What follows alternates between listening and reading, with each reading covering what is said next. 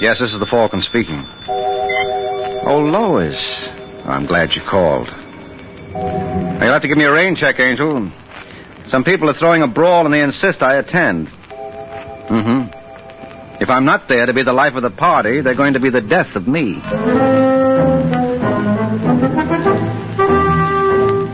Once again, the adventures of the Falcon, dedicated to private investigators everywhere. Those hard-hitting detectives who, like Mike Waring, risked their lives to aid law enforcement agencies. So join him now when the Falcon solves the case of the murdering Mrs.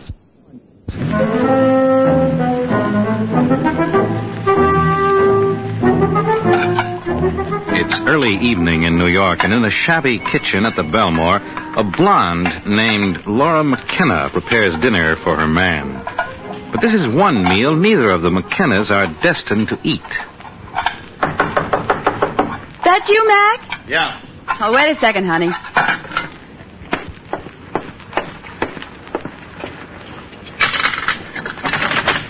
Hiya, doll. Take off your coat. Dinner will be ready in 20 minutes. Paul Newcomb drop off a package for me? Yeah, it's on the table.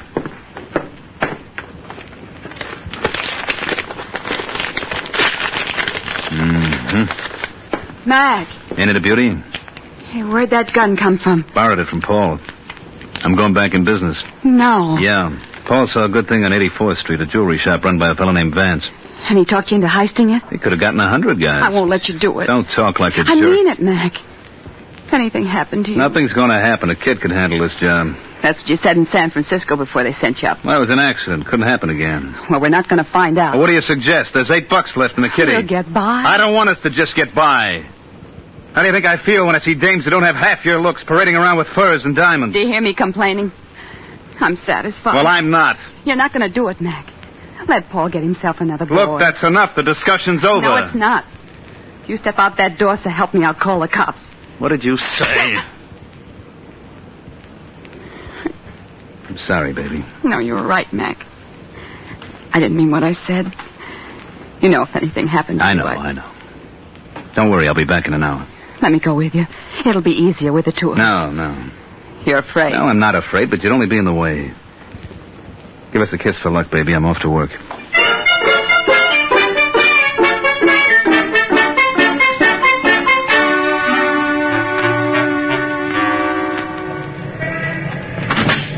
I'm terribly sorry, sir, but we're closed for the night. Oh, come on, mister. Give me a break, will you? It's my girl's birthday. But I've put all my stock away. Well, how long would it take you to open your safe? I saw an engagement ring in your window this afternoon that was just perfect. An engagement ring? Yeah, it was marked $850. You'll be crazy about it. Well, in that case... Thanks a lot, Mr. Vance. If you'll just wait a minute. Sure. Do you happen to remember how much it weighed? 1.5 carats. 1.5, Suppose I wanted something bigger, say about 4. Oh, I'm sure we can accommodate you. Here we are. Now, if you just look over this tray. Yeah, but why don't I do it at home? What? All right, Vance, keep your hands in the showcase. This is a heist. But really... Just keep them where they are. You're making a grave mistake, young man. Now, if you listen to me, you... What's that? I don't know. You don't know. Aren't you the cute when you stepped on the alarm? No. You couldn't leave well enough alone.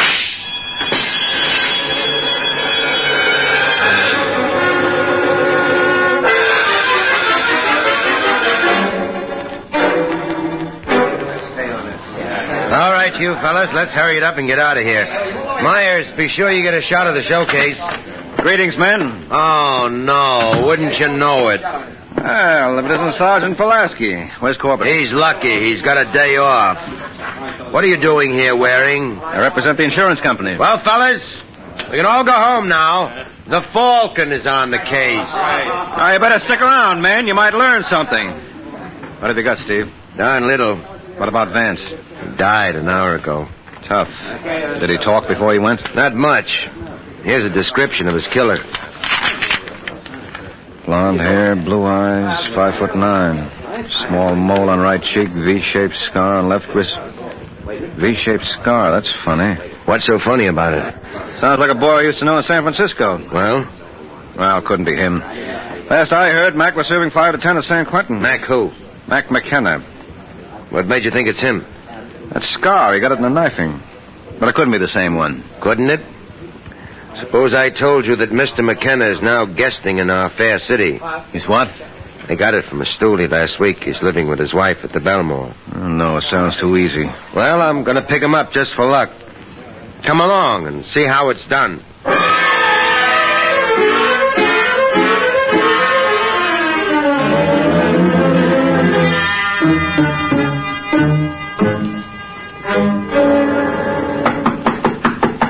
That you, Paul? Yeah. All right, wait a minute.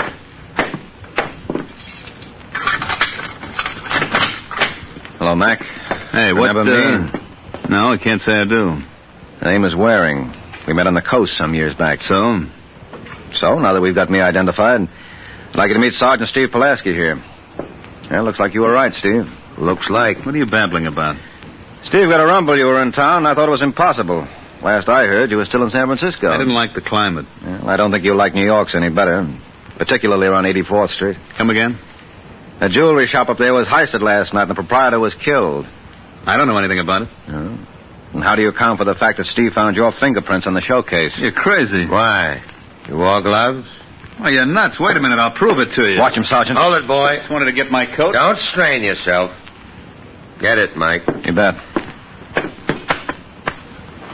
Well, what have we got here? What is it, a 38?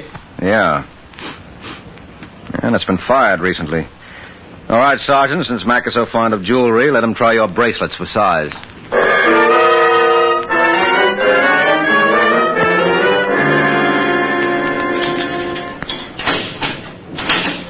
Hey, McKenna. What do you want? You got company. Mac. Hiya, Laura. You're going to have 10 minutes. Let me look at you. How are you, honey? That change much? I'm going to get you out. You got a file in your bag? I'll work it somehow. I'll get the best lawyer. No. Save your money, baby. But if I hired... Look, Laura, I never kidded you for a minute. I'm a going Gosling. No. We got to face the facts, baby. They got me dead to rights. They got my gun. Someone ratted. Nope. It was Paul. Nothing of the kind. It was a fluke. You remember Mike Waring? The private detective they called the Falcon? Mm-hmm. Well, it seems that he represents the insurance company. He got lucky. He saw the description Vance gave, and he thought of me. Oh, it couldn't happen that way. No, but it did. I don't believe it. I got a feeling Paul... Look, forget it. Paul had nothing to do with it. It was Mike Waring. Well, I'll pay him back for this. I'll get him for you, Mac, if it's the last thing I do. Now, don't talk like a I tell you, jerk. I'll get him. How? Don't ask me, but I'll manage it some way. That you can depend on.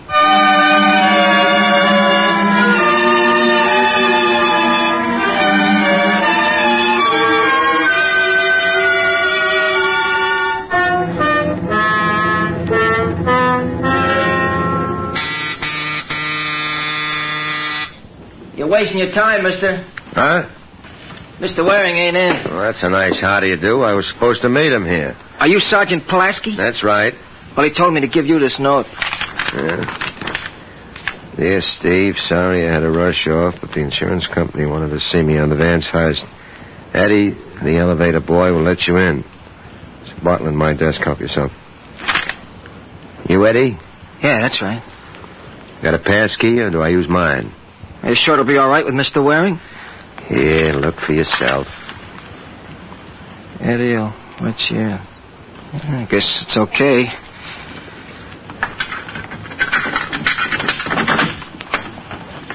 There you are. Thanks a lot, Eddie. You've been a great... Sergeant! Sergeant!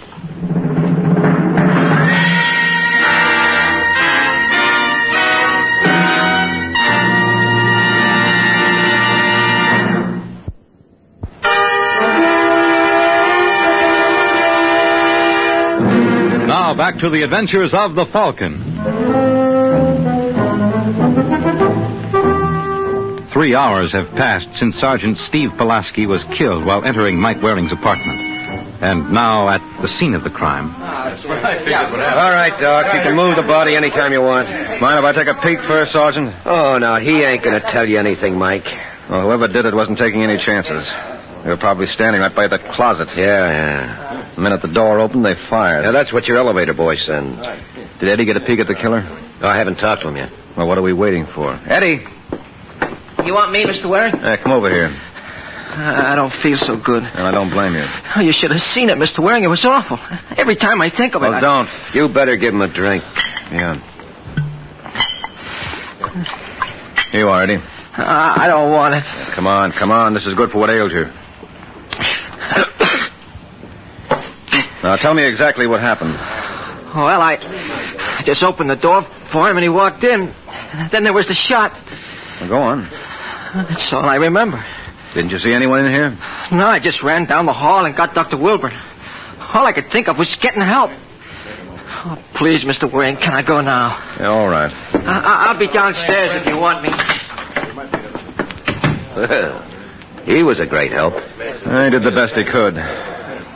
Corbett, I can't tell you how sorry I am about this. If I had been here... You would have gotten it instead. Yeah, I guess so. Who do you know that loves you this much? Offhand, I can't think of a soul. Come on, Mike, use your head. You must have annoyed someone recently. Well, I do that once a week. Well, one of them took it real personally. The only one who comes to my mind is Mac McKenna. McKenna? I was representing the insurance company in that Vance jewelry stick-up, and when Steve described the killer, I thought of McKenna as a suspect. But you think Mac? How? By mental telepathy. You got him tucked away safe and sound? Oh, yeah. You got any of that stuff there? Yeah, here it is. All right, thank you. Boy, some collection. Look at this, a billfold with $8. A badge, service revolver, and a pair of bracelets. Ain't much. Wish some of those newspaper boys who keep yapping about crooked cops could see this. What'd Steve want to see you about? Darned if I know, Corbett. He called me from headquarters this morning and set up the date. Any idea what it was? Nope. He didn't want to discuss it on the phone. I got a hunch it was personal. Reminds me. What? Somebody's got to break the news to Mrs. Pulaski. What? You mean Steve was married? Yeah? Just a month ago. Oh, fine. Well, who's going to tell her? You? Oh, now listen, Corbett. Come on, Mike. It's the least you can do. After all, that bullet was intended for you. Okay, Sergeant. But I'd rather have stopped that slug than do this. I got a feeling this will be just as bad.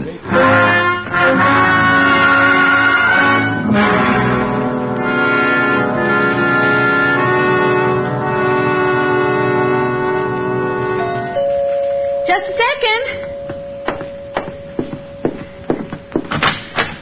Mrs. Pulaski? Yes?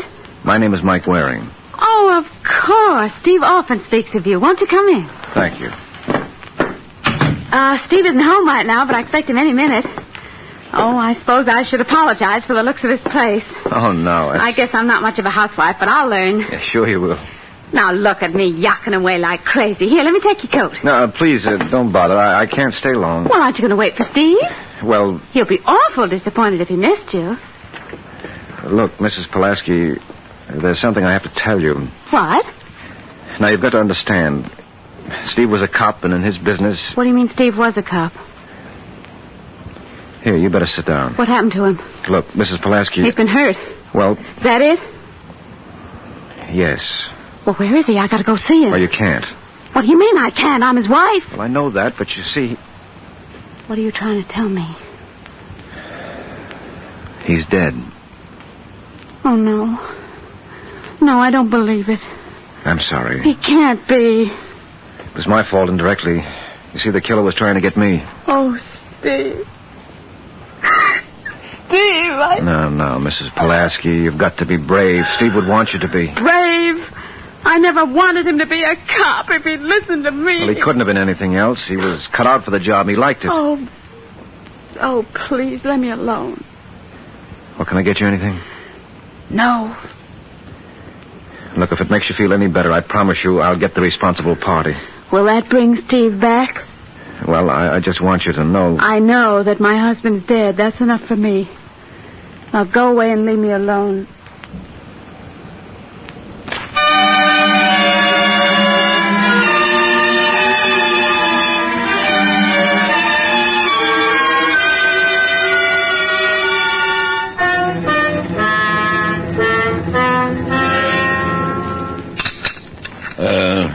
More coffee, Mike? No, I've had enough. How'd it go? Bad. Say, do you know if Mrs. Pulaski has any relatives? Not as far as I know. Well, I wonder what she's going to do. She doesn't look like a girl who's used to working. Well, with Steve's insurance and the money from the police pension fund, she'll do all right. I hope so. So help me, Corbett. If it's the last thing I do, I'll get him. If I don't get him first. Say, wait a minute. Huh? Why do we keep saying him? Huh? We keep referring to the killer as a him. Couldn't it be a woman? Well, you ought to know. The her or him was after you. Look, can you think of any dame you loused up recently? What about McKenna's wife? Huh? As I recall, she was very devoted to Mac. So? So she might feel I was responsible for putting him away. This could be her way of balancing the books. You're nuts. Well, there's one way to find out. I'm going up to see her. I'll let you know how I make out.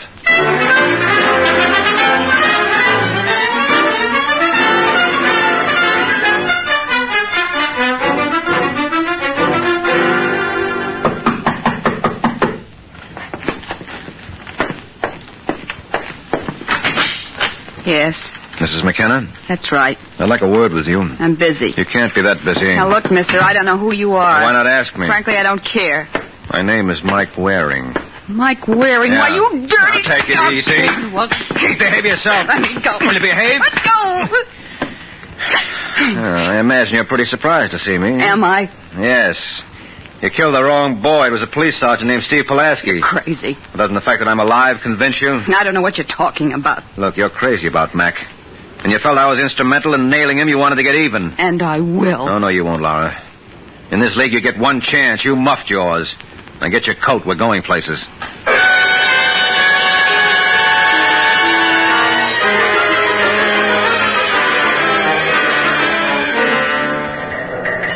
Well, what do you have to say for yourself, Laura? Nothing. Oh, then you admit you killed Sergeant Pulaski. I admit nothing of the kind. You tried to gun me, and when Steve walked in, you didn't ask for credentials. You just blazed away. I'm not doing any more talking. No, well, you'll change your mind. How would you like to see your husband? Huh? I asked if you'd like to see Mac. Could I? If you cooperate. All right, I'll tell you anything you want to know. You were going to kill Waring. That's right. Now, can I see Mac? So you got into his apartment. Huh? You got into his apartment. Yeah, I did. How? My door was locked. I used the fire escape. That put you in my bedroom? Yeah. Now, can I see Mac? No. Well, you promised me. I promised you you'd see him if you'd cooperate, but you're not. How did you get into my I apartment? told you, through the fire escape. That leads to the kitchen. You got me mixed up. I meant the kitchen. What about the window there? It was open. No, it wasn't. I distinctly remember shutting it before I left. I want to see Mac. Well, what do you say, Mike? Okay. Lois, take Mrs. McKenna down to see her husband, then lock her up. Thanks a lot, Sergeant. You won't regret this. Well, can you beat that? She means it. Yeah, she's really mad for the guy. Yeah, she must be to pull that silly stunt. Listen, Corbett, I want you to do me a favor. Release her. You nuts? Now, you don't have to worry. She won't skip. McKenna will hold her like a magnet. What's the idea? Because I got a hunch I want to test, and without Mrs. McKenna on the loose, I can't. Oh, you and your hunches. Well, I don't think she's telling the truth. She admitted trying to get you. I know that, but there's something about this that bothers me. Well, you won't be satisfied till she does kill you. All right, then you can say I told you so. Now, what do you say, Corbett? Well, okay.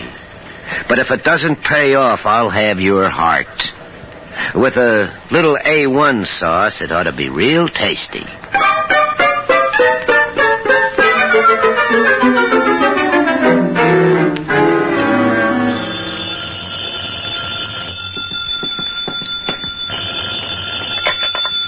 Yes? Mrs. Pulaski? Yes? This is Mike Waring. How do you feel? How do you think I feel? Well, I'm sorry. I only called to tell you that we finally got a line on Steve's murderer. So? So wouldn't you like to know who it was? Will that bring Steve back? Well, I suppose you're right. Still, I thought you'd be interested. You see, this party was trying to kill me, and I figure she'll try again. What do you mean? Well, I believe this woman is motivated by revenge. Now, if I'm right, Steve's death doesn't satisfy her. Only mine will. That's how we plan to nab her. What do you think? It doesn't matter what I think. All I know is that Steve is gone. Now, leave me alone.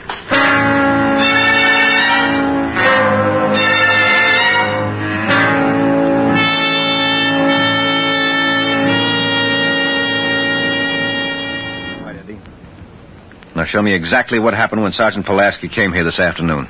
Well, the first I saw him, he was banging on your door. He looked kind of upset because you weren't in. That's when you gave him my note? Yeah. Then he told me you said it was all right for him to wait inside. Mm-hmm. Where were you standing at the time? Right about here. All right, go on. So I pulled out my pass key and opened the door. Show me how. You mean you want me to go through the whole thing again? Mm-hmm. I guess Steve was here. Uh-huh. All right, now open the door like you did. That's how it was. And then just as he stepped into the room... Oh, Mr. Waring! Mr. Waring!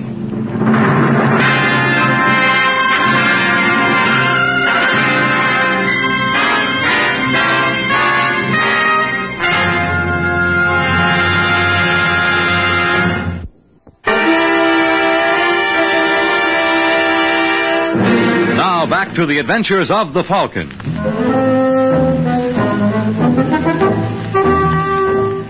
20 minutes have passed since Mike and Eddie attempted to reenact the murder of Sergeant Steve Pulaski. Unfortunately, the effect was almost as dramatic. All right, Mike. Now take a swig of this.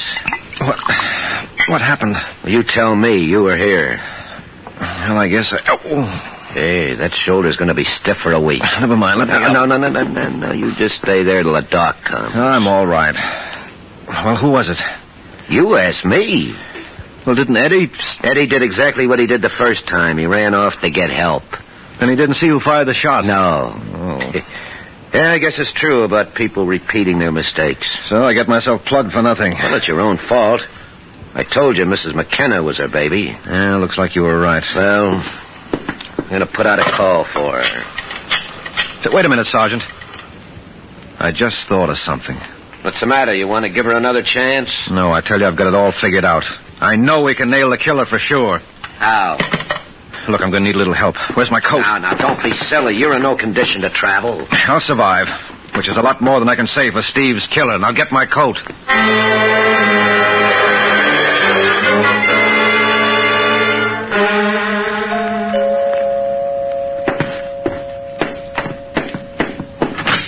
Yes? Hello, Mrs. Pulaski. Remember me?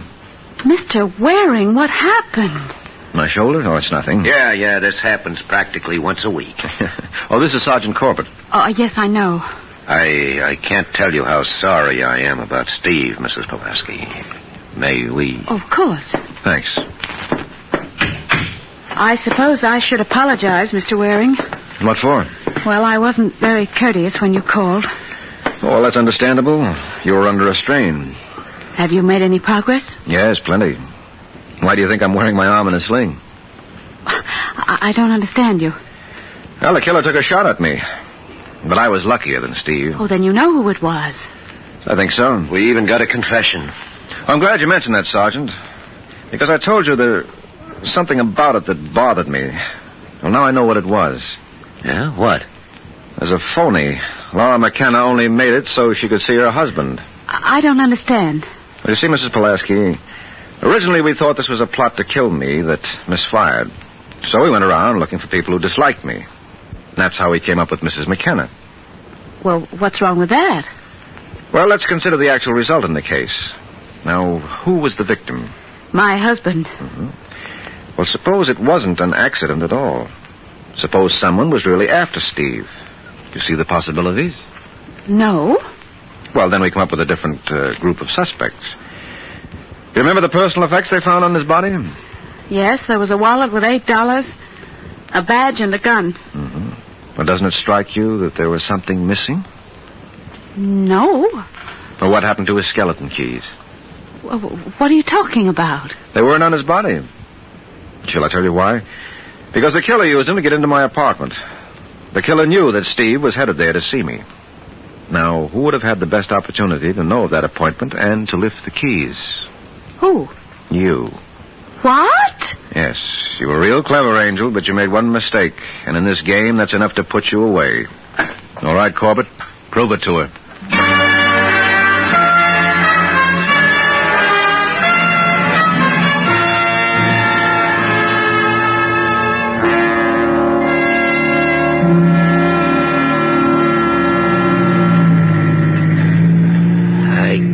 get over it.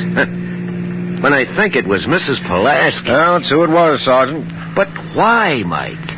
Well, she had big financial ideas. Oh, you mean she knocked Steve off for his insurance? Mm-hmm. It was as simple as that. What complicated the deal was that we thought I was supposed to be the victim. That's why she made that second attempt. That was calculated to make us all the more certain that Steve was killed accidentally. Oh, you know, it's a funny world. Mm-hmm. Here we had two wives. One married to a crook and the other to a cop. And the crook's wife would have given her life for her husband. And the cop's wife took his. Yeah. Well, fortunately, it very seldom happens that way. But it all goes to prove one thing. What? Marriage may be a great institution, but in some cases it can be murder. Good night, Sergeant.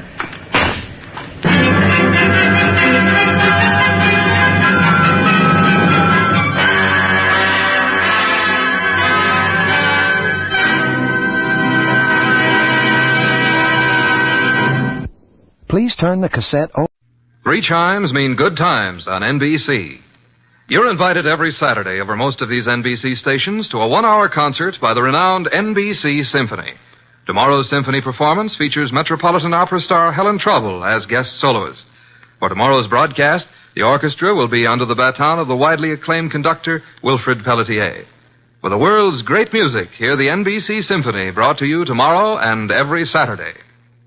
Transcribed. Ladies and gentlemen, the ringing of that phone bell brings you mystery, adventure. NERO WOLFE's office, Archie Goodwin speaking. Yes, who's calling? Mr. John Blake? Well, is this a matter of business? That's fine, Mr. Blake. I'll just call him. Archie, I'm not here. Tell him I'm up in the plant room with the orchids. I was going to call him to the phone, but he's up in the plant room with his orchids. What sort of a case is this, sir? Really? Really, is that so? Is it a man or a woman? Oh, I understand perfectly. It's a man. Well, at least that's something different. Yes, sir, very urgent, I understand. And I assure you, Mr. Wolfe will be here waiting for you. The fee? Shall we say about, 1,000? I will not see any client until after dinner. Fritz is having mountain quail on toast. Yes, Mr. Blake, come at once. What were you saying, boss? Confound you, Archie, nothing but business. All the time. What's the problem? I don't know. And at $1,000, considering our bank balance, I'll help him poison his great-grandmother.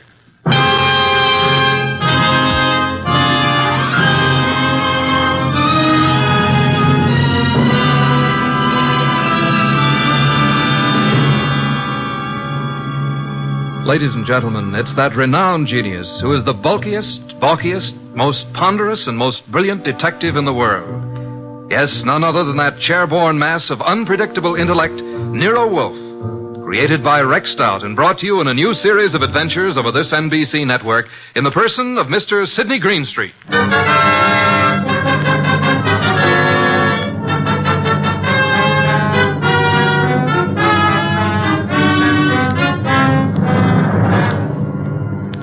What we chose to refer to as the case of the hasty will began, of course, with an urgent phone call from the mysterious John Blake. At the moment, NERO WOLFE was seated in his chair, which was specially built for his 300 pounds, and I was giving him a lecture on the importance of money. Archie, that will do. I'm not interested. You will be when you learn you can make no more purchases of beer and Skittles. You've passed up 2 cinch cases now. Each would have meant a healthy fee. Let us hope this Mr. Blake has a nice, fat problem that will take us days to solve. Archie! Yes, sir? Answer the door. Good evening. I'm John Blake. Oh, yes. Come in, Mr. Blake. You have no idea how welcome you are. Archie, show Mr. Blake in and close the door. That draft is unbearable. This way, sir. Mr. Wolfe doesn't care for anything resembling air. Oh, I'm Archie Goodwin. Good evening, Mr. Blake. Mr. Wolfe, I have a little business for you. Now, before you say anything, I know you're not a lawyer. I'm not a member of the bar, let us say, Mr. Blake. Of course. What kind of business, Mr. Blake? I have here a short will, which I have typewritten myself. I haven't signed it yet. Also, I have here a sealed envelope containing a letter which I want you to be prepared to deliver to the addressee. A will and a letter. Very well. Yes. Do you know who I am? Seems that I've certainly seen you before. Same here. I just can't place you. Well, I'm John Blake, president of the Plymouth Building and Loan. Oh, of course. I've seen your picture many times. You have a staff of the best attorneys in the city, Mr. Blake, and this is most assuredly the business of attorney. Perhaps. But in this particular instance, I wanted an individual who had no interest in me, nor previous knowledge of my affairs. I see. Also, I wanted a person who was, well, shall we say, not too well fixed. Well, you certainly couldn't Archie. Imagine Mr. Wolfe being in need of money. Just why can't your attorneys handle this? You'll know in a moment. But when I leave here, I want you to forget the whole thing, for the time being. Indeed. You have said it. Here's the will. You may read it. Archie. January 25, 1951. To my daughter, Anita Blake, I do hereby bequeath all my property, personal and real, including the portrait painting of her mother, my dear deceased wife, Marcia Blake. This will supersedes any and all instruments previously drawn. So, simple enough, isn't it? That's all. Now, the pen, please, and I'll sign it. Now then, you sign as witness, Mr. Goodwin. You retain the will, Mr. Wolfe, and the envelope here, which is addressed to Hilary Blake, my brother, who is now living in this city. Your brother? He's just recently returned from 25 years in Australia. Though Hilary has written me several times, I have not favored him. We've been estranged these many years over, a certain unpleasant situation which this enclosed letter will clear up. Are you in fear of your life, Mr. Blake? Murder? No, Mr. Wolfe. There was a time, yes, but, not now. You will know what to do with the will and the letter, though, when the time arrives. Now, as to your fee, you said, 1,000? Well, we usually receive... 1,000 will do. Well, here's a check, all made out. If you're thinking of suicide, Mr. Blake, we must warn you. If you don't care to go through with this, please say so. I'm not planning on suicide, I assure you. We have taken the job, Mr. Blake. And good evening, gentlemen, and thank you for your kind indulgence. Well, that's the simplest little 1,000 we ever made. I believe, Mr. Goodwin, you're going to be quite surprised. I want you to get acquainted with John Blake's secretary. You will more than earn this 1,000, young man.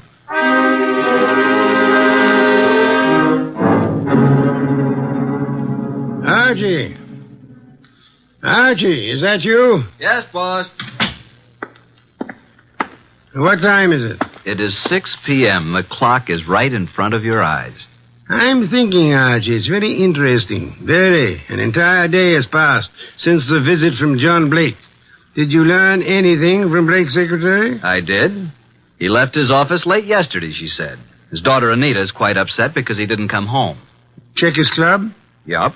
I didn't talk to the daughter, but I learned that she's engaged to a young fellow named Wilbur Martin. She told the secretary that her father had been acting strangely of late, a bit morose. And what does the daughter feel has happened? Anita's afraid he's been kidnapped. You haven't met nor talked to any other than the secretary? Not yet. And so far, no one's called the police. Good. We must, for the time being, prevent that. What did you learn of Blake's brother from Australia? He's been here only a year. They've met only once or twice since his return. The secretary thinks the breakup was because of their love for the same woman. Hilary became very wealthy in Australia. Very well, Archie. It is time for you to visit Miss Anita Blake at her home. I'd love to, boss. She's a mighty purty gal. Phooey. Archie, you can do me a great service. Anything. Be sure to close it tightly as you leave. Close what? The coal chute, of course.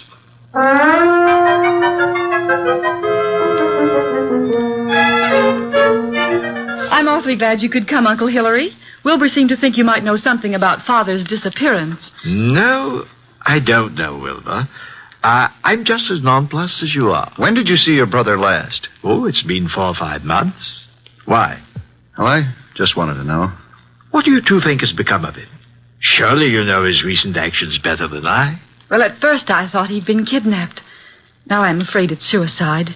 Oh, I say, really now. Have you been putting such ideas into our head, young man? On the other hand, could have been murder. Indeed. Well, I suggest that the police be called. Hospitals, the morgue, every place. Have you thought of doing that, young man? I was going to. Oh, really? Then what are you stalling about?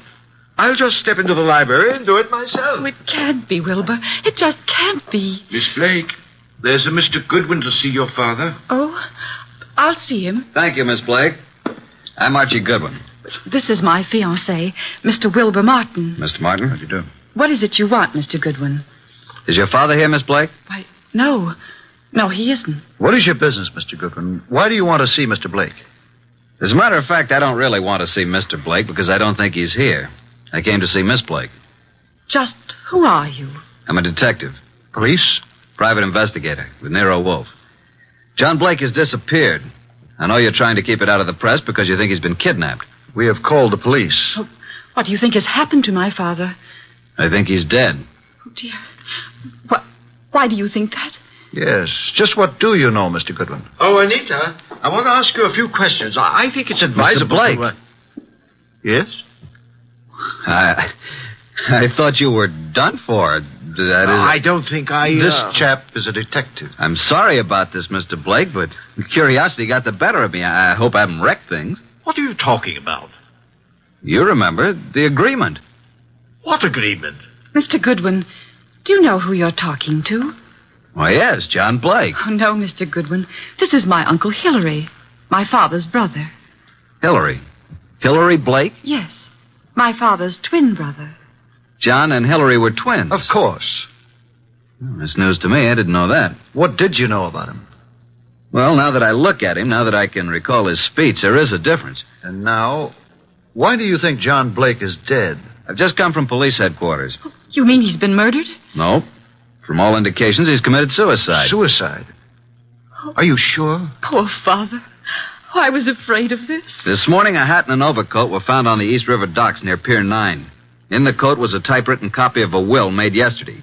The hat bears the initials J.B. There was a will? Yes. Could you identify the hat and coat, Miss Blake? Well, yes, of course. Very well. Come in, Sergeant. This is Sergeant Hanlon. Miss Blake, do you recognize this coat and hat? Yes. Oh, yes, I do. They were father's. Oh, Wilbur. Suicide? I can't understand it. But the hat and coat are not conclusive evidence. What about the will found in the pocket? Show them the will, Sergeant. Read it, miss. You read it, Wilbur? To my daughter, Anita Blake, I do hereby bequeath all my property, personal and real, including the portrait painting of her mother, my dear deceased wife, Marcia Blake. This will supersedes any and all instruments previously drawn. But no signature. I have the original. Here you are. Where did you get this? Notice the signature of the witness? Archie Goodwin. You witnessed his signature? In NERO WOLFE's office. But Mr. Blake had his own attorneys. Nevertheless, he came to Mr. WOLFE to take care of the will. If we hadn't recognized him from his photos in the papers, I wouldn't have witnessed the signature. Anita, is this your father's handwriting? Yes. Yes, it's his, all right. But there still isn't proof that he's dead, nor that he committed suicide. No corpus delicti. And the body may not be found for days. But this evidence we have here certainly indicates that a body will be found eventually. Maybe not, Mr. Goodwin. It's possible they could have... What were you going to say? Nothing. Miss Blake, in a way, I blame myself for your father's death. How do you mean? I had a sort of premonition. It's obvious now why he came to NERO WOLFE. Is it? He wanted someone who didn't know him personally. His own attorneys would have been able to see through his plan and prevent his carrying it out. But he made a will. Why did he draw this new one? Yes, that's what I don't understand. Well, I still am not convinced that he committed suicide. Mr. Blake, here is a letter he asked to be delivered to you. Oh, well now. Perhaps it will shed some light on the problem. What does it say, Uncle? Jove. It says, Hillary, for 25 years now, jealousy and bitterness have kept us apart. I know why you stayed in Australia all these years. I know you loved Marcia. She was rightfully yours. But I loved her too, and I couldn't go on without her. I know you've despised us both, and I've pretended to despise you. I had to pretend, because I lied to Marcia. I told her you were engaged to marry a woman in Sydney. Marcia was innocent. I was to blame. When Marcia died last year, and you wrote that you were coming back, I knew then that your resentment had faded, but I didn't answer you, and I've kept away from you because I couldn't face you. I've told you all this because things have happened which you will learn soon enough that have decided me to close my book and write fini. I have made a new will, leaving everything I possess to Anita. Anita is young, Hillary, and I beg you to watch after her as though she were your own, which, but for my selfishness, she might well have been. Forgive me, Hillary. Well, this certainly indicates suicide. But what does he mean by things have happened? That, Miss Blake, is the motive, for which we'll just have to wait. Yes, for that and the body.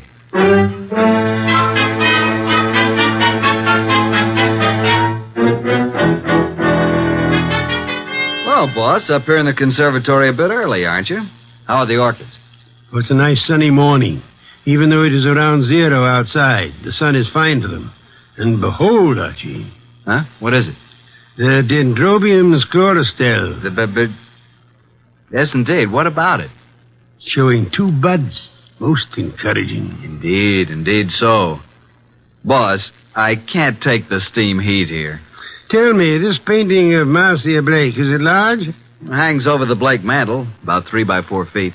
Find it most intriguing that John Blake should mention the painting in so short a will.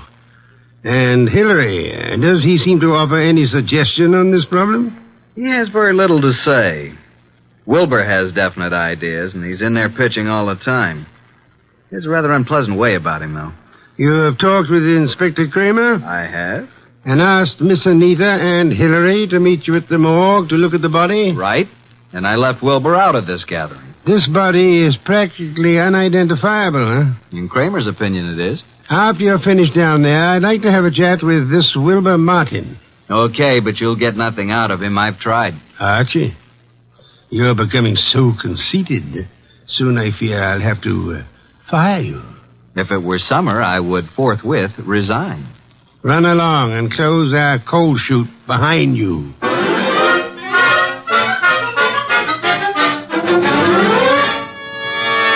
Morning, Inspector Kramer. Up early. Yeah, Goodwin. I just love to come down to this morgue. This is Miss Anita Blake and her Uncle Hillary Blake. Howdy do. Good morning, Mr. Goodwin. I hope you don't object too much to my joining the proceedings. Oh, I know, Wilbur. I suppose it's all right. Please, Mr. Goodwin, what's happened? There's a body here. Rather badly bruised and cut and in a bad condition, but I think you should look at it. Oh, I'm sorry, Miss Blake, but I'm afraid it's necessary. Very well. I'll be all right. I'd like to come along. Oh, yes, Wilbur, you must. Well, come on. This way.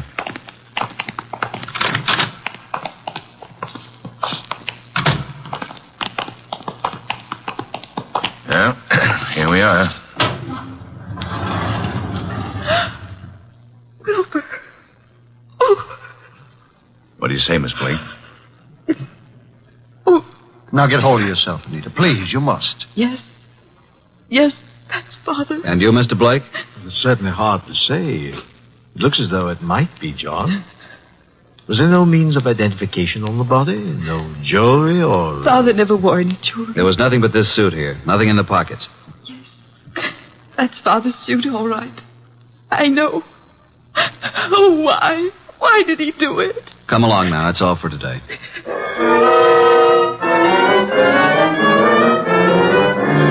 Mr. Wolfe, this is Mr. Wilbur Martin. Ah, yes. How do you do, Mr. Martin? Sit down. Thank you, sir. No. Take the red leather chair. That's right. So glad you could come. Archie, beer first. Tell me, Mr. Martin, you saw the body? I did. Whether it was John Blake or not, I'm not sure. But Anita feels positive enough. You are skeptical about the suicide theory, eh? Well, yes, I am.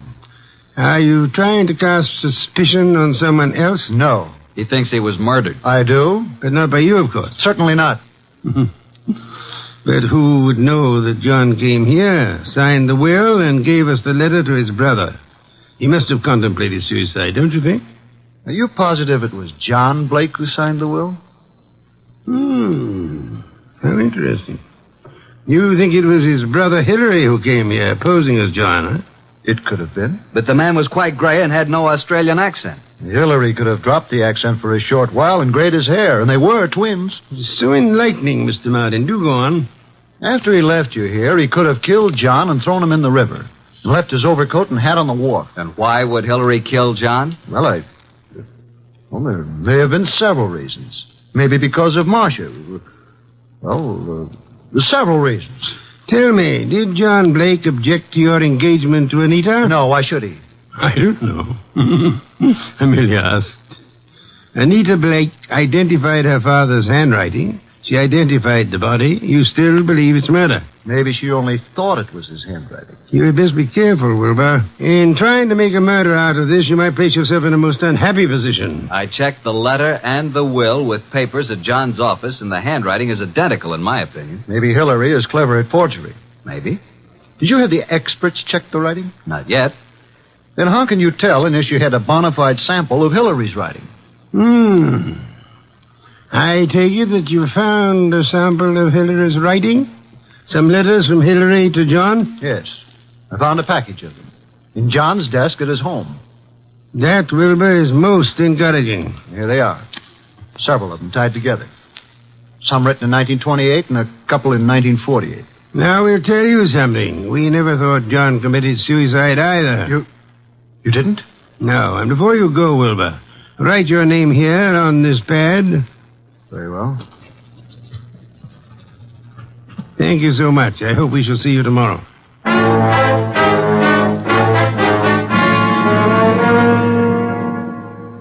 Well, I'm surprised, Inspector Kramer, to see you out in such inclement weather. I like the cold spells. Sit in the red leather chair. Yeah, thanks. Good. Have your experts finished checking the will and the letter? Yep, but not all through with a package of Hillary's old letters that Wilbur found. What's the verdict? If this is forgery, it's the cleverest bit of forgery we've ever come across. My men say the will and the letter you received appear identical with the specimens from John's office. Indeed, the will and the letter then do seem to have been written by John Blake. Yes. But on the other hand, and this is unusual, by comparing this letter from John with a letter Hillary wrote from Australia in 1948, we found characteristics in both men's letters which were definitely similar.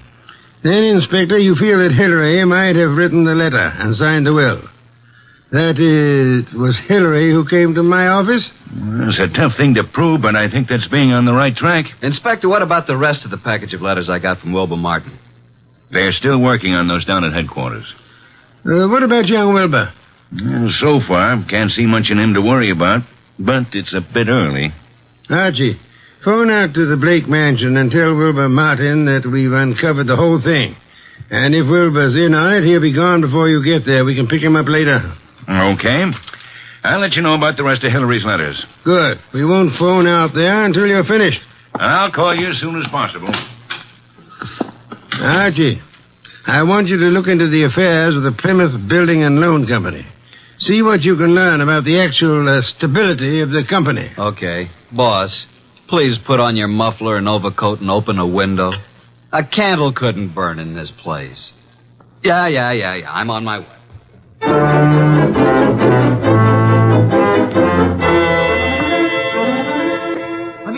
Anita! What is it, Wilbur? What's happened? I came out as soon as I heard. Well, what's happened? Speak up, man. You haven't heard? You don't know? No, what? Look at these headlines. Plymouth Building and Loan crashes. Wilbur, what does this mean? It means your father embezzled the funds of the company and he has gone to the wall. What? Yes, close the doors. Oh, no, Wilbur, no, I can't believe such a thing. I'm sorry, Anita, but there it is in black and white. Then this is the motive for John's suicide. Why? Why? Because he knew he was caught. What else? He could have put the money back, couldn't he? Yes, but maybe he lost it by trying to make more to cover up the shortage. I don't think he lost it. You don't? No. Oh, nonsense. He must have. Else why would he kill himself? Maybe he didn't kill himself. Oh, this is awful. Oh, please, Anita, you mustn't worry. I know this is very embarrassing for you, but it isn't your fault. Now, let me take you away for a while. We can run down to Mexico until this blows over. You won't take her to Mexico. You won't take her any place. Just what do you mean? What's wrong with you, Wilbur? You're acting stupid. Your father may have fleeced the company, but I don't believe he lost the money. Wilbur. He hid the money, and your Uncle Hillary found the hiding place. And he set up the suicide to cover your father's murder. Hillary killed him. Oh, you're crazy. You're out of your mind. Why, this doesn't make sense. I have all the money I need. Yes, you have now. Pack your things, Anita. I'll phone the airport for reservations. You can't leave at a time like this. You won't leave this room. Do you know what can be done to you for threatening people with firearms? I'll call the police. You don't need to call the police. I've just talked to that detective, Mr. Goodwin. He's on his way here. The police have uncovered everything. I know you killed John, and you have the money. Wilbur, you're out of your mind. I know what I'm talking about. Get out of here. Get out! I won't leave. No one will leave till Goodwin comes.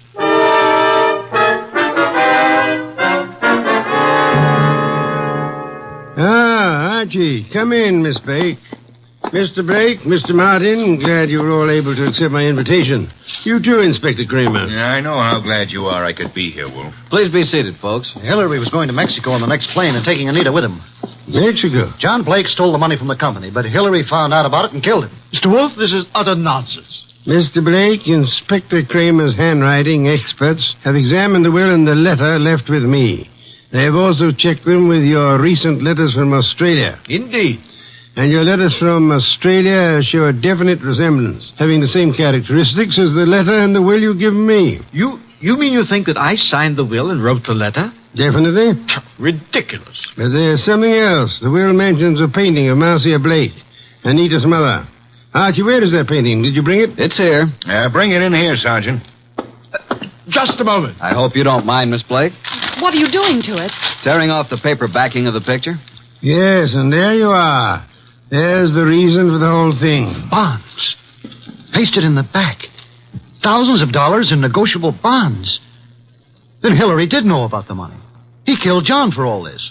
He had Anita order the picture to be credited for shipping. I did no such thing. Nevertheless, you didn't kill John Blake. Certainly he did. Look at these two letters from Hillary Blake to John here in America. What are the dates? September and November 1948. Those were supposedly Hillary's most recent letters to John. And look at these letters, June and July 1928. Notice any difference? All are signed by Hillary, but the ones dated 1928 are not at all like the ones written in 1948. Not the least similarity. The ones dated 1928 were written by Hillary. But those dated 1948 were written by John. By John? How do you mean? Carry on, Inspector. You're under arrest, Mr. Blake. Not for murder, because there's been no murder. You're under arrest on a charge of embezzlement. Embezzlement? Oh, but how can And you, Miss Blake, are under arrest as an accomplice. What? I don't understand. Mr. Wolf. Wilbur, you yourself unearthed the old 1928 letters, really written by Hillary from Australia. The recent letters are not in the same handwriting. They were poorly forged by John in 1948. Furthermore, we checked with Australia and learned that Hillary Blake died in Sydney 10 years ago. And this man here is really John Blake, posing as Hillary to escape the penalty for looting the company. Anita. It just doesn't seem possible. Anita knew all about it, and they might have gotten away with it if they hadn't come to us, Archie. What a fantastic plan. I'm giving you back your $1,000, Mr. Blake, but I'm afraid it won't do either of you much good now.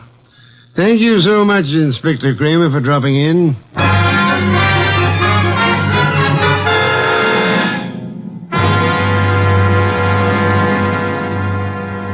Well, boss, that was a clever bit of deduction. You really think so, Archie? It was quite a blunder for so clever a man as John Blake. Why did he make the mistake of coming to us? There are many holes in the plans of the criminal mind. He must have forgotten about the 1928 letters, or he would have destroyed them. And he underestimated Wilbur's intelligence. And I thought he was a dope, too. But he was half right.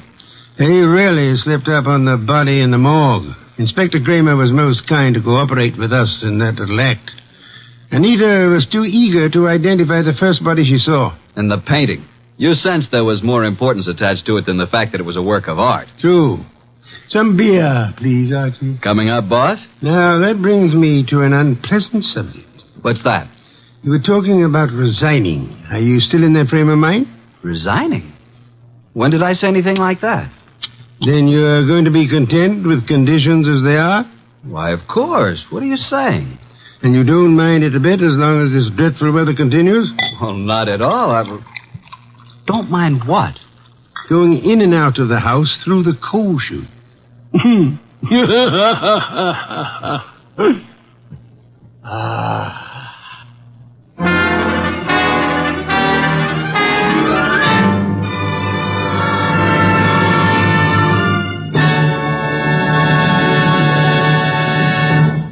You have been listening to The New Adventures of Nero Wolfe, starring Sidney Greenstreet.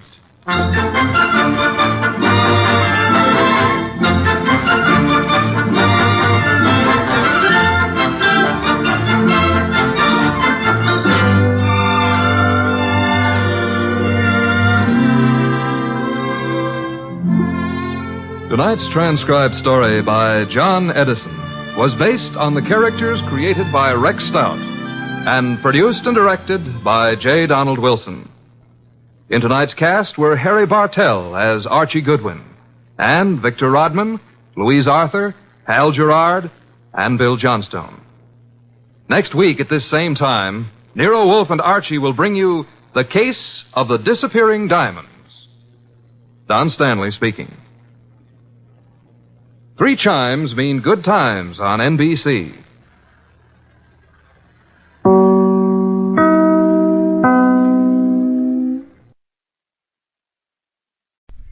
Wrigley's Spearmint Chewing Gum, the refreshing, delicious treat that gives you chewing enjoyment, presents for your listening enjoyment John Lund as Johnny Dollar. Philip Shaw, Johnny. Oh, fine. What have you got for me? Mr. Dale Martin is insured with National. He owns a gym, one of those bodybuilding places. Man was killed there. When did it happen? This morning, about an hour ago. Now, we don't know if it's an accident or not. The police are over there now. Anything to work on? Nothing. That's why I called you. Better get over there right away. I'll do it, but I don't take off my shirt.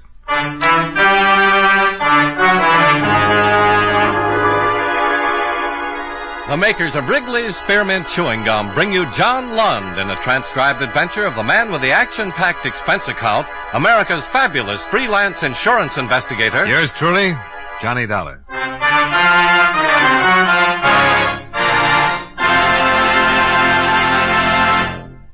Wrigley's Spearmint Chewing Gum refreshes you. Wrigley's Spearmint Chewing Gum gives you real chewing enjoyment.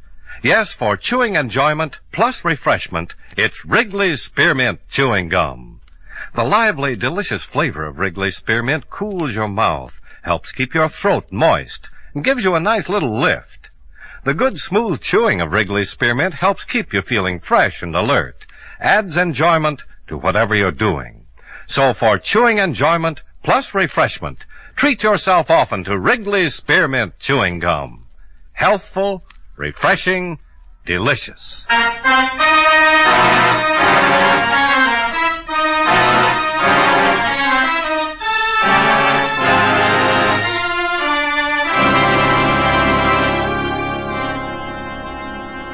Expense account submitted by Special Investigator Johnny Dollar to Home Office, National All-Risk Insurance Company, Hartford, Connecticut.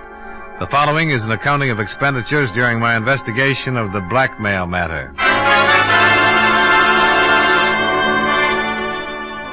Expense account item 1, $1.40, cab fare and tip for ride from my office to Martin's gym. After receiving what little information there was from you by phone, I arrived at 1215 at 1084 6th Avenue in the heart of downtown. On the second floor, I found Dale Martin, a very nervous Adonis, seated at a desk in his office. A policeman at the door informed me that a Lieutenant Nathan of the homicide detail had stepped out for a minute and the coroner was expected soon. Mr. Martin? Yeah? I'm Johnny Dollar from the National Insurance Company. Oh, that's the outfit I'm insured with. Yeah, I know. That's why I'm here. I want to get the facts in case there's any claim. Now, tell me, what happened? I don't know. I went back to the locker room to check on the towels, and I found him lying on the floor. Found who?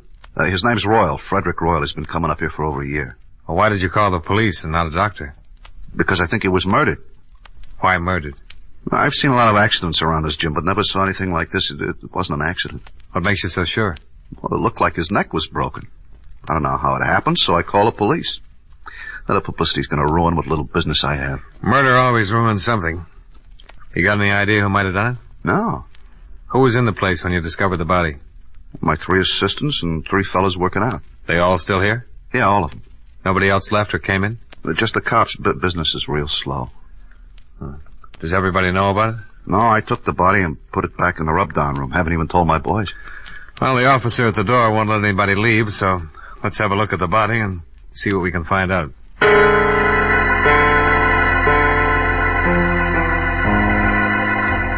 Martin left one of his boys to answer the phone, and everyone else was keeping busy wrestling with weights as he led me through the locker room. The one man was taking a shower. At the end of the room, he unlocked the door, and we walked in. The smell of rubbing alcohol was strong enough to give you a hangover.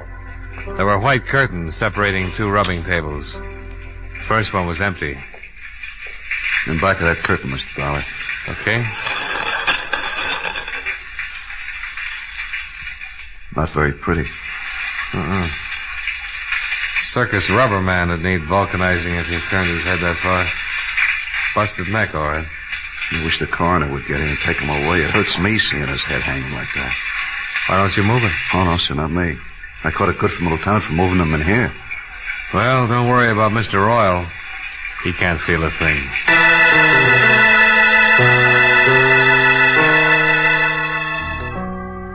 Lieutenant Nathan arrived with the coroner, and the latter confirmed our diagnosis. Nathan had Martin keep his clients and assistant muscle men busy.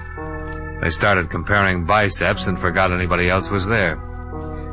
Nathan was an old friend, so I didn't have to convince him that I was there on business. You saw the corpse, a dollar? Yeah, it took a pair of pretty strong hands to do a job like that. Yeah, that makes everybody around here a suspect. Got any ideas? You'd have to know a man pretty well to let him get that close to you without starting something. Yeah, somebody could have been rubbing a kink out of his neck and got carried away with his work. Yeah. Why don't we start asking some questions? Yeah, I'll go out and round up everybody. Might as well start at the beginning.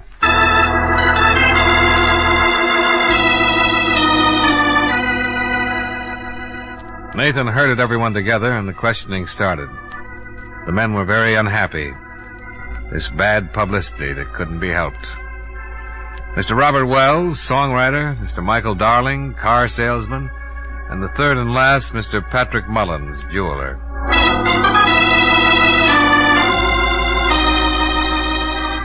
Three prosperous men, three prosperous denials. The assistants came next, the three men who worked for Martin. First, Bernie Carroll, the man who'd instructed Fred Royal, the one who'd put him through his exercises and sent him in to take a shower before he cooled off and got stiff. Sure. I worked him out and sent him in the shower like always. We tell him to take a good long hot shower to relax the muscles. Isn't that right, Dale? That's right, Lieutenant. That's the way it works. Bernie left him, went over to start on Mr. Wells. Bernie's a pretty strong boy. Yeah. Any one of us could have gone to the locker room at one time or another, Lieutenant. You found him, didn't you, Mr. Martin? Yeah. Why did you happen to go back to the locker room at that particular time? Well, I do it every day. Checking the towels, soap, see that everybody has everything he needs.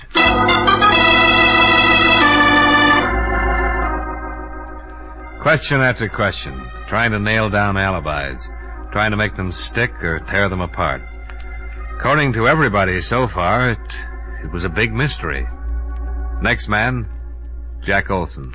Yeah, I went back by the locker room several times. Why? Well, there's an electric coffee maker on a table against the wall back there. I want to get some coffee. Mm-hmm. The other times? Well, once to look at the appointment board and see what's coming in, later to get some chalk for my hands. Chalk for your hands? Yeah. Keeps your hands from perspiring and making blisters, when you're working with heavy weights. Mm. You're fairly new here, aren't you, Jack?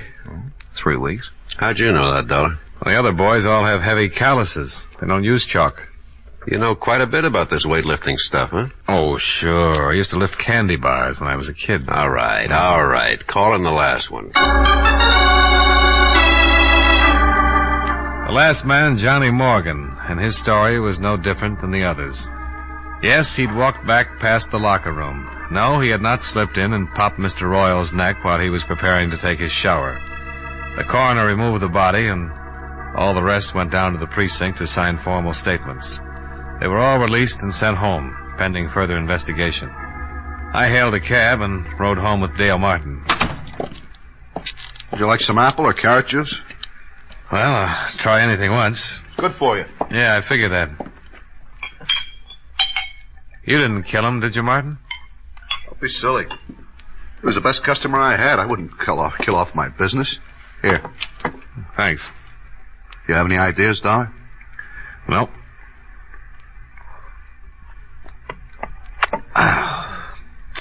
How long did you say Fred Royal had been coming to your gym?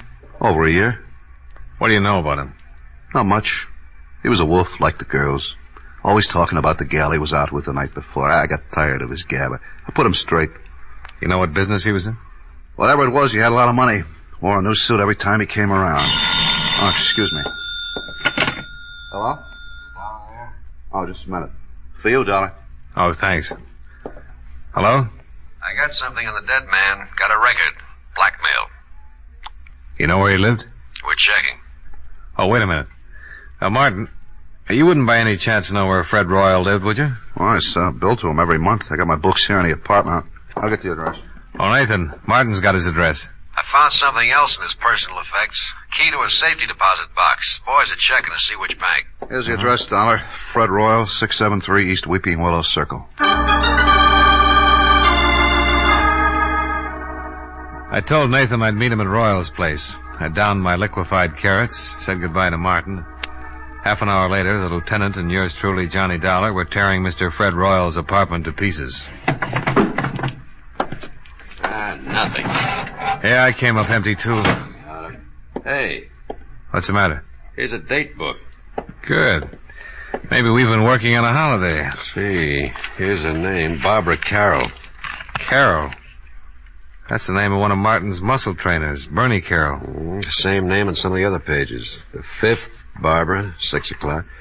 Again on the 2nd, Barbara, 8 o'clock. Again on the 28th and the 22nd. Wonder if there's any connection. Oh, might be his sister. Let's give it a try. Bernie and Barbara Carroll. Sounds like something they'd play at the Palace. Well, let's go see their act.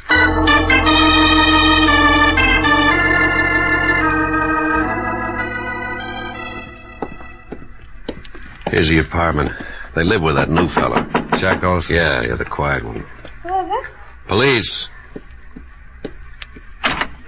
Yes? I'm Lieutenant Nathan, homicide. This is Johnny Dollar. How you do? How you do? We'd like to talk to you, Miss Carroll. Well, certainly, Lieutenant. Come in. Thank you.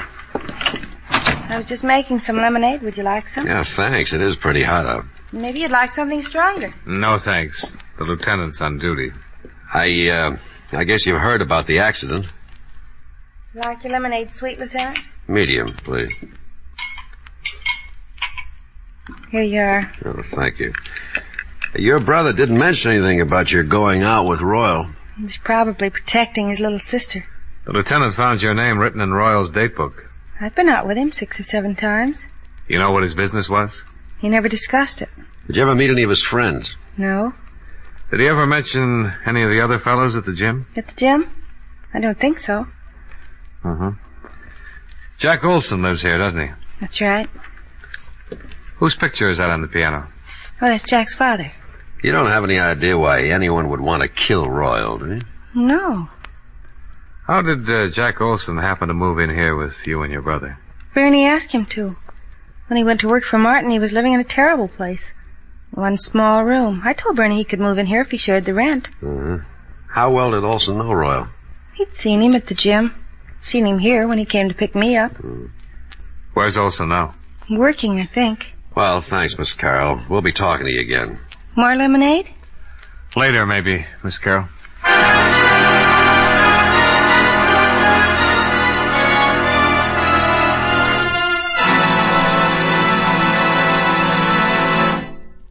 Friends, wherever you are, whatever you're doing, you'll enjoy chewing Wrigley's Spearmint Gum. Chew Wrigley's Spearmint while you're working. The lively, full-bodied flavor of Wrigley's Spearmint gives you a refreshing little lift. The smooth, pleasant chewing of Wrigley's Spearmint Gum helps keep you feeling relaxed and satisfied. Makes your job seem easier. Chew Wrigley's Spearmint Gum in your home, when you're out walking or driving, when you're enjoying sports and other activities. Wrigley's Spearmint Gum tastes good anytime, and the natural chewing aids digestion and helps keep your teeth bright and attractive. Yes, wherever you are, whatever you're doing, you'll enjoy chewing Wrigley's Spearmint Chewing Gum. Healthful, refreshing, delicious.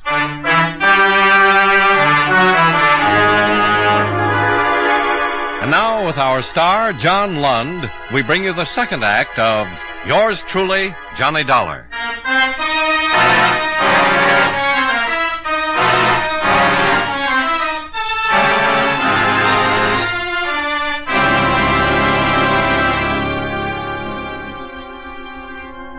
Three in the afternoon. Out of Barbara Carroll's cool apartment and down in the blistering street. The thermometer crowding 90, and the humidity sticking to us like a steaming blanket. I feel awful. Terrible day to solve a murder. I want to go look through some newspaper files. What for? That picture on the piano. Jack Olson's father? Yeah.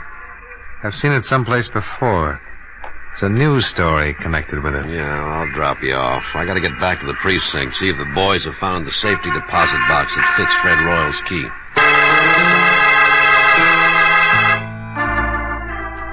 Nathan dropped me off at the newspaper, and I went down to the morgue to do some hunting. The air conditioning made the job easier, and by 4 o'clock I was headed for Nathan's office. We found the bank and the safe deposit box. Oh? Anything turn up? Yeah. Royal was doing some pretty fancy blackmailing. Here's a bundle of evidence and a list of names. Well, I can understand why someone would pay to keep these out of circulation. Yeah. Lousy photography. What'd you find out? Here. Newspaper clipping. Oh, picture of Jack Olson's father. Same as the one on the piano. Prominent banker leaps to death. William Barrett. The boy's name is Olson. That's what he calls himself. William Barrett. Give me that list we got out of the deposit box. I've just been looking at it. William Barrett's name is on here, all right. That article you've got on his suicide mentions that he left a son and a wife. Yeah. Well, let's go pick up Jack Olson, or Barrett, or whatever his name is. Well, it might not have meant a thing, but at least we had found one person who had a strong connection with Frederick Royal other than socially. The boy who called himself Jack Olson was the son of one William Barrett, deceased, and one of Fred Royal's blackmail victims. Barrett had jumped off a tall building, and according to the newspaper, he had left no reason for his actions. There was a possibility that Fred Royal's blackmail had driven him to it. And if that was so, his son would have had a very strong reason for wanting to break Mr. Fred Royal's neck. We climbed into a squad car and hurried back to Barbara Carroll's apartment, where Jack Olson lived as a boarder.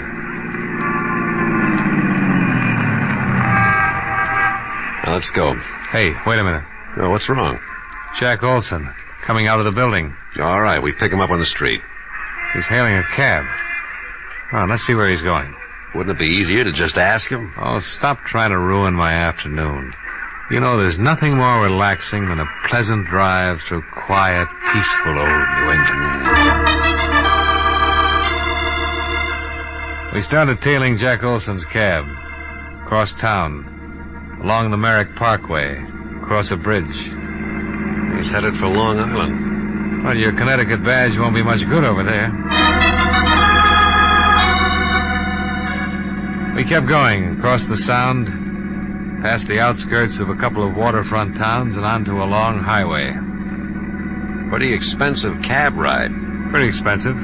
Pretty important. Yeah. Oh, they're turning off on that road. Hope we don't lose them.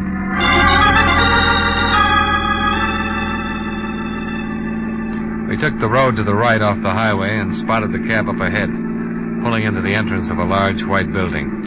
The sign over the tall iron gate read, Lakeview Sanitarium. We waited for him to go in.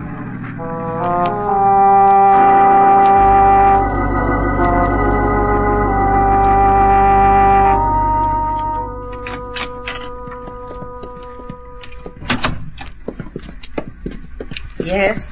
Is there something I can do for you? I'm looking for a man. Oh, any particular man? Oh, who's in charge of this place? Dr. Fedder. Well, run him out, please. I want to talk to him. Which one of you is the patient? Patient? Can't you tell? Look, just go get Dr. Fodder. Fedder. Oh, Fedder, okay. Go get him and tell him Lieutenant Nathan wants to talk to him. Lieutenant Nathan? Of the cavalry. What? Oh, well, I'll get him right away. Lieutenant. You think that's funny? Oh, well, I liked it. Let's see what kind of a reaction it gets out of Dr. Fedder. Cavalry. Nice thing to say in a place like this. Lieutenant Nathan? Yeah, that's right. I'm Dr. Fedder. Oh, this is Mr. Dollar. How do you do? How do you do? Now, are you related? No, but we've been friends a long, long time, haven't we, Nate? Yeah, I'm a police officer, Doctor. Oh. We've been following a man. He came in here a few minutes ago. Is that right? The lieutenant thinks he might be a killer. I can handle this, Dollar. Doctor, I'm with Central Division Homicide. This isn't my territory, but I'd appreciate it. Which one of you is the patient? Now, look, this is getting a little ridiculous. Here are my credentials. Oh. The man we want came in here a few minutes ago. Well, Mr. Barrett is the only one. And his real name is Barrett. Who's he seeing? His mother. What's wrong with his mother?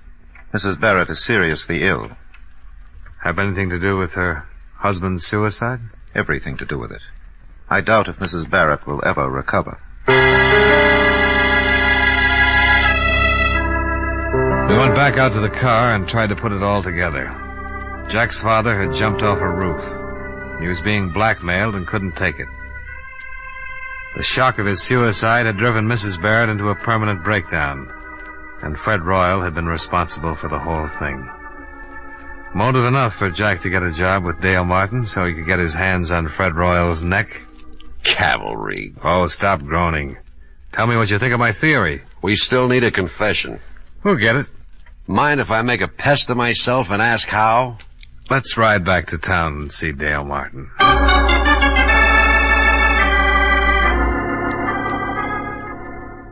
You're going to come up and take a workout and a rub tomorrow, huh? That's right, Martin.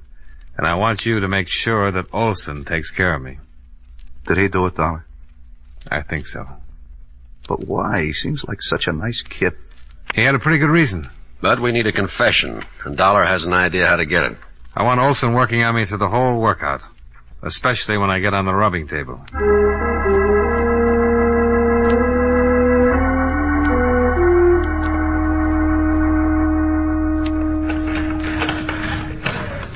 You're in pretty good shape, Mr. Dollar. Well, I'm carrying a few extra pounds. I will knock that off of you in a hurry. Don't try to talk while you're using the pulleys. Hi. Hi, Martin. He's in pretty good shape, Mr. Martin. Now, let's see. Better not do too much on his stomach the first day. I'll see you later, Mr. Dollar. Nice fella, Martin. Yeah, very nice. Tell me, have you found out anything about Mr. Royal's death? Oh, the police have got a few ideas. Lieutenant and I went up to see your roommate's sister. Yeah, Barbara told me. I hope you don't suspect her. She kind of liked Mr. Royal. She wouldn't have any reason to kill him. All right, let's go back to the rub table before you cool off. Huh?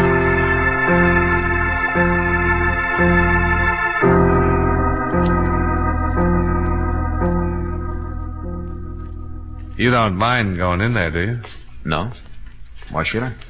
Oh, some people are funny about rooms where there's been a dead person, you know? Well, it doesn't bother me, Mr. Dollar. Martin's got all his towels piled on the other table. I can move them if you like. Oh, no, it doesn't make any difference. Royal wasn't killed in here anyway. All right. Up on your back. Yeah. Give me a good brisk rub and let me relax for about 10 minutes. All right, slide down a little. Yeah.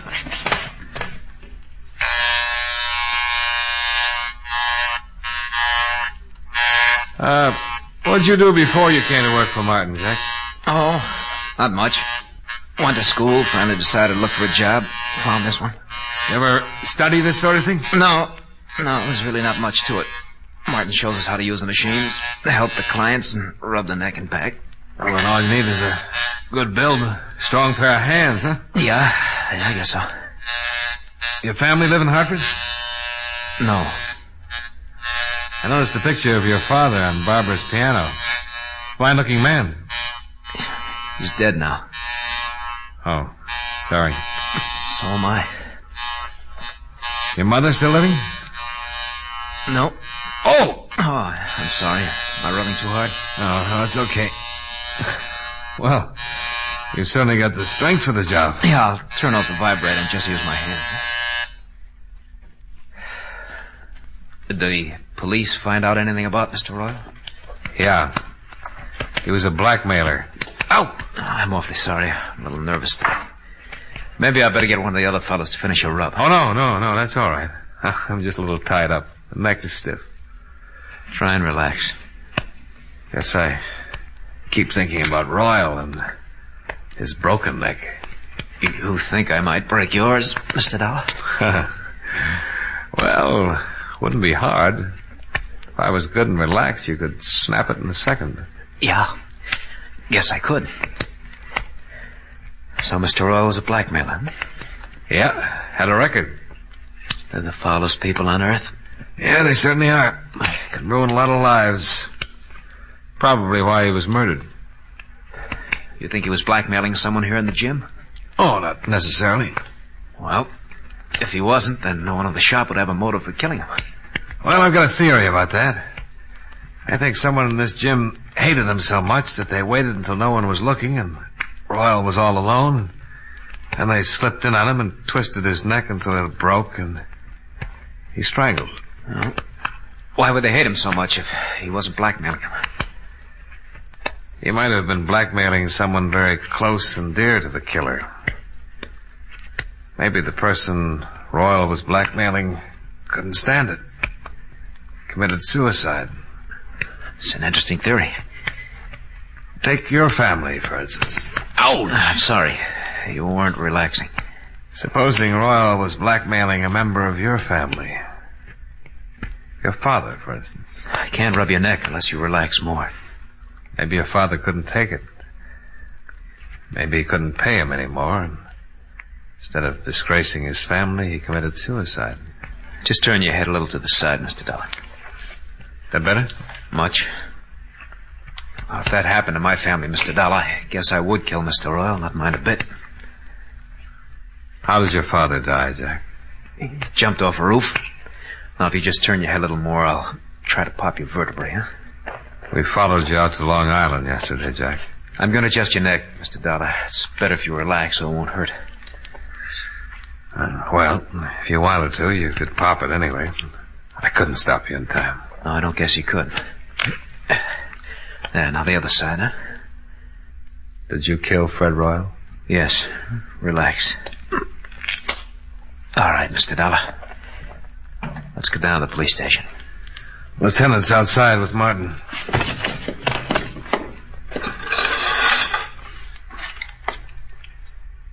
After you, Mr. Barrett.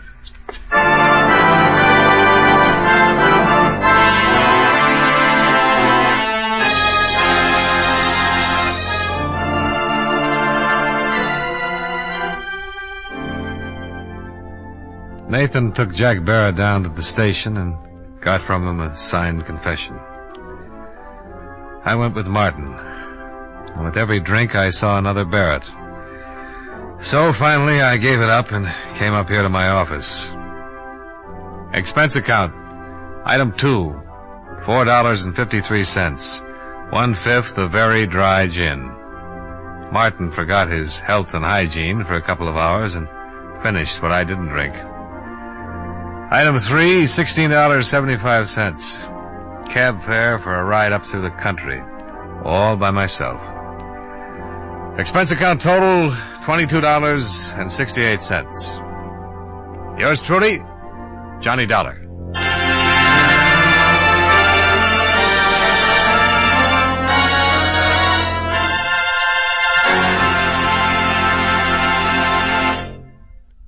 Remember, friends, Wrigley's Spearmint Chewing Gum refreshes you. Wrigley's Spearmint Chewing Gum gives you real chewing enjoyment. The lively, full-bodied flavor of Wrigley's Spearmint cools your mouth, freshens your taste, sweetens your breath. The smooth, pleasant chewing of Wrigley's Spearmint helps keep you feeling relaxed and satisfied, makes whatever you're doing more enjoyable.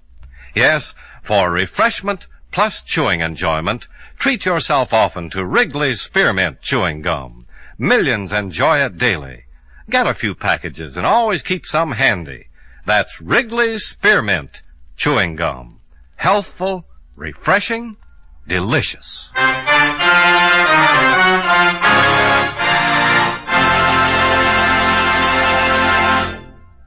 Yours truly, Johnny Dollar, brought to you by Wrigley's Spearmint Chewing Gum, stars John Lund in the title role and was written by Blake Edwards with music by Milton Charles. Featured in tonight's cast were Edgar Barrier, Hy Averback, Hal March, Jim Nusser, Tony Barrett, and Virginia Gregg. Yours truly, Johnny Dollar, is transcribed in Hollywood by Jaime Del Valle.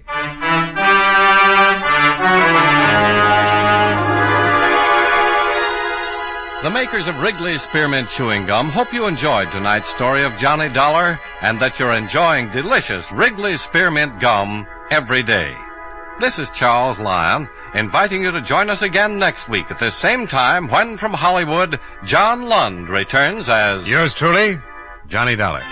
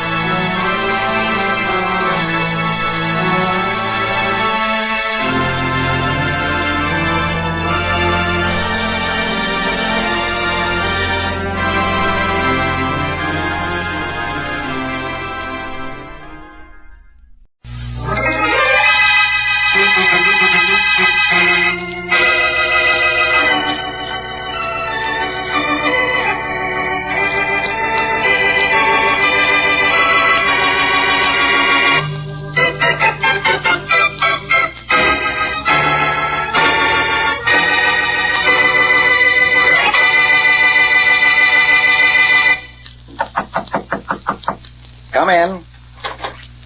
Oh, come right in, Mr. Adams. How are you this morning, Mr. Parker? Fine, just fine. I don't have to guess what you're here about, do I? No, I don't suppose you do. Well, Mr. Parker, all you have to do to renew the fire insurance on your building is just sign this form. Here you are. Mr. Adams, all I have to do is sign that form if I were going to renew the policies.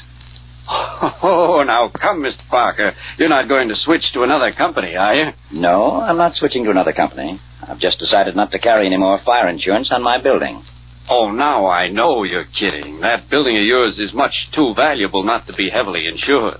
And the machinery in it, Mr. Parker, you'd lose a fortune if anything ever happened to that. I've had that building and machinery covered for 3 years, and nothing has happened to it so far. Well, perhaps not, but a fire could break out at any time, today, tomorrow, next week. Just think what a tragedy that would be. If your policy lapses at noon today, you can't be serious about not renewing. I am serious, Mr. Adams. I'm sorry, but that's my decision. Well, all right, Mr. Parker, it's your decision and it's your building. But if it burns down any time after 12 o'clock noon today, it's also your loss. And now meet Dick Calmer as Boston Blackie. Enemy to those who make him an enemy, friend to those who have no friend.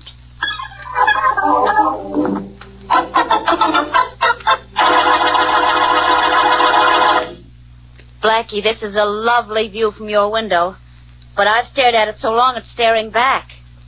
How soon can we go out and eat? In just a little while, Mary. I have to finish this letter to Shorty. Long letter to the short one. That's mixed up, isn't it? Kinda. Hurry up, will you? I'll stare at the view some more. Go see who that is, will you, Mary? Sure. It's probably somebody from the lovely view to complain about me staring at it. Might be someone from down the street who thought you were a lovely view. Well, you say the nicest things to me. When you're so busy you don't know what you're saying. Yes? This Boston Blackie's apartment. It is, and that's Blackie right over there at his desk. Oh, yes, of course. I didn't see him. There have been people who couldn't see me, some who wouldn't, but you're the first fellow who didn't. Oh, hello. We've met, haven't we, Mr. Yes, my name is Gardner. Blackie. Robert Gardner. I met you at that party at your friend Charlie Kingston's penthouse last month. Oh, yes, that's right. You and a fellow named Jim Parker are in business together, aren't you? Yeah, that's right. We own a large factory building on 11th Street. Of course. Oh, this is Miss Wesley, Mr. Gardner. Miss Wesley. How do you do, Mr. Gardner? Well, Gardner, is there something I can do for you? Yes, Blackie. I wouldn't ask you this if I weren't desperate. It's a little embarrassing, but I guess everybody in town knows I'm broke. Blackie, I've got to have $25,000, and I've got to have it fast. $25,000? Yes. You came to me for $25,000? Well, that's a little out of my class, Gardner. If 1,000 will do you any good... No, Blackie, no. 1,000 won't be a bit of good. It has to be 25,000 at least. Well, I'm afraid I can't swing that. You say everyone in town knows you're broke. Why, I understand that you and your partner Parker are pretty well off. Parker is, but I'm not. Really, the only thing I have is my half ownership of that building, and the machinery on 11th Street is worth a lot of money, Blackie, but right now what I need is cash. Mortgage? I've already done that, Blackie. My wife is the reason I have no money, and the reason I need money now. She's demanding things I can't afford to give her, and I've got to buy them for her or she'll leave me, and I can't let that happen. No, I suppose not. Tell you what I'll do. You've met Charlie Kingston. Yes. Why don't you ask him for the money? Use your interest in your firm as security. You think Mr. Kingston would lend me the money? He might. Try. Can't do any harm. It might be a good investment for Charlie. I'll call him and tell him you'll be up. Oh, thanks, Blackie. I'll see him first thing in the morning. Thanks a lot. Don't thank me. I haven't done anything. Yes, you have. You've given me hope of getting that $25,000, and you don't know how much I need it. I'd do almost anything to get it. Well, goodbye, Blackie. And goodbye, Miss Wesley. It's nice to have met you. Goodbye. Goodbye and lots of luck. Luck, Miss Wesley. I don't need that. I need money. Oh, that man is desperate, Blackie. Yes, Mary, and there are 25,000 reasons why.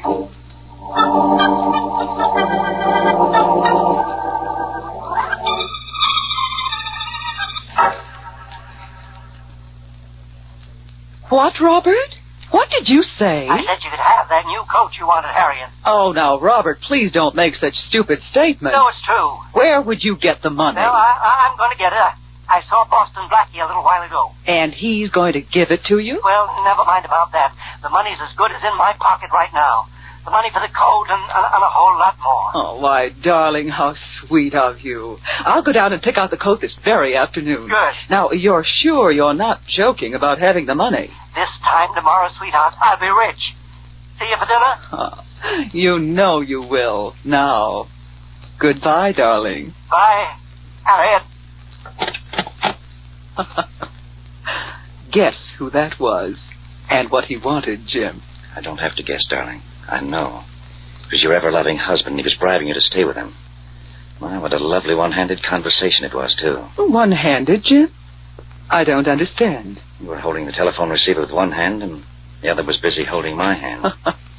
You're my husband's partner, aren't you? That's my part in the partnership.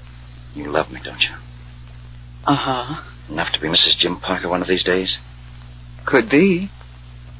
I haven't quite decided to leave Robert yet, especially now. Harriet, you will leave him one of these days and come to me. I have more money right now than your dear husband has ever seen. I know. Your money's one of the reasons I... Oh, that may be Robert. He may have been phoning from across the street. You'd better get out of here. All right. Out the back way quickly. All right. Oh, but listen, Harriet. If I give you a reason to leave Robert, will you do it? Oh, stop worrying about it, Jim, and get out of here. All right. Bye, darling. Goodbye. Coming. Oh. Mrs. Robert Gardner? Yes. I'm Boston Blackie. Oh, my. How thrilling. It might be at that, Mrs. Gardner. May I come in? I should say.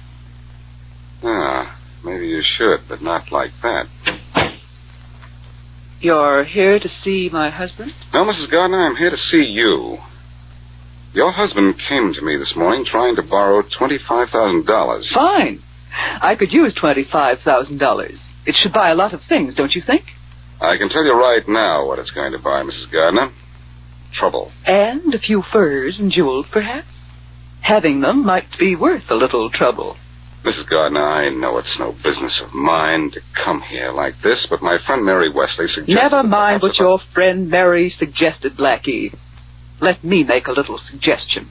Let me run my own life. I'd let you run your life, Mrs. Gardner, except that I'm sure you'll ruin your husband's.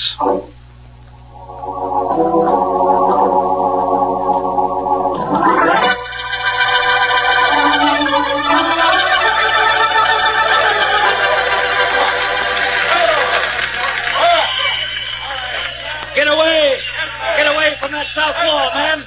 The flames have weakened those girders, and the walls are about to come down. Look out! There it goes!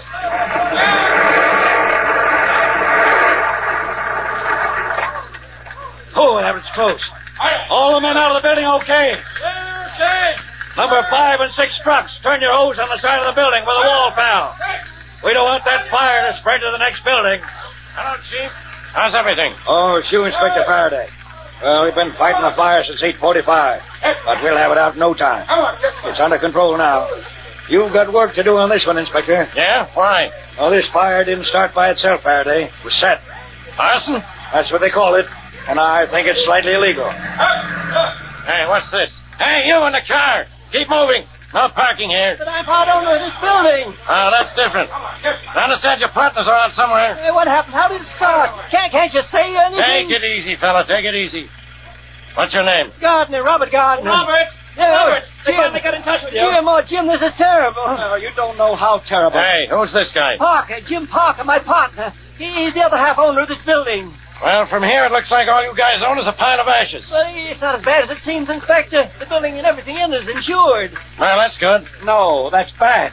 It was insured, Robert. Jim! Like a fool, I let the policy lapse at noon today.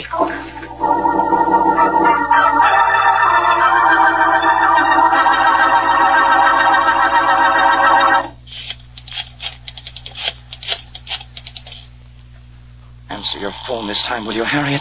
Why aren't you home? Excuse me, Huh? sir. Oh, sorry I frightened you, sir, but this note was left for you at 7 o'clock this evening. I thought it might be important. I didn't mean to disturb you, what with the fire law. Oh, thanks, Martin. Any word from Mrs. Gardner this evening? No, sir. That's strange. I've called her at her home several times tonight and got no answer. Well, I'll try her again in a few minutes. Yes, sir. Who brought the note, Martin? A messenger, sir. Oh. Wonder what it is. By the smell of it, it's from a young lady. An attractive young lady. Yes, sir. Let's see if it's an attractive message, too. I was right about the lady being attractive, Martin. It's from Mrs. Gardner. Oh, splendid. Perhaps it explains why you aren't able to reach her tonight. I hope so. Yes, it says, I've decided to leave him at once. We'll meet you at your office at 8:30 tonight. Oh, Mr. Parker, sir, you're so pale. What's the matter? What's the matter, Martin? It's Mrs. Gardner. If she was to meet me at my office at 8:30, she was caught in a fire. She's dead.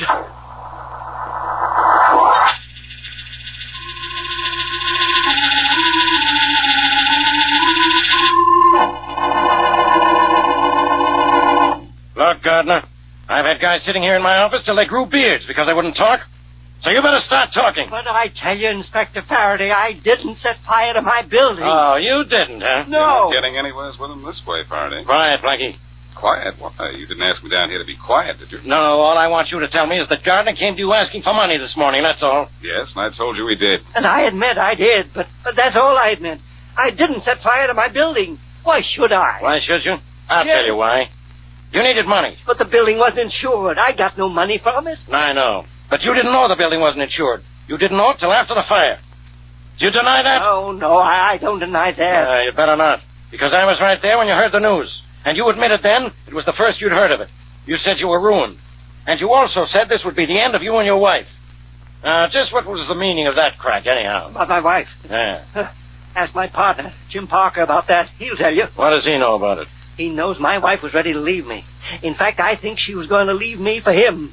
The reason I went to Blackie was because I wanted money for her. Oh, is that so? Yes. Well, you know what you're doing, don't you? You're admitting you burned down your building to get money for your wife. Blackie, make him believe I didn't set fire to that building. I'd like to do that, Gardner, but... But you can't. Nobody can. Because he did set fire to that building. He needed money. He admits that. He thought the building was insured. He admits that. He set fire to that building.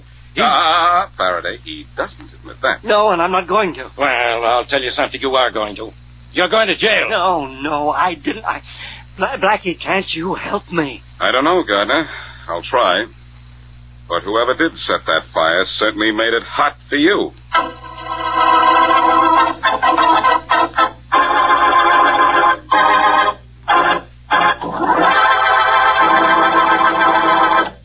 And now back to Boston Blackie.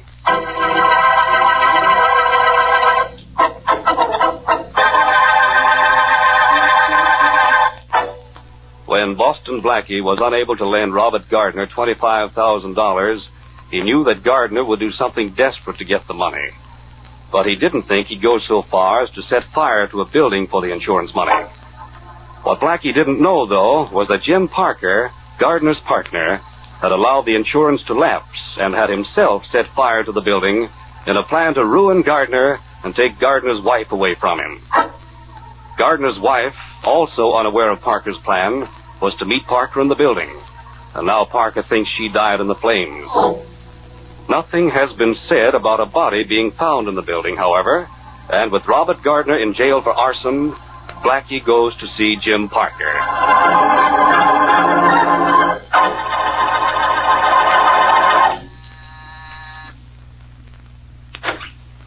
Yes? I'd like to see Mr. Parker, please. Mr. James Parker. I'm sorry, sir. He's not in. You expect him in soon? Yes, sir. Would you like to wait? I wouldn't like to, but I will. Very good. You're Parker's butler? Obviously. His new butler. Oh. Well, you know, you aren't exactly the butler type. Odd that you should say that, sir. That's one of Mr. Parker's most frequent complaints about me. Say, do you know where Mr. Parker is at the moment? Yes, sir. He's down at the fire. At the fire? Well, at the building, sir, or what's left of it. But why? The fire's been out since late last night. I know. Mr. Parker didn't say why he was going down to the building. Perhaps he thought you might be there. He thought I'd be there? Yes. You're his partner, Mr. Gardner, aren't you? Yes, I am, of course. Maybe you can help me. Well, I'll do anything I can, sir. Well, I've been at police headquarters ever since the fire. My wife's probably tried to get in touch with me and wasn't able to. I wonder if she left any word for me here. I know she didn't, sir. No word for you. Oh, she did leave some word for Mr. Parker? Oh, just the note. The note? What note? Oh, the note was from Mr. Parker saying she wanted to meet him at his office at 8:30 last night. Perhaps I shouldn't be... Never mind what you should or shouldn't say, my friend, and don't bother to tell your master I was here to see him. I'm going down to the fire and tell him so myself.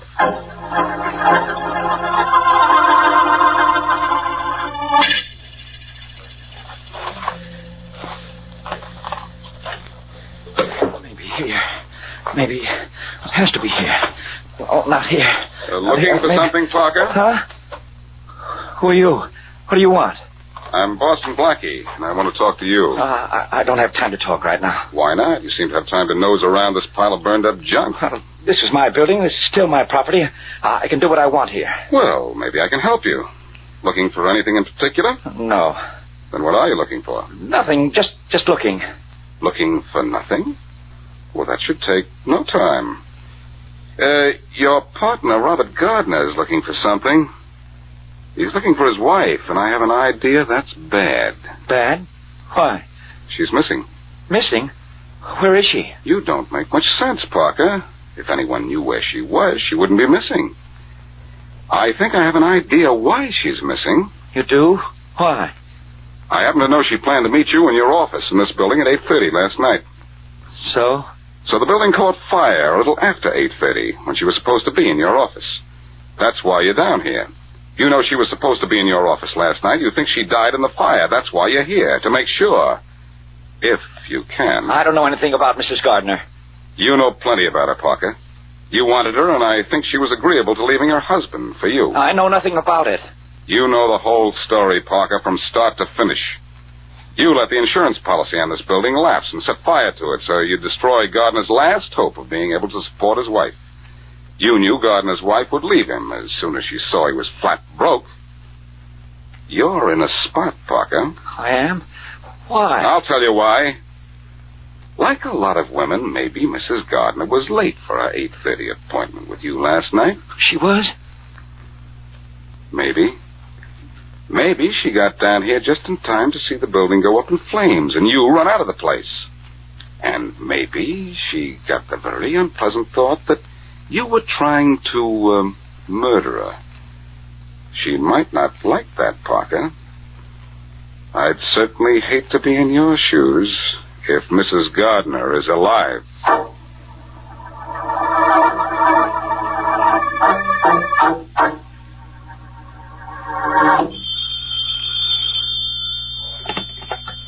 Hello, Parker speaking. Hello, Jim. Hello. Who's this? Don't you know me? Don't you know me, darling? No. Who is this? Well, maybe seeing what you tried to do to me has changed my voice a little, darling. Is this Harriet? Oh, you do remember me? Yes. Yes, this is Harriet. Harriet Gardner. This is Harriet? What's the matter with your voice? It's my throat. It's raw from all the smoke that got into it during that fire. Oh, I see. Harriet, are you all right? Oh, yes, I'm all right. But you aren't. What do you mean? I mean, I saw what you tried to do to me. And I'm going to get you for it. Good night, darling. Harriet, listen to me. Listen to me.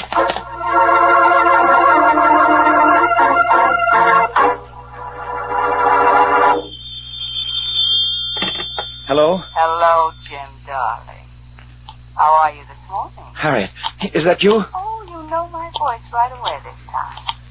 Why?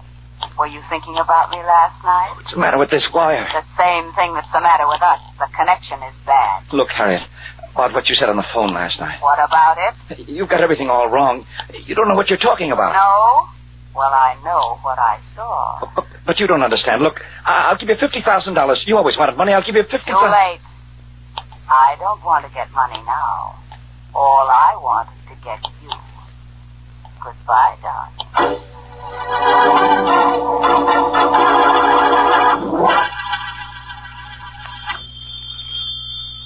I'll get it, Martin. Yes, Mr. Parker. Very good. Hello. Hello, Jim, darling. Spending a quiet evening at home. Harriet. Yes. I waited till this evening to call you. I thought you'd be lonesome. Harriet, listen to me. Why? Because you must. These calls are driving me mad. I'll give you $100,000 to go away. Why, that's twice what you offered me this morning. I know. Will you take it? Why? To keep quiet about what you know and to leave me alone. Oh, I'm going to leave you alone, darling. Very much alone. You are? Yes. This is my last telephone call. And yours, too. I'm going to kill you for what you did to me. And I'm going to kill you tonight. Harriet. Harriet! Oh. Martin! Martin! Martin! Yes, Mr. Parker. Get my car right away. Right away, do you hear? You're going out tonight, sir? Yes, I'm going to police headquarters.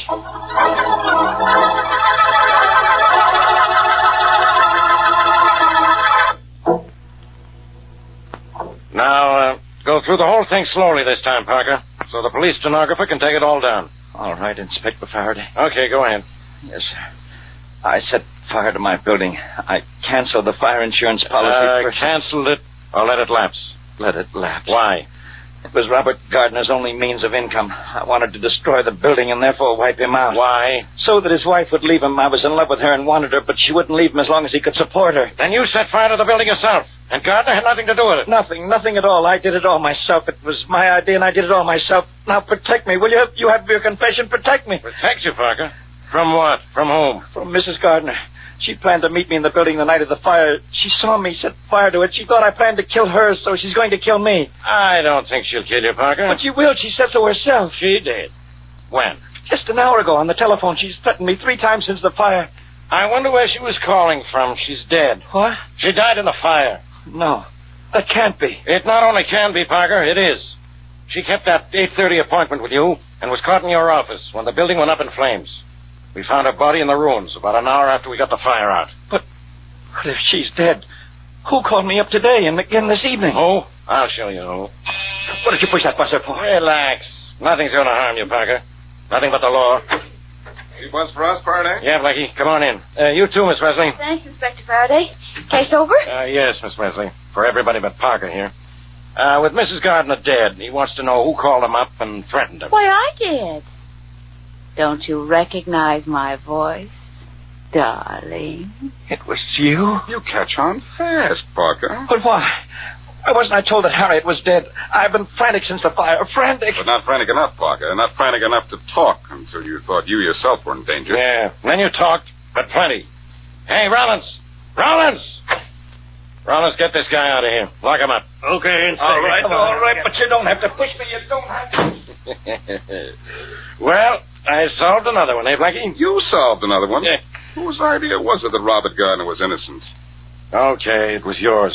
But I was ready to let him go. In fact, I'm going to let him go now. Sure, after a trick of mine forced Parker to confess. And whose idea was it not to reveal that we'd found the body in the fire so that the killer would go crazy wondering whether or not Mrs. Gardner was dead? All right. That was your idea, too. But I agreed it would work, didn't I? Yes, I'll give you credit for that much. But whose idea was it that we... Just a minute, you two. While you're passing out compliments, don't forget me. It was my voice that fooled Mr. Parker. I'd like to hear either one of you impersonate a woman, dead or alive. So, how about a little bit of credit for me? Oh, I'll give you lots of credit, Miss Wesley. Yes, Faraday, give Mary the credit. But see that you give Parker the works.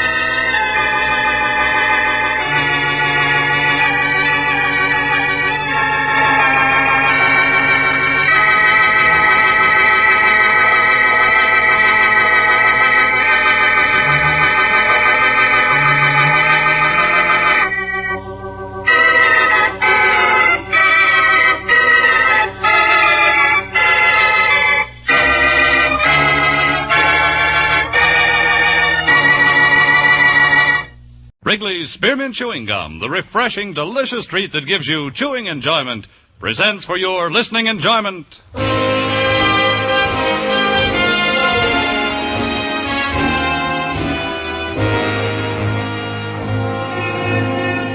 Broadway's my beat, from Times Square to Columbus Circle, the gaudiest, the most violent, the lonesomest mile in the world.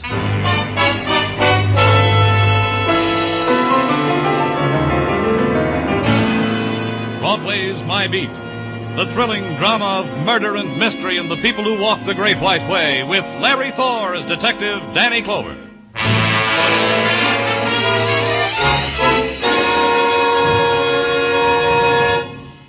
For refreshment while you work, for enjoyment anytime, chew a stick of Wrigley's Spearmint Gum. The delicious, long-lasting, real mint flavor of Wrigley's Spearmint cools your mouth and freshens your taste.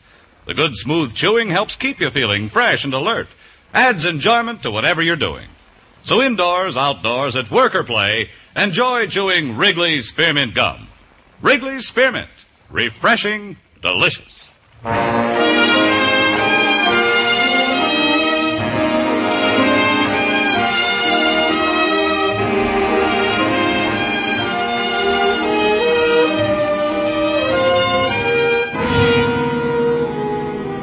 In July, the night slips down over Broadway like a black silk stocking, and you drift to it because the other promises you made to yourself never happen. The part of your life that never counted is left behind.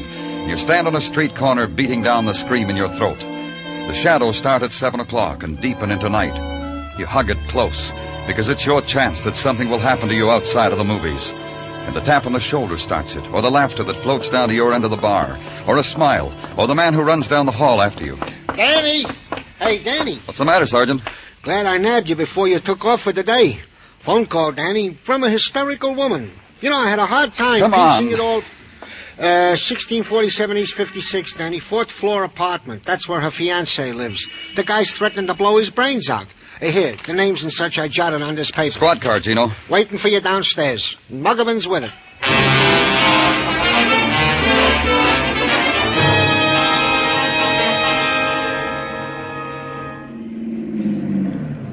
That's it, Danny, 1647. Who'd you say was doing all this threatening? A man by the name of Blaine. His first name is, let's see, David.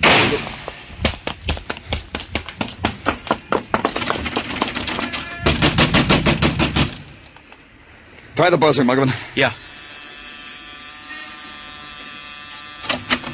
He did it! Miss Carroll said he was going to do it, and he did. We're from the police. It happened up there on the 4th floor. Mr. Blaine, it happened just now, not more than... Who's that crying? That's her, Miss Carroll. See her? See her? Hugging the banister up on the 3rd floor landing. And that's Mr. Fallon at the rail on the 2nd floor. Let's go, Muggerman.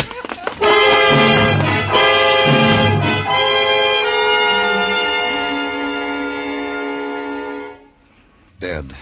The gun's here, Danny, by his chair. It looks brand new. Looks like Mr. Blaine had his choice. Uh-huh. It's quite a gun collection, from Derringers on up. Complete equipment for a young arsenal. Muggerman. Yeah? Those people we passed in the landing, that boy on the 2nd floor, Mr. Fallon, and Miss Carroll on the 3rd, I'll want to talk to them. Yeah, Miss Carroll's still crying, Danny. You hear her? Poor woman.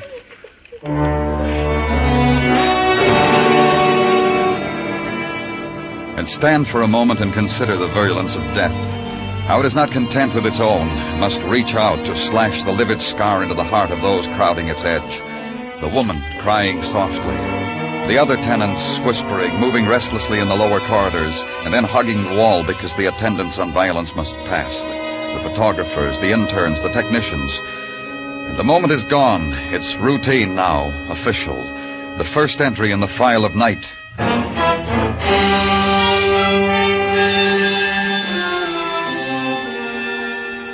The next morning, gather it into a neat stack on your desk and sit down to it, and be surprised at the opening door and the quick presence of the woman you had marked for later interrogation. The man who was with you last night, he said you wanted to talk to me. It could have waited, Miss Carroll, until you felt better and until you... It'll not be forgotten that easily, Mr. Clover, if that's what you mean. If you've something to ask, ask. Only don't prolong it. Don't make me wait and wonder. Sorrow's enough by itself, don't you think? Yes, it is. And you, try to understand us, Miss Carroll. A man I loved, who loved me, is dead. By his own hand, by his own will. He could have lifted his burden onto me, whatever it was, but he didn't. And now he's dead. You want more than that? Maybe. Because this is my job. Because I can't rule out the possibility that David Blaine was murdered. Awful. How ugly of you to think a thing like that. That anyone could have wanted my David dead. It's ugly. Tell me about him. He loved me. He was going to marry me. He was polite and gentle. Sometimes he'd forget himself. Then he'd beg my forgiveness. Wept sometimes. Showered me with gifts, so I'd be quicker to forgive. This watch, he called it an engagement present, but it was really an atonement for... Look at it. See how he loved me? It's a beautiful watch, Miss Carroll. See? Listen to it. It ticks away my life with David. Softly, gently. Listen to me, Miss Carroll. Why would David kill himself? You were in love, you were going to be married. Why? He had a secret. That's it. He had a secret. He didn't want to stain me with it. Isn't that it, Mr. Clover? Isn't that why a man kills himself for the girl he loves? Oh, I'm sorry, Danny. I thought... But it's important. It's all right, Dr. Sinsky. You can come in. Well, that'll be all for now, Miss Carroll. Thank you. All? You helped a great deal. Thank you. You have nothing more? Nothing. Not now. Then I'll go. If you should want to talk to me again, I promise I'll be... Goodbye. It's not easy, huh, Danny? To pry into grief, to scavenge. You got something, Doctor? Just tell me. Oh, forgive me, Danny. Sometimes my mouth gets the better of me. I studied it, Danny. I put it on your desk for you to study.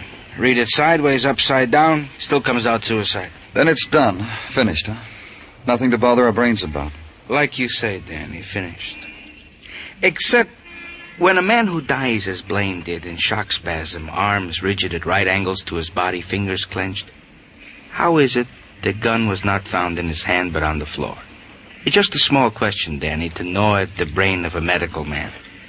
Sometimes it happens so, but... Yeah. Go practice medicine, Doctor. Maybe I can bring you back an answer. Maybe where a man died, someone has an answer.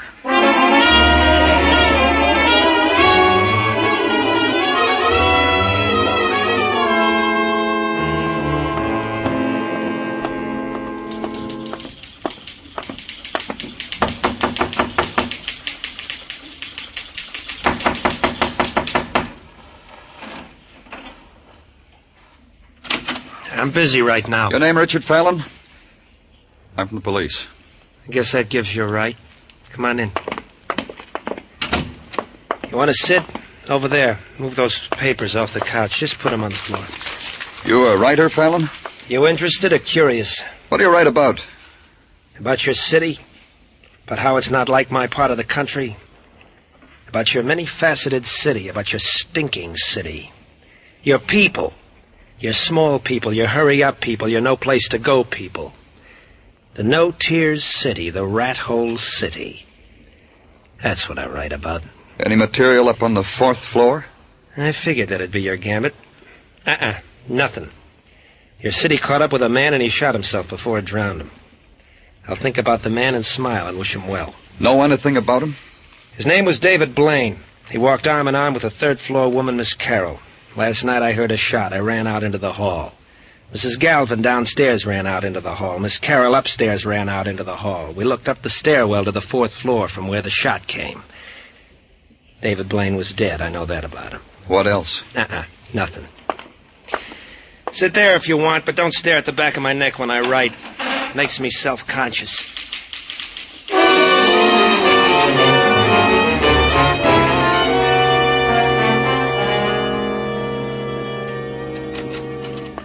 My gratitude for permitting me my 10 minutes at the water cooler, Danny. Feel better, Gino? Goes without saying.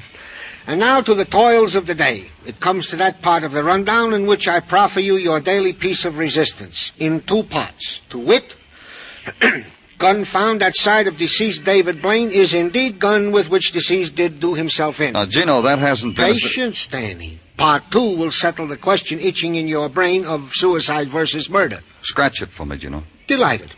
Part 2 of report from technical states. Impossible for any tenant to have shot said deceased, made an escape down the fire escape, arrived in the hallways in time to look up and yell, "Man dead on the 4th floor," in your presence. Add to this the double whammy I have held out on you. Give it to me, Tartaglia. Piques you, huh, Danny? The lakeman assigned to such duty have come up with that David Blaine did indeed lose upwards to 50 grand by sour bets in the stock market. This in the period of the last month. 50 grand in 30 days. For this, guys killed themselves, Danny. For a lot less sometimes. Yeah. All right, Gino, close the file on Blaine. There's nothing more... Danny Clover speaking. They switched me to you. You the man on that Blaine thing? Yes, what about it? Who are you? Blanche Hemby, mister. 1834 East 59, room 11. You said Blaine. What have you got? What have I got? I got he was murdered, mister.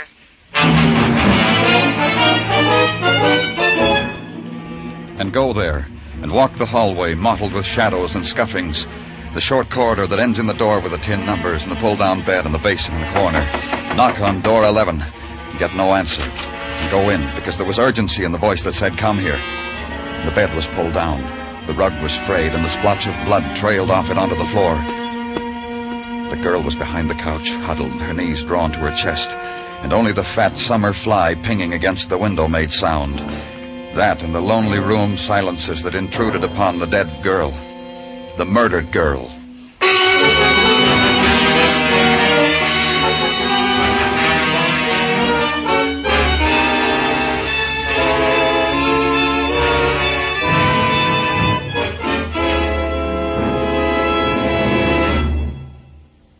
For refreshment while you work, for enjoyment anytime, chew a stick of Wrigley's Spearmint Gum. When your mouth feels dry, when you're warm or tired, Wrigley's Spearmint is really refreshing. The lively, full-bodied, real mint flavor cools your mouth, moistens your throat, freshens your taste. And the chewing itself gives you a little lift, helps you feel your best and do your best. So for chewing enjoyment plus pleasant refreshment, chew delicious Wrigley's Spearmint Gum.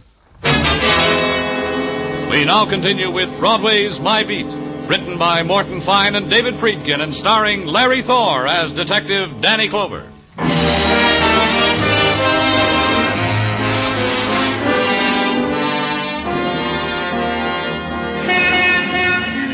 In the glittering midsummer's day, Broadway takes time out to shimmer.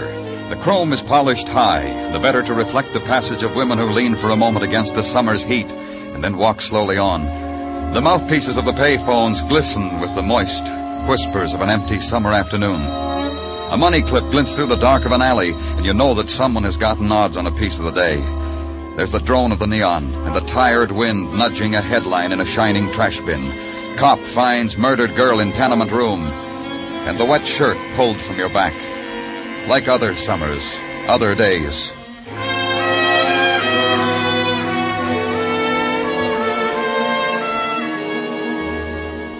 Where I was, in the corridor between my office and the show-up room, that had happened before, too. Only the names of the dead were different. Blanche Hemby. I got the rundown on her you wanted, Danny. What'd you get, Muggerman? Oh, I'll have to slice it off fast, Danny. I'm due at the show-up. A woman there, Mrs. Westfall, real eager to identify a prowler she dreamed last night. I'll walk you down. This girl, Blanche Hemby, frequent visitor. Got her name on her guest book maybe 5 times. For what? Oh, nothing sensational. Brawl over a hairdo with another dame in a bar, phonograph screaming, her screaming, disturbing the neighbors, beat a guy's head open with a bottle because he called her a gimme-gimme girl, things like that. Any tie-up with David Blaine? I noticed around the bars where she had the trouble, the tenement where she lived, the place she was working at 2 weeks ago. They fired her? No, she gave notice, Danny, 2 weeks ago. Said she was sick and tired working for nickel tips behind the hamburger counter. She had better, she told him, a lot better.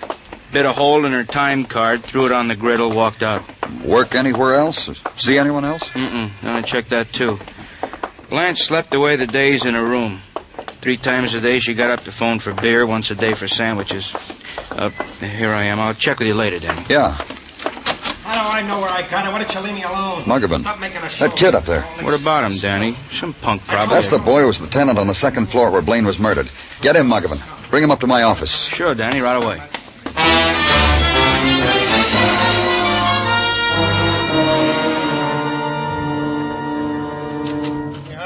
Here he is, Danny. He's not anxious. Sure. Hands off me. You're scum, all of you. Take it easy, kid. What happened? The city trying to drown you the way you said it does to people? I hate it. I get drunk at night because I hate it. That way I see it for what it is. And you can't stand that when someone like me sees you for what you are. You hate me. And you kick me, you throw me in jail because I'm better. Even drunk, I'm better. He's right, Danny. He's a lot better than us. He goes around with a pocket full of watch, like this, because he's so much better. Let's see it. Where'd you get this watch, Richard? I held out my hand and I begged, and a kindly person dropped it right into my begging hand. Where'd you get it? I told you. I walked the streets and it fell into my hand because I was crying and lonely. And sick for home. Miss Carroll, your neighbor, has a watch like this. You steal it from her? You steal it, Richard? Lock him up, Muggavan. A watch exactly like the one Regina Carroll owned. Her engagement present from the man now dead, presumed a suicide, suspected murdered. If it were Miss Carroll's watch, what was Richard Fallon doing with it? It was a simple question, and Richard couldn't answer it. So call Miss Carroll. Get no answer. So open the plush box that held the watch. Levante, jewelers for over a century. That's what the satin ribbon said, glued against the inside top. Stolen from Levante, jewelers for over a century? Go there. Ask Mr. Levante. Oh, no, not stolen. Purchased. By whom? A policeman you said you were? Let me see, please. Sure. Here. Yes. This watch was purchased. You've already said that. Apologies. I'm temporizing, you see. I'm trying to gather my forces together. Now, as to who purchased this watch, perhaps to a Miss Carroll, my old friend, Miss Regina Carroll.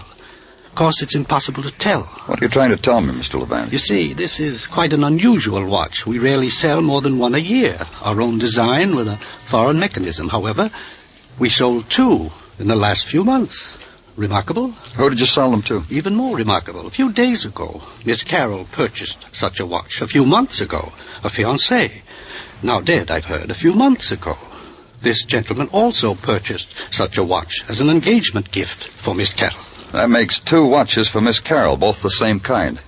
Is there an explanation for it, Mr. Levante? Well, Miss Carroll said she lost her engagement watch. Thus, she purchased another one.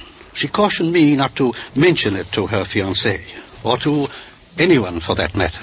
But now, you, a policeman, Mr. Blaine dead, well, you don't think I'm going back on my word to an old friend, do you? Miss Carroll is your old friend? Her dad and I were close. I toddled Regina. Poor woman. You mean about her fiancé? About all of them. What do you mean? There were 4 of them, you know. 2 at college, 1 when she was a sophomore, 1 when she was a senior. Then about 10 years ago, a young man, since quite successful in groceries, has a nice store for select customers on Madison. Chap named Mason, I think. Miss Carroll was engaged 4 times, huh? She's 37, you know. She doesn't look it, does she? Still a beauty. A bygone day kind of beauty, if you know what I mean. Victorian? Would that be it? I often wondered why she never married any of her young men, why they backed out on their marriage. I wonder why, too.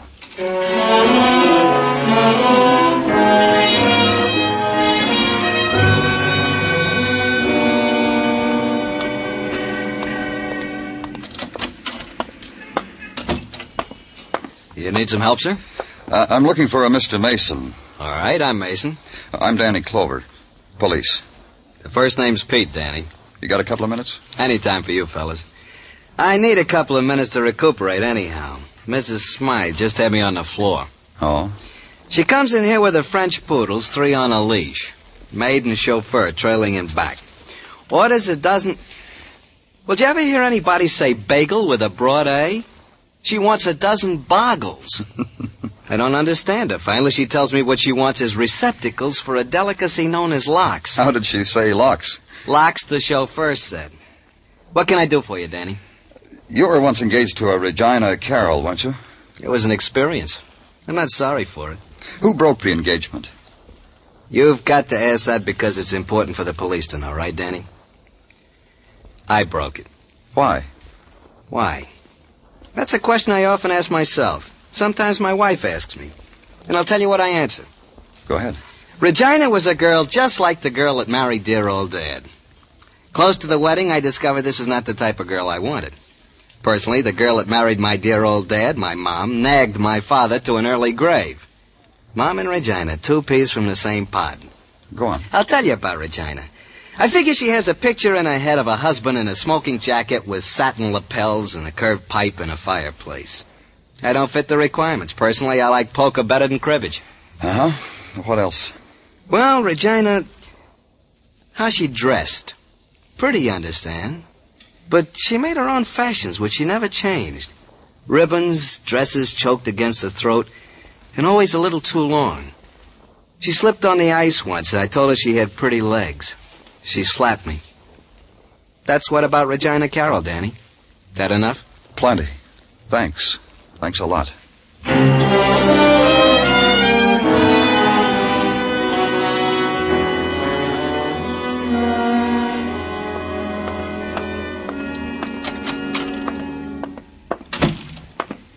Gordon? Danny Clover. I couldn't be more charmed if I tried. A quiet evening and technical, huh, Gordon? It was. Now the place screeches at me. Did you do that, Danny, just by walking in here? You mix yourself bitter pills in those test tubes? I don't have to. I have company. No offense. The gun that killed David Blaine. Get it out. Go over it again. I've already examined it thoroughly. My report was placed on your desk. Get it out. Well, I can recall it to you if memory fails you. .32 caliber Smith & Wesson, fired once. Get it. Examine it. All right, Danny. See? I'm examining. It's still as it was when Blaine held it close to him. The barrel. Put it on a slide. Hold it up to the light, whatever you have to do. If you ask, Danny. I'll do better. Perhaps this will amuse you. The spectral micrograph enlarges 45 times. And there. Have a look, Danny? You look. All right, Danny, all right. Wow. What? These infinitesimal scratch marks on the barrel. Fascinating. And a new quirk. It didn't register on me before. I checked the rifling in the barrel against the slug, which we call standard operating procedure. I didn't think of looking at the outside of the barrel. Why should I, with a suicide? I guess I should have, huh? And what would you have found out, Gordon? That the man killed himself with a silencer on his weapon. Now, that's what I call taking quiet pleas a shade too far, huh, Danny?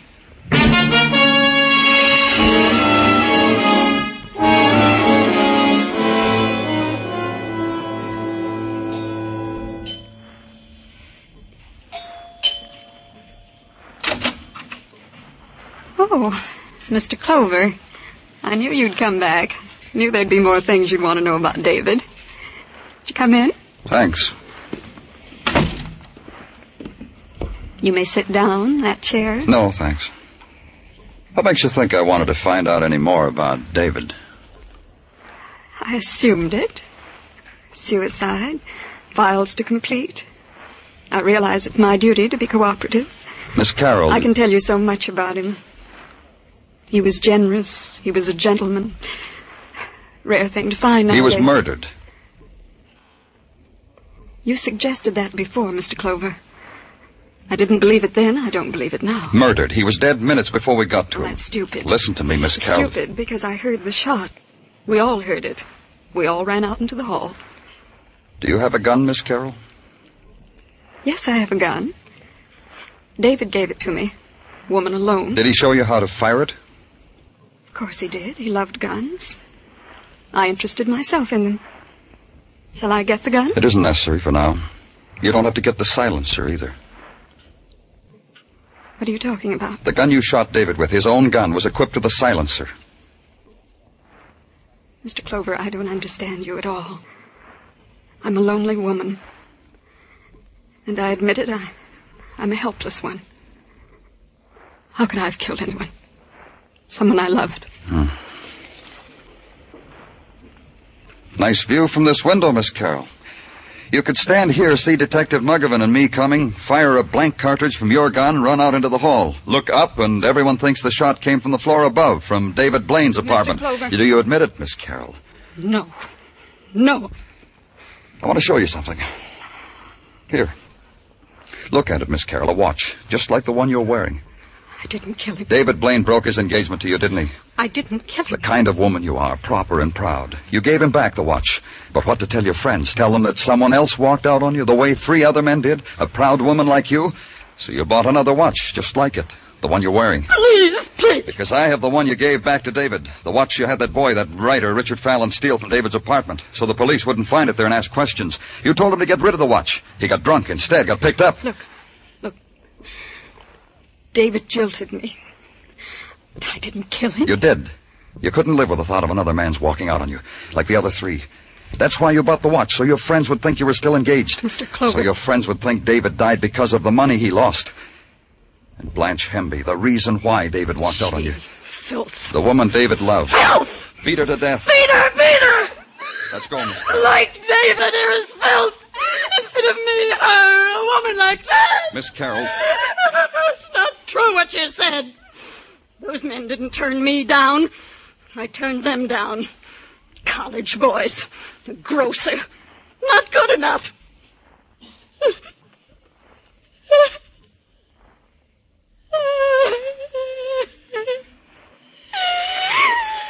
It isn't true.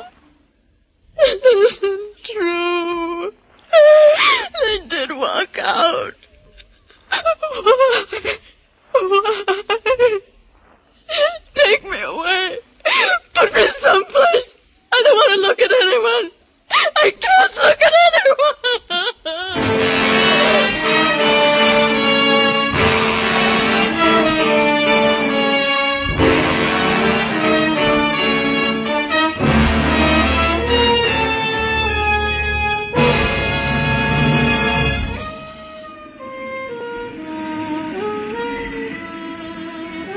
Broadway's deserted now.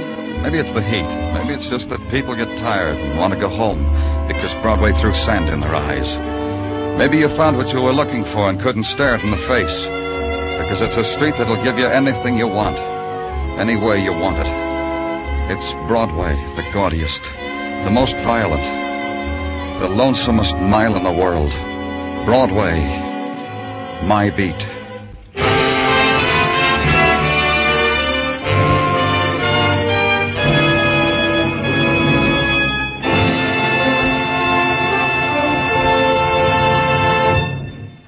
Remember, friends, for refreshment while you work, for enjoyment any time, chew a stick of Wrigley's Spearmint Gum. There's lots of lively, real mint flavor in it to cool your mouth, freshen your taste, and sweeten your breath. And chewing Wrigley's Spearmint helps keep you fresh and alert. You feel better, work better, get more fun out of doing things. So indoors, outdoors, at work or play, always keep delicious Wrigley's Spearmint Chewing Gum handy.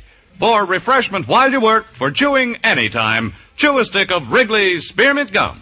The makers of Wrigley's Spearmint Chewing Gum hope you've enjoyed tonight's story and that you're enjoying Wrigley's Spearmint Gum every day. We invite you to join us next week at this time when Detective Danny Clover returns again with Broadway's My Beat. Broadway's My Beat, brought to you by Wrigley's Spearmint Gum, is produced and directed by Elliott Lewis with music composed and conducted by Alexander Courage. The program is written by Morton Fine and David Friedkin and stars Larry Thor as Detective Danny Clover with Charles Calvert as Tartaglia and Jack Prussian as Muggavan. This is CBS, the Columbia Broadcasting System.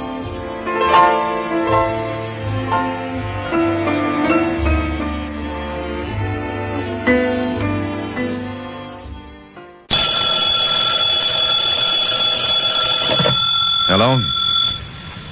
Yes, this is the Falcon speaking. Oh, Sherry. I'm glad you called. Oh, you'll have to cancel me out tonight, Angel. I'm all jammed up. Mm-hmm. Some client of mine wants me to locate a missing girl. He doesn't care what it costs, so naturally I'm going to shoot the works.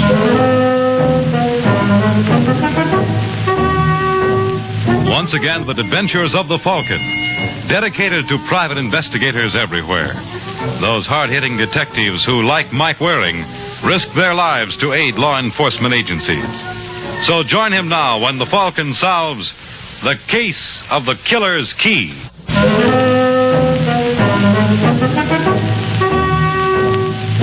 It is early afternoon in New York, and in a shabby rooming house in Midtown Manhattan, a nervous young man named Larry Gordon gives himself a dose of artificial courage.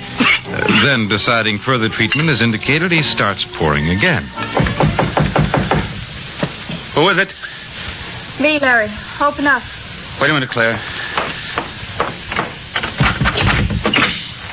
Did you get them? Everything. You fly to Chicago. And there I made a reservation for you on the California Limited. What name did you use? Larry Holcomb. Good. When's the plane leave? 8:25 tonight. Couldn't you get me out sooner? No. Listen, Larry, I still think you're making a mistake. Running away is no solution. Are you crazy? Maybe this isn't as bad as you think. It's worse. If Hunt ever lays his hands on me, that's it. I think you're wrong. Look, I worked for the man for 8 years. I know how his mind operates. I never should have opened my yap to those Treasury boys in the first place. You had to, darling. Why? Was someone twisting my arm? They got enough on him to send him up for 10 years. But without you, they've got no case. And don't think that Mr. Hunt doesn't know it. Now, if you want to help me pack... Larry. Think you could have been followed? No, I was very careful. Who is it? Kemper. Internal Revenue. Oh, just a minute, Mr. Kemper. Look, sweetie, they'll be awful sore if they know I told you where I was. What do you want me to do? Get in the kitchen and for Pete's sake, be quiet. All right, darling. I'm coming, Mr. Kemper. Hello, Larry. Mr. Hunt. Yes. But I thought it was... I hope you'll forgive the deception. I did it very well, don't you think? Kemper, Internal Revenue Department. You know, the stage may have lost a great talent. Listen, Mr. Hunt. I'm afraid I haven't time, Larry. I'm pretty busy these days combing Internal Revenue men out of my hair. I wasn't going to testify against you. You weren't? No, I was beating it. See, I've got the tickets right here. So you were bound for California, eh? In my humble opinion, you couldn't have chosen better. Where were you planning to stay? Why? Well, someone should cancel the reservation. Since you're going elsewhere. No, don't. Have a pleasant journey, my boy.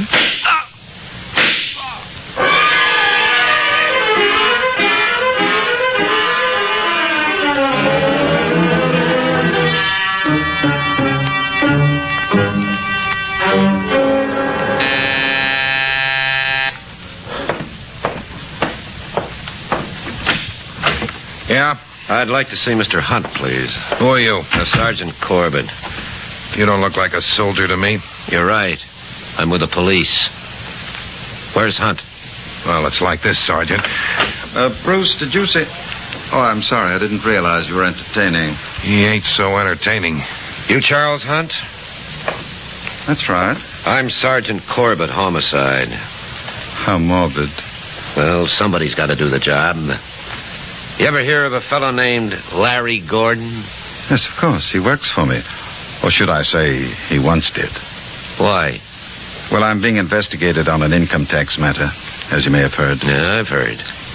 And since Larry's going to testify against me, naturally, I don't consider him in my employ. Well, he won't need the job anyhow. Pardon? He was knocked off at 3 this afternoon. I can't believe it. Well, take my word for it, I saw the body. I have an idea you saw it even before I did. You're not serious. I certainly am. We got enough evidence. Evidence? Yes. You see, by an odd coincidence, Larry's girlfriend, Claire Marlowe, was in the kitchen when you gunned him. Is that what Miss Marlowe claims? Well... Well, what? Well, it's the way we figure it. We found her fingerprints. You're evading the question. Has Miss Marlowe accused me? Well, I haven't spoken to her yet. Why not? She disappeared. She must have been scared to death. The fact remains, until you discover Miss Marlowe, you have absolutely no case. Don't worry, we'll find her. And when we do... when you do, give me a call. Okay, Hunt, I'll be seeing you shortly. And then we'll see how... You're creating a draft, Sergeant. Well, Bruce, You heard. How can I help it? I'm not deaf. What do you think? I think when they find Claire Marlowe, I wouldn't want to be in your shoes. On the other hand, suppose I find her first. Who was that private detective Logan mentioned the other day? You mean Mike Waring? See the one they call the Falcon? Yeah. Well, be a good boy and look up his address. I think I've got a case for him.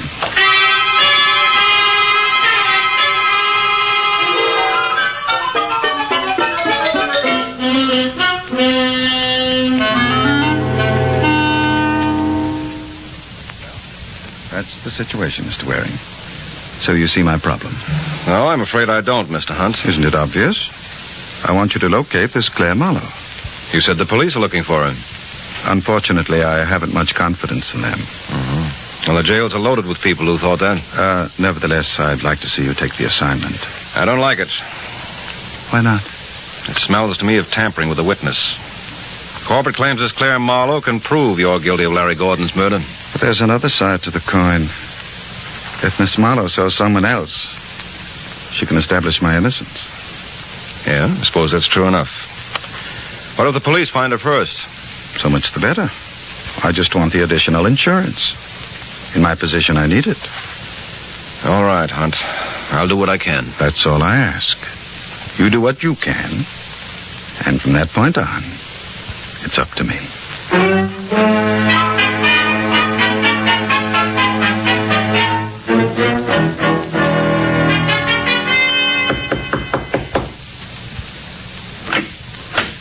Yeah? You the superintendent? That's right. My name is Mike Waring. Wonder if you could give me some information about one of your tenants. Who? Claire Marlowe. You a cop? Why? So I told the other fella everything I knew. What other fella? Oh, tall, thin fella, about your size. Oh, you must mean Sergeant Corbett. Yep, that's his name. Well, now that you've told Corbett, why not tell me? I don't know nothing. Came home yesterday like she was scared of something, went right to her room. How long did she stay? Oh, maybe 10, 15 minutes. Did she have a grip with her when she left? Nope. Just a pocketbook. And she didn't say where she was going? Nope, and I didn't ask. I believe a fella should mind his own... If it ain't one thing, it's another. Excuse me a second. Yeah, sure. Yeah. Well, what do you know? Special delivery from Claire Marlowe. Yeah, let me see that. Hey, what you doing? Just a minute. Dear Herman, please don't tell anyone you've heard from me, anyone at all. I wonder if you'd be good enough to do me a favor. I've made arrangements with North American Van Lines to move my stuff on Wednesday. They know where to deliver it. My bank book is in the upper right-hand drawer of my dresser. If you take it with the enclosed withdrawal slip, I'm sure you'll have no trouble getting the money. Will you please bring it over to me at the Kenton Hotel?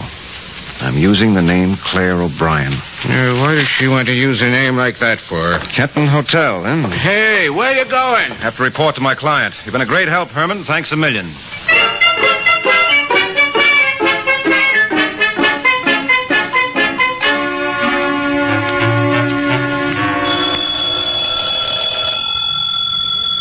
Bruce? Yeah? I believe that's the phone. I believe you're right. Don't you think you should answer it? What's the point, Mr. Hunt? It's probably for you. You know something, Bruce? I'm beginning to dislike your attitude. Now, answer the phone. You still say it's a waste of time. Yeah? I'd like to talk to Gerald Hunt, please. Who wants him? Mike Waring. Hold it. What'd I tell you? It's for you. Who is it? The Falcon. All right. Oh, I don't think I'll be needing you anymore today. You mean you want me to leave? That's what I want. Well, far be it from me to hang around when I'm not wanted. Hello? I've got good news for you, Hunt. Really? Really. I've located Claire Marlowe. That is wonderful. She's staying at the Kenton Hotel. She's registered under the name of Claire O'Brien. I needn't tell you how happy I am with your services, Mr. Waring. I was lucky. Let's say we both were. You may have been fortunate to find Claire, But I was lucky to find you. I would have had a difficult time of it without you. I'll think nothing of it. When are you planning to see Claire? Immediately. You're familiar with the old proverb, he who hesitates is lost? Well, in my position, I can't afford to waste a second. Goodbye, Mr. Waring. Thanks ever so much.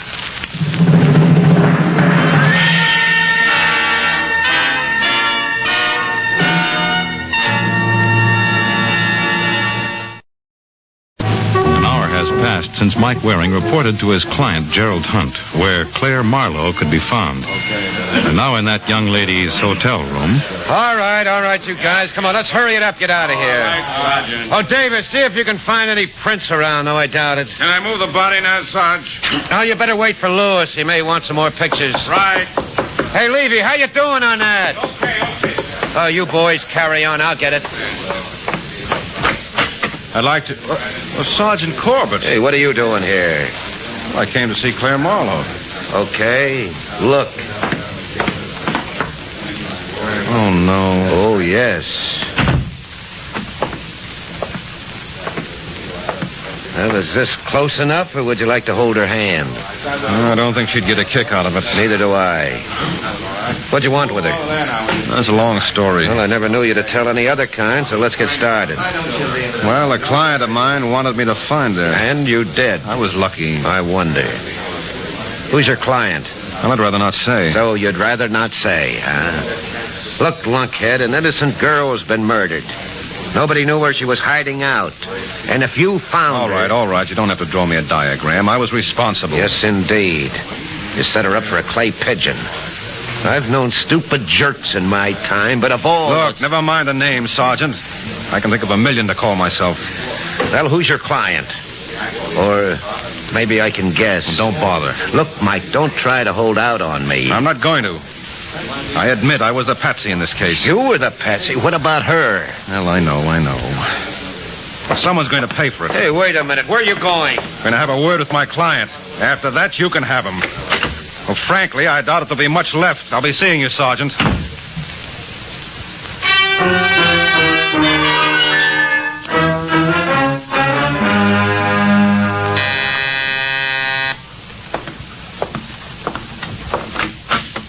Yeah? Is Hunt in? Who are you? Never mind. I'll announce myself. Now, wait a sec. All right, Bruce. Come on in, Mr. Waring. Try and keep me out. Bruce, get the gentleman a drink. Sure. What do you have, Buster?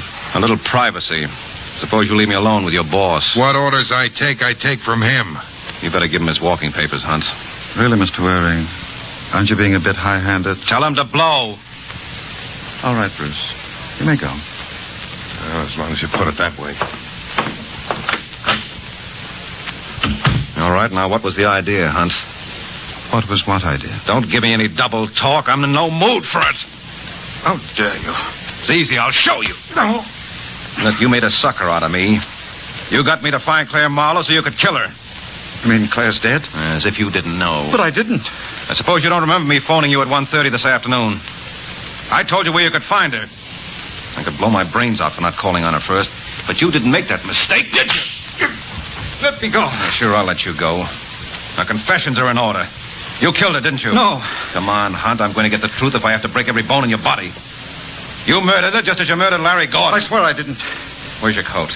I'm not going with you. Yes, you are. I promised to deliver you to Sergeant Corbett down to headquarters, and that's one promise I intend to keep. Now, will you go quietly? No. Okay, suit yourself. Now, come on. Get up. You got a long, rough trip ahead of you.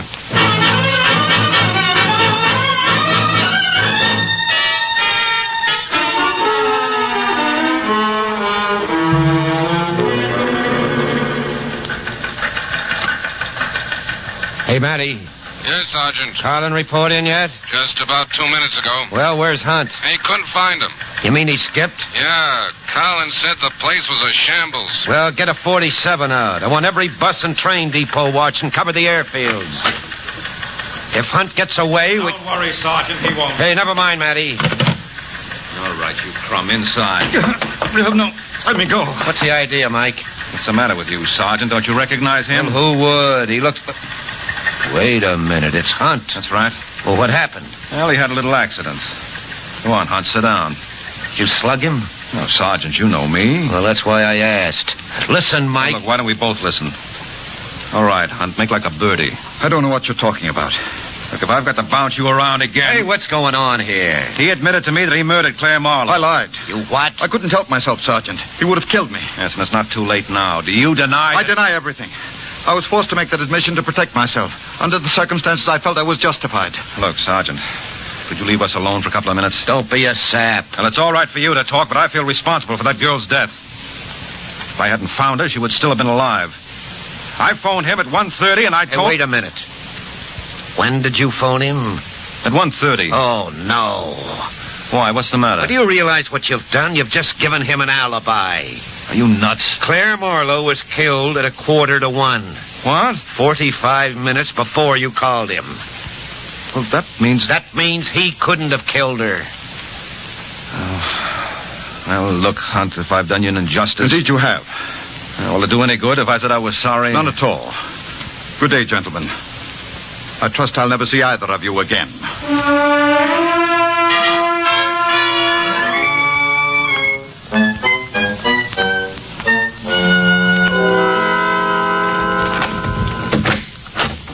Well, welcome home, Mr. Hunt. I see you've taken over, Bruce. I didn't think you'd mind. You like some champagne? No, thanks. You don't know what you're missing. This is the bitter end. They tell me it's the only thing when you're celebrating. Is that what you're doing? Sure. Aren't you back? I'm flattered. I didn't dream you cared. Yeah, I was real worried. I had a feeling I was never going to see you again. Hey, you ought to do something about that eye. That Mike Waring can really dish it out, can't he? All right, Bruce. The joke is over. What's the meaning of this? I told you I was celebrating. Surely you don't begrudge your ex-employee a bottle of champagne. My ex-employee? Well, the way I see it, I've been working for you for 7 years. So? So I decided it was time I bettered myself. After all, this is the land of opportunity. And you feel opportunity is knocking at your door? Definitely. You sure you won't join me in a drink? Enough of this nonsense. Get me my robe. You don't seem to understand. I'm through taking orders. With what I got on... And what have you got on me? For one thing, you knocked off Larry Gordon and Claire Marlowe. This may come as a shock to you. But the police are satisfied I had no hand in either. You see, I have an unimpeachable alibi. Is that a fact? Yes. It now develops that Miss Marlowe was murdered 45 minutes before Mr. Waring reported her whereabouts to me. Well, what do you know? I know you've been taking too much for granted. I don't think so. I have to know how it was worked. You do? Yeah. I was going through your clothes. What? Well, I thought maybe you wanted me to send them out to the cleaners. Anyway, in your pocket, I found this card. Lawrence Regan, Private Investigations. So? So I wondered what you would want with 2 private detectives, and just like that, it came to me. You were going to use Waring as an alibi. You're mistaken. Well, there's an easy way to check. Who are you calling? The boy Sherlock, Lawrence Regan. You're being ridiculous. Am I? Hello? Let me talk to Mr. Regan, please. Speaking. This is Bruce Webster. I work for Mr. Hunt. Well? Well, the boss would like to know whether you had any luck finding Claire Marlowe. What's the matter with the guy? Has he blown a fuse? I reported back to him at 11 o'clock this morning. She's at the Kenton Hotel, registered under the name of Claire O'Brien. I guess it kind of slipped his mind. What's going on here? Nothing you should worry about. Thanks a lot anyway. Well? You win. I always do. I'm the patient type. I learned that from you. What do you want? $25,000. That's a lot of money. Well, it ain't as though I was going to throw it away. I'm going to sock it into government bonds. That 3% they pay will come in mighty handy. You're making a mistake. I don't think so. I always say the least a fella can do is be patriotic. You better get it up fast, Mr. Hunt. We don't want to keep Uncle Sam waiting.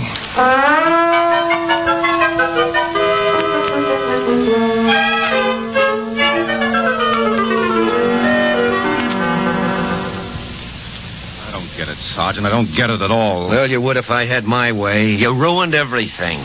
Look, are you sure Claire Marlowe died at 1:45? Positive. The desk clerk at the hotel heard the shots.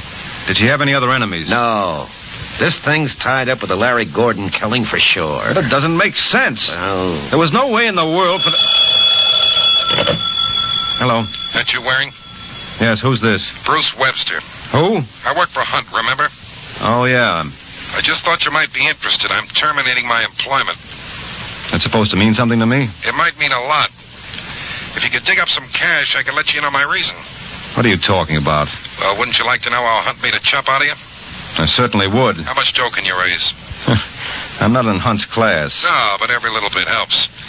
Could you lay your hands on 10 grand? Don't be ridiculous. 5? I've got $720 in the bank. Fine, I'll take it. Now, wait a minute. Come on, Waring, make up your mind. Where are you? I got a little place at the Fortuna Apartments on West 93rd. Drop around when you're in the neighborhood. Okay. Don't go away. I'll be in the neighborhood in 20 minutes.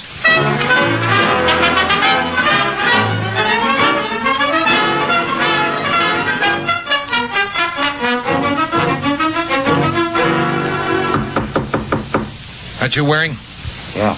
Just a second. Come on in. Mr. Hunt. Surprised? Yeah, I thought I saw the last of you. You thought wrong. What's the idea? It's fairly simple. I'm a man who hates loose ends. Naturally, with you dangling about. You wouldn't. Oh, you recognize the gun. Yes, it's the same one I used on Larry Gordon and Claire Marlowe. You'll never get away with it. The cops will know for sure. You're concerned for me. You needn't worry. You see, I've taken the liberty of preparing a note in which you confess to both murders.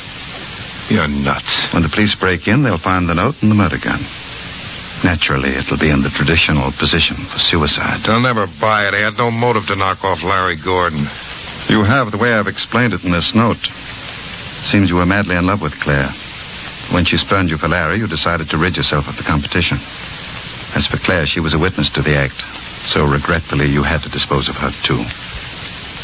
Isn't that poetic? Listen, Hunt. I wish I could, my boy. But time is of the essence. No, don't.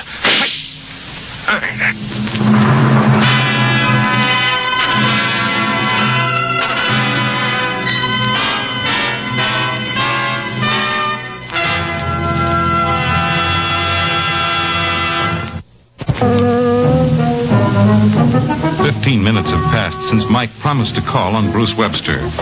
Now we find Sergeant Corbett helping him keep that promise. This must be it. Yeah. Suppose he won't talk. Just leave everything to me. I left Hunt to you, and what happened? Sure he said he'd meet you here? Yes, positive. I told him I'd be over in 20... Look, get out of the way. What are you doing? Well, what does it look like? Don't you know it isn't polite to peek through keyholes? No, but it can be awfully interesting.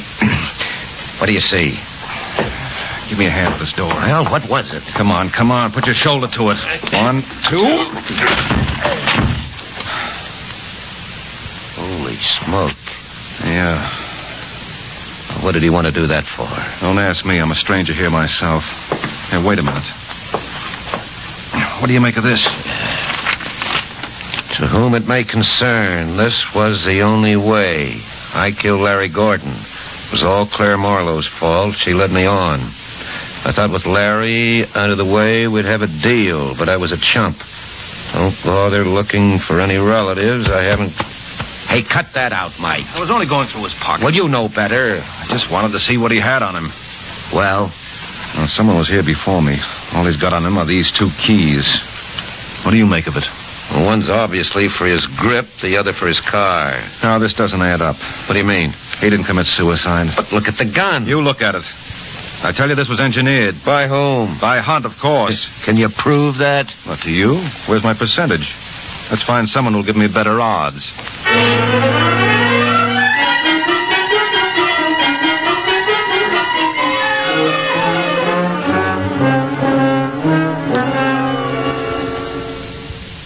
I can't believe it. When I was up at Brewster's a few hours ago... And you admit you were there. Why should I deny it? He complained of not feeling well this evening. Naturally, the least I could do was chauffeur him home. And when you left? He seemed perfectly all right. I never dreamt he contemplated suicide. I still don't understand why. Well, maybe this note will clear things up. It may concern.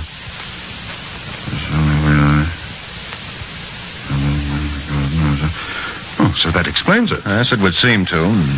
I never realized he was involved with Claire. Well, things are seldom what they seem. For instance, when we broke into Bruce's room, it looked as though he committed suicide. But you don't believe it? No. You told me you found the gun in his hand. Yes. And it was the same weapon that was used on Larry Gordon and Claire Marlowe. Mm-hmm. Well, I should imagine that would take care of everything. No, not quite. There was one thing missing.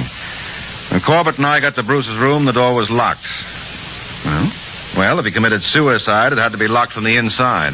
Obviously. Oh, then what happened to the key? That's right. It wasn't in the lock because you were able to peek through the keyhole. And it wasn't on him or in the room. That means the door must have been locked from the outside, and the killer absent-mindedly walked off with the key. Look, Mr. Waring. All right, Sergeant, go through his pockets. No, you can't. Who can't? Well, what do we got here? It's all a mistake. Yeah, you said it, friend. And the beautiful part of it is it only takes one to land you in the chair. All right, Sergeant, he's all yours.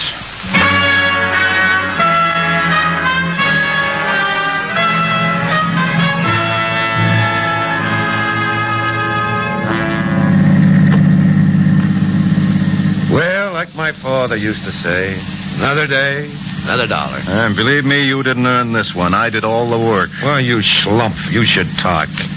You gave Hunt that alibi. You're out of your mind. If it hadn't been me, it would have been some other private dick. Come again? Look, it all comes down to one thing. Hunt had two of us trying to locate Claire. He probably waited until the other boy came through for him before he even hired me. Oh, what was the point? Give himself that alibi. After all, when I told you I reported to him after the girl was murdered, it didn't seem possible he could have been responsible. Well, I still say... Oh, wait a minute. Hold everything. Well, what's the matter? I just thought of something. I never got paid. Huh? By Hunt for finding Claire. Sue him. Sue him? He's going to the chair. So what? If I were you, kiddo, I'd really make trouble for him. Good night, Mike.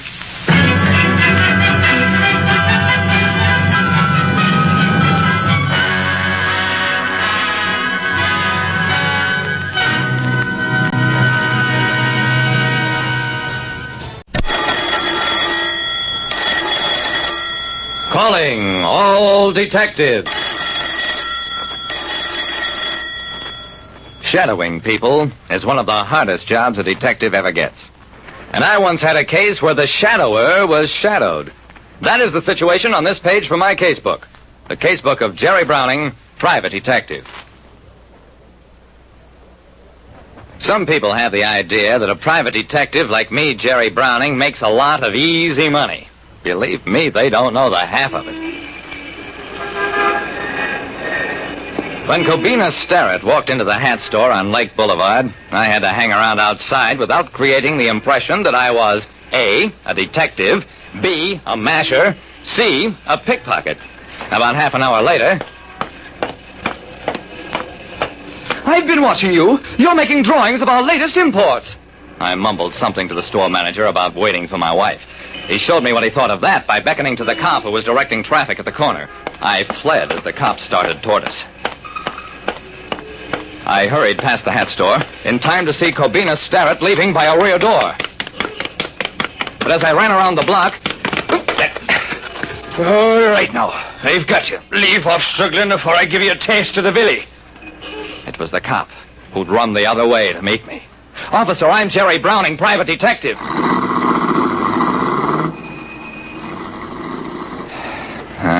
What's the use?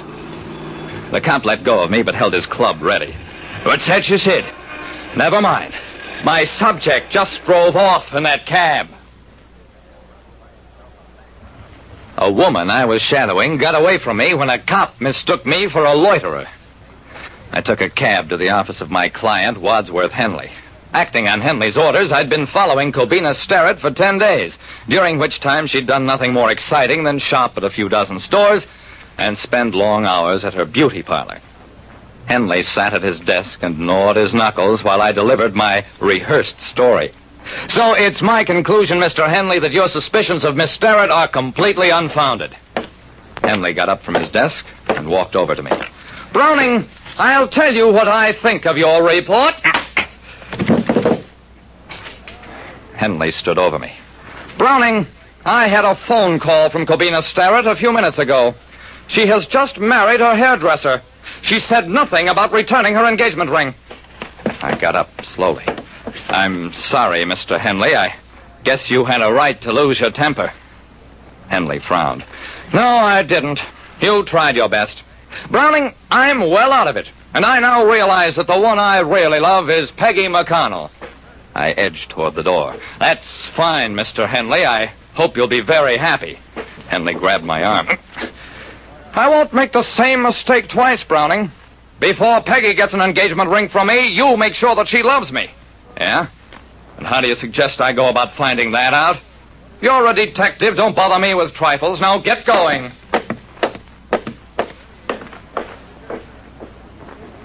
That evening, I went down to the Lido Club, where Peggy McConnell was a featured singer. After her act, I watched Peggy circulate from table to table and made a mental note to report to Henley that she was very popular. About 11 o'clock, Henley came in for a while, got a tiny share of Peggy's attention. I hung around until after the last show, then went outside and took up a position near the stage entrance. After I'd been there about an hour,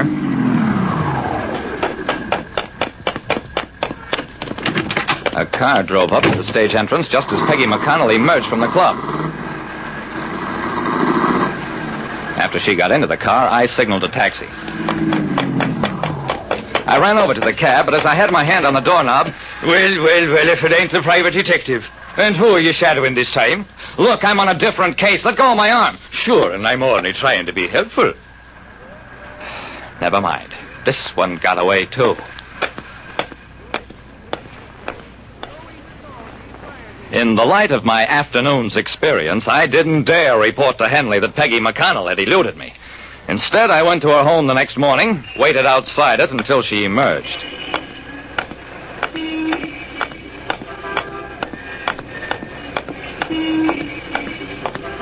Why is it that the average woman on a shopping tour will cover approximately 18 miles in the course of any average day? That's what Peggy McConnell did. And I thought it was going to be another wasted day until... The door through which Peggy McConnell passed was at City Hall, and it was labeled Marriage License Bureau. At last, I had something to report to Henley, except that I couldn't reach him on the phone either at his office or at home. By that time, Peggy had come out of the bureau, and I had to pick up a trail which led me to the Lido Club again. All during the evening, I tried to call Henley, and never did succeed in reaching him. When it became obvious that I couldn't connect with him, I decided that the least I could do for the money I was being paid was follow Peggy and let Henley be the first to know whom she was marrying. But at the stage door... You know something? I've been thinking. And what I've been thinking is that you're a peep and Tom and no detective at all. Look, officer, I'm a licensed private detective. I'll show you my license. I'll do anything if you'll only go away. I've met your kind before. You have a pocket full of fake papers and a face butter wouldn't melt on. And what I'm thinking is, you're too guileful for a simple man like me. So come on down and tell it to the sergeant.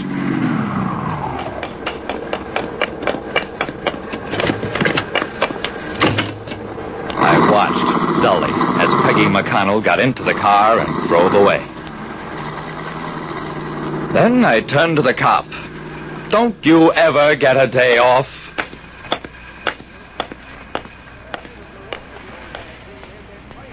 It took me about 5 minutes to identify myself at headquarters, but by then it didn't matter. The next day I went to see Henley. I had another story rehearsed this time. Mr. Henley, you were never in love with Peggy McConnell either. And it's a good thing you didn't give her an engagement ring because she's just a flirt and a heartbreaker. Browning, you're talking about my wife. I got up slowly. Didn't even try to duck in case he wanted to hit me again. But when the door opened and my nemesis, the cop, walked in, I finally understood everything. You're a good detective, Browning. But you don't have to follow me daughter Peggy around. That's why she's got her old father to look after her. Eh, son-in-law? Well, I got my $40 a day for every day I worked. But I know plenty of pugs who take a lot fewer wallops in the teeth for a lot more money than I ever make. Like I said, I won't deny that there are lots harder ways of making a living than my way. But I'm sure there must be lots that are easier. Old Dutch Cleanser, famous for chasing dirt, presents Nick Carter, famous for chasing crime.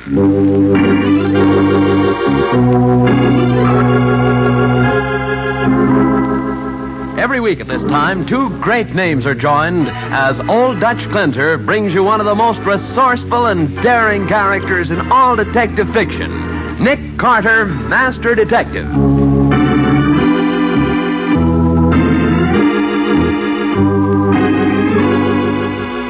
But, Nick, with the man you're chasing murdered and the stolen diamonds gone from their hiding place, how can you possibly hope to carry on? That's simple, Patsy. We just follow the clues. Clues? What clues do we have? The gold-headed cane, the angle from which the knife was thrown. And the ink spots on the bill.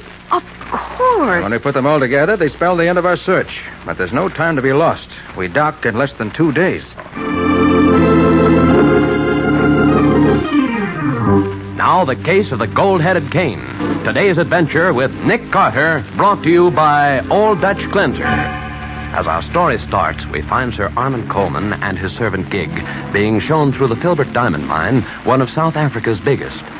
I say, Mr. Hopkins, it's awfully decent of you to take your time to show us through the mine. Being general manager of a mine like this must be quite an undertaking. Yes, Sir Armand, it keeps me pretty busy. But we're always happy, to show visitors how diamonds are mined. Yeah, but how do you know one of these visitors won't walk off with some of the diamonds? You don't seem to have any guards here. We don't need them, Sir Armand. Before you leave the mine, you have to pass through a special exit gate, where an X-ray machine shows the attendant whether or not you have any diamonds on your person, no matter how cleverly concealed. Oh, I see. Clever idea, that. Blimey, look at all the diamonds spread out on the table, Sir Armand. By Jove, they are beauty. Yeah, those are some of the choice samples of diamonds found in this mine. May I look at them, Mr. Hopkins? Closely, I mean. Why, certainly. Oh, Mr. Hopkins, could I ask you a question, please? Yes, of course. What is it, Gig? This picture here on the wall, is that the mine we've just been through? Yes, Gig, it is. You see, we came in here, went down through this way, then turned here, came back along here. We're now standing in this room here. Blimey, we've had some walk, ain't we? Where's this exit gate you've been telling us about? Well, you see this passage leads out of this room? Well, the gate is right here, just around the corner. Oh, yes, sir. Thank you, sir. That sure is some map. Well, Sir Armand, you ready to leave? Yes, thank you. Through this way, please. This has been a most instructive... Found it, my ankle, and I dropped my cane again. Oh, I'll get it, sir. Oh, here it is. Your ankle hurt much, sir? No, it's all right, Gig. Let's get on. Your bad leg troubling you, Sir Armand? A little, yes. Must be this long walk we've had. Well, here we are. Here's the exit gate. You go first, Gig. Yes. Stop under the archway until the attendant says he's satisfied you're not carrying any diamonds out. Oh, yes, sir. Glad I didn't try to get away with nothing here. Okay, you can go, sir. Oh, yes, sir. Couldn't find nothing on old Gig, eh? You next, Sir Armand, if you will, please. Of course. There's a queer sensation. Found it, my ankle again. Here, I've got the cane, Sir Armand. I'll keep it till you come out, eh? Very well, Gig. You're all right, sir. You may go. Thank you. You have to go through this too, Miss Hopkins? Oh, yes, indeed. Everyone does from the owner down. Take no chances on anyone. Okay, Mr. Hopkins. Well, Sir Armand, that's about all. Been very interesting, I assure you. Thanks no end, Mr. Hopkins. Been just fine, Mr. Hopkins. We go out this door here. That's right. You'll find your car just outside. Goodbye. Goodbye, and thanks again. Did you get those diamonds, Sir Armand? I certainly did. The trick worked like a charm. And Mr. Hopkins will never know I got the idea from one of the stories he told us. That's good, sir. Come on, Gig. Let's get back to the hotel and pack. In 12 hours, we can be on the boat, headed for the States, and a life of luxury.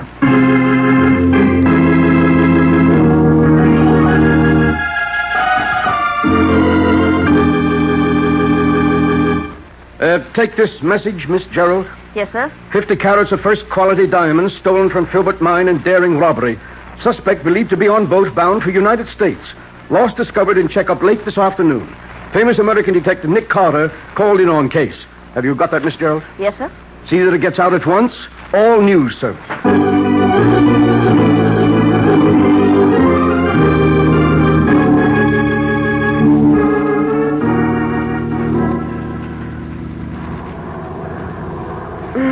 This has been a wonderful trip, Nick. Except for this cold of mine. Oh. Poor girl. You know, it's the first time I've made a transatlantic crossing by plane. Yeah, I don't mind taking time for a trip like this. Particularly when it's at someone else's expense. You know, from what John Filbert said... Oh, Filbert is the owner of the diamond mine, Nick? Yes, I met him at a convention some years ago. Uh-huh. From what he said, he's more worried about how the diamonds got out than he is about the loss of these particular stones. You'll find out, Nick. I'll bet on that. Well, hope you're right.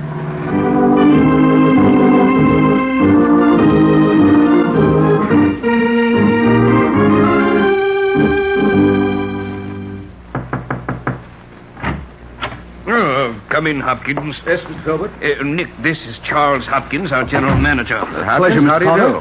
He was the one who showed this man Coleman through the mine the day the thefts occurred. Oh, yes. Mr. Hopkins, Mr. Filbert here tells me you're sure Coleman is the man who got away with the gems. He must be, Mr. Carter. Our display table is checked every night, you see.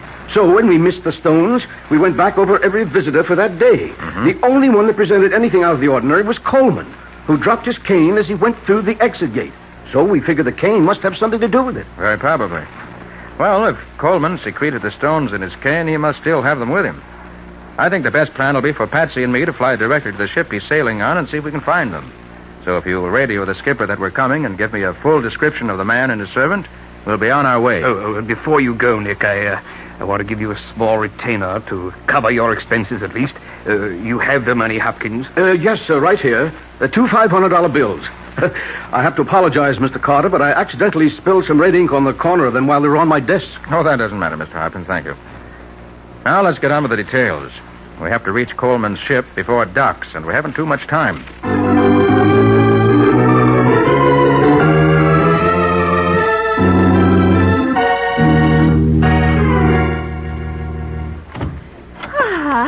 It has been such a beautiful stroll around the deck, Monsieur Coleman. I say, Madame Duquesne, I think a cocktail won't go badly before we go down to dinner.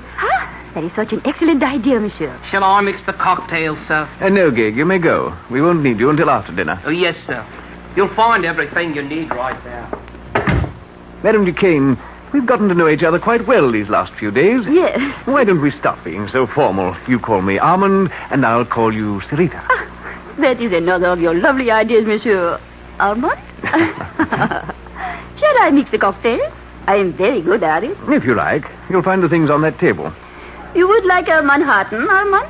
They are my favorite. Whatever you desire, Sarita. Huh? There's the vermouth. Oh, the cork stick. Oh, shall I? No, I have it. Oh, Armand, I've spilled it all over my hands. Now I shall have to wash them. The wash basin's in the other room, Sarita. I'll mix the cocktails while you're gone. Hurry now, I shall return at once. Mixing drinks is a man's job anyway. A woman's job is to look pretty and feed a man's vanity. Do I feed your vanity, Armand? You do indeed, my pretty. And I'm happy that you do. I shouldn't... What is that funny noise, Armand? Are you drinking already? Please wait for me. Now, Armand, I'm ready for... Who are you? What are you? Armand, who is that? Armand!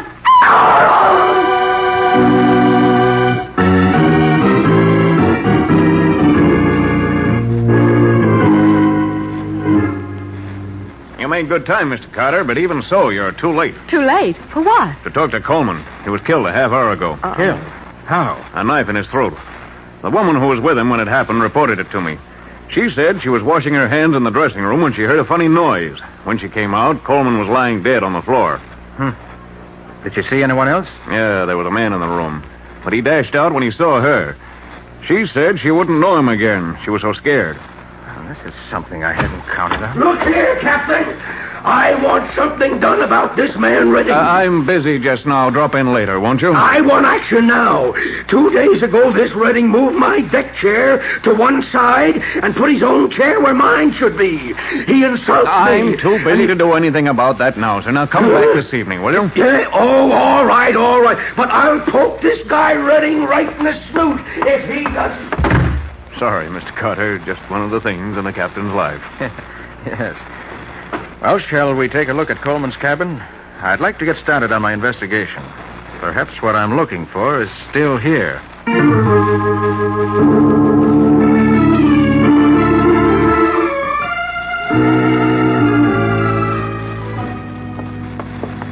This is Coleman's stateroom, Mr. Carter. Dr. Samuels, this is Nick Carter and Miss Bowen. Mr. Carter, this is the ship's doctor. How do you do, sir? How do you do, Doctor? How do you do, Doctor? That's Gig, Coleman's servant. Is everything the way you found it, Doctor? Yes, Captain. You said Mr. Carter was coming, so I've made my inspection without moving anything. Oh, thank you. Doctor, would you say that this knife was stabbed into the throat or thrown? Well, I did think that it was a peculiar angle for a stabbing, but throwing hadn't occurred to me. You find anything on the knife, Nick?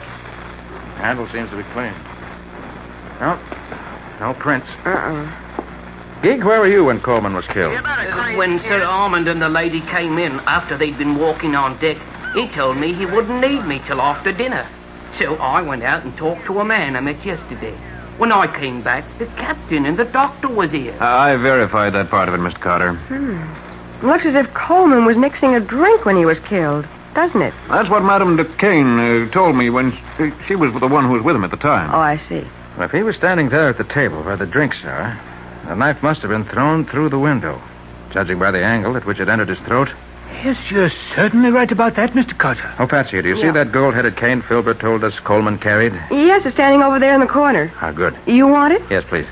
Have you seen that cane before, Mr. Carter? No, but I've heard about it. Here, Nick. Oh, thanks. Imagine this head comes off. Well, there must be a catch here somewhere. That does it. Why? Well, inside we find the motive for the killing. You mean the diamonds?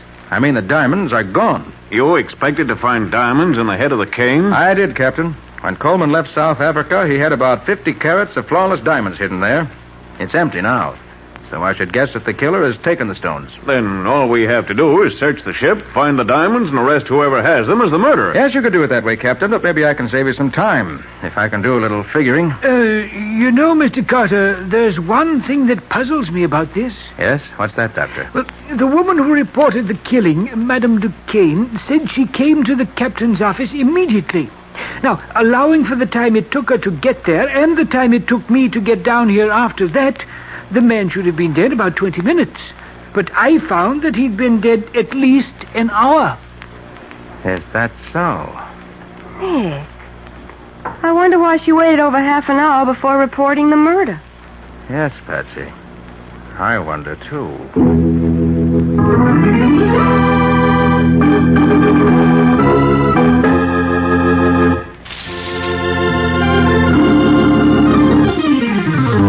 And now back to the case of the gold-headed cane.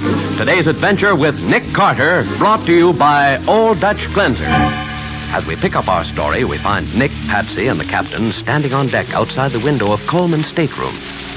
You see, Captain, it's just as I said. A knife thrown through this window at anyone standing at that table would enter the throat at the exact angle the knife entered Coleman's throat. Nick, this is a curious coincidence. Oh, what's that, Patsy? The name on this deck chair right under Coleman's window is Redding. Yes? You remember that the passenger who busted into the captain's office was complaining about his chair having been replaced by one belonging to a man named Redding? Yes? Well, here it is. So Redding wanted to be in this particular spot no matter whom he annoyed, huh? Mm-hmm. Patsy, take down the names of the passengers in the adjacent chairs and see if any of them saw anything of this. Surest thing you know, Nick. What are you going to do? Going to see what Mr. Redding has to say about this.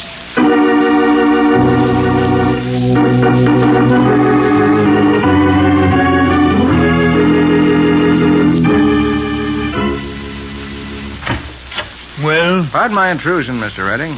Just curious to know why you changed your deck chair from wherever it was to the position it now occupies. They put my chair in the wrong place to begin with. What's it in your life? I'm acting on behalf of the captain. His chart doesn't show your chair in its present position. I can't help that. That's the spot I was promised. Mr. Redding, do you happen to know a man named Sir Armand Coleman? Coleman? Coleman? Yes. Never heard of him.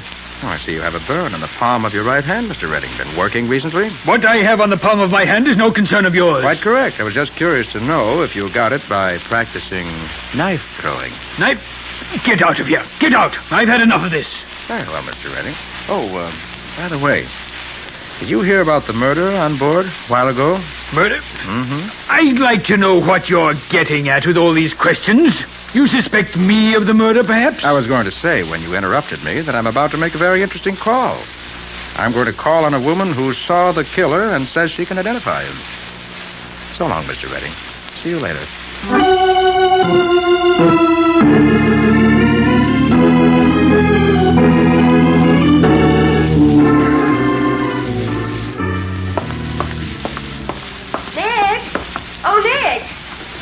Wait a minute. Oh, Patsy, you had time to find out about those other passengers? Nobody saw anything, Nick. They were all downstairs. Below decks, I guess I should say. Yes, I guess you should. That you, Mr. Carter? Oh, yes, Captain. Anything new? Maybe, maybe not. I'll leave you to judge. Okay, what is it? Well, as soon as Madame Duquesne, the murder witness, got back to her cabin, she called for a plumber.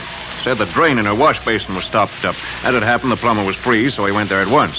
He cleaned out the drain and left. But when he got back to his quarters, he discovered one of his wrenches were missing. He asked Madame Duquesne about it, but she said she hadn't seen it, and he's sure he left it there. Well, very interesting indeed. I'm on my way to her stateroom now, Captain. You want to come along? Maybe we can find the answer.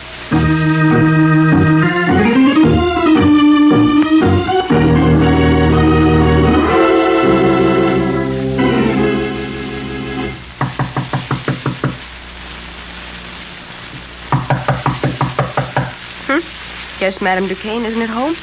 Well, I think we better get in and have a look at her room anyway. I have a key, Mr. Carter. I'll let you in. Thanks. All right, Patsy. See if you can find the wrench. I'm sure it's hidden somewhere here. Right. What makes you so sure Madame Duquesne has it, Mr. Carter? I believe she stole Coleman's diamonds. Then tried to find a safe place to hide them. She got the idea of putting them in the wash basin drain, so she sent for the plumber. Watched what he did, then stole one of his wrenches, and when he was gone, opened up the pipe again and hid the diamonds inside. Oh, why didn't she just put them down through the drain in the basin? Too big to go through the strainer, I should say. Yes. I found the wrench. Good. It was under the mattress. Now, suppose we have a look at that drain. Right. Oh, hurry up, Nick. I can't wait. Oh, just a minute. There. Oh. And look at these, Captain. What? Well, magnificent stones, aren't they? Why, there's a fortune there. What are you doing in my room? Looking for diamonds, Madame Duquesne, and we found them. Madame Duquesne, you're under arrest for the murder of Sir Armand Coleman. No, I did not kill him. But you did steal the diamonds, didn't you? Yes, I admit I took the diamonds. When I came out of Coleman's dressing room, I saw a man standing there with Coleman's cane in his hand. When I spoke to him, he dropped the cane and disappeared. And you got curious, examined the cane, and found the diamonds. Yes. I could not resist them. I hid them here in my room. Then I reported the murder as if it had just happened. In heaven's name, why did you do that? I had to. Gid knew I was with Coleman. He knew we were to be together for dinner. If I had not reported it, I should have been blamed for the murder myself. Can you prove you didn't kill him? No, she didn't do it, Captain. But she knows who did. Don't you, madam? I believe I would recognize him if I saw him. Good. And I think I know who it is. Will you come with me and identify him? I will be glad to do that. If you let me get my... Madame Duquesne. That just came through the window. She's dead, Nick. Come on, Captain, after it. There he goes. Up forward. Stop! Stop! Stop or I'll shoot!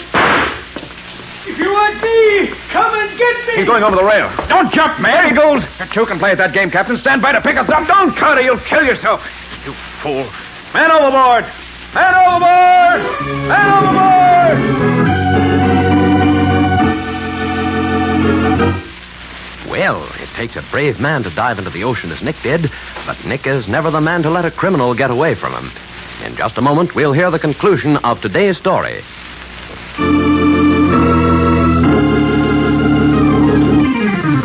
And now for the conclusion of the case of the gold-headed cane. Today's adventure with Nick Carter, brought to you by Old Dutch Cleanser. Stopping his liner in mid-ocean, the captain rescues Nick from the icy waters together with his unconscious captive, Redding. The latter is put to bed in his cabin under the doctor's care while Nick thaws out in the captain's quarters. An hour later, Nick drops into Redding's cabin. You think he'll pull through, Doctor? Yes, I think so. He lost some blood from the wound in his leg where you shot him, but it's nothing serious. Can I talk to him? Oh, no, not just now. He's sleeping. I just gave him a sedative to quiet him. He's very restless. He's sort of wandering in his mind. He kept calling for someone to get him out of this. I didn't get the name he said, but it sounded as if he was being paid by someone to do what he did. Oh, that's a new angle. I think I'll have a look through his things. If there's anyone else mixed up in this, I'd like to know who it is.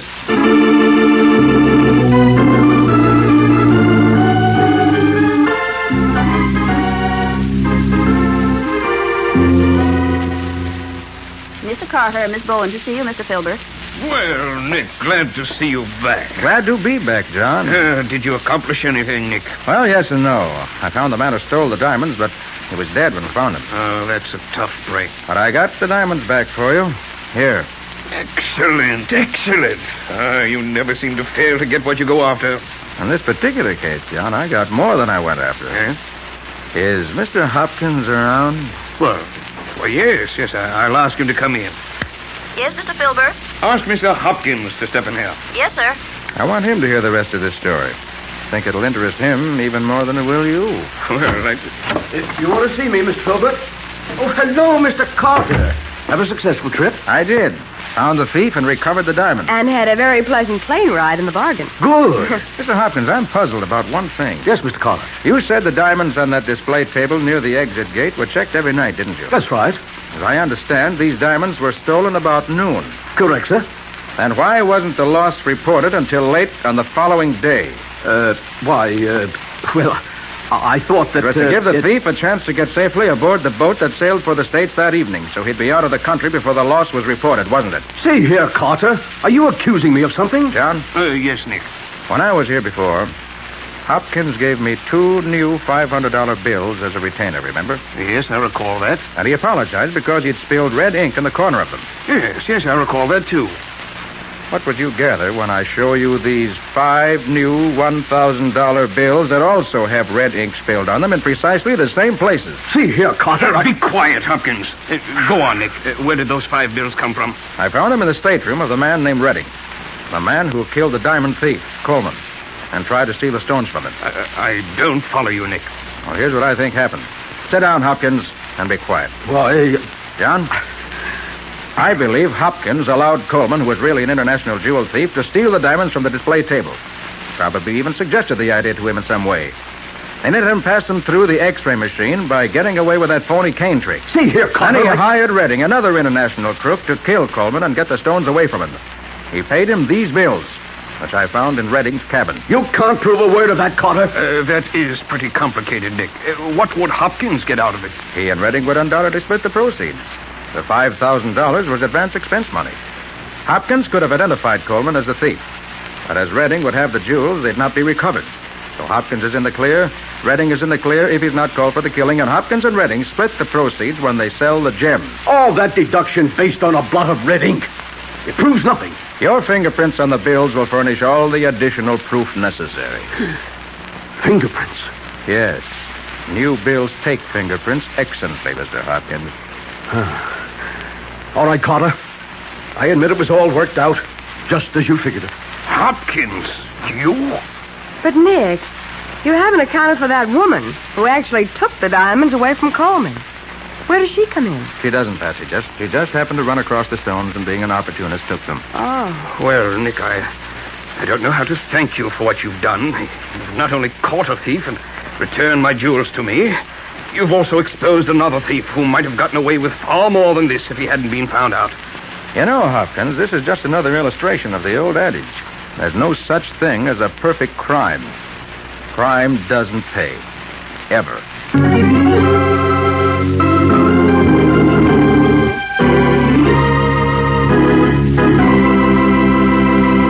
I'm curious, Nick. What happened to Redding? Well, by the time the ship docked, Bob, Redding had recovered sufficiently to stand trial. And later, he was executed for what he did. Well, he certainly deserved it. It was a cold-blooded murder.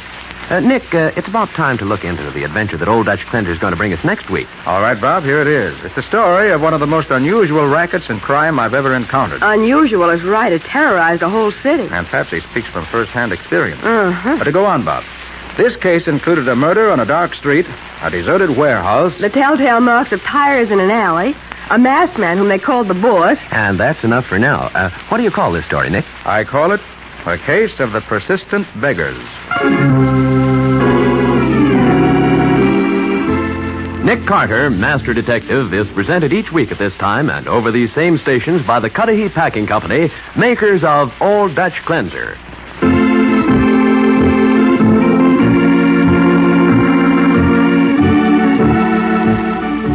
Nick Carter, Master Detective, produced and directed by Jock McGregor, is copyrighted by Street and Smith Publications, Incorporated.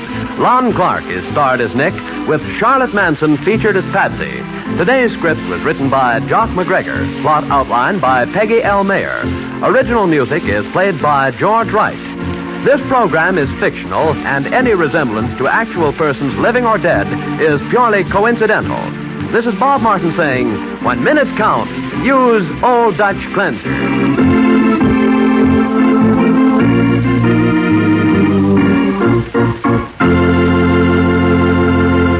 This is the Mutual Broadcasting System.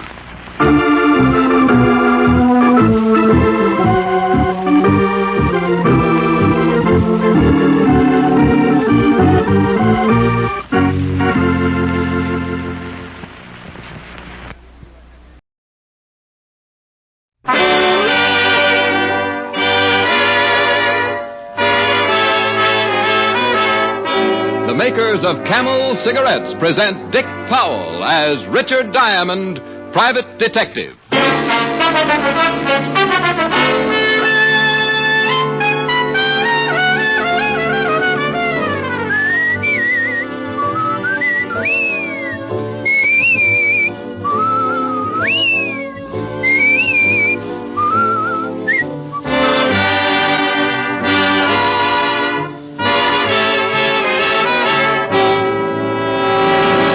One puff won't tell you. One sniff won't tell you. It takes day in, day out smoking to find out how mild a cigarette is, how well it agrees with your throat.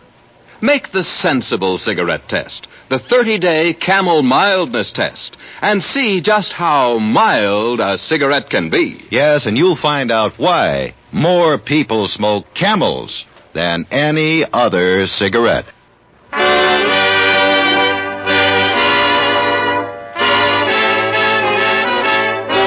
Here transcribed is Richard Diamond, starring Dick Powell.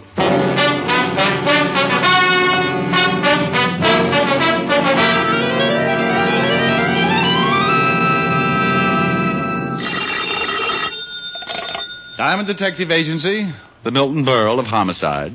Pretty bad. Oh, hi, Helen. What are you doing? Playing canasta. Who's there? Well, just me and that Japanese beetle I found hiding in my bills. Japanese beetle? Yeah. And you're playing canasta? Well, what do you expect us to do? I'm tired. He just finished giving me my judo lesson. Mm-hmm. I don't think you believe me. Oh, sure I do. Who's winning? I am. He can't speak English. Besides, I make up the rules. Mm-hmm. Am I going to see you tonight? Well, You what? I don't know. Something just came into my office. Client? I don't know. Here comes another one. One what? Well, beats me, but they're pretty strange. Hey, where'd you leave your saucer, fellas? Maybe they're shills for the beetle. I'll call you back. Bye. Bye. Well, what can I do for it? Hey, wait a minute.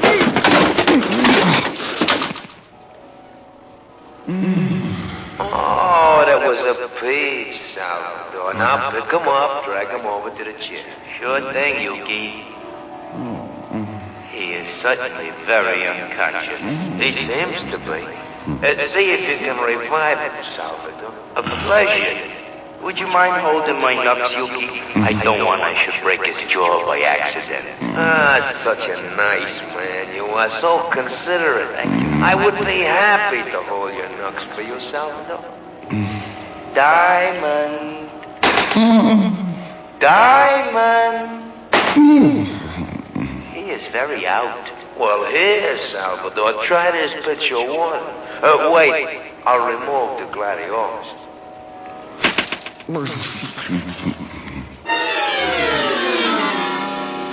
I felt as if I was lying in the middle of a crowded sink and someone had piled all the dishes on my head.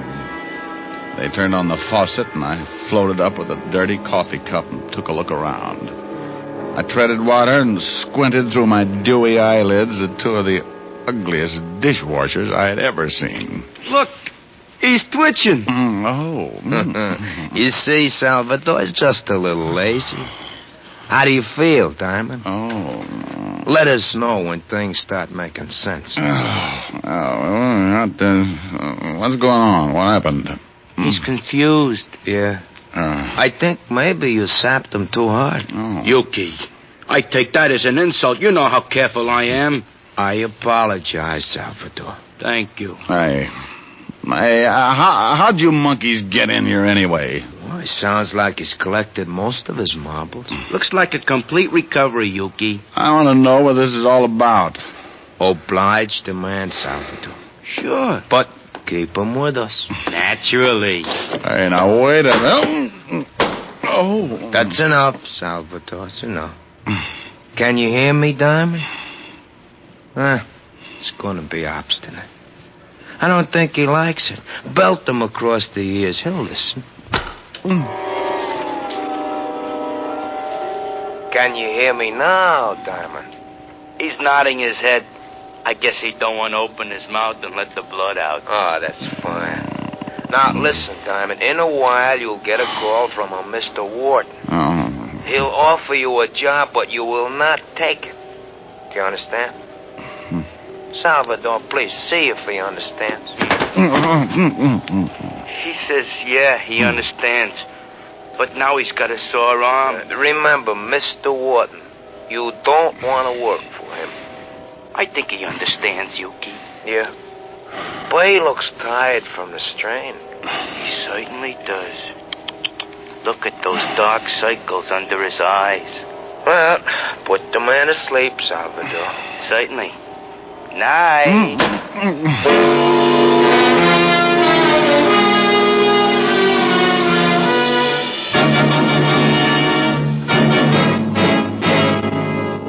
Mr. Diamond? Mr. Diamond, can you hear me, Mr. Diamond? This can get monotonous. Go away, will you? Should I call the police, Mr. Diamond? I was expecting uglier company. Can you sit up? I'll take a crack at it.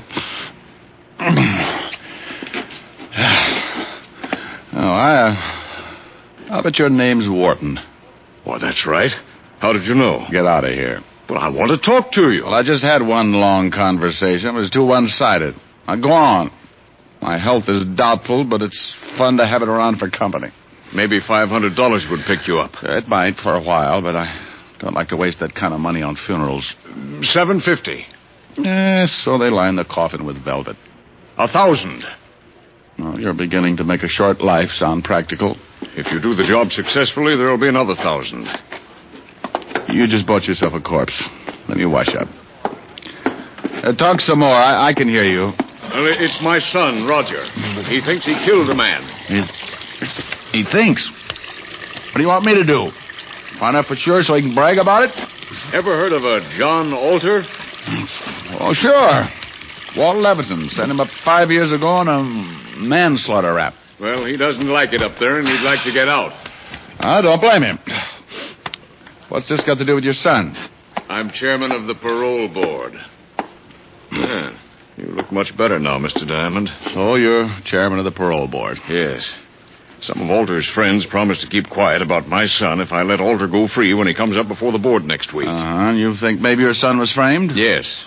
About a month ago, he met a girl in Florida. Her name is Lenore Brown, and she's a friend of Alter's. When Roger went to pick up the Lenore girl at her apartment, he found her struggling with some man.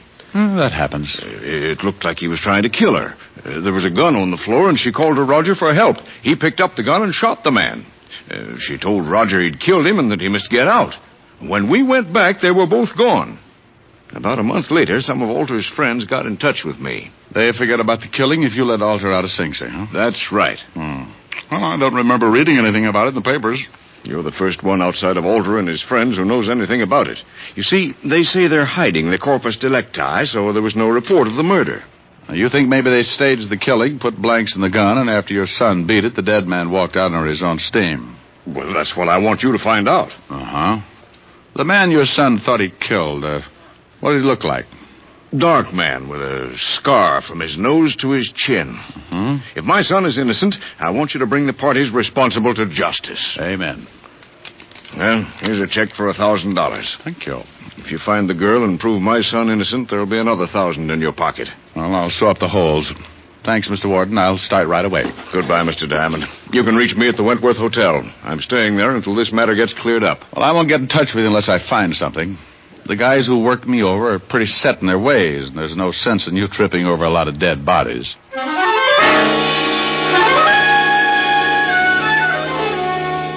I grabbed a pack of Camels, looked at the $1,000 check, thought about the warning the two bruise-itis had given me, and decided it was a toss-up. If I spent the $1,000 like I knew I would, I'd wish it was dead anyway. So I left the building, grabbed a cab for the 5th Precinct. 10 minutes later, I walked into the squad room and spotted Sergeant Otis, looking like an advertisement for a sour stomach. Well, Richard Diamond, private sleuth. Well, Sergeant Otis, private sloth. Huh? Well, look it up. S-L-O-T-H. I will. Under S. I know. The three-toed variety. And get your uniform pressed, won't you? Looks like you've been hanging it in a taffy machine. Oh. Well, hello, Rick. Hey, you must get tired changing your face every day. Somebody shove you around again? I've been catching up on my patty cake. Tell me, Walter, do you ever know a girl named Lenore Brown? Yeah, sure. John Alter's expense account. They used to hold hands before I sent him up. Know where I can find her? Alter's still got her staked out. When he gets out, he's going to come back and dig up the claim. You better forget about it. She's got the antidote for lonely nights, but some of Alter's boys are protecting it. I know. They gave me a pep talk this afternoon. Then listen to him. It's better watching the game from the bench. Oh, you never can tell. I might make a score. Well, you're outweighed, outclassed, and liable to be outlived. But she used to work at the Black Swan in Florida. We heard Alter was trying to get a parole, and she came to New York to be close to him. Any line on her here in town? No, but if she's seeing Alter, you might spot her on a visitor's day.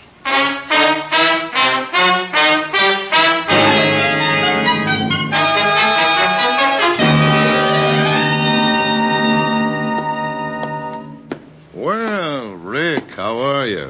It's been a long time. I know a lot of people who wouldn't like to hear that, Warden. How are you? Oh, fine. What's on your mind?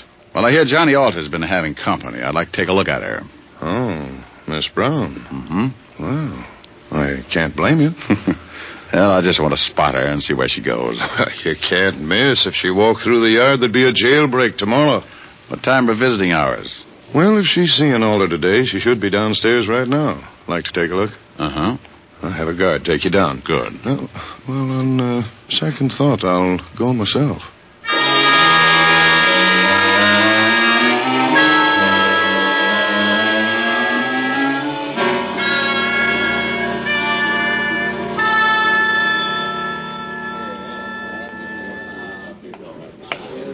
There she is, sitting at the end table, talking to Alter. Oh, now I know why Alter needs a lot of money. She's wearing enough mink to carpet Radio City. You should get a load of her on a warm day. Well, the cold doesn't stop me. She'd show up if she was wearing a tent. How long has she got with Alter? About another 5 minutes. Warden, maybe I'll let you put me away for a couple of years. With something like that to look forward to on Visitor's Day, I might go for the change. You'd get tired of just talking. I hung around by the big gray buildings until she came out. She walked over to a long white convertible and got in. I decided to let her buy me a new fuse, so I walked over to the car. Going into town? Oh. Back up 3 feet and I'll let you know. 3, okay. Mm-hmm. Your tailor couldn't do all of that. Get in.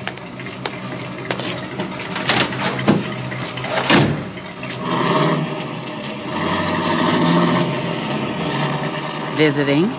Oh, yeah, the warden's an old friend. How many years did you know him? Baby. I've been going home every night all my life. Every night? Well, almost. What do you do with the, almost? It depends. Everybody likes something different. You must get tired thinking up new ideas. Oh, I don't think much. It's more fun being surprised. Hey, what's the idea? Surprise. Oh, yeah. And a nickel-plated one. Look, baby, you don't have to pull a gun. If I'm getting fresh, I'll get out and walk. You'll sit right there, Diamond. Name dropper. Mm-hmm. Expecting company? Mm-hmm. And you've met them before, honey. Well, it's nice. I wouldn't want you to get stuck with the introduction. Those your friends driving up? It should be. Now you hold real still. They'll only shoot you this time. When a gal's got a gun, you don't stand much of a chance unless she's got her mind on something else. This one did.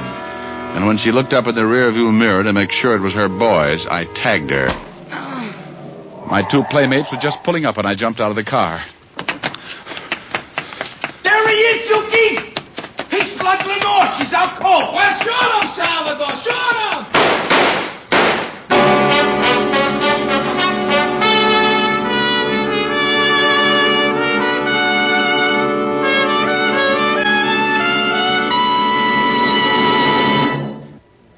Before we continue with Richard Diamond, Private Detective, here are a few words about smoking enjoyment. More people smoke Camels than any other cigarette. Yes, more people smoke Camels than any other cigarette. One reason is flavor.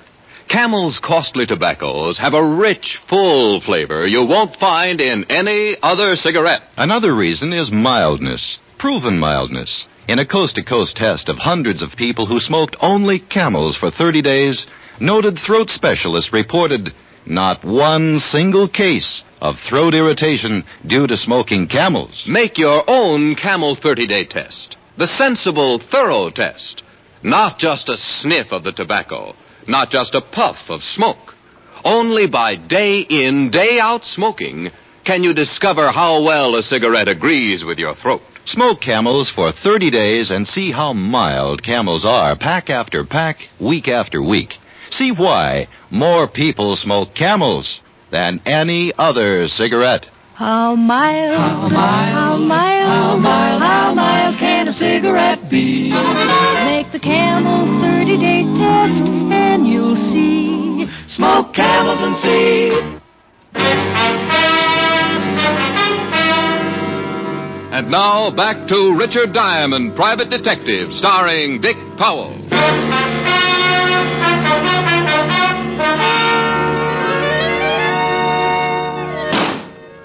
There he goes. Get him, Salvador. I was running through the trees then, and I could hear Salvador somewhere behind me falling all over himself. I pulled my gun and thought about waiting for him. But I had another idea. I stopped and listened. He's around here somewhere, Suki. Well, come on, we're spread out, Salvador. They were somewhere behind me, and both of them were looking now. So I cut off to my left and headed back to the highway. The cars were about 100 yards down the road, and I used my last lung getting there. Lenore was still unconscious, so I climbed in the white convertible with the unconscious nylons and drove off.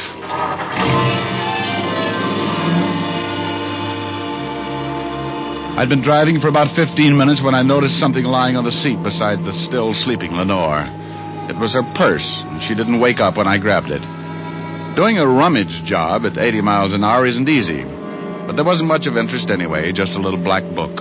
I needed a gimmick, so I stuck it in my pocket. I put the purse back on the seat just as she started coming around. Well, now that's it, baby. Sit up and look at the scenery.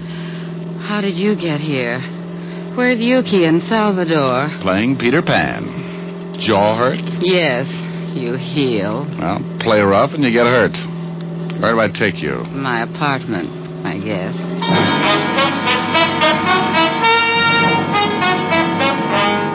I drove her to her place on East 51st and walked her to the door. She looked at me like a fat woman eyeing a French pastry, and her mouth slipped down to her shoelaces when I gave her a peck on the cheek and left her standing with an old front doorknob in her hand. I went back to the office and took out her little black book. There were a lot of names, and some of them I knew. Yuki, and after it, likes his work. And Salvador. And after his name, has own gun. And oh, yes, Richard Diamond, too. I never did figure out what the 3 stars were for. But 3 other names and addresses put me in second gear. One was in the village, another down by the East River, and the last was somewhere in Chinatown. All of them were a setup for a dead man who wanted to make himself scarce. I wanted to talk with Wharton before I started hunting, so I called him at the Wentworth.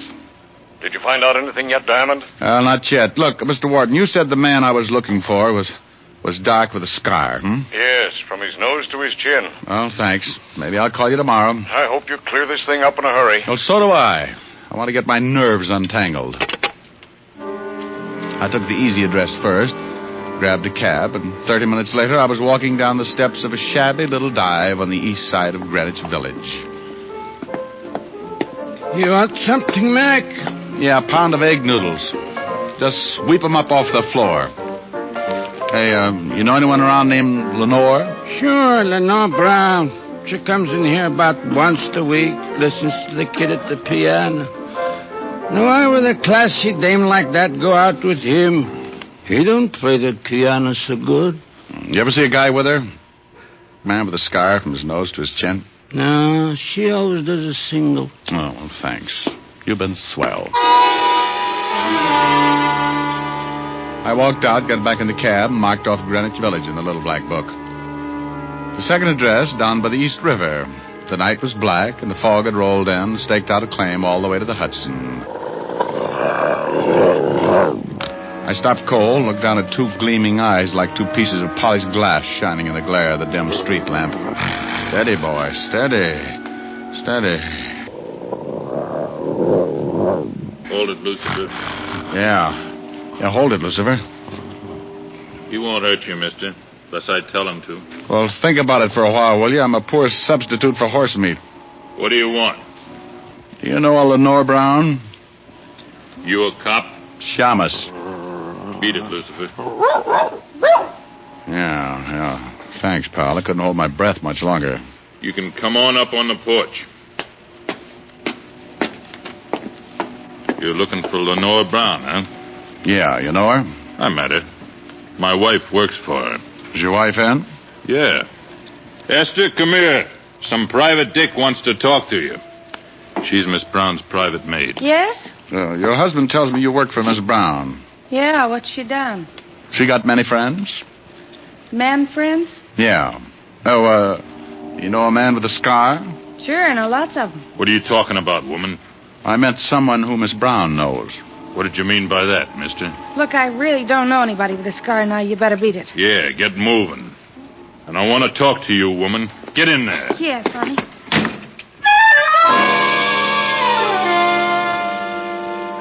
I knew she was going to get bruised, but he looked rough enough to cut my windpipe, and I wanted someplace to pour my coffee down in the morning.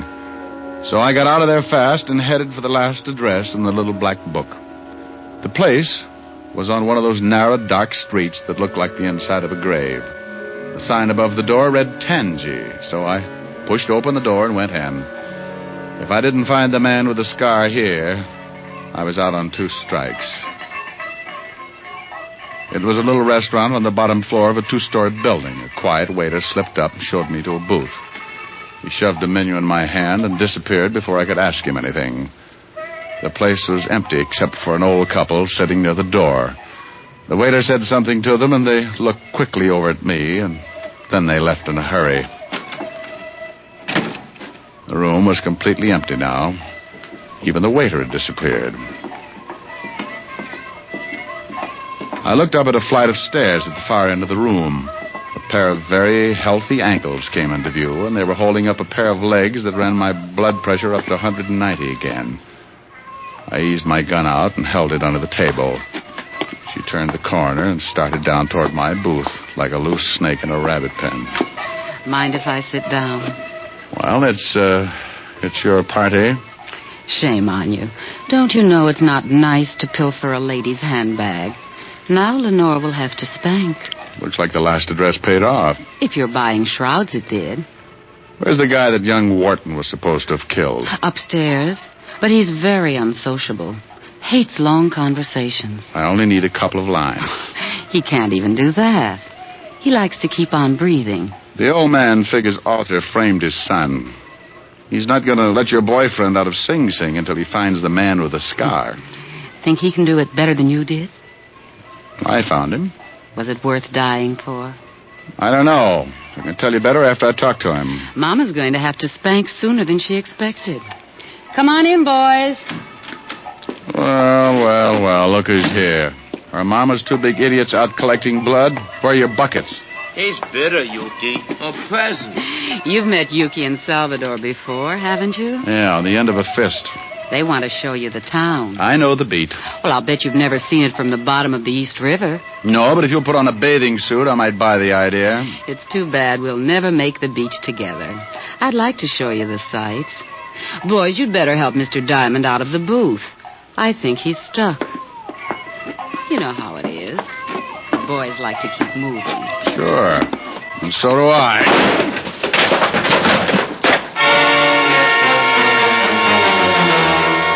I shot once and caught Yuki in the stomach, and I dumped the table over on Salvador. He grabbed like he was going to waltz with it and went down on his back. I didn't have to get up. I just shot him through the table. Lenore was out of the booth fast and running for the stairs. Look out, Tony! Tony, look out! I caught up with her at the foot of the stairs, and she started up. I saw him standing on the upper landing, scar and all. All, meaning gun in his hand. He missed me, but nailed her halfway up. She spun around and fell all over me. With both of us down, he was in a good spot to finish the job, but my arm hit the lower post of the staircase and swung me right into line. I just rested my elbow on the banister and let him have it.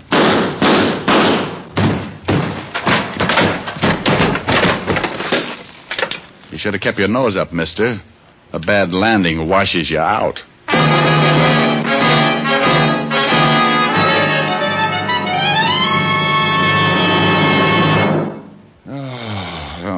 Walt, I'm bushed. Tell me, did Wharton's son identify the man with the scar? Yeah, he was the one he thought he killed. Mm-hmm. But the old man's feeling pretty good. Yeah, just left. He's happier than Otis on payday. Who was the guy with the scar? A cheap hood. Record. Name of Lucio. The girl and Alter had him hidden out in that place so he wouldn't be seen, and I don't think you're funny, Diamond. What's the matter, Otis? Yeah, what do you want, meathead? I looked it up. The three-toed variety. Oh? What are you talking about? Oh, I called him a sloth. Yeah, a sloth. You should see the picture in the dictionary. It's an animal. Well? It's funny looking with 3 toes on each foot.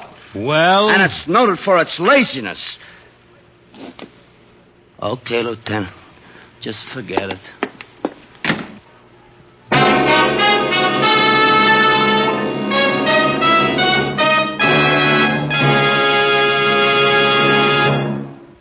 Dick Powell will return in just a minute. What cigarette do you smoke, Doctor? That question was asked of doctors in every branch of medicine, doctors in all parts of the country. What cigarette do you smoke, Doctor? The brand named most was Camel. Yes, according to this recent nationwide survey, more doctors smoke Camels than any other cigarette. Friends, buy your Camels the handy, thrifty way, by the carton. That way you always have Camels when you want them. How mild, how mild, how mild, how mild can a cigarette be? Make the Camel 30-day test and you'll see. Smoke Camels and see. Here's Dick Powell with a special message. Thank you. Ladies and gentlemen, the makers of Camels deem it a privilege to send free cigarettes each week to hospitalized servicemen and veterans. This week's Camels go to Veterans Hospitals Topeka, Kansas, and Oakland, California. U.S. Army Percy Jones General Hospital, Battle Creek, Michigan. U.S. Naval Hospital, Portsmouth, Virginia. More than 194 million Camels have now been sent to servicemen, servicewomen, and veterans. Now, until next week, enjoy Camels. I always do. How mild, how mild, how mild, how mild, how mild can a cigarette be? Make the Camel 30-day test and you'll see. Smoke Camels and see.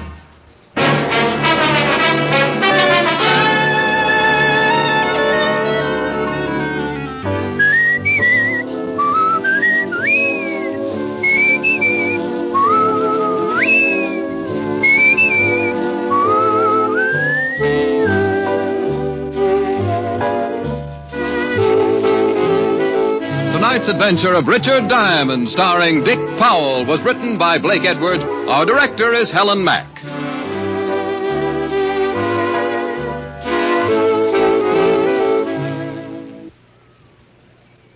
Men, for pipe smoking pleasure, get Prince Albert, the national joy smoke. Prince Albert's choice tobacco is rich and flavorsome. It's crimped cut for smooth, even burning, and specially treated to ensure against tongue bite. Yes, PA is America's largest selling smoking tobacco.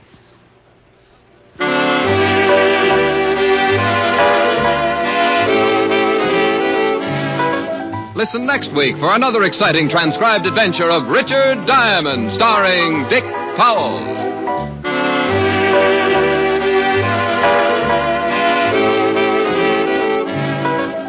This is Your FBI. The official broadcast from the files of the FBI follows immediately. Stay tuned. This program came to you from Hollywood. This is the American Broadcasting Company.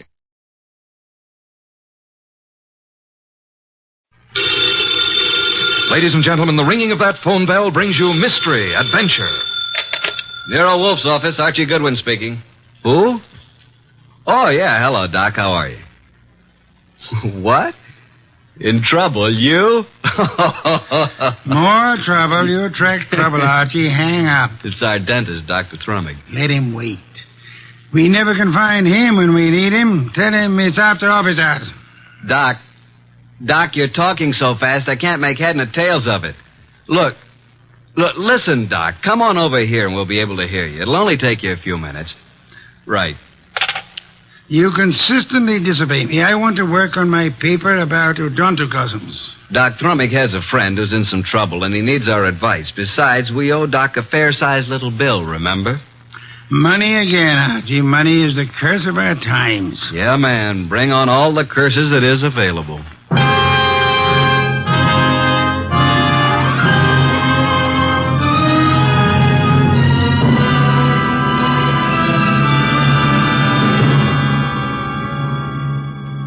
Ladies and gentlemen, it's that renowned genius who is the bulkiest, balkiest, most ponderous, and most brilliant detective in the world. Yes, none other than that chairborne mass of unpredictable intellect, Nero Wolfe, created by Rex Stout and brought to you in a new series of adventures over this NBC network in the person of Mr. Sidney Greenstreet.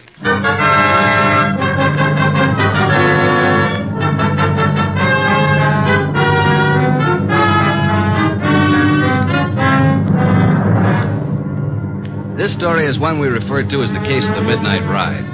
Oh, yeah, there was a ride, all right. But it would never have happened if we hadn't received another phone call a few minutes after our Dr. Thrumming phone. It was late in the evening, and Nero Wolfe was studying his paper on orchids while I was absorbed in playing some phonograph records. Archie, not so loud. I can't possibly think when you play that infernal thing at such volume. What was that you said, boss? I said I can't understand why you can't get music from a phonograph without vibrating the top of the instrument. That's right. I can't understand why the neighbors haven't called the police. Do you hear that, Archie? Archie! All right, I'll answer. You're fired. Naturally. Hello? Hello. Is this Archie Goodwin? No, Mr. Wolfe's... What? Me? Archie. Yeah, who is it? I need help, Archie, please. Come at once. Please. Oh, please. You and Nero. Who is this? This is Gloria, but... No, don't. Gloria who? Ronaldo West. Hello? Well, did you hear that?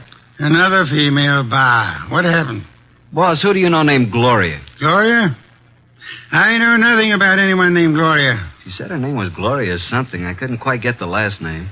But she did say Ronaldo Road. Well, it's quite possible that she resides on Ronaldo Road.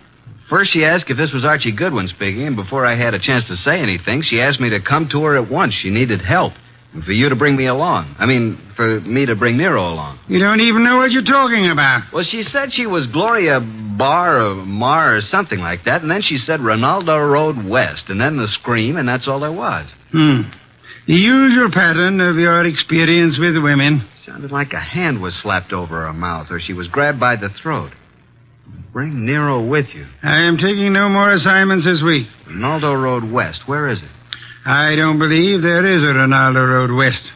If I remember correctly, Ronaldo Road runs north and south and is approximately 12 miles long. But she said west. What she probably tried to say when she was interrupted was Ronaldo Road West Chester. Westchester, of course. Asked Inspector Kramer to try to check on that phone call. I'll ask him to try. By the way, do you expect to find this Gloria alive, Archie? I certainly hope so. And are you aware that if someone strangled her, then they must have heard her speak your name? Yes, and yours, too. Shall I open it, boss? Why not? Let us face it, Archie, huh? It's me, Archie. Wait till I slide the night chain off, Dr. Thrumming. My nose. I forgot all about you, Doc. Where have you been? It's only been 3 or 4 minutes. I have never had such a disturbing night since I had my first patient.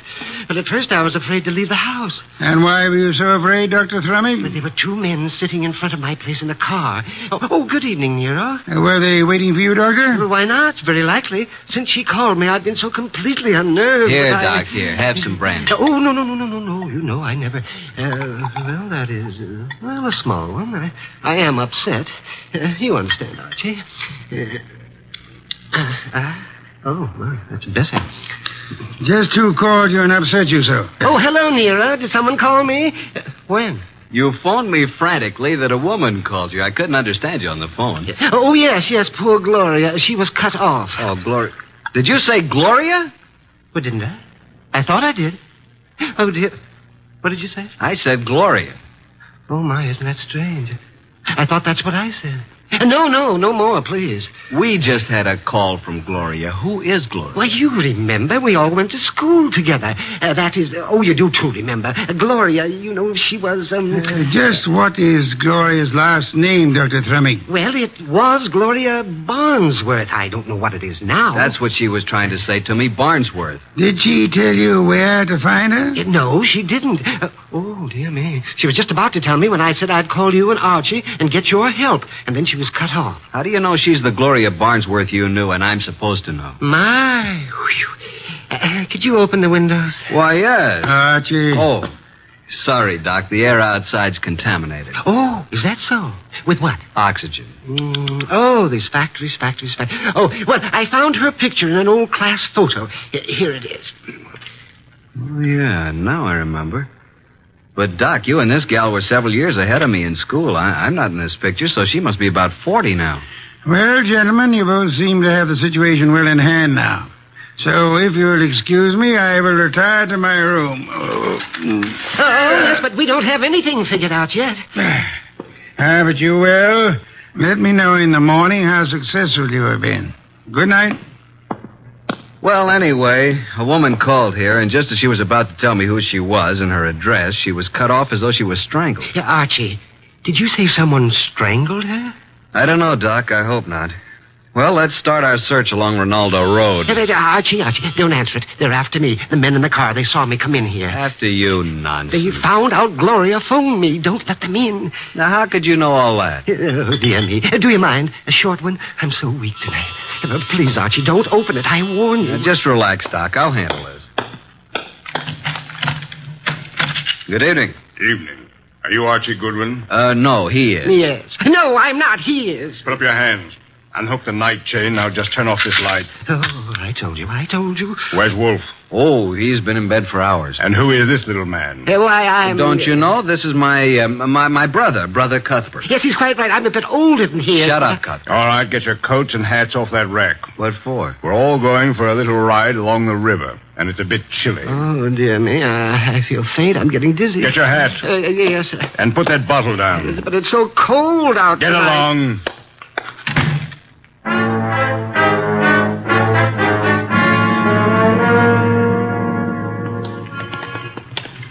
Here's the car. Now, Mr. Goodwin, hand over that gun in your pocket. But I haven't got...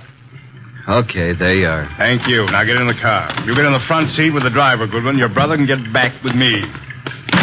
Okay, you know where we're going, driver. Yeah, but what? Get going. But do you know who this guy is? I do. Why? Well, now, look, Well, this guy is Archie Goodwin. What if he is? Well, this won't work. I mean, I didn't know it was going to be Goodwin. He's with NERO WOLFE. What's your name, pal? I can't see you, but I seem to recognize your voice. Well, you see, it was like this. I was in on... Are you going to shut up and start driving? Okay, I'm going.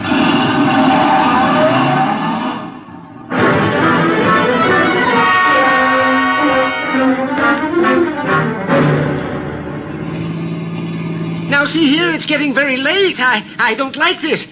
Where are you taking us? Keep calm, Doc. Yeah, don't get excited. Just take it easy. Listen, Goodwin, I got a record for you. What's the idea back of all this, friend? Pull off the road here, driver. Yes, but we're way out in the country. Now, we'll all get out here. Now, wait a minute. I said get out. You too, driver. Oh, no, wait a second. What's the big idea? Now, all of you start walking over to that clump of trees. Go on. What's he going to do? What do you think? Okay, that's good. Just stand there. Now get out your gun, driver. Oh, now, wait a minute. This isn't Get the out way your you... gun, and don't turn around, driver. Now let him have it. Go on, or I'll kill you. I don't go in for this kind of stuff. Besides... Shoot and empty your gun into them. Go on. Now just drop your gun on the ground. There. Now, I will take Goodwin's gun, and after I finish with it, I'll just toss it over beside his body. You what? Hey, now, wait a minute. You'll notice I have gloves on.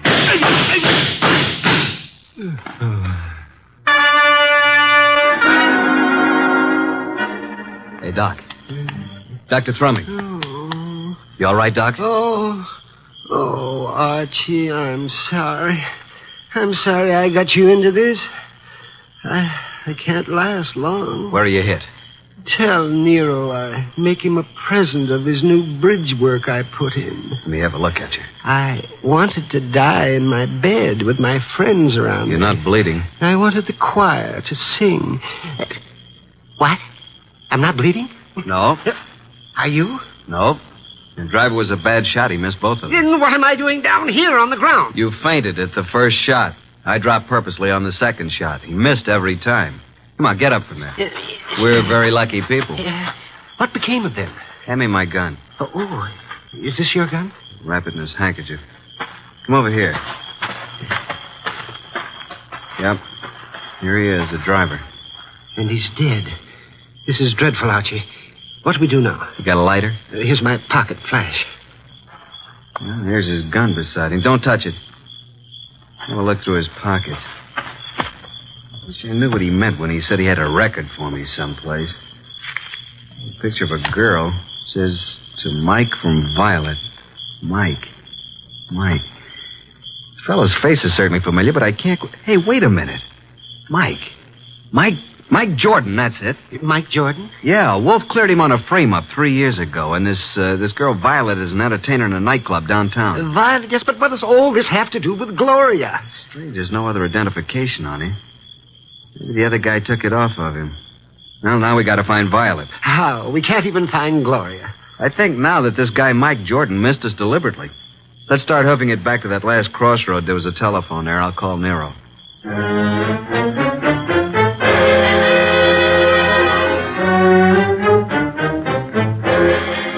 So that's the story so far, Mr. Wolf. Sorry to wake you up, but we wanted you to know. Yes, we did. Oh, such a night. What was your reason for telling the man that Dr. Thrumming was your brother? Well, I didn't want him to know that it was Doc because Gloria had called Doc, and he must have known about it. And the driver turned out to be Mike Jordan. And what did Mike say to you in the car? Well, he didn't finish, but he said, I got a record for you, Goodwin. and then the man shot him up. And when you located Violet at her place, she was cataloging recordings, Bring it in here now, Archie. Sit down, Dr. Thrumming. Yes, I am a bit worried. Come in, Violet. Violet, this is... Hey, wait a minute. You're Nero Wolfe. Sit down, Miss Violet. Oh, what's the idea, Mr. Goodwin? Why'd you bring me here? Will you look at this photo? It says, to Mike from Violet. Where'd you get this? I got it, Violet. What we want to know is, where's Mike now? What's he doing? Can you tell us where he lives? What's Mike done now? Can you tell us his address? Maybe. Do you know who he has been working for? Yeah. A guy with a big car and a lot of dough. You seen this man? Yeah, kind of a good-looking guy. I think his name is Durant or something like that. I understand you've been occupying yourself with cataloging some phonograph recordings. Yeah, that's what I was doing when Mr. Goodwin came in. Mike's got a home recorder over at his place. Do you have all the records that have been made on the machine so far? No, just what we made in the last week. Lots more at his place. Do you and Mike know of a woman named Gloria? No, at least I don't remember. It was on Rinaldo Road. Gloria Barnsworth was her maiden name. Where is this Rinaldo Road? I don't know. It's in Westchester, we think. I've never been there. What has Mike done, Mr. Wolfe? Is it bad? As a matter of fact, Mike is in the clear. Good. There is no charge against him, and there never will be. You haven't seen him for a couple of days? No. And I never go to his apartment unless him and some guests are there. Do you know where he is? Will you give me the address of his apartment? Okay. 324 East 35th Street. Thank you very much, young lady. What's all so mysterious? Oh, something's happened to Mike. I can tell by the way you talk. Very well, Archie. You have a special visit to make. Look for the machine, and it's quite late, so you had best hurry. Well, I'm going with you, Archie. Good night, Nero. Good morning. Oh, I don't even know what day it is. Come along, Violet. We'll drop you at your place first.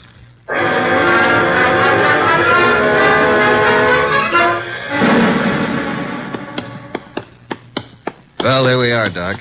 Yes, has his name right on it. Mike Jordan. No, we're fairly certain that no one's in there. Hey, what do you know? It isn't locked. The lights are on. I know. Listen. Yes, a light humming noise. Huh. But where is it coming from? Over in that corner, those wall cabinets. There it is. A radio. And a phonograph combination. Yes, and a recording machine. And the recording arm's still down on the record. Just lift it off and put the playback needle on.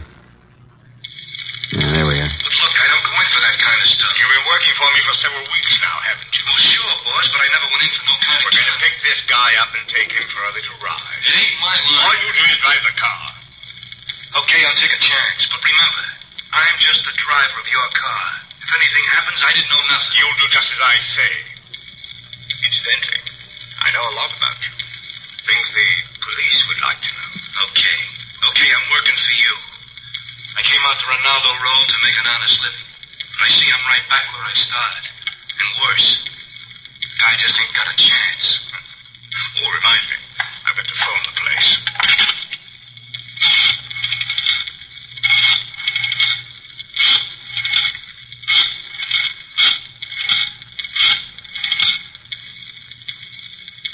Hello? How is it? I see. Yes, tonight. Yes, tonight. Just as planned. Oh, yes, he's all right. No, don't worry. Goodbye. Have you got a gun? Sure, but I never used it. You won't need it. But I want you to bring it along just in case I do. Now, you've got nothing to worry about. I'll take care of everything. And nothing will be traced to either of us. You got your money? Let's go, Mike. It's getting late. Well, Doc? He did say Ronaldo Road. And that's where our Gloria called from, so they're all tied in together. Come along, Doc. We're going back to Mr. Wolfe again. We'll just take this record with us.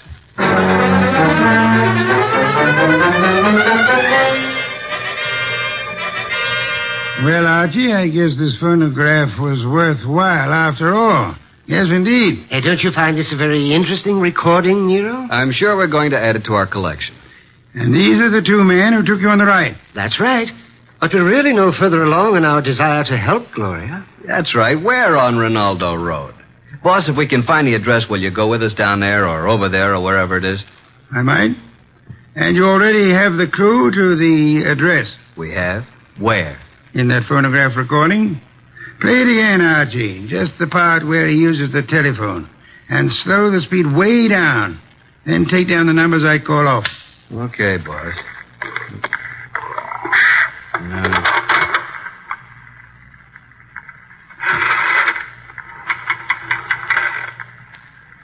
6, 5, 3, 2, 2, 3. That's enough. By slowing down the record, we were able to count the clicks of each number he used on the dial. Now, there's the number the man called. We hope it is on Ronaldo Road. Have Inspector Kramer get the address of that number combination, and we are ready to make our assault. I'll call Kramer, and then I'll get the car out. It hadn't been out for weeks. Maybe it won't start. No such luck, Archie, I assure you. No such luck.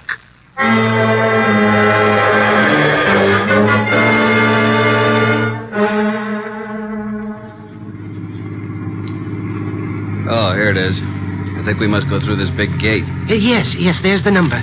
23, Ronaldo. Slip up to the entrance as softly as possible. Turn out your headlamps.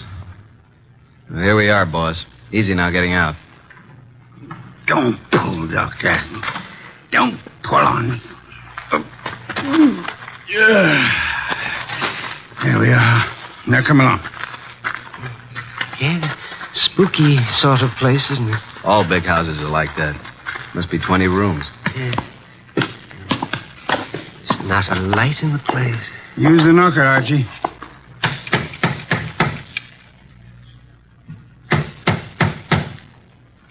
Uh-oh, stand back. Here comes somebody. Yes? Is Gloria in? What? Gloria? And who are you?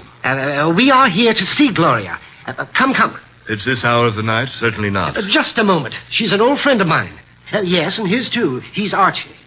My good man, what is your name? Jennings, sir. And the household is in bed at this hour. What is it, Jennings? Who's at the door? They're asking for you, Miss Gloria. For me? Well, come in, gentlemen. You may go, Jennings. Please. Very well, miss. Just as you say. Now, what did you want? Say, Doc, is this the Gloria? Well, I don't know. It doesn't seem... Are you Gloria? Yes. Well, why did you call us? Oh, then you're Archie Goodwin. Yes, and I'm Dr. Thrumming. But you I called you because I need your help. Desperately. Gloria, what is going on here at this hour? Oh, and who are these gentlemen? Well, you see, Uncle, Mr. Goodwin came... Came to see you? Why? Well, because I think you'd better go to your room, my dear. Don't you think that is best? Your room and rest? No, I don't want to. I won't. Go to your room. No, I won't. I can't. All those people walk in and out.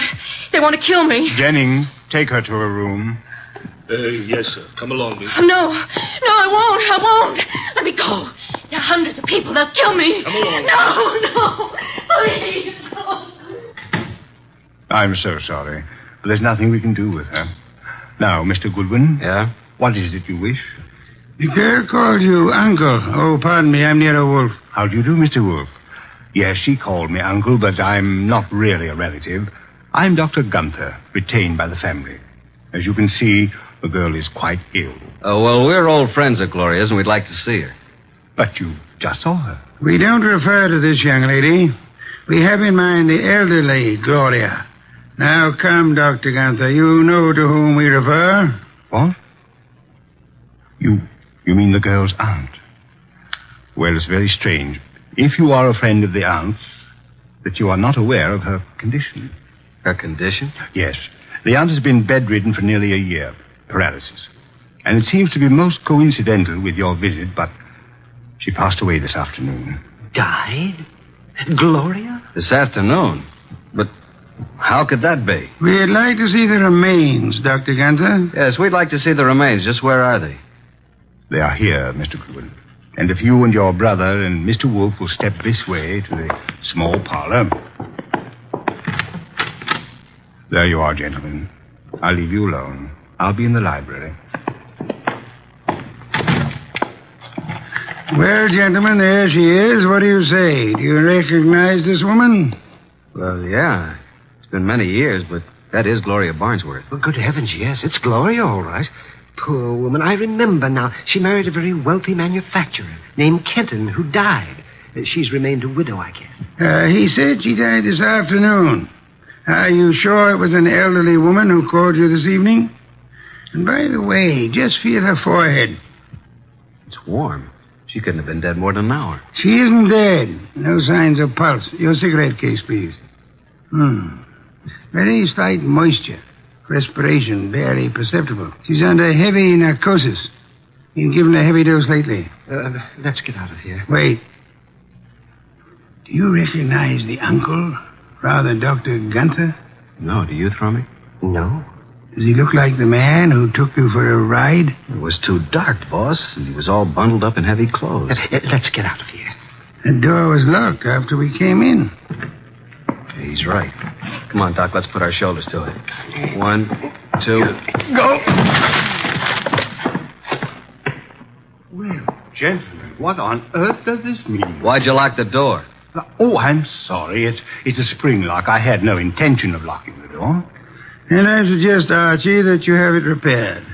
And now, Archie, will you step to the door and let Inspector Kramer in? He followed us up the driveway. Yeah, about time. Getting cold out here. Inspector Kramer, this is Dr. Gunther. In that room is a woman he claims is dead. She is actually under the heavy influence of narcotics. Yeah? Well, who is she? Mrs. Gloria Kenton, widow of the wealthy shoe manufacturer. And this attractive young lady coming down the stairs is supposed to be mentally ill, which I do not believe. Her name is Gloria, too.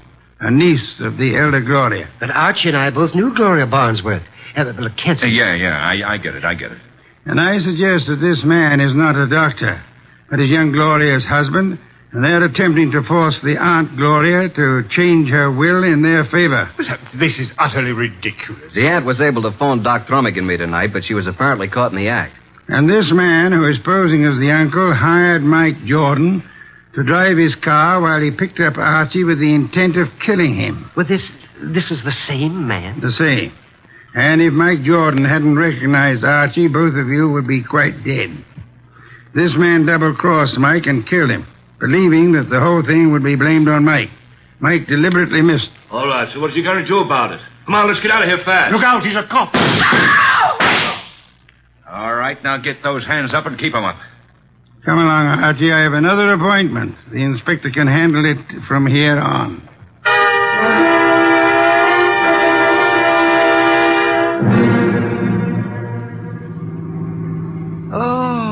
Oh, dear me. What happened? Am I all right? Yeah, you just fainted again when the shooting started. It's really quite fortunate that Mike Jordan recorded that conversation. Fortunate indeed. How did you know this uncle was the same guy who took us for a ride? First, by speech pattern, he is undoubtedly a Canadian. But you must have missed the most important slip-up. What was that? When he escorted us to see the body, he said to you, Archie, if you and your brother and Mr. Wolfe will step this way... Now, how would he believe that Dr. Thrummick was your brother? No one mentioned it. Of course, the clue I planted and then missed myself. Quite right, Archie, quite right. What time is it? 8 a.m. I certainly appreciate your coming out for me on this deal. Oh, but I didn't do it just for you. There is an Orchid Lovers Convention this morning at 9 o'clock. What? And you mean... Yes.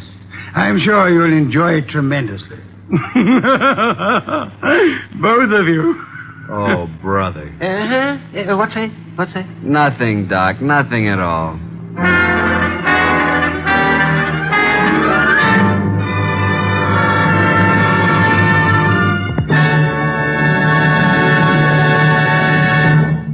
You have been listening to The New Adventures of Nero Wolfe, starring Sidney Greenstreet.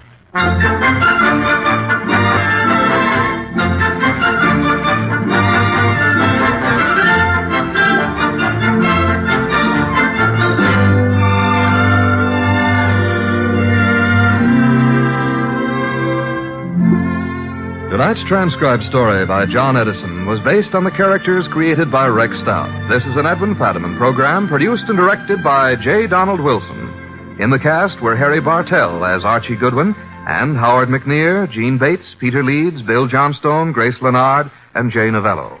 Next week at this same time, Nero, Wolfe, and Archie will bring you The Case of the Final Page. Don Stanley speaking. 3 chimes mean good times on NBC.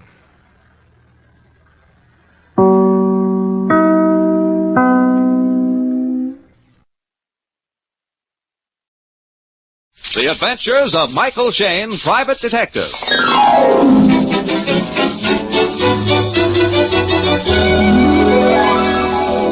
The people who make 76 gasoline and Triton motor oil, Union Oil Company, present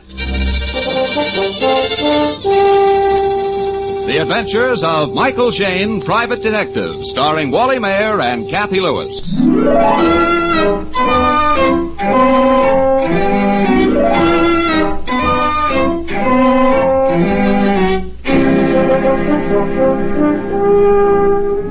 The ideal private detective, and of course we mean Mike Shayne, is a fearful and wonderful combination. He has the courage of a movie hero, the all-knowing knowledge of a radio commentator, and the persistence of a bill collector. Right now, Mike and his lovely associate, Phyllis Knight, are developing another quality, the bedside manner of a doctor. The object of their attention is a very indignant young lady seated in Mike's office. And I want this man investigated, Mr. Shayne. I want him prosecuted. Well... He can't call me a thief and get away with it. Yes, Miss Agnew, but you see... If anyone's a thief, he is. He's unscrupulous, he's domineering, he's... Well, all that may be, Miss Agnew, but don't you think that no one actually... can work for the man. He's suspicious. He's a bully. He's a crook. And besides, he's crazy. Yes, sure, but Miss Agnew, I don't think you'll need a detective. Now, perhaps if you went to see some attorney, he... Excuse me, please. Hello? Long distance. I have a person-to-person call from Claremont for Mr. Michael Shayne. This is Mr. Shayne speaking. Thank you. Here's your party, sir. Please signal when you're through talking. Hello? Hello, Mr. Shayne?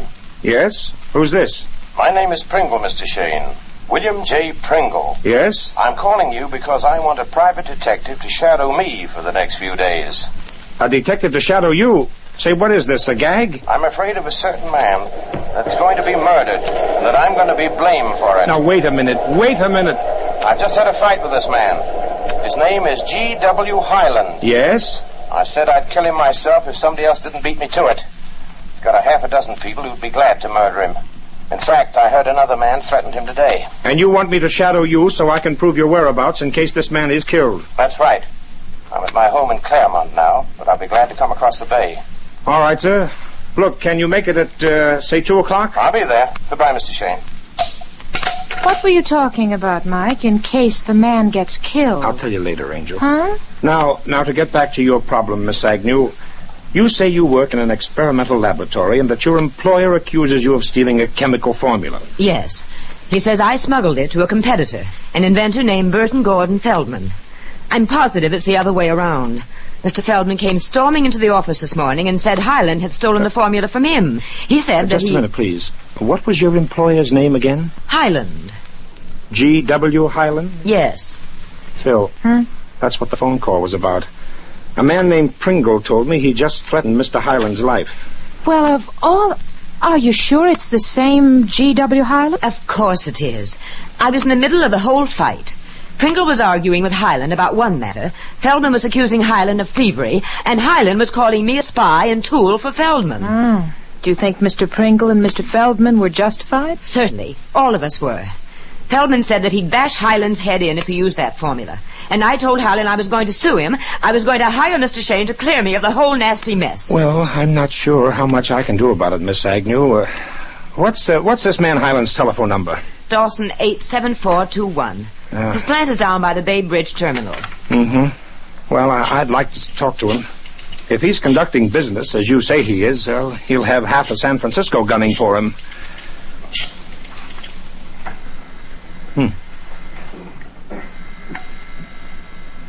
Hello? Hello, Mr. Highland? No, I'm afraid you can't talk to Mr. Highland. Well, this is very important. Tell him Mr. Shane is calling. I'm afraid I can't, sir. I'm afraid Mr. Highland is dead. In fact, he's been murdered.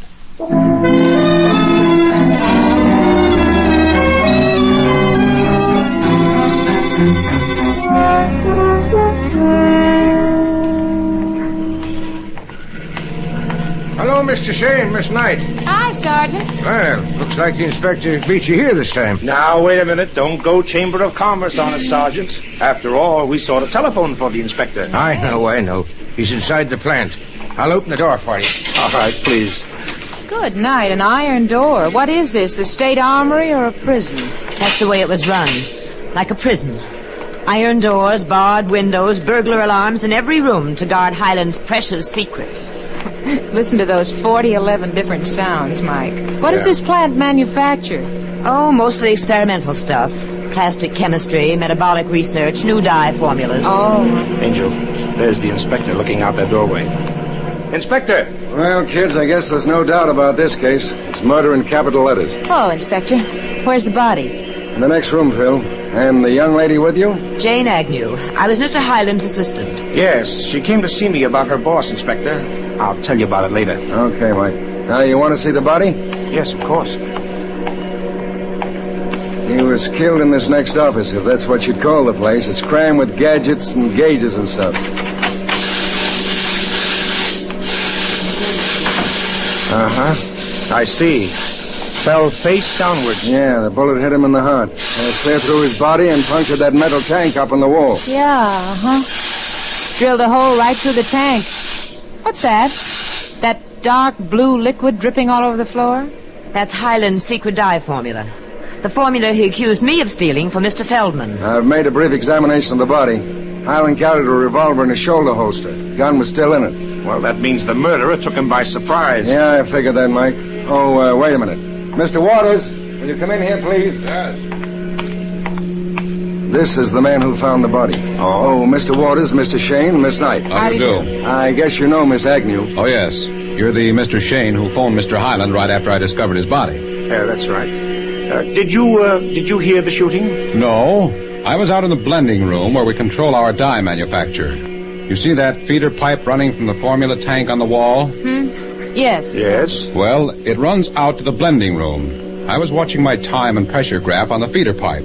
Suddenly, the pressure began to drop. I came back here to the office to see what was wrong with the tank. Uh-huh.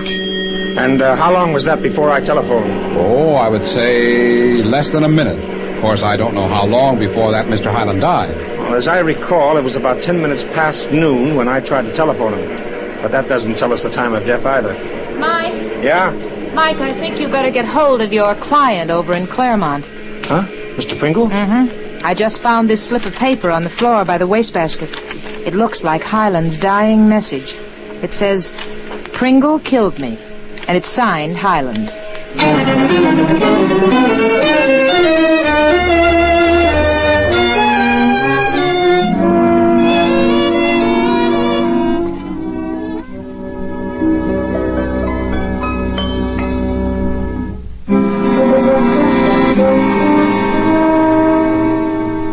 The inventor and manufacturer, G.W. Highland, lies dead on the floor of his laboratory, surrounded by his own strange inventions and machinery. In the same laboratory, Mike Shane, Phyllis, and the inspector have discovered a scrawled message that points directly to the murderer. Pringle killed me. Signed Highland. I'd like to hear Mr. Pringle's explanation of this note. Well, maybe we'll have it in a few minutes. I phoned Claremont. Pringle said he'd come right over. You didn't tell him why we wanted to see him, did you, Mike? Oh, no. I wish Miss Agnew and Mr. Waters could decide if the note is in Highland's handwriting. Well, I can't tell, Miss Knight. It's written in such a scrawl. Mr. Waters, have you ever seen him write like that? No, but Highland never wrote in death agony either. Well, maybe we can get somewhere by comparing it with samples of Highland's normal writing. There should be some letters in his desk. Inspector? Yeah? You say you found a gun on Highland? Yeah, in a shoulder holster. Then what's this doing in the desk drawer? What? Another gun. A .45. Apparently hasn't been fired. Everything clean and proper. Well, that must be another one of his guns. Highland insisted that everybody in the plant carry a revolver with him, whether man or woman. Oh, I see. I was wondering why Mr. Waters had a revolver strapped to his waist. Do you have a list of all the guns issued to the employees? Oh, yes. As I remember, Highland kept it in the desk. Yes, I've just found it. Inspector. Yeah. What's the serial number on that gun? Let's see. 207-39-724. 207-39-724. That's odd. It's not here on the list. I think it'd be a good idea to check all the guns in the plant. Mr. Waters, may I see your revolver, please? Oh, of course. The last time I fired it was at target practice 2 weeks ago. Oh, Highland wanted you all to be handy with guns, huh? Uh-huh. Fully loaded and clean. Now, your gun, Miss Agnew. Well, I'll have to get it from my desk. Highland asked me to carry my gun with me, but I never did. Why, it's gone. Huh? My gun's gone. You sure? When did you see it last? Well, I don't know. A couple of days ago, maybe. You have no idea where it is? No, none. Somebody must have taken it. Miss Agnew, you gave Miss Knight and me a sketchy account of the quarrel with Mr. Highland this morning. Would you mind repeating it for the inspector? Well, I don't know everything that took place. I was upstairs getting some data on the new process. When I got back to the office, I heard Mr. Pringle's voice. He was shouting that he would kill Highland if he didn't do something. If he didn't do what? I never found out. Mr. Feldman was waiting outside to see Highland. He walked in right behind me and started calling Highland a thief, that he'd stolen Feldman's own secret dye formula. Highland said it was a lie. He said the truth was that Feldman had stolen the formula from him, and that Jane was Feldman's go-between. You heard all this, Mr. Waters? That part of it. Mr. Feldman was pounding the desk and shouting that he would batter Highland's head in. What is Mr. Feldman's full name? Burton Gordon Feldman. Hey, Sergeant. Yes, sir. Get hold of Mr. Feldman and ask him to come down here at once. Yes, I will. Miss Agnew, why did Mr. Highland accuse you of stealing the formula for Mr. Feldman? Well, he was in a spot. He was passing the buck. He was accusing me because Mr. Feldman had accused him. Excuse me, Mr. Shane. Yes? There's a Mr. Pringle here to see you. Oh, yes. We'll be right out. On second thought, Mike, let's not tell Pringle about Highland's note. Okay, Inspector. Mr. Pringle, I'm Mr. Shane. Oh, yes. Mr. Shane, something strange has happened. Right after I phoned your office, I discovered my revolver was missing from my desk. Huh? I got to worrying that... Your revolver missing? Do you have its serial number? Yes. I wrote it down on this paper here. I want to report it to the police and Look at this serial number, Inspector. 207-39-724. It's the same number. Mr. Pringle, your gun is in Highland's desk. What? Yes, Mr. Pringle. Step inside and we'll show you something else. Highland. Good heavens. Why, this is terrible. And I threatened to kill him not 2 hours ago. Mr. Pringle, what was your quarrel with Highland about? Well, you see, I'm a contracting engineer. I asked Highland to build me a new experimental turbine. He promised it in 90 days. Mm-hmm. On that promise, I signed a contract with a big customer of mine. And Mr. Highland didn't live up to your contract? No. And it means that I lose $50,000. You blame me for wanting to kill him? Mr. Pringle, we've been wondering why both you and Miss Agnew happened to choose the same private detective for your problems. Well, Miss Agnew and Highland were having a terrific fight. I heard her say that she was going to hire Mr. Shane and put Mr. Highland behind bars. I thought it would be a good idea to have the same detective. Mr. Pringle, about what time did you leave Highland's office? Well, I went directly from here to the Bay Bridge Terminal, and there caught the 11:20 train for Claremont. I must have left here about 11:15. And you phoned me from your home in Claremont a few minutes past noon. Was Highland alone when you left, Mr. Pringle? No. Miss Agnew and Mr. Waters were with him, and a Mr. Feldman. Uh-huh. When did you leave, Miss Agnew? Well, I would say about 11:40. I went right up to see Mr. Shane and you. And when did Mr. Feldman leave? Just a few minutes later. I was the last one to leave the office. I would say about 12 noon. In other words, Highland was alive at 12 noon and dead at 10 minutes past noon when I tried to telephone him here at the office. Inspector? Yes, Sergeant? I just talked to Mr. Feldman on the phone. Good. Is he on his way down? No, sir. He's at his home. He said he couldn't be bothered. And that if Highland was murdered, it was a darn good thing. And if you want to talk to him, you can come out to his house. Couldn't be bothered. Stubborn, eh? Okay, Sergeant, take a couple of the boys and bring him down here. Look, I got a better idea, Inspector. Yeah? If he's stubborn, we'll get more information by going to him. In fact, that may really bother him. You're right, Mike. Sergeant, take over here. The car will be along any minute. Meanwhile, we're going to bother Mr. Feldman at his home.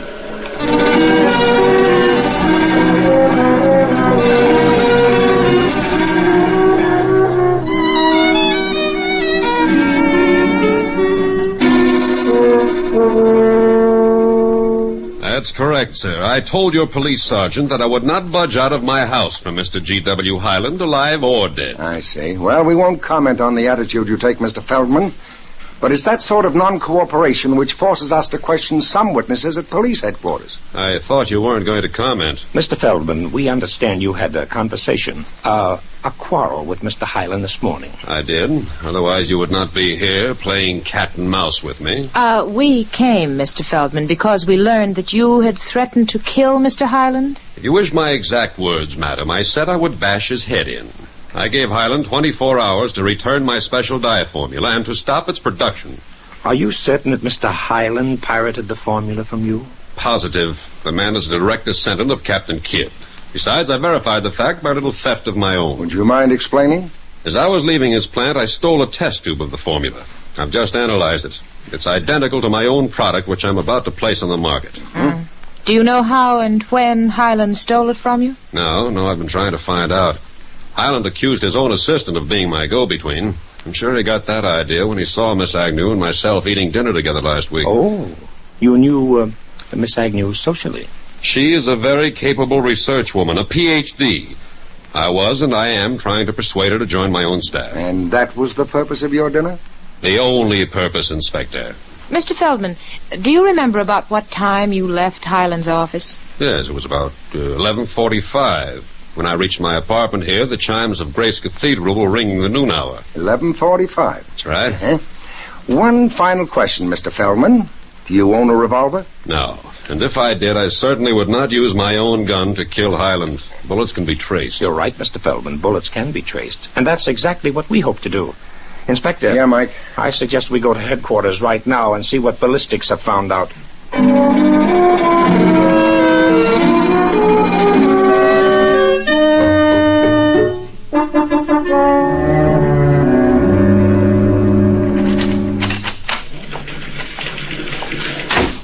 Well, I've got the report, kids. Ballistics say the bullet that went through Highland's heart and punctured the chemical tank was a .45 caliber. Oh, fine. The list of guns issued to Highland's employees were all .45s? And Mr. Pringle's, too? Yes, and even if we find the right gun, we won't know who fired it.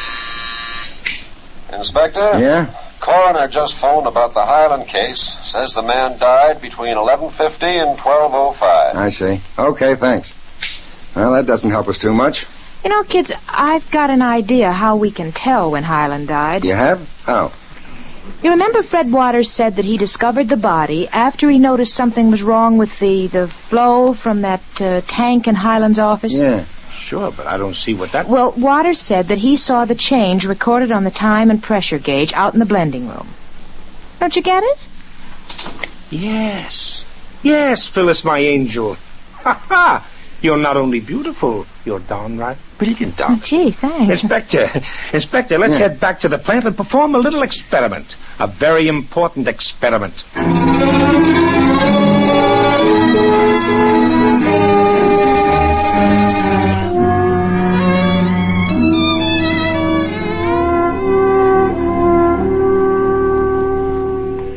I'll be glad to do it, Mr. Shane. But the minute we fill this tank up with the dye formula, it will drip right out through the bullet hole. That's precisely the point, Mr. Waters. Yes, start pouring the buckets into the tank, please. Let's see. The graph in the blending room shows how much fluid was in the tank at 11:30. We know the time when the tank drained dry. Now, all we have to do is fill it up to that level, then clock how long it takes to drain through the bullet hole and the feeder pipe. Yeah, and then we can compute the exact minute that the bullet punctured the tank. And the exact minute that Highland was killed. The tank's ready, Mr. Shane.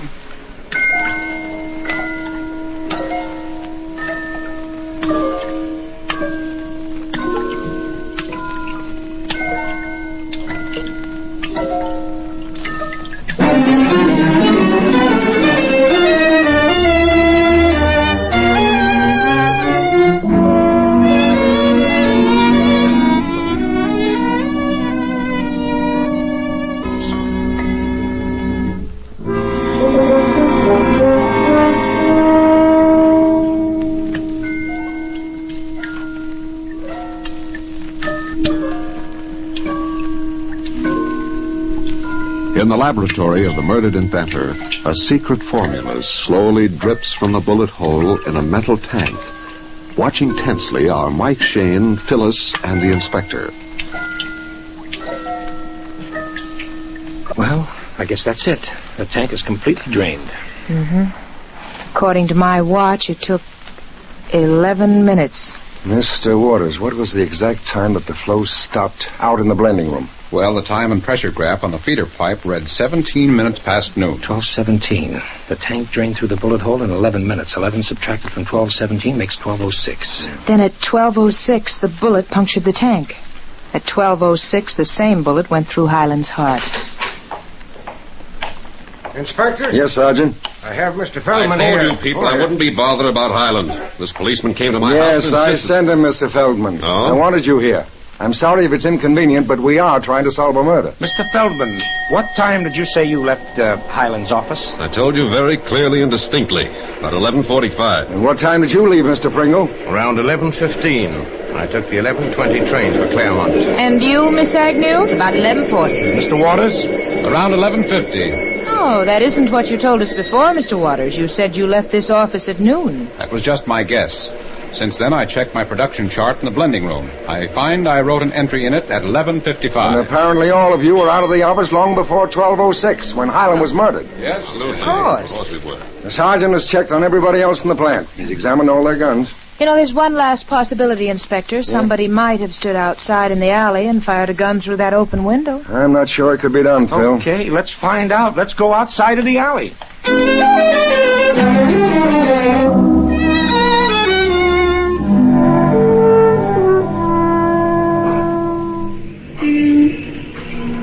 Yeah, I suppose somebody could fire a gun through this window. If he was standing on a stepladder or somebody's shoulders. The window is at least 10 feet from the ground. From down here in the alley, all a man could fire at would be the office ceiling. Oh, it's got me stumped, kids. We have 4 suspects. We find a note. Kids? Oh, kids, I've been the prize dope. A complete blue ribbon dope. What are you talking about? Inspector, you couldn't solve this case. Phil, you couldn't solve it. The police couldn't solve it. I'm the only person who had the answer, and I didn't even know. Well, for Pete's sake, give it to us. I will, Inspector, I will. Just as soon as we get back inside that laboratory.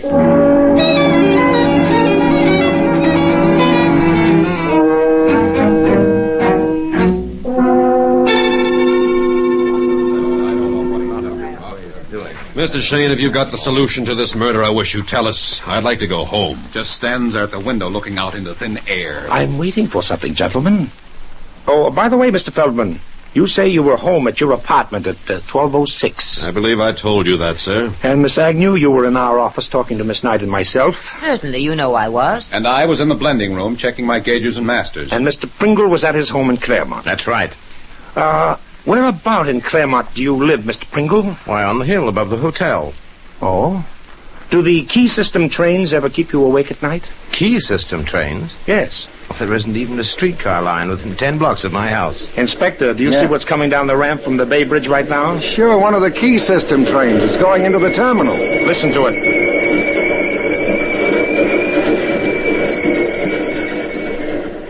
Well, what about it? We've heard at least 20 trains on the bridge today. Yeah. Yes, Angel, but the first time I heard a key system train was on the telephone. When Mr. Pringle called me at the office. What are you talking about? You did not telephone me from Claremont, Mr. Pringle. You telephoned me from this laboratory or somewhere within the sound of the train. You called me at 12:08, about 2 minutes after you had killed Highland. Mr. Shane, I telephoned you long distance. Yes, that's what I thought. I heard the operator say it was a person-to-person call from Claremont. Of course. Ah, yes, there's probably an explanation. The fact remains that I did hear behind your phone conversation the distinct sound of a train coming off the Bay Bridge. I didn't recognize the sound until 5 minutes ago. Then Highland did write that note. With his last dying effort, he named the murderer. Then that note was a fake, a frame-up. Why, it was clear across the bay. Shane admits he heard the telephone operator. Yes, but I... Hello? Who? Oh, just a minute. For you, Mike. Long distance from New York. New York? Who could be calling me from New York? Hello? Mr. Shane, this is New York calling. I have a person-to-person call for you. Go ahead, please. Hello? Who is this? Hi, Mike. How do you like my long-distance voice? Phil, where are you? In the next room. I thought I'd let you know how to fake a long-distance call. Angel, remind me to kiss you.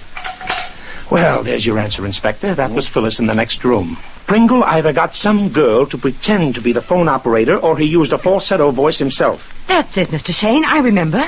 Pringle called up here several times and impersonated a woman. He did it for a gag. No, You don't understand. We understand perfectly, Mr. Pringle. It was a very convincing gag. So convincing you thought you could get away with murder. Well, Inspector, I guess that winds up the case.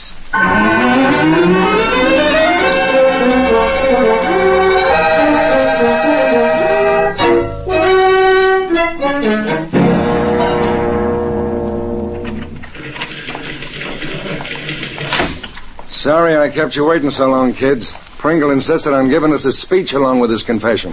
I'll bet it was all about Highland, what a no-good character he was. Yeah. Seems about 10 years ago, Highland pulled another jip. Stole a chemical invention from Pringle and wrecked Pringle's whole business. He never forgot it. Then the motive was revenge. Why on earth did Pringle leave his gun right in Highland's desk? He was using psychology on us. Oh. He figured if he left a clue so obviously pointing at himself, the police just wouldn't believe it. It almost worked. Yeah. You know, I was really suspicious of Jane Agnew. It's darn funny she couldn't find her gun. I found it, Angel. You did? When? After we were all done. It was in the bottom drawer of her desk with a heavy file on top of it. Say, Mike, do you think she was holding out on us? No, Inspector.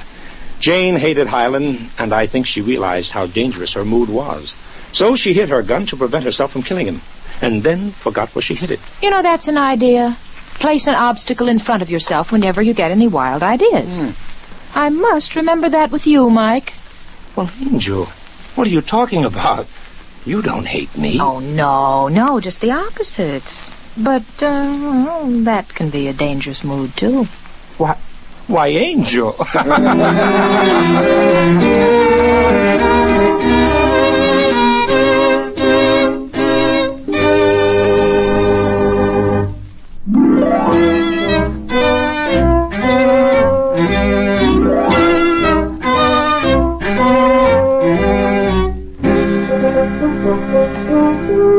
Tune in again next week for another adventure with Michael Shane, Private Detective, starring Wally Mayer and Kathy Lewis, with Joe Forte as the inspector. Tonight's story was written by Richard DeGraff and based on the character created by Brett Halliday. Music was composed and directed by Bernard Katz. This is John Lang saying goodnight for the people who make 76 gasoline and Triton Motor Oil. Union Oil Company.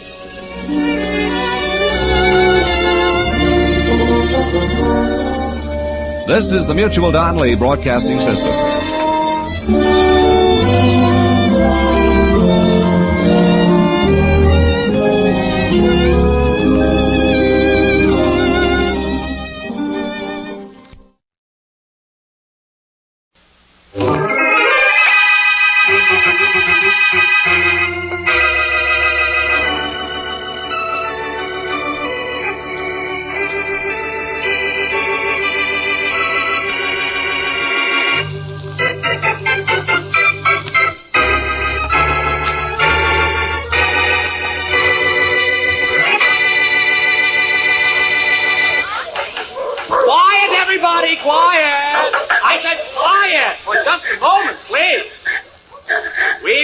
We've now come to the high spot of the 15th Annual Dog Show, as the Kennel Club proudly announces the best of show.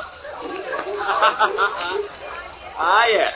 This year's Best of Show award is unprecedented.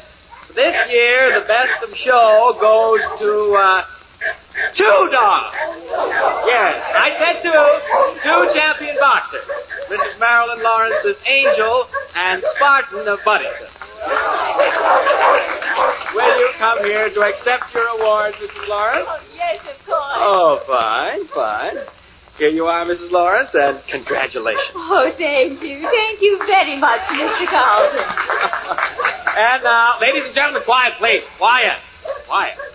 Before we bring our show to a close, I have several announcements about next year's show and the several sectional shows which will take Lawrence. place. Oh, Mr. Ellington, how are you? Defeated, of course, but aren't we all except you? Congratulations. Why, thank you. And now I'd like to make you an offer. An offer? Yes, I'd like to buy Angel and Spartan. How much? Oh, I'm sorry, Mr. Ellington, but Angel and Spartan aren't for sale. I'll make you an interesting offer. No, I'm sorry, Mr. Ellington. Angel and Spartan are not for sale as long as I live. Oh, well, that gives me encouragement, Mrs. Lawrence. Who knows how long any of us will live?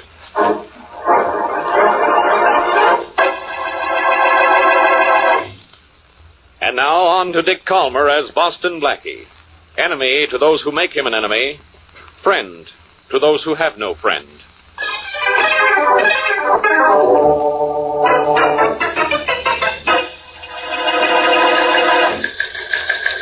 Here are the details of that report coming in on the police teletype now, Inspector Faraday. Thanks, Rollins. Let's have a look at it. Ah, they got the dead woman's name now. I'll read it. Let's see, it says, Ad Society Matron slain in Riverview Mansion. The dead woman is Mrs. Marilyn Lawrence. Famous breeder of dogs. Wealthy widow. 2 boxer dogs. Angel and Spartan of Paddington tied for best of show at Kennel Club this afternoon. 2 champion dogs, only witnesses. Robbery, not motive. Death, instantaneous. Bullet, .38 caliber. E.N.D. Yeah, that's the end, all right. Yeah, the end of that report and the end of Mrs. Lawrence. But just the beginning for us. Come on, we got work to do.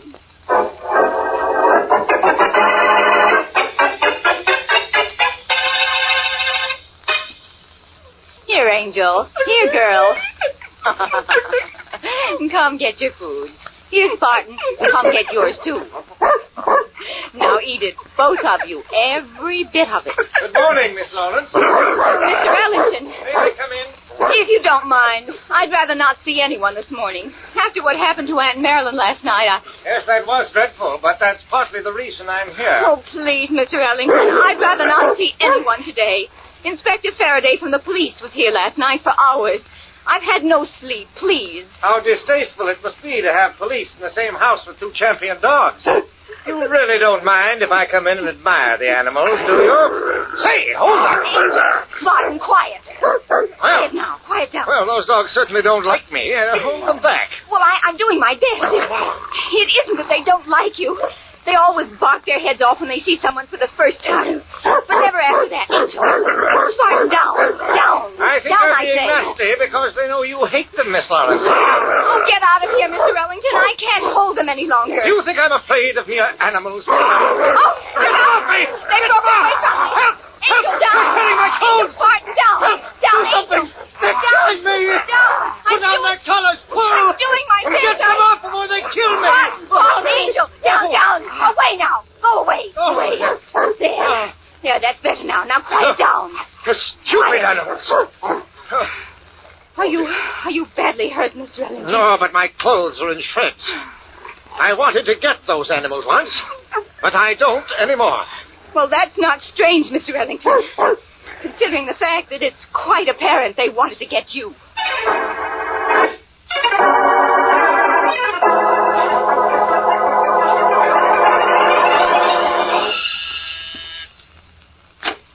Oh, hello, Blackie. Come on in. Thanks, Mary. Well, all set for dinner? No, not quite. We'll have to wait a few minutes. I have company. Company? I don't see anyone here. Come look in the kitchen. What is this, a joke? No, it's 2 of them. Only I don't think you'll call them jokes. Come and look. Well, come on. Mary, if this is a gag, holy mackerel, what is this, a kennel? Just temporarily. This is Angel, and this is Spartan. They won Best of Show at the Kennel Club yesterday. Well, what are they going to do today? Use me for a bone? No, they don't mean you any harm. You're just new to them. That's why they're barking. Well, I think I'll stay new to them and also away. Come on. All right. Oh, where did you get those undersized oxen, Mary? I found them. Found them? How could you miss them? Well, I did find them.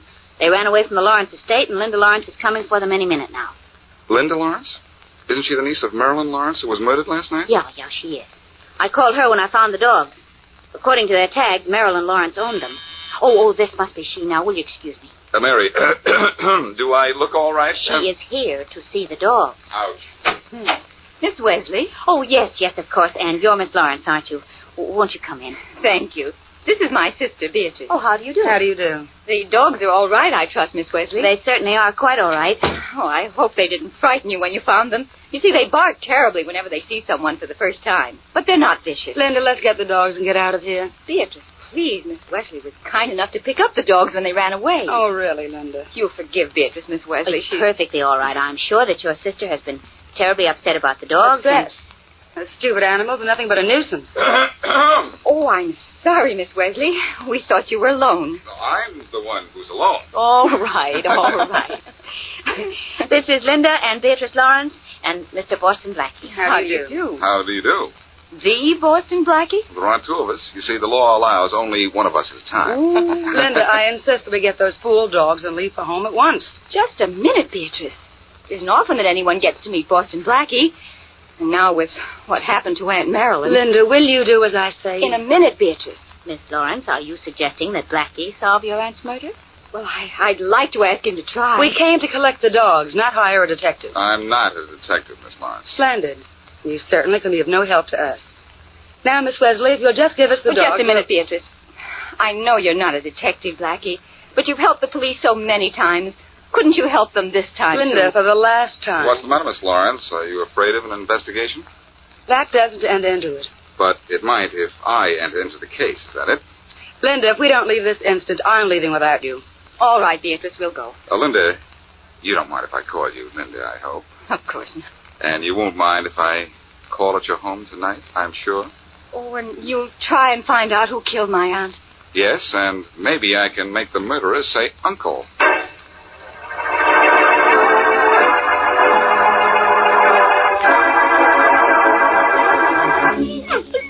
Good girl, Angel. Good girl. Now lie quietly, Spartan. I know you miss Aunt Marilyn. So do I. Hi. Oh, hello, Beatrice. Did you have a nice nap? No, I didn't even close my eyes. Oh, must these stupid animals always clutter up the library? Well, Aunt Marilyn always allowed them in here. I don't see why You don't see why. You don't see why you had no right to ask Boston Blackie here tonight either, do you? Well, I see why I should. He might help. He might help. Do you know what he'll do? What? He'll turn this house inside out. He'll open up our lives, make everything about us common knowledge. Why, we'll be talked about in every street corner, Linda, in every home. Oh, you're a fool, Linda. A stupid, naive fool. Oh, fine. All right, go ahead and cry. You got us into this mess, and now all you can do is cry about it. So cry. But go and cry somewhere else. From now on, things are going to be different around here, Linda. I'm going to run things. Linda, would you mind leaving? No, of course not, Beatrice. What have I done? Oh, shut up and leave me alone, will you? I've got a personal call to make. All right. I'll handle things around here from now on. And when I say from now on, I mean from right now on. Yes, I'll tend to things. I'll tend to everything.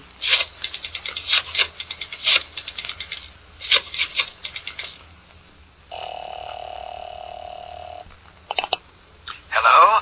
Mr. Preston? Yes? This is Beatrice Lawrence. Oh, yes, Beatrice. How are you? Never mind the pleasantries. Listen to me.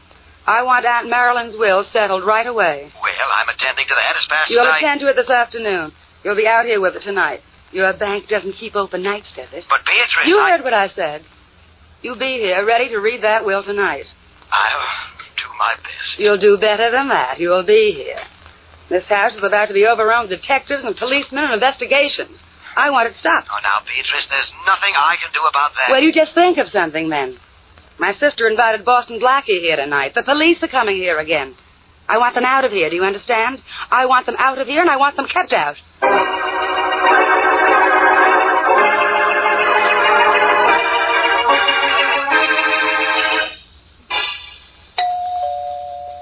Come in. Good evening, Miss Lawrence. Hey, don't let those dogs get me.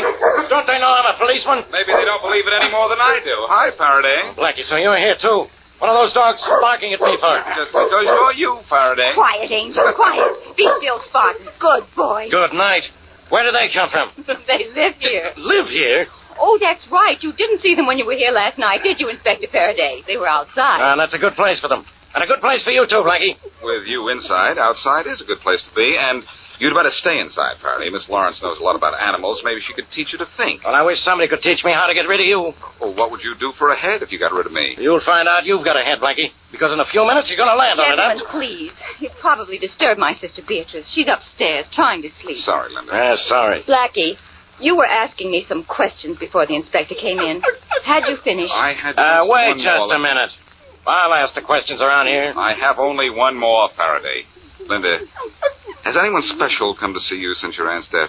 What do you mean by special? Well, someone who's, never been here before. Well, there's Henry Ellington. He wanted to buy the 2 dogs. Hey, what are those dogs barking at now? Quiet, quiet, Angel. Spartan, nice boy. Now, quiet. It seems to me that they were barking at the name Ellington. Quiet, both of you. I'm ashamed of you, both of you. Quiet. Hey, I have a hunch. When your Aunt Marilyn's body was found, the dogs were with her. I think the dogs were with her when she was killed, too. They were, Blackie. They were always with her. So what? So they saw her kill her. And maybe they're trying to, sort of tell us something with all this barking. Maybe Ellington. Look, I said that name again, and the dog's trying to talk. I mean, talk. Angel, Spartan, quiet. You keep quiet now. I don't know what you think about this, Faraday. But unless those dogs are barking up the wrong tree, they've got Mr. Ellington out of a limb.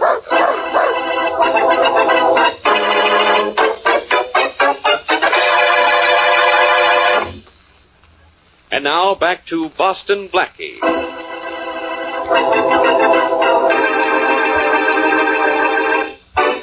Wealthy Marilyn Lawrence, owner of Angel and Spartan, champion boxers, is murdered. But there's no motive for her murder, or clue to who killed her. Her 2 dogs were with her when she was killed, and seemed to have a particular dislike for Henry Ellington, who wanted to buy them from Mrs. Lawrence. As we return to our story, Blackie walks into Mr. Ellington's kennel yard. All right now, you. Jump that fence, blast you. Hey, what are you doing there, Ellington? Who are you? I'm Boston Blackie. Do you mind? I object to your sneaking into my kennel yard like this. I didn't sneak in. I walked in. Like this. What are you doing? Something you probably wouldn't understand. Trying to make this idiotic whippet jump that fence. Now jump, you stupid fool. Jump! Maybe you'd feel more like jumping if you didn't hit him with that whip. Maybe you'd like to mind your own business. Maybe. But I find out more minding other people's. I think you'd better leave. Not until I found out what I want to know about Marilyn Lawrence's death. Her dogs were with her when she was killed. Yes, I imagine they were. She had them with her all the time. Yes. So you agree they undoubtedly saw her kill her. I imagine. Now, what's that to me? Ellington, those dogs seem to dislike you intensely. How interesting. It's very interesting. Every time they hear your name, they bark their heads off. I think they're trying to tell me something about you. Too bad they can't talk, eh? Will you leave? I'm busy. Now, you stupid animal, I want to see you jump. Just a minute. You'll never get anywhere with a dog if you do that. Whipping is the only way to get sense into some heads. Will you please leave? Not until I've found out what I want to know. Maybe you want a taste of this whip, too. You shouldn't have done that, Ellington. I don't like whips that close to my face. Oh, let go my arm. Oh. As soon as you let go of that whip, give it to me. All right. You can have it. Good. You like to crack a whip, do you, Ellington? Well, let's see how you like it when I crack this case.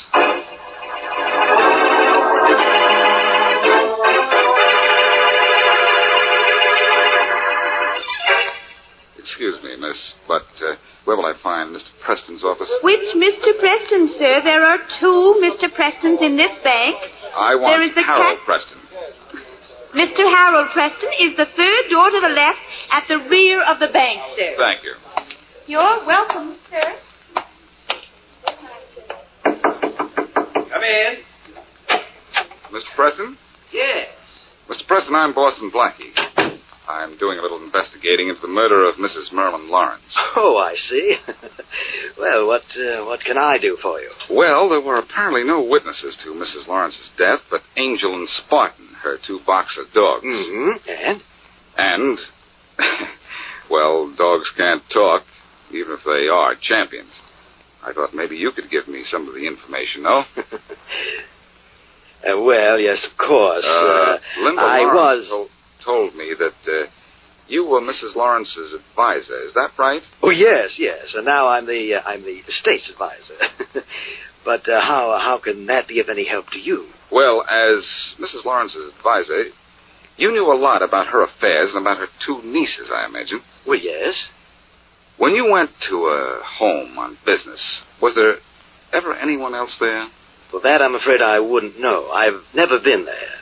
Mrs. Lawrence preferred to discuss her business affairs here in my office. Oh, that's reasonable.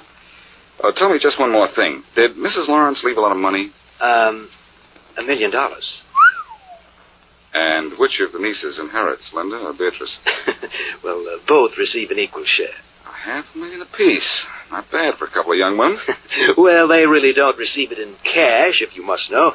It's really left for me to invest for them. Oh. And what do you get out of this? Friendship?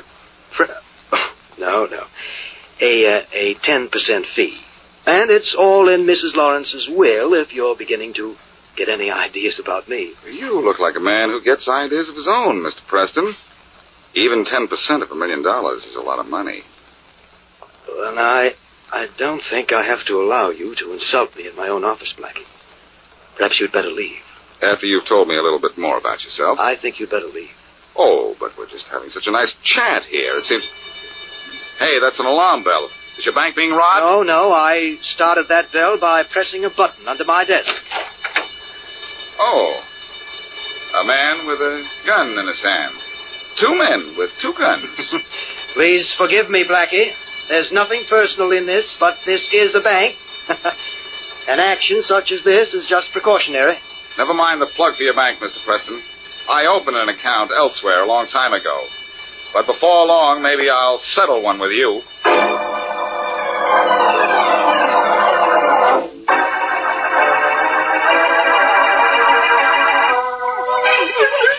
Nice dogs.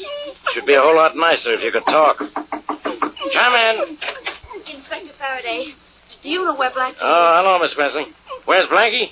I don't know, but my office isn't a missing persons bureau. Inspector, he's been gone ever since... Oh, the nice dogs. What are they doing here? Same old thing, Miss Wesley. Marking their jaws off every time I say Ellington. Why do they do that? Who knows? Now, Blackie may be right. They're trying to say something. They saw Mrs. Lawrence's killing, and they're trying to tell me what it is. Oh, how I wish they could talk. Yes, but they can't, and I can't find Blackie. Don't worry. He'll show up before long. In fact, I think I know where he is. Out of the Lawrence mansion. He's trying to find out if... Excuse me. Oh, of course. Faraday speaking. Inspector, this is Blackie. Blackie, where are you? Miss Wesley's here, worried sick about you. Oh, Inspector, if that is Blackie, please let me talk to him. Just a minute. Where have you been, Blackie? Just checking on something. What? Oh, Ellington? Yes, I've seen him. And somebody ought to grind him into dog feed, except I don't think the dogs would have any part of him. Look, I've found out a few very important things. What? Linda and Beatrice Lawrence inherited $1 million from their Aunt Marilyn. You think they killed her? I thought, Ellington was our man. That's why the dogs hate him. Oh, never mind that now. You and Mary meet me at the Lawrence mansion as soon as you can, and I'll tell you all about it. Okay, that won't take long. But why can't you tell me all about it down here? Because it'll be easier up here. Where's up here? At the Lawrence mansion. Ellington is going to be here, and Preston from the bank is going to read Mrs. Lawrence's will. But I want you and Mary to get here before they do. Okay, Miss Wesley and I'll be out right away. And I'll bring Angel and Spartan, too. For a change, the dogs are going to you.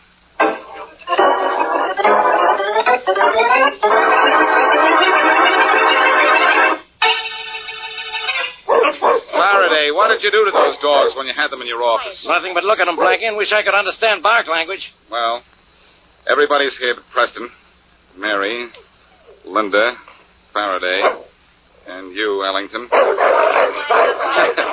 For the time being, I'm going to have to give you a new name. I'll keep the one I have, thanks. Yeah, Blackie, everybody's here but Preston and, what's her name? Beatrice. Where is your sister, Miss Lawrence? Well, Beatrice is in bed asleep.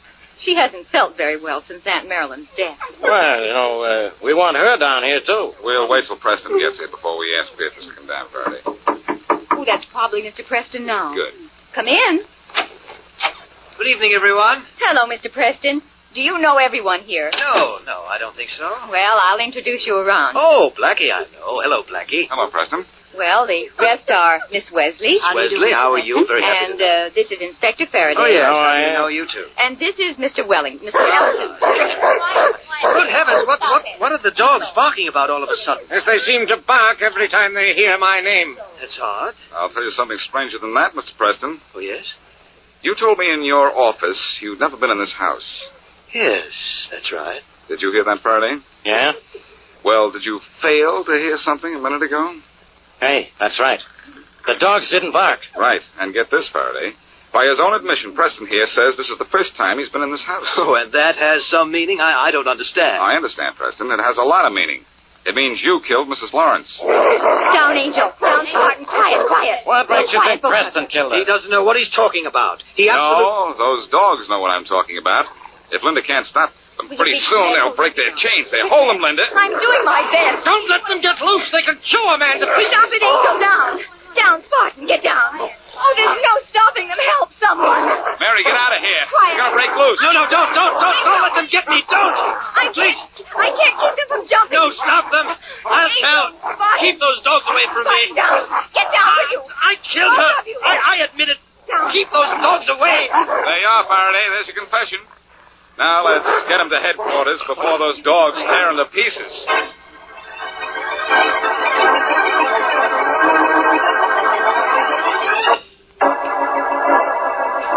Mary, did you read in the paper this morning where Preston made a full confession to Faraday? Yes, Blackie, but I didn't get to finish it. Just why did he kill her? Well, he needed that 10% he'd get for investing the $1 million inheritance. He was almost $90,000 short with his bank. Ooh. That's a lot of money, too. That's what you were checking all those hours that I thought you disappeared. Uh-huh.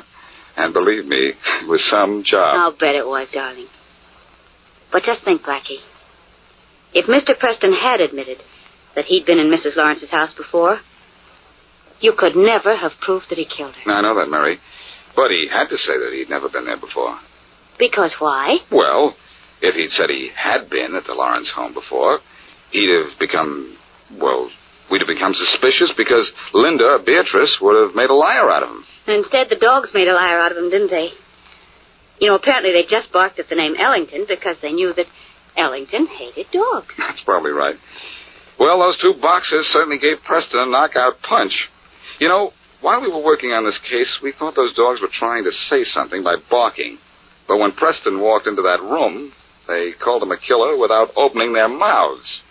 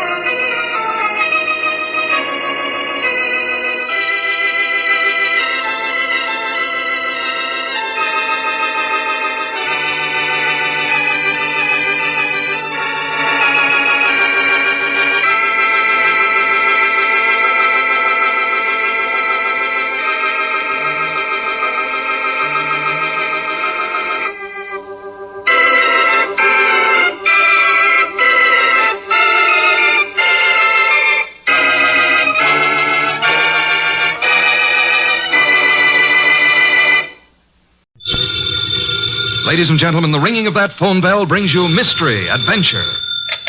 NERO Wolfe's office, Archie Goodwin speaking. Willie Inch, did you say?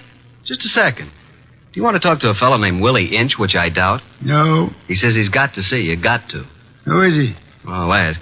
Mr. Wolfe doesn't recognize your name, Mr. Inch. He wants to know who you are. Just a second, I'll tell him. Mr. Inch says he's a sneak thief.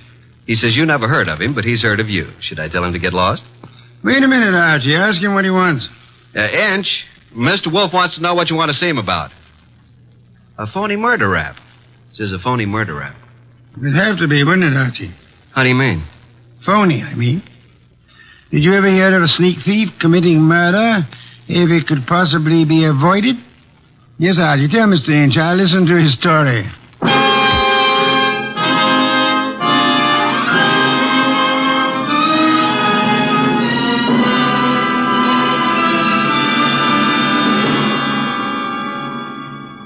Ladies and gentlemen, it's that renowned genius who is the bulkiest, balkiest, most ponderous, and most brilliant detective in the world.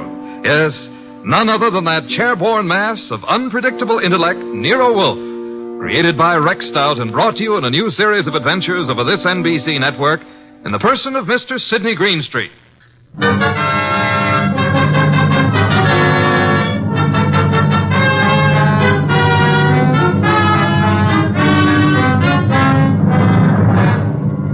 When Mr. Wolfe and I talk about this little difficulty, he calls it the case of Archie Goodwin and how he got hooked. However, I call it the case of the disappearing diamonds. I prefer my title. He prefers his. Anyhow, it started with an improbable character named Willie Inch. That'll be our sneak thief, Archie. Let him in. Okay, boss. Okay? Inch? Yeah. Come in. In there. I'll follow you. Mr. Wolfe, this is your client. Mr. Inch? Yeah. Tall fellow. Must be over 6'6". Sit down. Where? Archie? Here, Mr. Inch. This ought to be comfortable. Well, Mr. Inch? Look, Mr. Wolfe, they're going to claim that I killed a woman I never even touched. And I'm going to fry for something I never even done. All right, Mr. Inch. How did you kill her? I didn't. I never killed nobody in my life. Mr. Inch, you say you're a thief. Can you prove it? I got a record. Why? I was wondering about that bulge in your pocket. Oh, here? It's a silver cigarette lighter, ain't it? I guess it sort of dropped into my pocket as I was going by. You see the way it happened? Never mind, Mr. Inch. Now tell me how you didn't kill the woman for whose murder you will fry. Well, Mr. Wolfe, sir, it was like this. There was a window half open, you see, and I happened to crawl inside the house. But hey, now. Well, Mr. Inch? This is just between us, ain't it? Possibly. How do you mean? Explain, Archie. Mr. Wolfe said possibly. Oh. Well, okay. So I happen to find myself in the bedroom, see? So I happen to sort of roam around, and I hear there's like a party going on. You know, people and music. So I lock the door. So go on. Let him tell it his own way, Archie. Well, Mr. Inch? So that's the mistake I make. Mistake? Maybe I leave my fingerprints on the door. So? So later, a dame gets herself knocked off in the same room, and they look for fingerprints, and they find mine. I'm it. That's all. I got a record. So the chair. I see. Pitiful case, isn't it, Archie? Very, very mournful. Inch. Yes, sir? I presume you came away with some souvenirs? Oh, nothing. It wasn't worth the trouble. You know, just odds and ends, junk. Have you got the junk with you? Yeah. Let me see. Here. Cigarette case, platinum. Lighter, gold. Vanity case, gold. That's all? Positively. Junk, the man says. I promise nothing, Mr. Inch, but it might be better if you told the truth. Me? You. Oh, well.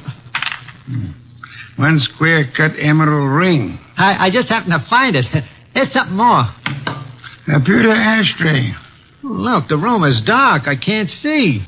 Piles of coats under beds and hats and handbags. I take what I find. Why didn't you turn on the lights? One of these big standing lamps. You know what I mean. Go on. I bump into it, and it scares the living... it scares me. So? I turn the switch. It don't work. Archie. That sounds like the law, boss. The law. Stay right where you are, Willie. I suggest that there is a way to find out, Archie. Okay.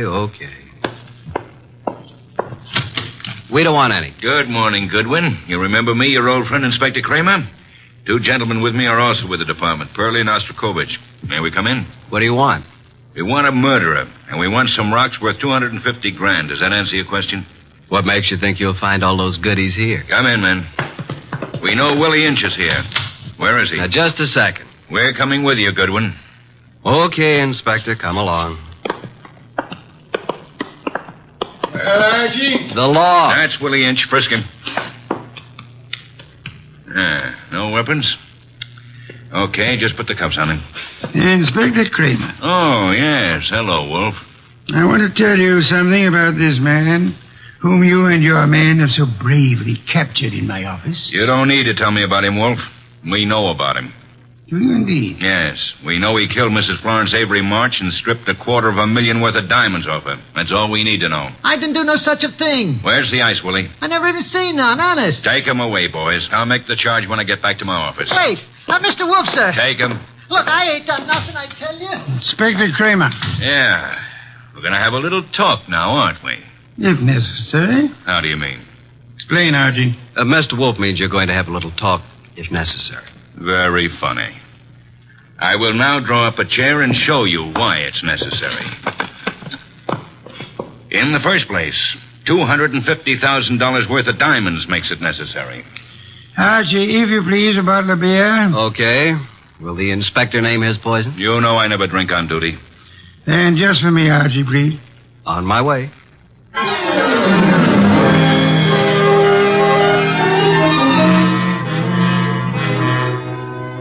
While I opened a bottle of imported beer, it occurred to me that I had something to be grateful for. At least I wasn't in Willie Inch's enormous shoes. And as I went back to the office, I had time to wonder why Mr. Wolf would stick his fat neck out for a no-good like Willie. Thank you, Archie, and sit down, Archie. Inspector Kramer has a theory that may amuse you. NERO Wolfe's office. It's for you, Inspector. Hello, Kramer. Yeah? A gold cigarette holder? That's all? Okay. Inspector, do you realize that you have already taken a great deal of my time? Archie. Yes, Inspector? The great Mr. Wolf just said I had a theory that might amuse you. Would you care to hear it? I can hardly wait. Okay. My theory is that both Wolf and you are receivers of stolen property and possibly guilty of murder conspiracy. So far, you got me in stitches. Willie Inch, with a record as long as your arm, robs the home of Mrs. Florence Avery Marsh. He strangles her with a silk scarf, takes the diamond she's wearing, grabs everything else that's lying around, and then what? Is it a question? I'll tell you what. He will, too. Archie, listen. Then Inch brings the stuff here, the stuff that's piled on Wolf's desk, and the diamonds. You want me to tell you where the diamonds are? They're in that safe right there. Inspector Kramer, I know nothing about the diamonds. They are not in the safe, and they're not in the house. Now, you can take my word for it, or you can get a search warrant and make a fool of yourself. I'm going to have lunch.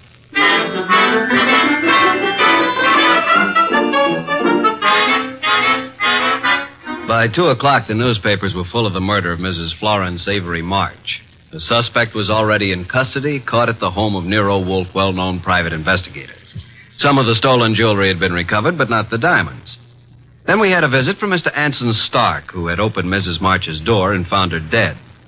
Stark was a big athletic guy of about 30 or so, with the large, capable hands of a surgeon or a laboratory worker. He seemed annoyed at the inconvenience we caused him, but that was only natural. That's the story, Mr. Wolfe. I don't see how I can add anything more to it. You had known Mrs. March for several years, huh? Casually. When you broke the door open, was it difficult? Not very. You were the first into the room? There were 3 or 4 of us. We pushed in together. You saw the body of Mrs. March immediately? She was lying across the bed that was heaped with coats and hats and handbags. You knew she was dead? Of course not. In fact, somebody else discovered that she had been choked to death. And who discovered that the diamonds were gone? I don't know. I didn't. Were there many diamonds, Mr. Stark? No, just a few, but big ones. She wore them on a pendant around her neck. Mr. Stark, I want to thank you again for having been so patient. I have been patient, Mr. Wolfe. I have my own business to attend to. Which is? Oh, I have a small but hopeful enterprise. Electronics, tubes for radio and television, mostly experimental. Well, that reminds me, Mr. Stark. When you entered the bedroom, was the light on or off? Let me see. Of course, it was on. It must have been on. Why? Just curiosity, Mr. Stark. Oh? Anything more? That's all, except thank you for coming here. Archie, will you take Mr. Stark to the door?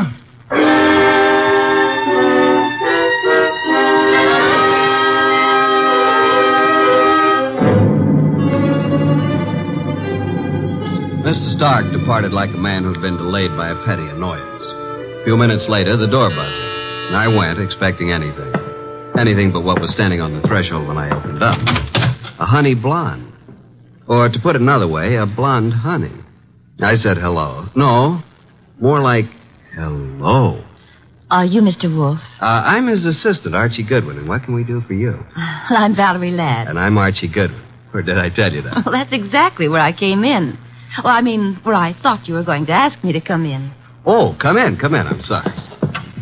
Well, is he here? Wolfe? Mm-hmm. Does he know you? No. Is he expecting you? No.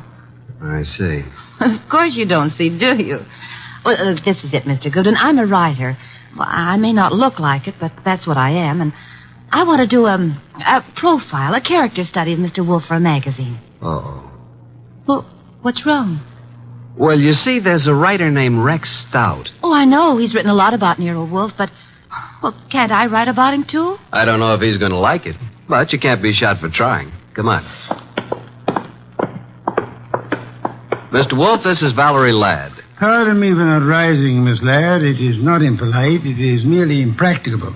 Miss Ladd wants to write about you for a magazine. Please, Mr. Wolfe. Nonsense. Mr. Wolfe, if I could just spend a few hours with you, that would be enough. Would it indeed? Oh, yes. Have you written much, Miss Ladd? Oh, reams. You know, the habits of writers interest me. The habits? Yeah, the writing habits. For instance, do you use a pen or a pencil? Do you dictate, or like most writers, do you do your own typing?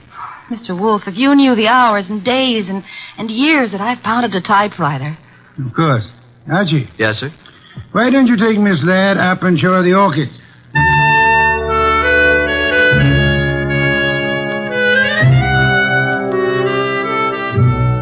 You never know about Nero Wolfe. At least I never do. This was something I would have bet against 1,000 to 1. Couldn't understand it. But I certainly couldn't complain. Archie, look at this one. Oh, did you ever see anything so gorgeous? Very pretty. They're all just beyond belief. Yeah? But you're not even looking at them, Archie. What? Oh. Archie, are you always like this? What do you mean like this? Well, so distant and preoccupied. Honey, you got me wrong. Completely. I was thinking. Oh. Yeah, about telephone numbers. It's a lovely thing to think about. What can you think about telephone numbers? I was thinking how some girls have them and some don't. Oh, I see. Archie, I apologize. For what? I did have you wrong. You're not a bit distant. I can be a lot closer than this, honey. What is it? What's what? The number. Oh, well, it's in the book. Yeah? No wonder. Sound as if you don't believe me. Oh, I believe you, but here's a telephone book here. Let's look it up together, shall we? Archie. Yeah. I'm afraid I lied to you. I was afraid of that, too. Are you angry? Well, I can take no for an answer, honey. Even when it's hard to take. Archie, I've changed my mind. I want you to have my number. And I want you to use it, too. You know, honey, I'm beginning to take an interest in this dialogue. Let's have it. Okay. Olympia 93659. And a very, very pretty number it is. Valerie Ladd. 2 D's? Mm-hmm. Olympia 93659. Honey blonde. Gorgeous. Oh. Spelled gorgeous. There. What are we doing tonight, Olympia 9? And I said that you were distant and preoccupied. We were talking about tonight. All right, Archie. Yes, I'd love it. Oh, these orchids, they're really beyond belief. And you won't even look at them. True. I'm too busy looking at you. Well, how do I look, Archie? Beyond belief, honey. Beyond belief. Well, there goes the Goodwin luck again. It's a house phone, partner. Mm-hmm. Yes, sir. Okay. He wants us to come down. Archie, Yes, dear. even if he says no, we still have a date? Honey, though the heavens fall.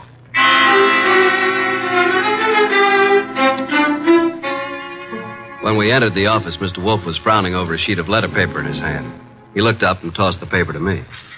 That is a peculiar thing, Archie. The sheet of letter paper just arrived. Since Miss Ladd is interested in detection, show it to her. Thank you. Well, some sort of code, isn't it? QWERTYUIOP. That's all. What do you suppose it means? You're kidding. Archie. Oh. What? Did I say something wrong? No. Miss Ladd, I'm sorry, but I'm afraid I haven't time for an interview just now. Goodbye, Miss Ladd. Oh, but Mr. Wolfe. Goodbye. Archie?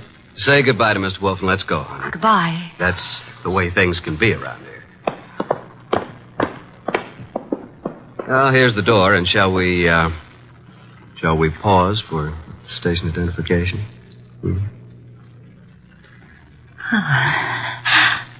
I'll wipe it off, Archie. There. Thanks. Well, what happened, Archie? Yes, indeed. Yeah, Mr. Wolfe, I mean. Oh. Why did he suddenly want me to go? Well, I'll tell you, though I don't know whether I should. That code message he showed you? Yes. Quirk you up. You remember. Yeah, sure. Because I use a typewriter. From left to right, it's the first bank of letters on any typewriter. I see. It was a test. Ah. And you flunked it, baby. You're no writer. Archie, I can explain it. Sure. Tonight. Tonight, Archie.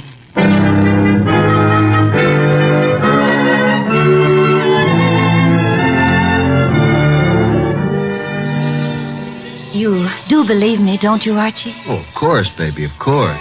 Well, it's just that I was there at the party, when poor Florence was murdered. Then I read in the paper about, how they caught the man at NERO WOLFE. And I always wanted to be a writer, so I thought if I could get an exclusive interview that would be a good way to start my career, wouldn't it? Yes, it would. Pardon me a second, will you, Valerie? I got to make a phone call. There's a booth. It'll only take a minute or two.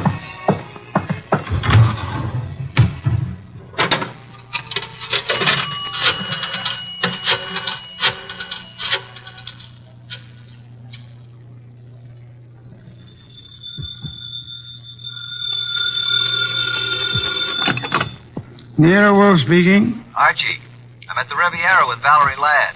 I'm happy for you, Archie. I will remind you that I have not seen you since Valerie left the house. I was otherwise occupied, Archie. With orchids. With orchids? What do you want, Archie? Now, look, with that typewriter gag, you practically told me she was a phony, didn't you? Of course. Just for the record, how did you know? Have you looked at her fingernails? She never touched a typewriter in her life. But I wanted to be sure. Okay, now do you want me to tell you something? You mean that your charming companion Valerie was at the party when Mrs. March was murdered? How did you know that? Simple, Archie. I got a list of the guests from Inspector Kramer. Among them was the name of Valerie Laddway. Simple? Laddway. Ladd. Yeah, sure. Okay, what am I supposed to do about it? Just hang on, Archie. Just hang on.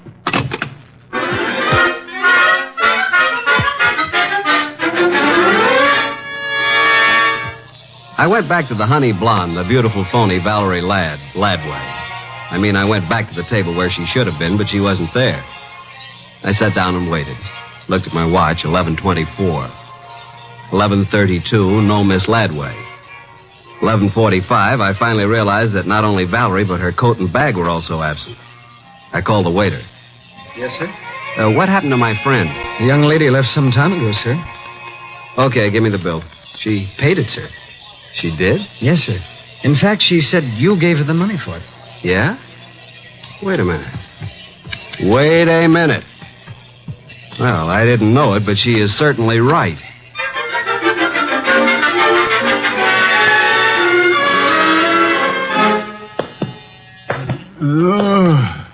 Oh, my.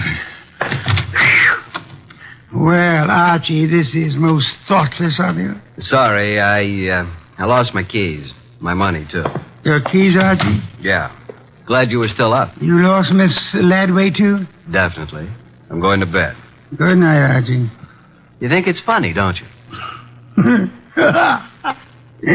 Yes, Archie. Yes, I do. Good night, Mr. Wolfe. Archie. Yeah? Before you retire, one thing. What? Open the safe, will you? And leave it open. Why? Because there's nothing in it of importance. And it's a valuable safe, and I don't want it damaged. Good night, Archie.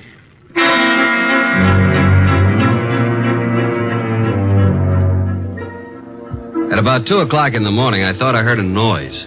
I got up, put on the rest of my pajamas, picked up my gun, and went down to the office. The man had his head in the safe, and everything was scattered all over. I stepped inside the door. Put your hands behind your back and stand up. Huh? Okay. Now, just what are you after, Bud?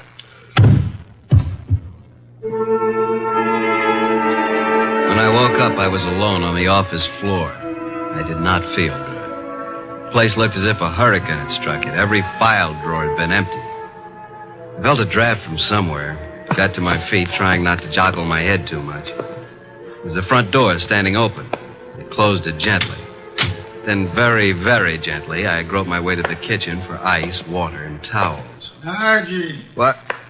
Oh, didn't you hear me scream? No. Is it bad? It's better. You're angry, aren't you? Nuts. What, Archie? I said nuts, Mr. Wolfe, nuts. I'm sorry about what happened. Yeah, you expected it. But I didn't expect you to be caught by somebody behind you. You must have known there would have been two of them. Now, how would I know that? How? Think of Mr. Ladway's delicate hands. Do you believe she intended to open the safe herself? You think she stole my keys and so on?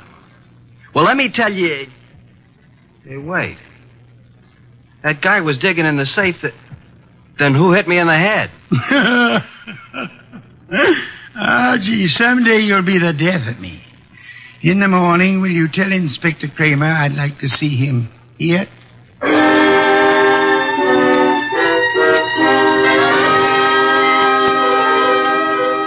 Fuming and protesting, Kramer arrived about 1:30. When I let him into the office, Mr. Wolfe was gazing thoughtfully at the ground floor plan of the house of the late Mrs. Florence Avery March. We'd gotten it from the original architects. Wolfe looked up and almost smiled. Thank you for coming to me, Inspector. You know how difficult it is for me to come to you. Okay, what's up? I take it you haven't found the diamonds. No, not yet. We'll break inch down, though. Don't think we won't. Oh, I'm sure. But this is what I want to ask you, and it's quite serious. Okay, all right, what? After the body was found, your men arrived at the house before anyone left. Right. And before anybody was allowed to go, every person was searched thoroughly. Nobody could have gotten a pin or a needle out of that place. I know something about police methods, and I believe you. Now, how thoroughly did you search the house itself? Wolf, look. We've got that floor plan you're studying now. There are no hidden closets. Every square inch of that house has been examined. The diamonds aren't there. Willie Inch killed the dame and snatched the diamonds. What he did with them, we'll find out. Possibly. Goodbye, Inspector. At approximately 3:15, the postman arrived with an envelope for me. The envelope contained my keys, the bill from the Riviera, and the money left after the check was paid. At approximately 5:07 p.m., I discovered that Wolfe had been using the telephone all by himself. He explained. He was going to have a party. He had invited all of the guests who were at Mrs. Florence Avery March's somewhat fatal party, including Anson Stark, Willie Inch, and Valerie. Nero Wolfe, the natural-born ham, he made an entrance that would have been worthy of Queen Victoria in her heavier days. He sat in his oversized throne behind his oversized desk and beamed at the peasants. Valerie moved toward me. I'm sorry, Archie, but you must know why I did it. Why? Well, you said I wasn't a writer. I wanted to prove that you weren't a detective. Did you take the stuff while we were dancing? I could have, couldn't I? You could have bumped me on the head last night, too, couldn't you? Oh, Archie. Let it go. It was humiliating, though. Ladies and gentlemen, I'm sure you realize the purpose of this party. We want to know who killed Mrs. March and what became of her diamonds. Mr. Inch. Yeah? When you visited the room where the body was found, the room was dark? The bulb was burned out. I tried to turn it on. If there had been a body on the bed, would you have seen it? Maybe. With all those coats, maybe not. So, Mr. Stark? Yes, I said the light was on. Perhaps I was wrong. What of it? You're engaged in the manufacture of tubes for radio and television, huh? I told you that. Inspector Kramer. Yeah, what? A light bulb was found in the wastebasket in the room where Mrs. March died. Yeah. Like you said, we tried the bulb in the socket and it worked. So what? One more question. Does anybody remember whether Mr. Stark was carrying a bundle or a package under his arm when he arrived at Mrs. March's party? Oh, I do, Mr. Wolfe. I think he had a box of flowers. That's true. I did bring flowers. No, Mr. Stark. That box contained 2 parts of a light bulb and some adhesive. During the party, you strangled Mrs. March, put the diamonds into the light bulb, assembled the thing, and screwed it into the lamp socket. Archie, stop him.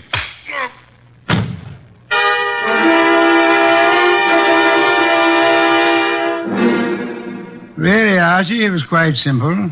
Light bulbs are only a stem glass bowl and a brass sheath. Yet nobody, including the police, would think of looking inside one. Mr. Stark could come back and collect his treasure any time after the excitement had died down. What's the matter, Archie? I got a headache. Valerie Ladby. Poor girl. She and whoever the man was with her must have thought the diamonds were here. That bump on your head will be better in the morning. A bottle of beer, please, Archie. I'm going to bed. Yes. Why must you place such confidence in women? Remember what happened to Mark Antony and Samson and Archie Goodwin. Good night, Archie.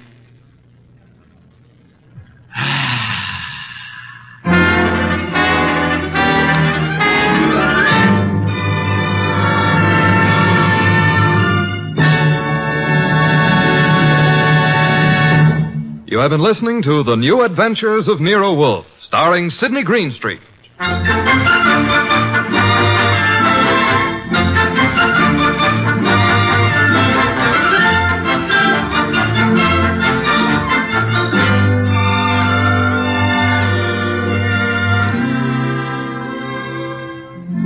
Tonight's transcribed story by Mindred Lord was based on the characters created by Rex Stout, produced and directed by J. Donald Wilson. This is an Edwin Fadiman production. In the cast were Harry Bartell as Archie Goodwin, and G.G. Pearson, Bud Heaston, Gray Stafford, Dick Ryan, and Bill Johnstone. Next week at this same time, Nero Wolfe and Archie will bring you The Case of the Midnight Ride. Don Stanley speaking.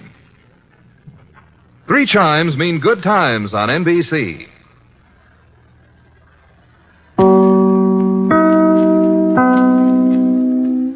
Dutch Cleanser, famous for chasing dirt, presents Nick Carter, famous for chasing crime.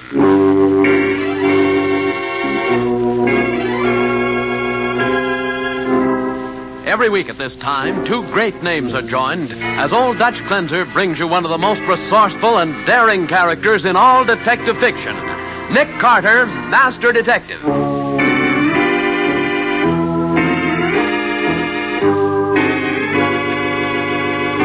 Nick, that's impossible. No, Patsy. Somewhere high up in the skyscrapers of this city, a deadly killer is running wild. I know. But how on earth are you going to track him down, Nick? It's like looking for someone in a jungle of stone and glass. Well, at least I know whom he's picked out for his next victim. Who? A fellow by the name of Nick Carter.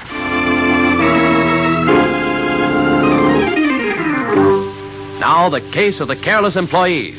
Today's exciting Nick Carter adventure brought to you by Old Dutch Cleanser. Our story begins in the superintendent's office of the Park Window Cleaning Company, a large firm handling skyscraper contracts only. Bill Stevens, one of the company's window washers, is talking to the superintendent, Frank Marston. I just dropped in to give you my notice, Marston. I'm quitting this coming Saturday. What? You heard me. I'm handing in my equipment Saturday. Wait a minute, Bill. Take it easy. It's more money you want. You couldn't pay me enough to keep me washing windows for the Park Company, Marston. But, Bill, you've been with the company a long time. Yeah, and I want to live a long time. I don't like all these accidents that are happening to pals of mine. Look at Ed Kelly. He fell 40 stories to the street 2 weeks ago. And then last week, Joe Drummond took a nosedive from the Embassy Hotel towers. And then only yesterday, Tim Bolin hit the bricks. Dropped 20 stories from the Exchange building. And each of them so badly smashed you could hardly identify him. Well, sure, I know, but we're bound to ever run a bad luck now and then, Bill. Those fellas probably got a little careless. Nuts. They were old-timers, and you know it. They knew where to put their safety belts and how to handle themselves in a high wind. The truth is, this here company is jinxed. And what do you mean by that?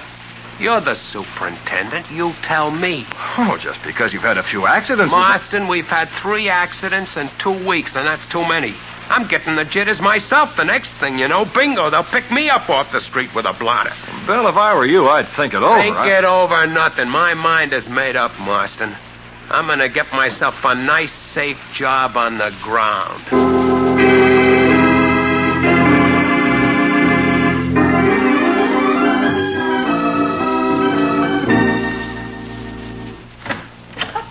Morning, Nick. Oh, good morning, Patsy. Oh, gosh, do I feel embarrassed letting the boss beat me into the office. Ah, Patsy. What's the matter, Nick? Leave that bunch of fruit you call a hat right where it is. We're going places. So early in the morning. So early in the morning. John Farron just called and asked us to go to work for him. Farron? Mhm. Is that Farron of Atlantic Underwriters? That's the man. And I might remind you, his company pays us a handsome annual retainer for services rendered. In other words, you've got yourself a case. I have. Well, what's it all about? Well, Atlantic issues a special high-premium policy to window cleaners. And 3 of these insured window cleaners have fallen from skyscrapers in the last 2 weeks. Well, what does that have to do with you? In the first place, statistics show that no window cleaner has died by accidental fall in the past 2 years. And now, for no apparent reason, 3 of the poor devils plunged to their deaths in 2 weeks. It could be coincidence, Nick. Yes, it could, but I doubt that it is. Listen to this. There are only 2 big contract window cleaning companies in town. The Park Outfit and the Community Window Cleaning Corporation. Uh-huh. Between them, they handle millions of dollars worth of skyscraper business annually. And they're bitter rivals. Well, who had the accidents, Park or Community? Or both? All the accidents have happened to Park, none to Community. I see. Of course, that could be coincidence, too. I'm afraid this case has too many coincidences. Well, what are we going to do about it, Nick? In other words, where now? To headquarters. I want to check a few details with Matty before we really get going.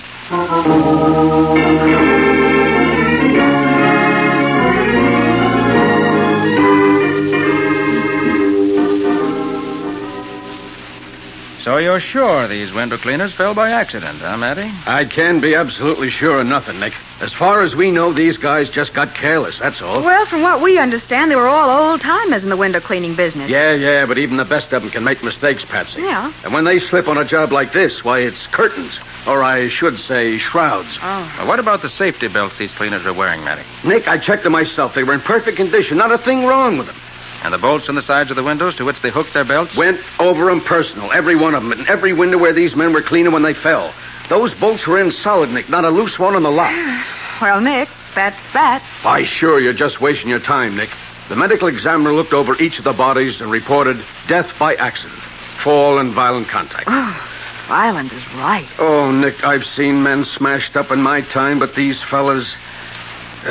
we could barely identify them. Well, nevertheless, I still can't get over the fact that these accidents happened so close together and only to the men in the Park Company. Well, Nick, look, these window cleaners stepped out on a windowsill and slipped.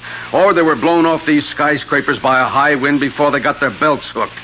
Oh, I don't know. But we're booking them as accidents, and that is that as far as we're concerned. All right, Matty, you may be right. But until I've exhausted every possibility, I'm not going to be satisfied. Come on, Patsy. Where are we going this time? Uptown. I want to talk to the superintendent of the Park Company.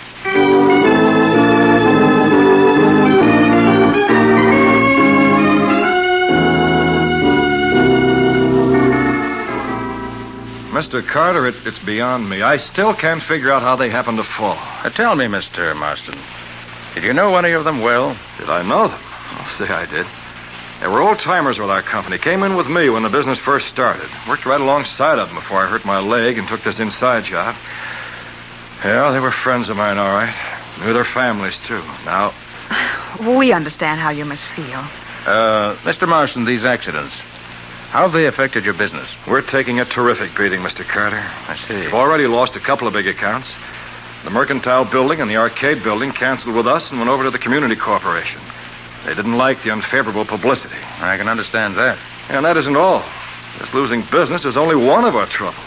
Suppose your men are quitting, huh? They sure are, in droves. You know, window cleaners are pretty superstitious, Mr. Carter. They think our company's hoodoo. Well, can't you get any help to replace them? There hasn't been a man come to our employment office in 2 weeks.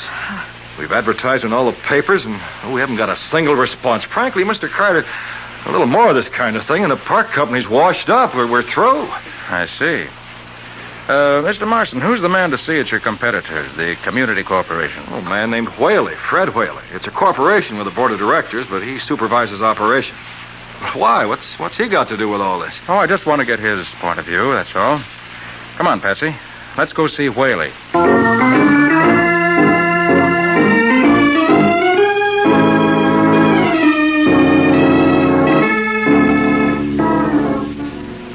Look, Mr. Carter, I'm a very busy man. I don't have much time. Now, what do you want? Miss Bowen and I are investigating those accidents over at Park on behalf of the Atlantic Underwriters. Well, why come to me? Nothing's happened to our window cleaners. Why don't you talk to the Park people instead of coming here to waste my time? Look here, Whaley. You don't have to tell us anything if you don't want to. But at least you can be civil. Okay. Well, what do you want? We don't quite understand why all the accidents seem to be happening to the Park Company alone. Meaning what, Carter? Meaning anything you like. Or nothing. Look here, Carter. Are you implying we're responsible? I'm not making any accusations, Whaley. We just thought you might have an idea. I haven't. I mind my own business, operating the Community Window Cleaning Corporation. What happens over at Park doesn't interest me. Is that clear? Clear enough. But is it the truth? Now, wait a minute.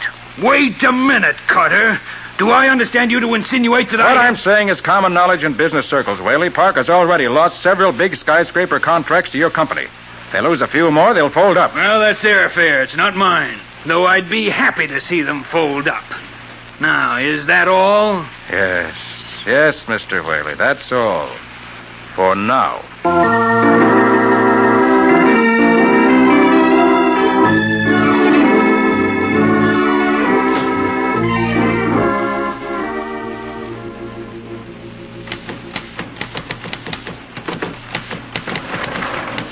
Beautiful.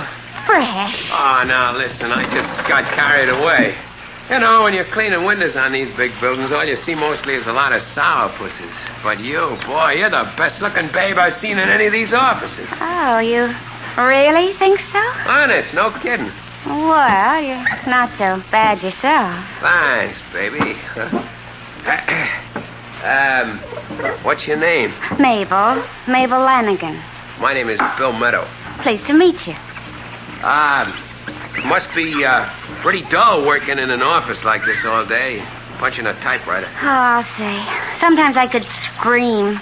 But take your job. Gee, that must take an awful lot of nerve. Yeah, gotta watch yourself. Ain't you scared you'll fall someday? Well, I never was before, but lately I've started to smarten up. In fact, I'm quitting the job tonight, and I'm gonna celebrate. Hey, that gives me an idea. What? How about you celebrating with me? Oh, I couldn't do that. I hardly know you. Ah, come on, Mabel. I'm a nice guy when you get to know me. We'll go to the Blue Grotto. You know, dinner, dance. What do you say, Mabel? Huh? Well, I tell you what, if it'll make you feel any better, we'll make it a foursome. Foursome? Sure, I've got a friend. You get a friend. Well, I got a friend who works on the floor below, on the 32nd floor. Her name's Alice Hayes. I might call her up. I tell you what, if it's okay with her, me and my friend will meet the two of you at the entrance of this building tonight at 6 sharp. Okay? All right. Swell. Call your friend right now. I'll be washing the next window over, Mabel. And when you get through phoning, you stick your head out of the window and let me know how you make out, huh? So long, beautiful.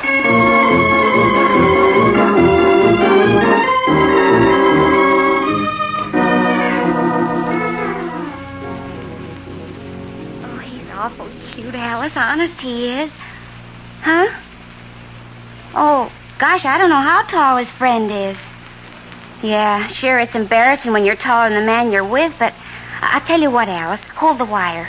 Bill's washing the window in the next office. I'll ask him how tall his friend is. Hold on.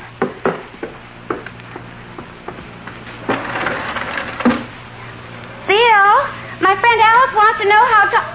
Bill!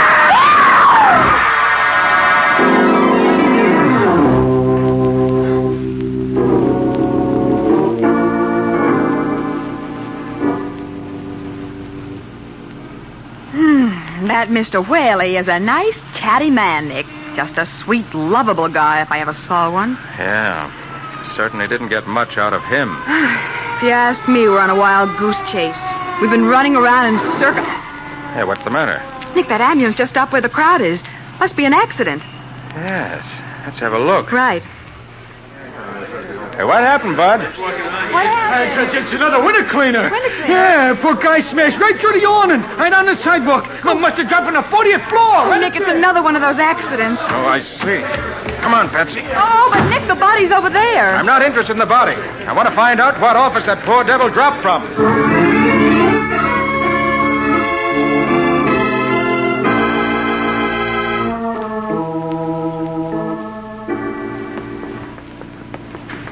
And you say it was the office next to yours.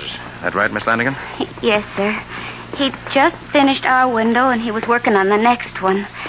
He was just falling backward from the windowsill. Kind of... And that's all you saw? Yes, sir. Nick, I think we better let Miss Lanigan go now. She isn't feeling very well. Yes, of course. Just as soon as she tells us which office it was. It's this one right here. It used to be rented by the Berger Woolen Mills, but it's empty now. I see. Thank you very much for your help, Miss Lanigan. You're welcome, I'm sure. All right, let's go in, Patsy. Right, Nick. Well, not only an empty office, but it's just been repainted. Yeah. Floor's still a little sticky from a fresh coat of varnish. Hey, Patsy, look. Look at what? The floor. Huh? A very faint imprints of someone's feet on the varnish. Nick, you're right. Wait. Huh? See those little round spots beside the footprints? Yes. Those are undoubtedly made by the rubber tip on a cane. So the man who came into this office was lame, huh? Does that suggest something to you, Nick? Hey, wait a minute. Hey, look. There are a number of prints at the window, too. Must have been left by the window cleaner. Apparently, he was cleaning the inside of the window when the lame man came through the door. Nick, I still don't see what But the window washer's pail is on the outside sill of the window. Well, what of it? Well, look at the window, Patsy. Look at it. So it had been washed on the outside, and the cleaner had started on the inside surface. That means the cleaner was working on the inside when he was interrupted. Nick, if that's the case, why is the pail on the outside of the window? Precisely, Patsy. It shouldn't be. Unless someone deliberately put it there after the window cleaner was dropped to the street. Then this was no accident. I'll say it wasn't. It was murder.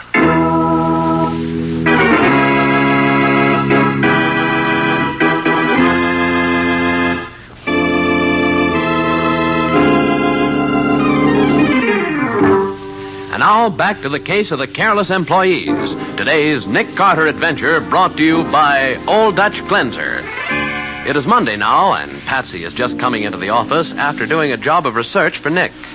Well, Nick, I checked back on those 3 accidents that preceded Bill Meadows. And? And your hunch was right. Every one of those window cleaners fell from the window of an empty office. Good going, Patsy. This proves that the murderer was someone who knew the schedules of the park company crews. And knew them to a dotted I and a crossed T. He showed perfect timing, picking empty offices where he wouldn't be disturbed. And his motive certainly is obvious enough.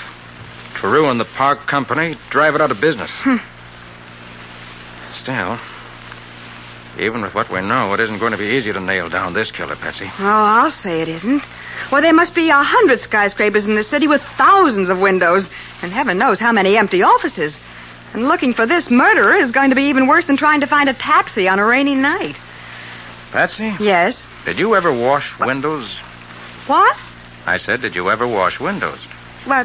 Why, yes, of course, but I never enjoyed it. Why? I've decided to get a window cleaning job with the park company. Oh, Nick, for the love of Pete, have you gone mad? No, Patsy.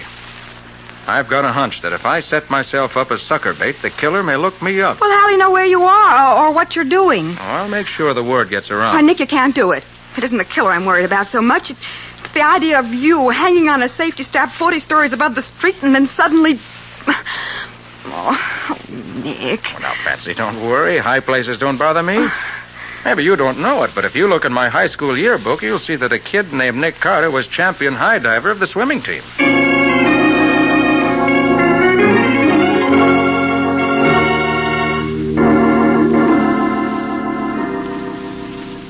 You say my men were murdered, Carter? They didn't fall just by accident? That's right, Marston. Well, what makes you think that? Well, I won't go into the details now, except to tell you I know they were murdered. And the killer is a man who uses a cane. Probably walks with a limp. Walks with a limp? Well, that's interesting, Carter. Is there anything I can do to help you track him down? Yes, Marston. You can give me a job, cleaning windows. Did I hear you right, Carter? You want me to give you a what? A job. With one of your regular crews. Well, by all that's holy, why? Because I have a hunch that if I'm on a window washing crew, this skyscraper killer may pay me a visit. Well, now look here, Carter. You're out of your mind. This is the whole idea. Well, it's crazy. You've never had any experience. This kind of work's pretty tricky and dangerous. I'll take the chance. You're sure you want to do this? I am. Okay. It's against my better judgment, but I'll give you the job. All I can say is you be careful. Oh, don't worry, Marston. I expect to be careful.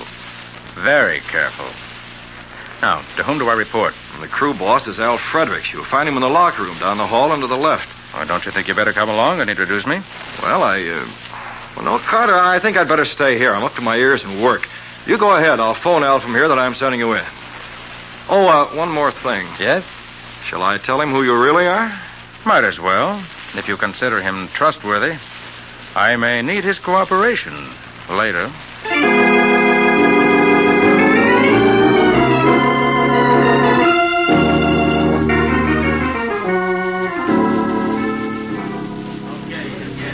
You, Al Fredericks? Yeah, that's right. Mr. Marston told me to report to you for work. My name is Carter, Nick Carter. Yeah, so Marston told me over the phone just now, but I don't like it. It's pretty dangerous work, especially for a green hand. Oh, I know what I'm up against. Okay, I'll put you on the first thing in the morning.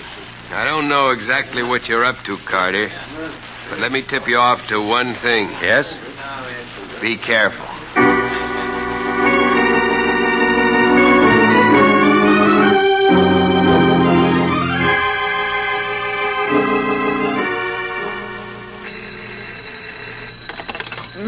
Nick Carter's office, Patsy Bowen speaking. Oh, hello, Patsy. Oh. I'm on my lunch hour. Anything doing at the office? No, there's nothing new. Oh, Nick, for heaven's sake, will you stop this window cleaning business and come back here to the office? I've been going crazy ever since you started work this morning. Now, Patsy, there's no point in getting jittery. Oh, there isn't. Well, Nick, let me tell you something. I dreamed about you last night. You were crawling up the side of a big, tall building like a human fly. And then, when you almost got to the top, a huge bird swooped down and started to attack you. You tried to fight back, but you had to hang on, and you couldn't. And then all of a sudden, you lost your grip, and... Oh, Nick, I thought I lost you. Now, Patsy, I'm doing fine so far. Don't worry. Oh, all right, Nick. I'll try not to. Anything new? No. But if the killer wants to look me up this afternoon, he'll find me on the 32nd floor of the Globe building.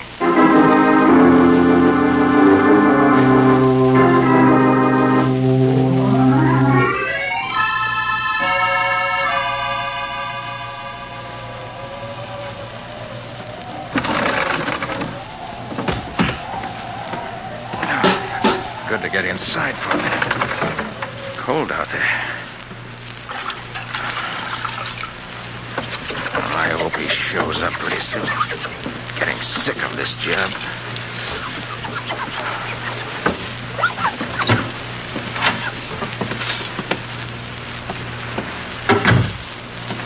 So you did decide to look me up after all. Don't turn around, Carter. Keep facing that window. And get your hands up if you don't want a bullet in your back.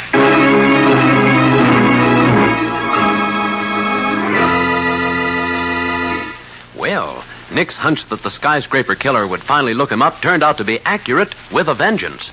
We'll be back to see what happens in just a moment.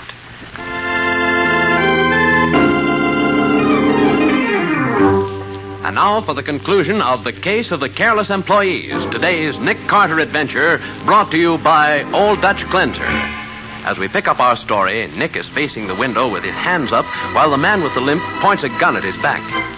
I see you picked out a nice empty office as usual, Marston. So you know me, eh, Carter? I do. Not that it matters much now. But how did you know? When I first met you, you mentioned the fact that you had a bad leg. Yeah, so I did. That was stupid of me, wasn't it? Very. Then later, when you refused to get up from your desk and walk with me to the locker room, I was pretty sure. Why didn't you do something about it then? Because courts require airtight evidence before they send a man to the chair, Marston. And I wanted you to tip your own hand, the way you're doing now. I figured you'd get worried and come after me. Yeah, you're a smart detective, Carter. But this time, you've outsmarted yourself. Have I? You sure have. It's 32 stories to the street, Carter. And you've got a one-way ticket. Down. I suppose the community corporation's paying you off to ruin your own company. Oh, no. Not the corporation. Just my friend Whaley. You see, Whaley gets a big bonus if community does a big business. And I get a dividend. $25,000 for turning over to him $1 million worth of park business. I see. Now, Mr. Carter, I'm going to treat you just as I did the others. No favoritism. I'm going to tap you on the back of the head with the butt of this gun, knock you out, then I'm going to drop you out of the window. Of course, they'll never notice a little bump on your head after you hit the street. They'll call it an accident. Just an accident. Hey! Don't like water on your face, do you? Too bad you missed, Marston. You won't get another chance. Oh! Well, Mr. Marston, looks as if you're the one who suffered a little accident, not me. An accident that should please my friend Matty very much indeed.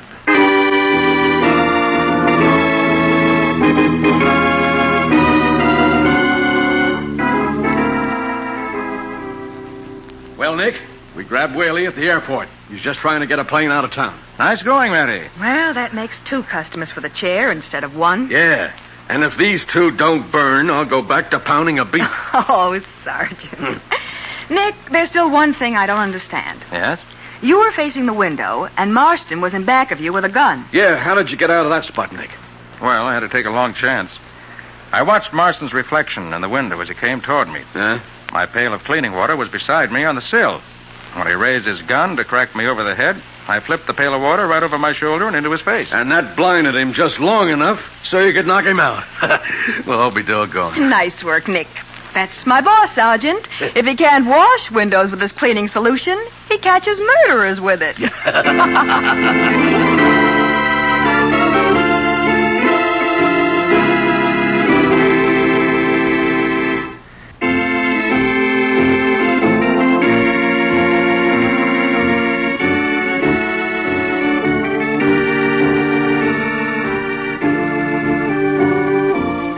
Nick Carter, Master Detective, produced and directed by Jock McGregor, is copyrighted by Street and Smith Publications, Incorporated. Lon Clark is starred as Nick, with Charlotte Manson featured as Patsy. Matty is played by Ed Latimer. Today's script was written by Max Ehrlich. Original music is played by George Wright. This program is fictional, and any resemblance therein to actual persons living or dead is purely coincidental. This is Bob Martin saying, when minutes count, use Old Dutch Cleanser.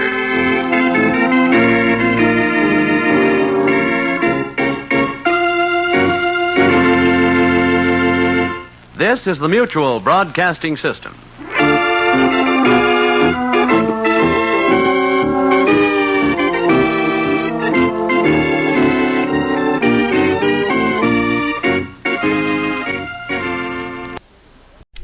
Wrigley's Spearmint Chewing Gum, the refreshing, delicious treat that gives you chewing enjoyment, presents for your listening enjoyment, John Lund as Johnny Dollar.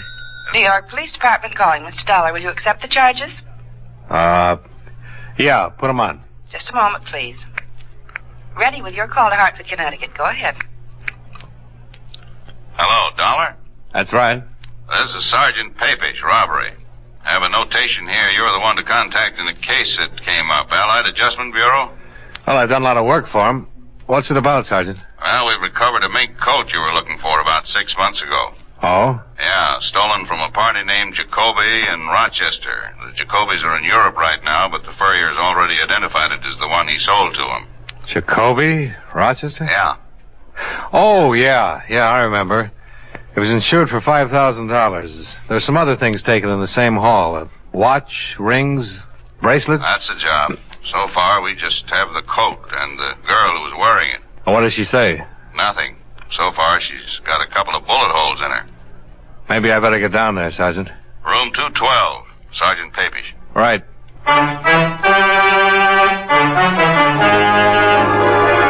The makers of Wrigley's Spearmint Chewing Gum bring you John Lund in a transcribed adventure of the man with the action-packed expense account, America's fabulous freelance insurance investigator. Yours truly, Johnny Dollar.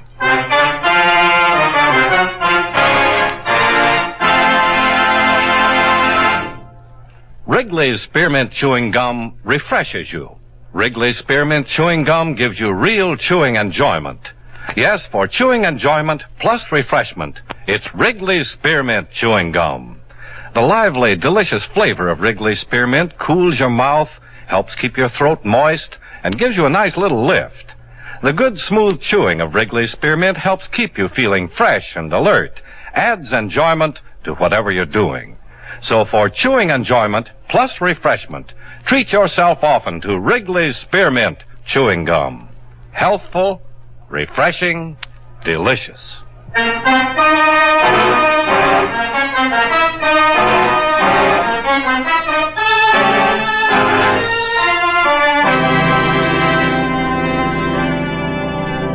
Expense account submitted by Special Investigator Johnny Dollar to the Allied Adjustment Bureau, Markham Building, Hartford, Connecticut. The following is an accounting of expenditures during my investigation of the Rochester theft matter. Expense account item 1, $1.65. Person-to-person collect call from Sergeant Papish, New York Police Department. Item 2, $32.56. Train fare and incidentals between Hartford and New York City after clearing authority to resume on the Jacoby case. It had been stalemated 6 months before when the Rochester police and I were unable to recover any part of the items stolen from the Jacoby residence. I arrived in New York at 1:35, dropped my bags off at the New Weston, then went directly to the Metropolitan Police Station.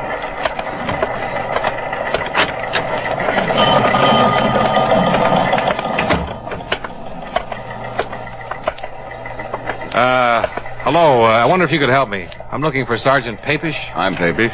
Oh, Johnny Dollar, Sergeant. Oh. Thanks for coming down, Dollar. Have a chair. Oh, thanks. Your mink coat's in the crime lab. They're looking it over. Uh-huh. We still haven't found out much about the girl who was wearing it. What's her name? Yeah, just Jane Doe for now. We didn't have her prints on file here, but we're waiting to hear from Washington now.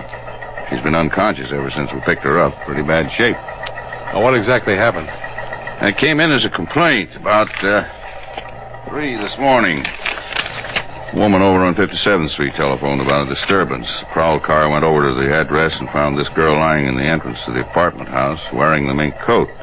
She'd been shot twice. Uh-huh. No one in the apartment house seemed to know her or had ever seen her before. We asked about the neighborhood. No dice. But we did find out how she got there. Oh? The lady across the street said she saw a man drive up sometime after midnight and unload the girl from his car. She was able to give us a fair description of the car and the man. Here. Nice. But nothing definite. No license number or anything like that. Could be any car and any man, from what she said. Got an APB out, of course. Was there a purse or anything? Nothing. The dress she was wearing came from a store downtown. Hundreds just like it. The coat was the only item that might have helped, and it turned up listed in the stolen property file. How about jewelry? Small diamond ring on her little finger. When I looked over the list of things taken in that Jacoby robbery, it doesn't fit any of those. You can look at it if you want to. I'll take your word for it. I suppose the insurance company paid off the claim. Yeah, the whole thing. Well, at least we have the colt back for you. Maybe we'll get a line on the other things when this girl regains consciousness. If she does. Pretty bad, is it? Yeah. Nice-looking girl, too. Only about 25 or so. Excuse me. Sure. Robbery, Sergeant Papish. Oh, let me get it down here.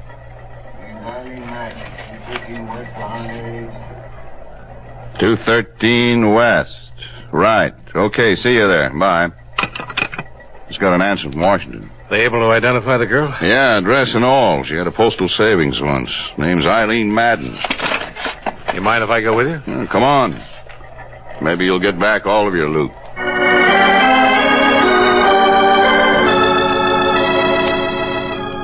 I accompanied Sergeant Papish to the address for Eileen Madden. Turned out to be a fairly nice apartment in a fairly nice neighborhood. By the time we arrived there, a full crew of technicians were at work giving the place a complete check. Sergeant Papish introduced me to a tall, heavy-set man. This is Mr. Dollar from the insurance company, Walt. Sergeant Walter. Hi. How are you, Sergeant? Oh, fine. I'm afraid we haven't done any good for you so far. Haven't found anything here to go with that mink coat. Oh. Have you talked to anybody around here yet? Just getting started on it. The lady who lives across the hall might be able to help us. Where is she? In there. Her name's Ethel Stromberg. Mrs. Okay. I'll take it here. Right.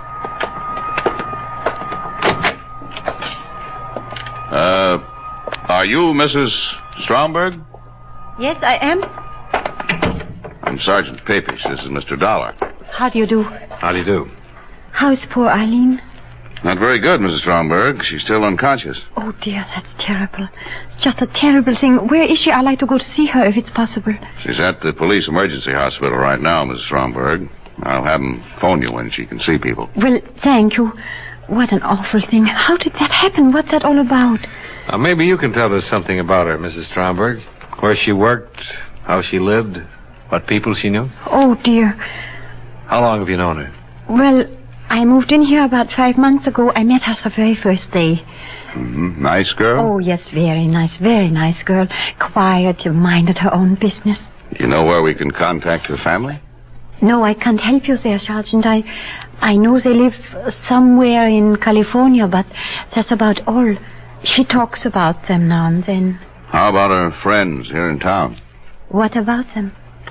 Did she talk about any of her friends to you? What do you mean? Well, she's a pretty girl. Young.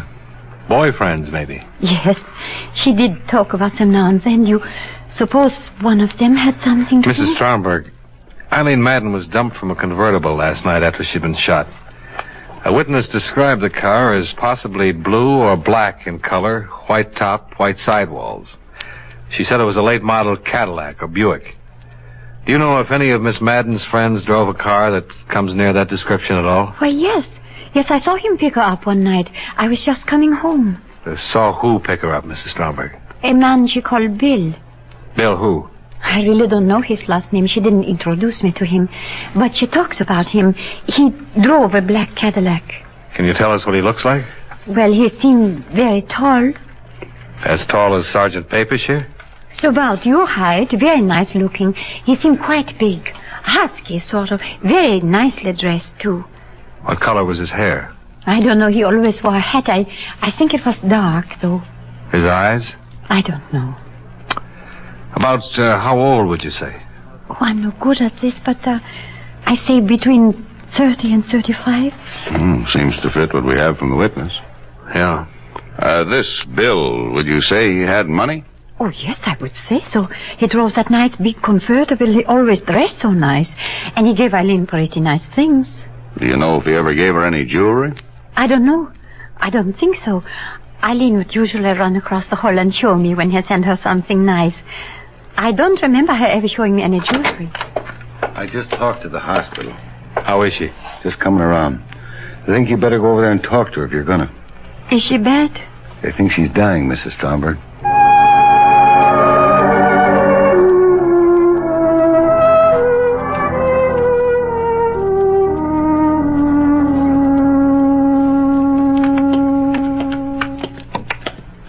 Think she'll make it? Hard to say right now. Sometimes they rally. She must have been in their doorway a half hour or better before we got to her. Mm-hmm. She said anything, Doctor? No. You might have to wait a little while for her to come around. I see. I'll tell you both. Ask what you have to know quick. 2 minutes is about all I can give you with it. Sure, Doctor. Oh, you better put your cigarettes in that. Oh, yeah. Yeah. All right, miss. Okay, boys.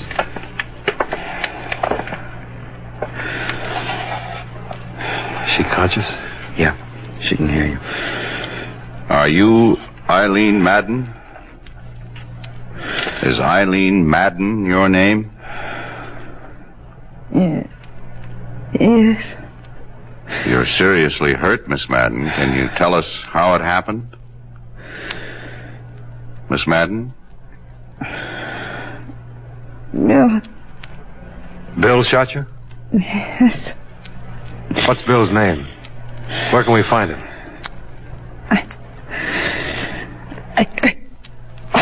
Doctor, watch out. Nurse, hand me that.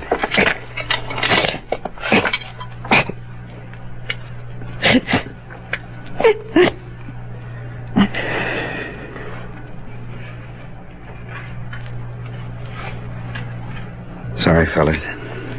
There was nothing I could do.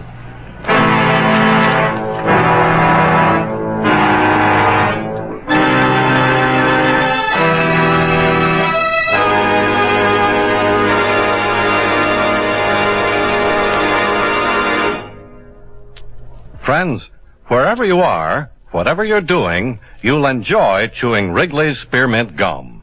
Chew Wrigley's Spearmint while you're working. The lively, full-bodied flavor of Wrigley's Spearmint gives you a refreshing little lift.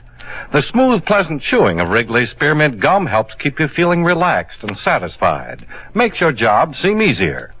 Chew Wrigley's Spearmint Gum in your home, when you're out walking or driving, when you're enjoying sports and other activities. Wrigley's Spearmint Gum tastes good anytime, and the natural chewing aids digestion and helps keep your teeth bright and attractive. Yes, wherever you are, whatever you're doing, you'll enjoy chewing Wrigley's Spearmint Chewing Gum. Healthful, refreshing, delicious. And now, with our star, John Lund, we bring you the second act of Yours Truly, Johnny Dollar.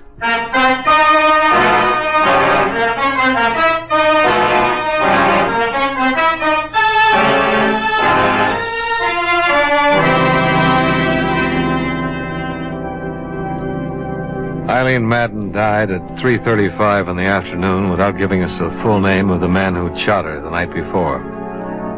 I stayed with Sergeant Papish and Sergeant Walters as they continued their investigation of her death and the appearance of the mink coat covered in policy number 27M55567, issued to Roland J. Jacoby, Rochester, New York. The apartment where she had lived yielded some information.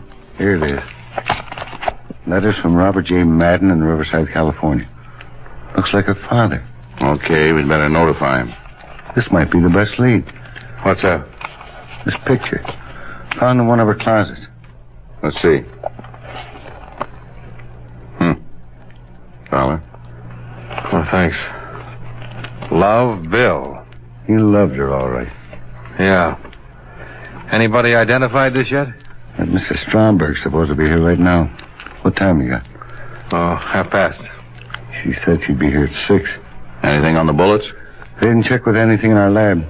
Ballistics says it was an Army 45. The old 1911 model. Pretty good gun for killing. What gun isn't? Oh, I got the wrong room at first. Oh, come in, Mrs. Stromberg. You remember Sergeant Papish and Mr. Dollar? Yes. Do I have to answer more questions? Not many more. Oh, I'm just all worn out. I can't get over this terrible thing happening to Eileen. Did you get in touch with her family? Business office is doing it right now. Oh, dear, what a terrible, terrible thing. Mrs. Stromberg, you ever seen this man before? Oh, yes. That's Bill. The man Eileen's been going with? Yes. The man who drives the black Cadillac convertible? Yes, that's him. But did he do this terrible thing? It looks that way, Mrs. Stromberg. Oh, dear, dear. Sergeant Pavish. Yeah. Yeah, right. Goodbye. Did Eileen Madden ever mention to you that she had been married? Why, no. She never did. Was she? In the state of New York in 1951. Just found out from vitals. Divorced? Yeah. Her ex-husband's name is Bill. Bill Powers.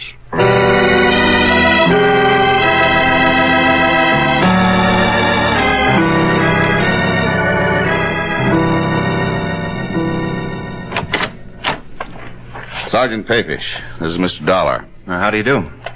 What's the matter? May we come inside, Mr. Powers? Sure. Well, what's this all about? Do you know a woman named Eileen Madden, Mr. Powers? Yeah, sure. We were married once. Why? Eileen Madden was shot to death last night, Mr. Powers. Eileen? Yes. What? Are you sure? We checked her prints. Oh. Shot? Yes. What? Oh, what happened? How could a thing like that happen? That's what we're trying to find out, Mr. Powers. I can't believe it. Eileen dead. Have you seen her lately? Well, yeah, I saw her last week. Had a drink together. Are you sure it's Eileen? We'd make sure before we came around with news like this. Mr. Dollar represents an insurance company, Mr. Powers. Miss Madden was wearing a stolen coat when we found her. Stolen coat? Yes, a stolen mink coat. Was she ever in trouble anywhere? I don't care what she was wearing. Eileen never steal anything. She was a fine girl, a wonderful girl. I was a fool to ever let our marriage go on the rocks. Can you come with us, Mr. Powers? Where? We need a positive identification. Sure. Sure, Sergeant. I'll be right with you. Want to smoke? Thanks. Well, he isn't the bird in the picture. No. Did you see the car in the driveway? Yeah. 51 Caddy, black convertible.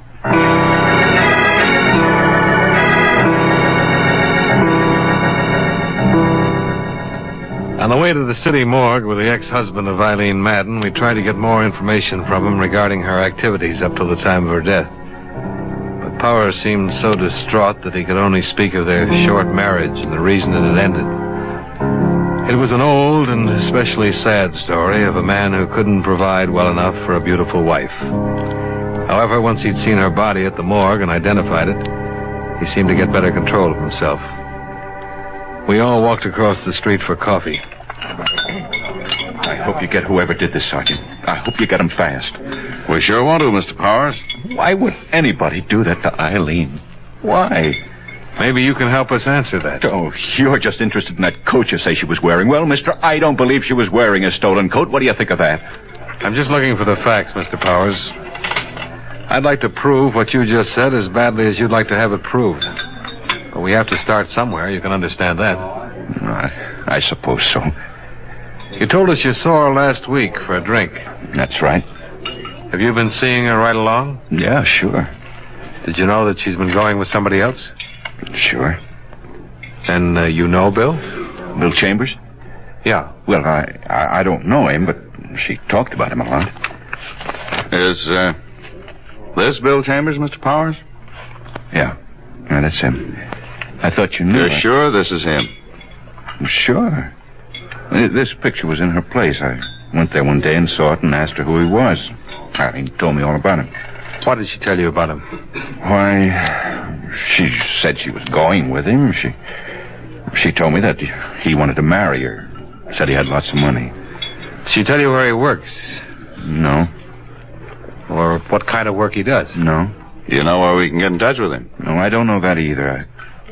Say, do you think he might have done this to her? We'd like to talk to him. I know she's been going with him for a few months, what she told me. And you've been seeing her the same time she was seeing Chambers? Well, yeah, that's right. She didn't want to marry him. She wanted to marry me again. Do you know what kind of a car Chambers drives? Cadillac. Thought you never met him. Well, she told me about his car. It's another thing. I went out and bought one myself. I thought it might do me some good with her. Mm-hmm. Were you at home last night? Yeah. Can you prove it? Yeah. I was home. She was out getting killed.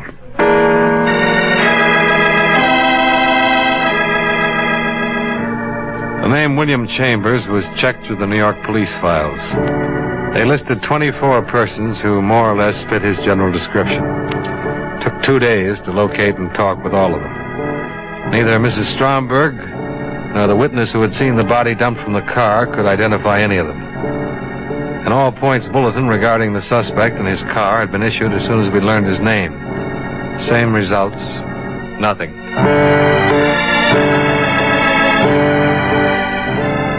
On the third day, the pawn shop detail turned up 2 more items that had been taken in the Jacoby robbery. There they are. Huh. Watch and ring. Jacoby stuff? Case numbers on the watch check out. The ring's engraved. Where'd they wind up? Shop on 3rd Street. The proprietor says it was sold yesterday. Man who sold them signed the buy book, James Agenian. How about his description? 5th Chambers down the line. Well, at least he was still in town yesterday. Yeah, but his stuff's been on the hot sheet for a long time. If he's had any experience at all, he knew he was taking a chance trying to unload it. Probably trying to raise cash to get out of town. That's what I was thinking. Gave him an address on Polk Street. A vacant lot. If he keeps on trying to unload it, I'll have all the loot back. If he keeps on trying, we'll keep on trying. Well, they found his car. Where? Used car lot in the Bronx. He sold it at 10 o'clock this morning.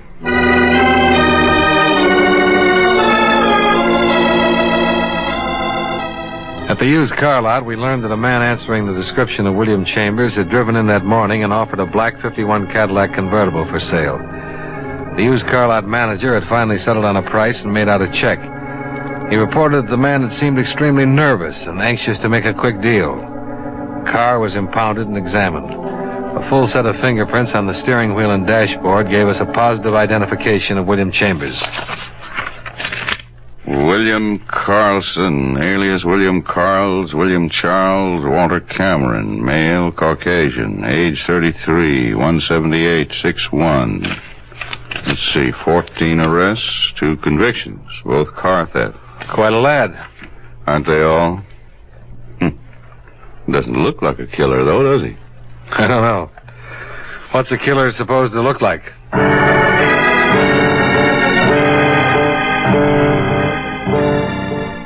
The search to locate William Carlson, alias William Chambers, extended to all parts of the city. The associates and relatives listed in his criminal file were contacted and questioned. All of them denied having any knowledge of his whereabouts. In the meantime, 2 more pieces of stolen property connected with the Jacoby theft were recovered by the pawn shop detail. Each of the pawn shop proprietors identified the mugshot of the wanted man. He'd used different names in each instance. The handwriting was the same. Each address had to be checked out. I went with Sergeant Papish to the one he had given on 78th Street. It was not a vacant lot. Hello? Hello. We're looking for William Courtney. You found him? Huh? Cops? Yeah. Come on in. Hold still. I'm clean. Checked me through the buy book yesterday? Yeah. Your name's Carlson, isn't it? William Carlson? Yep. We've been looking a long time for you. I know.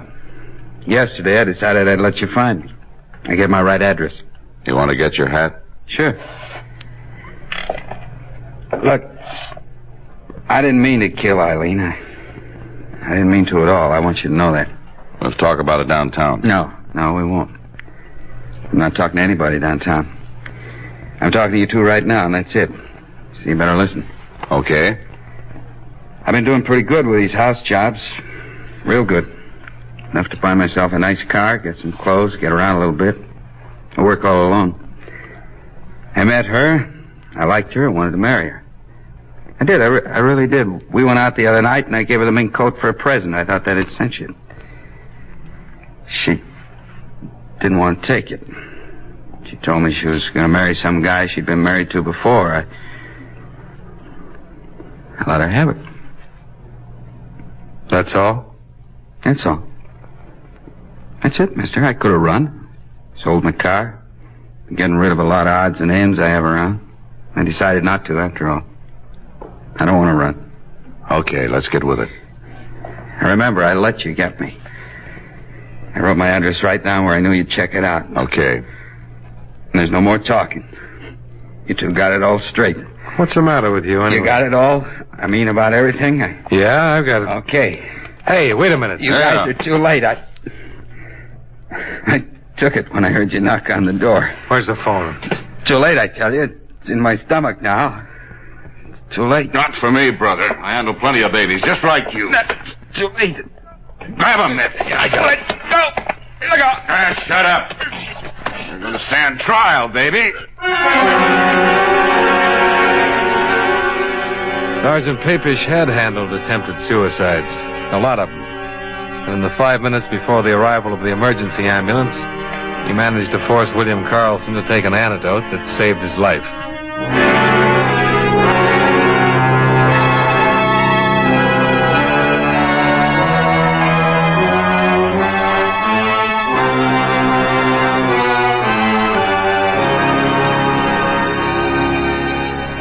The remainder of the Jacoby theft items were found in and around the apartment of the suspect, along with other stolen property listed with the New York police. All of the articles on the enclosed list have been impounded and will be available following the trial of William Carlson.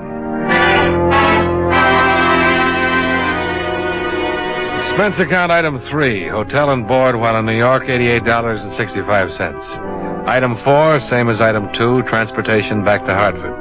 Expense account total, $155.42. Remarks? Please file a copy of the above report for the information of William Powers in regard to his ex-wife, Eileen Madden. I think this is what he wanted. Well, that's it. Yours truly, Johnny Dollar.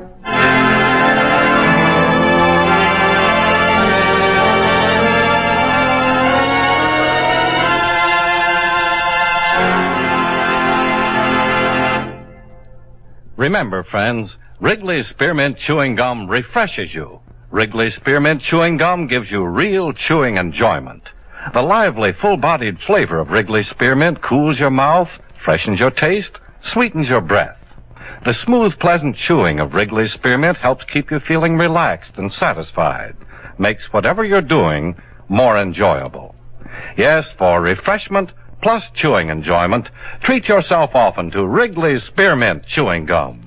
Millions enjoy it daily. Get a few packages and always keep some handy. That's Wrigley's Spearmint Chewing Gum. Healthful, refreshing, delicious.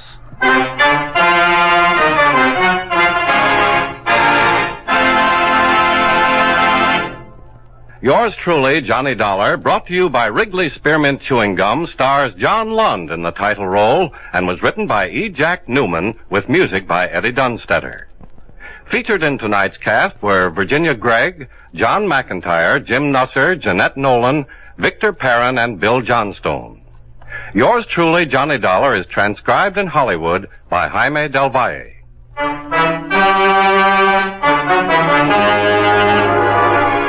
The makers of Wrigley's Spearmint Chewing Gum hope you enjoyed tonight's story of Johnny Dollar and that you're enjoying delicious Wrigley's Spearmint Gum every day.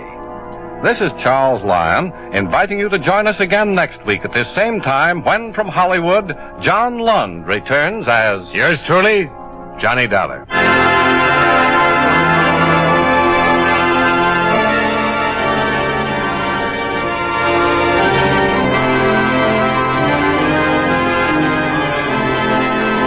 This is the CBS Radio Network. Why let your floors get scuffed up? Beacon Wax stops floor scuffing. Official Detective, dedicated to the men who guard your safety and protect your home, your police department.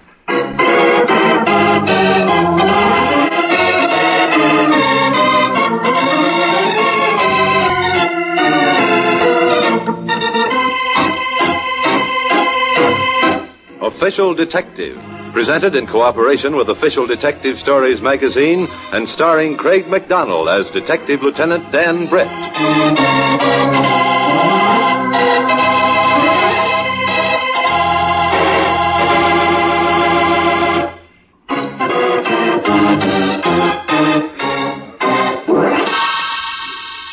Lieutenant Dan Britt, headquarters. If there's anything the criminal hates more than a cop, it's an informer. But the squealer takes his chances. On one side of the scales is the money he'll receive for his information. On the other, his life.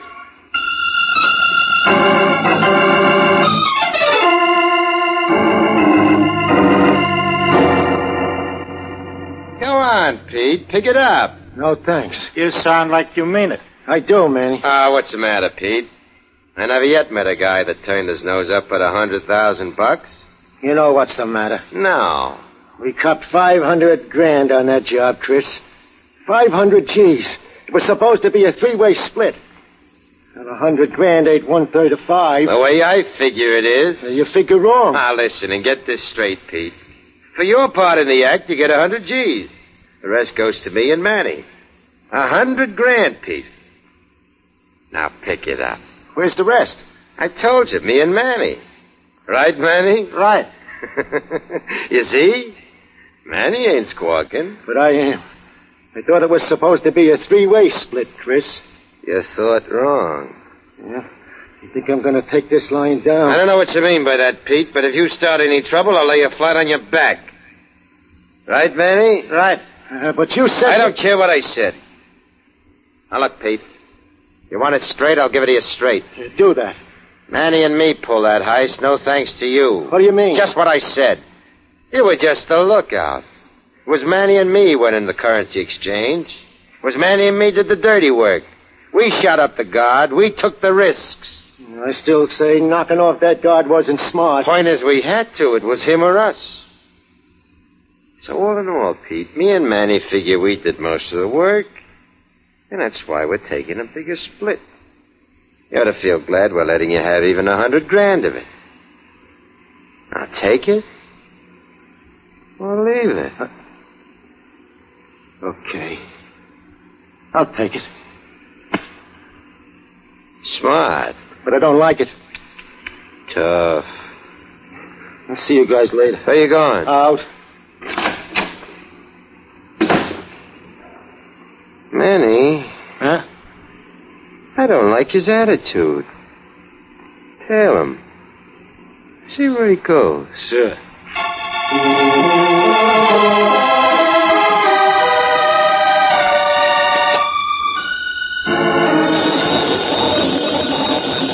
I got it, Joe. Lieutenant Britt. Hello, Lieutenant. Wendy Clark. Hi, Wendy. How are you? Not bad. You? Oh, working as usual. Anything new on that currency exchange robbery? Not a thing. The guard died in the hospital. I suppose you know that. Yes, I heard. Look, Lieutenant, if you do get a lead, will you give me a break on it? You know you're my favorite reporter. Thanks, Lieutenant. Right, Wendy. Wendy Clark? Yeah, nice kid. Well, I suppose he was asking about the exchange robbery. And so's the commissioner. Well, we know as much now as we knew 2 days ago, which isn't much. Something will break, Joe. It's got to.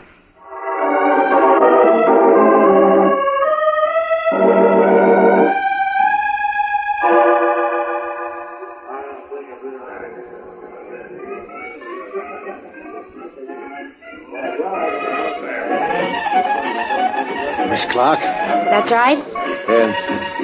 I'm the guy that called you on the phone. I figured this place was good as any to meet. It's not exactly high class, but I've been here before. Now, listen, Beer. What'll you have? Another coffee. Beer and coffee, right. What's your name? Call me Pete. Pete what? Just Pete. Can I trust you? I've come this far without getting you into trouble. Now, what's all the mystery about, Pete? That currency exchange job the other day. What about it? I hear they're offering 25 G's reward. That's right. I'd like to get that dough. Oh, easy enough. You can lead the police to the people responsible for the guard's death. I can't. You kidding? No, I ain't kidding. Who did it? Not so fast, not so fast. There's some strings attached. Yeah, a few. All right. I'm listening. Here's the pitch, kid. I'll make it short and plain. I had something to do with that heist. You were in on it? In a way. Now, don't get me wrong. I ain't no killer. I didn't bump that guard. I was against it from the start. No doubt. Go on. Here's my angle. If I start talking to the law, I put my own neck in a noose. I don't see how you can avoid it. I know. I ain't arguing that one. But I don't want that noose tightened up. You know what I mean? No. And I don't see where I fit into this either. Look, Miss Clark, you got a good rep in this town as a police reporter and a person. The cops like you. They trust you. Guys like me, we like you, too. You ain't never crossed any of us, yet. Never mind the flattery. Now, you got influence with the law. Now, wait a minute. You want me to speak in your behalf. If you turn in the rest of the crowd, you want to be sure of leniency from the court. Is that it? Yeah, you got it. And another thing, the reward. I want a guarantee on that. Maybe they'll send me up, but I want a guarantee on that reward. 25 G's. Well, what do you say, Miss Clark? Think you can swing it? I don't know. Police and I get along, but I'm not sure we get along that well. Look, kid, you got nothing to lose. Everything to gain. The story. The exclusive, probably a raise. Why, I'd even give you part of the reward if you want. No, that's not necessary. Well? I'll see what I can do, but don't count on anything. Oh, thanks, kid. Meet me at the office tonight, and I'll... Office? No, nothing doing. It's too risky. Well, all right. Here's my home address. Come up about 8. I'll let you know what happens. Good. Look, Miss Clark, don't cross me, will you? I'm dealing with you because you got a good rep, and I think I can trust you. Don't let me down, will you, kid? I won't let you down.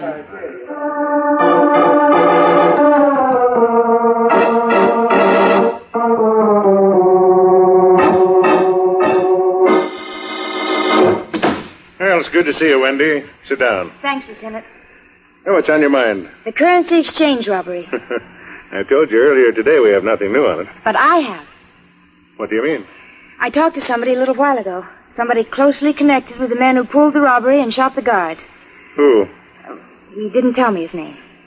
You mean you talked to him, saw him, got information from him, and you don't know who he is? That's it. Look, Wendy, what's this all about? Hold on, Lieutenant. Hold on. Don't hit the ceiling. It's one of those deals, that's all. What deals? This person was in on the robbery. I don't know how much he had to do with it, but he was there. Now, the point is, he wants to turn informer, but he wants a deal. From the DA? Right. Now, I don't know the district attorney that well, and you do. You think you can talk him into something? I doubt it.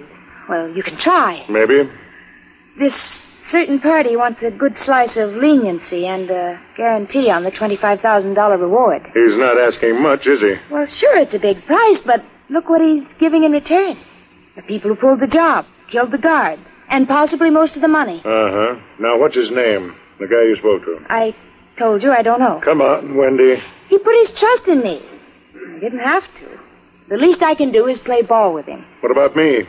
If you play ball with us, you can crack this case. Nothing to lose, and everything to gain. You've got me on a spot. Oh, what do you say, Lieutenant? Will you go along? I'll see what I can do. But I can't promise anything. Swell. And, Lieutenant. Yeah? Don't have me shagged, huh? Just trust me. If I didn't trust you, I'd have you locked up. Now get out of here, Wendy. I've got work to do. With the DA.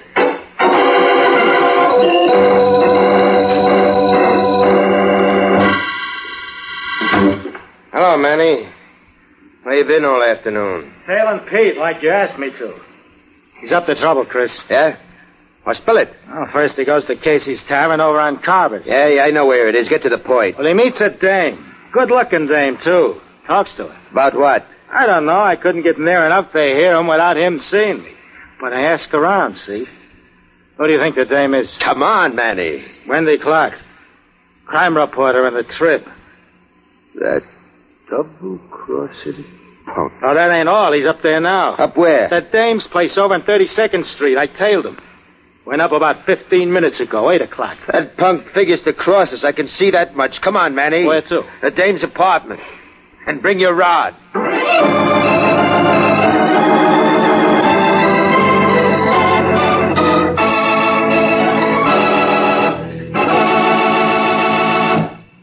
More than 190,000 happy owners agree it makes sense to drive the 1950 Ford before you buy any car at any price. And your local Ford dealer invites you to test drive this great new car in your own way. Get behind the wheel of the new Ford, which again for 50 has won the Fashion Academy Award as America's Fashion Car of the Year. Thrill to the instant response of the mighty Ford engine. Take this 50 Ford into traffic and notice how completely easy it is to handle. Then to the open road and feel the big car's stability, the solid comfort of Ford's famous midship ride. Then glide to a smooth, even stop with Ford's king-size brakes. You'll agree in every way here is the one truly fine car in its field. So call your nearest Ford dealer tomorrow.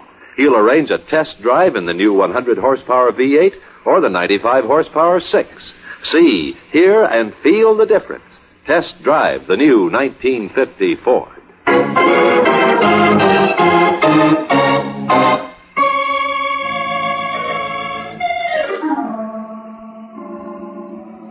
Toss a match, Joe. Sure thing.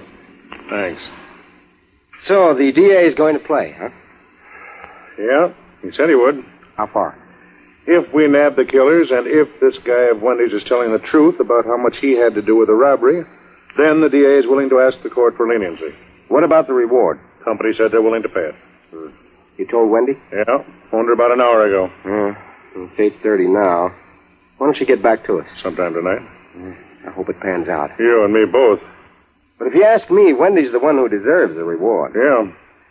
Match, Joe. I just gave you one. It didn't take.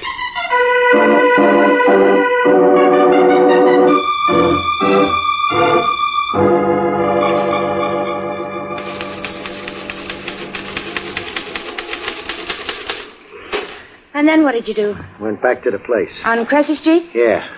The money's there now? Yeah. 400 grand. Is it in a bag or something? Chris's suitcase. Including your 100,000? Uh-huh. Only why I trust him with it, I don't know. You'd better stop worrying about it. Money will have to go back to the exchange. All of it. But you say 400,000. I thought it was 5. I know. We only got 4. I think Anything else you want to know? Got it all. As soon as I arrange these notes, we'll run down to headquarters. Then I'll get the story over to the paper. Think this will work out? Why shouldn't it? I mean the DA. He won't cross me, will he? Don't worry so much. Oh, excuse me. Yes? Back up, sister. Wait a minute. Back up. Hey, what's this all about? Shut up. There he is, Chris. Chris, listen. Listen. You punk. You dirty, lousy punk. Oh, Chris, don't. I swear, Chris, I didn't... Bring the girl over here, Manny. Move, sister. I'd still like to know what this is all about. And I'd like to know what Pete told you. I didn't tell her nothing, Chris. I swear I did. How many times I got to tell you? Take a look at this. What? Here's paper. Interesting, huh? Let me see.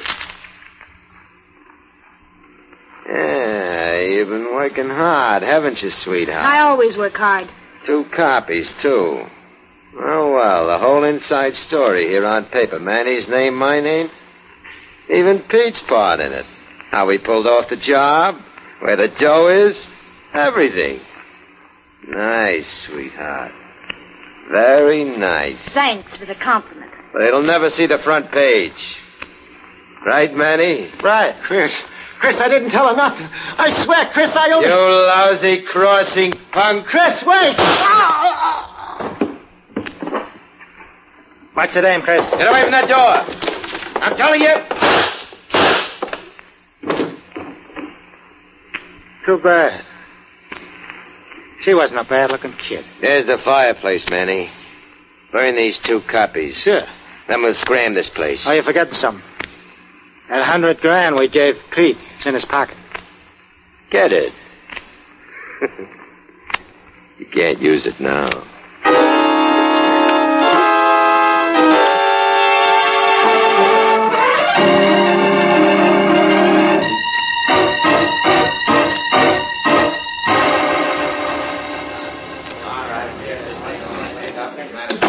Morgue wagon's on the way, Lieutenant. M.E. said he'd have the slugs for us as soon as possible. Okay, Joe. Ah, snap out of it, Lieutenant. Come on now. She was a fine girl, Joe. Yeah, I know. I'll get the punk who did this. Sure. Print boys are working, but I doubt if they'll get anything. Make them try hard. The guy's name was Radin. Pete Radin. Don't know him. A couple of things in our files, but not much. Small-time crook. I wish I knew the names of the rest of the mob. I wonder if he told Wendy anything about that. Hard to say, but he probably had. That's why she got it. Want to take a look around? You go ahead. I'll go back to headquarters. If you find anything, let me know. Check.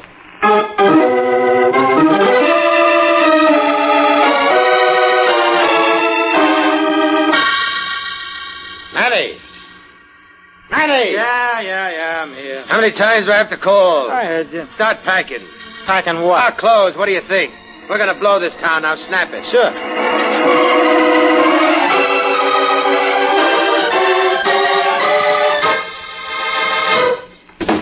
Come in, Joe. Well, we went over the apartment, didn't find much. Anything at all? Yeah. Evidently, Wendy had written the whole story in outline. How do you know? We found some charred papers in the fireplace. Most of it wasn't legible, but there was enough to tell us what it was about. She had made an original and 1 copy. Got it all on 1 page. Police probably found them, burned them. How much of the story was readable? Not enough. No names except Pete Radin's. No addresses. Uh-huh. An original and a copy, you said? Yeah, why?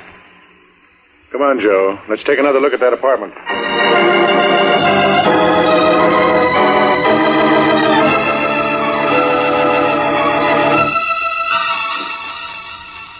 How you doing? Okay. Got any more shirts to go in here? Yeah, 1 or 2. By the way, where are we headed? I figure on Florida. Now, that sounds great. It's nice and warm down there. I'll get it.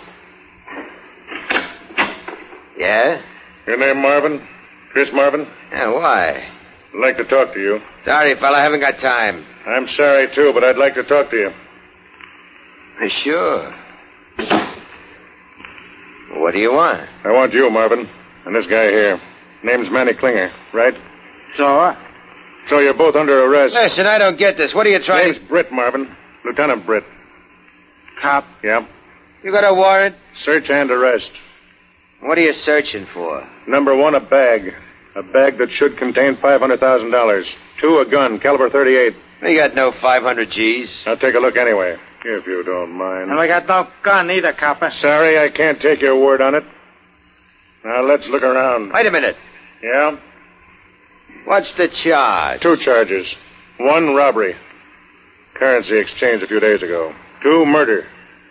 Triple murder.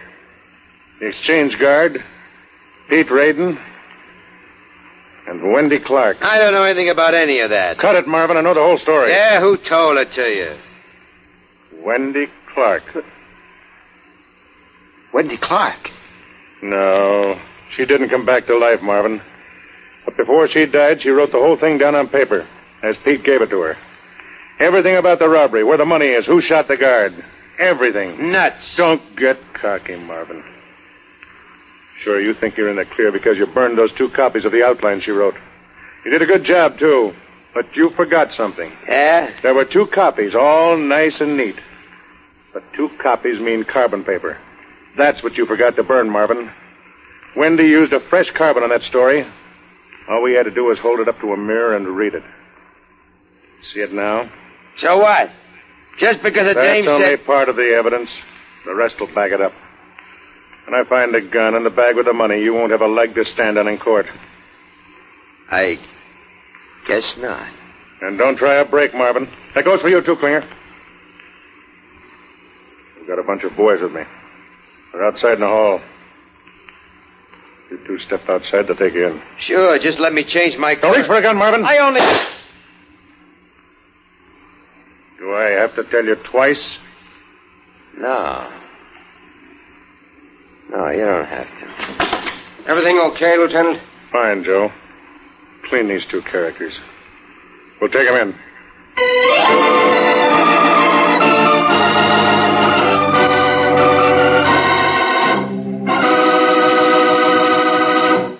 You have just heard Official Detective, tense, dramatic stories of criminal investigation, starring Craig McDonnell as Detective Lieutenant Dan Brett.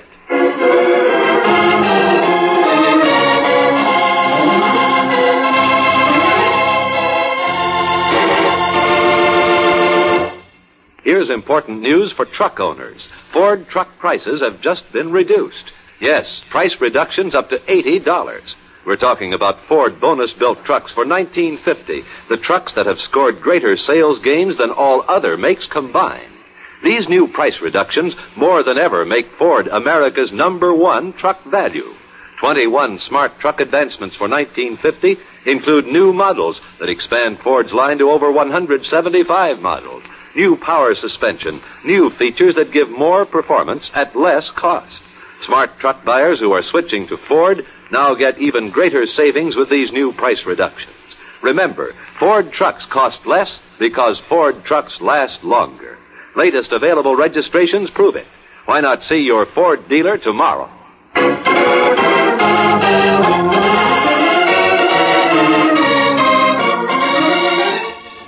Official Detective is presented in cooperation with Official Detective Stories magazine. If you've enjoyed tonight's story, you will find many more stories of equal appeal in our February issue, now on sale at your newsstand. Sergeant Joe Allen was played by Lawson Zerby, and Chris was Joe DeSantis. Wendy was played by Margaret Draper, Pete was Milton Herman, and Manny was Sandy Strauss.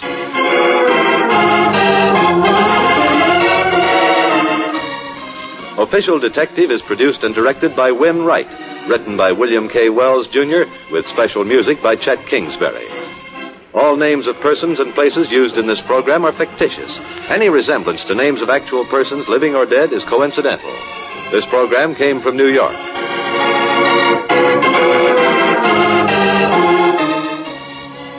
This is the Mutual Broadcasting System.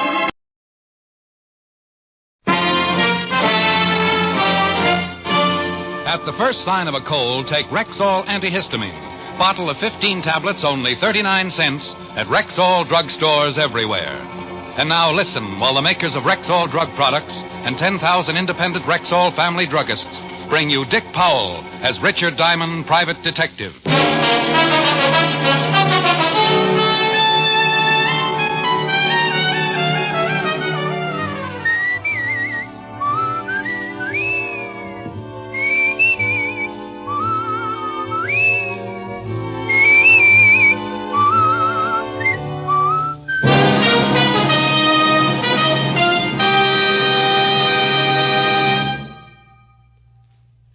Good health to all from Rexall. Now, your Rexall family druggist brings you a transcribed half hour with Richard Diamond, private detective, starring Dick Powell.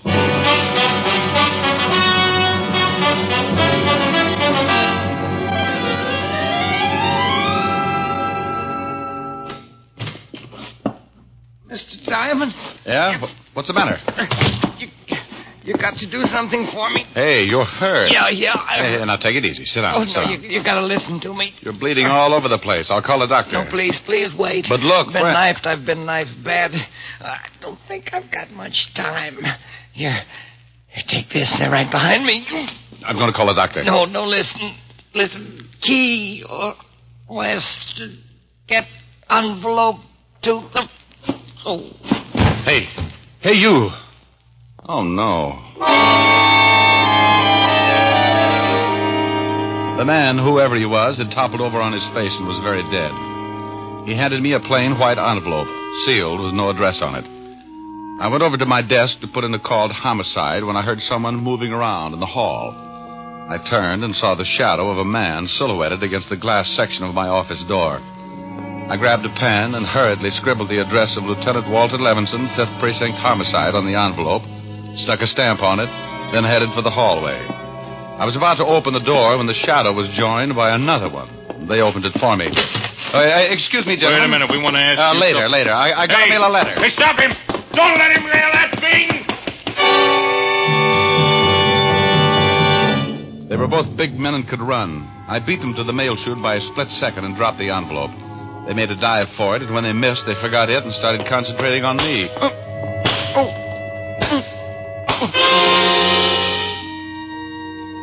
Mr. Diamond? Mr. Diamond? Mr. Diamond, please try and sit up. What in the world happened to you? Oh, where are your wings, honey? You look as though someone had beaten you up. No, don't be silly. It's the latest thing. Hey, I'm back in my office. I found you lying here. You want me to call a doctor? No, call homicide. Is someone dead? Certainly. That guy right over... What guy? Oh, dandy. Well, honey, there was a guy. In fact, he was lying just about where I'm lying, and he was dead. Look, you can see the blood. I thought that was your blood. Oh. Well, rather than try and convince you, maybe you'd like to tell me why you came up to see me. Well, my name's Nancy Lang. I want to hire you. To do what? I'm giving a big party tonight, some very wealthy guests.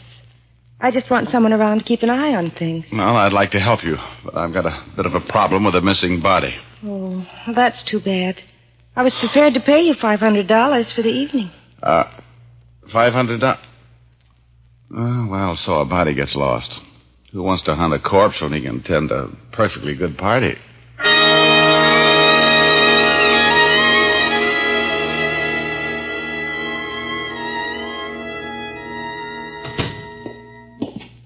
Well, good afternoon, Sergeant Otis. Oh, how are you, Diamond? Still breathing. Why don't you try it sometime? Oh, go jump in the lake. Only if you'll lend me one of your shoes to paddle around in. No. Hello, Walt. Hi, Rick. Oh, no. What happened to you? Well, two charming gorillas used me for a fast game of squash. Who were they? Never saw them before. But I got a hunch they killed the guy. Let's have a look at your mug file. I gave Walt the story and told him about the mysterious envelope he would be getting in the mail. But after 2 hours of checking the rogues gallery, we came up with nothing. So I went home, shaved and changed, and went out to my client's house, where she met me in a well-appointed library. Her appointments were, Mr. Diamond, right on time. You look much better. Well, I tried to wear something that wouldn't clash with my bruises. I'd like you to meet Senor Gallardo. Gallardo? An old friend, a very wealthy politician from South America. This is Mr. Diamond, Mr. Gallardo. How do you do, sir? How are you, Mr. Gallardo? Mr. Diamond is a private detective. He's here to guard the wealth. Oh, very interesting. Kind of an official watchdog, Mr. Gallardo. Well, there will certainly be enough to guard. Miss Lang's guest list is made up of some very wealthy and prominent personalities. In fact, I am very flattered to be among them. I've seen you before. Very possibly. Have you ever been to South America? A couple of times, but that's not it. My home is in Bogota. No. Well, it doesn't matter. I'll think of it. If you'll excuse us, Mr. Gallardo, I want to show Mr. Diamond around the house and grounds. Certainly. A pleasure meeting you, Mr. Diamond.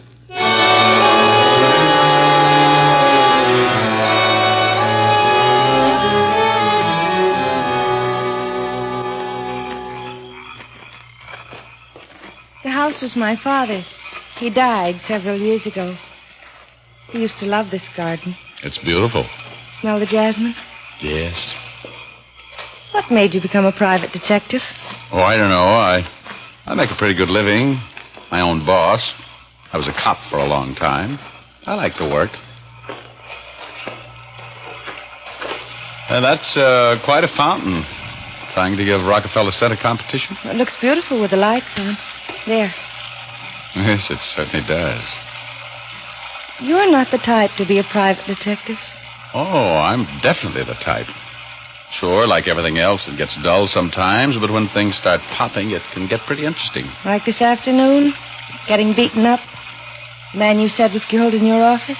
Well, he wasn't killed there. He just died there.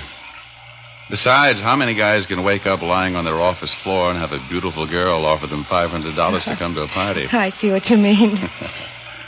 Don't you think you'd better get back? Your guests are probably arriving. Yes, I'll switch off the fountain light. Why don't you leave them on?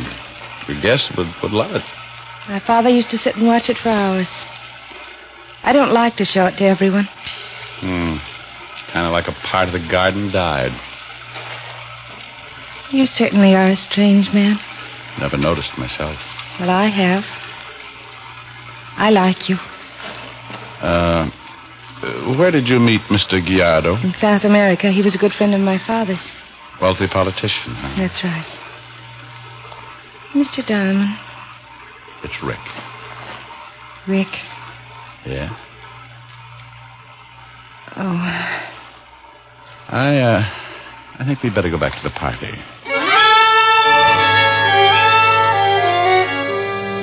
I'm a fairly normal guy. Nancy was a very exciting girl. And the kiss in the garden was as nice as anybody could ask for. But there's one thing I do pride myself in, and that's a certain lack of stupidity. There was something wrong, nothing I could put my finger on, but I sensed it. Like being lost in a dark room with a loose high-tension wire.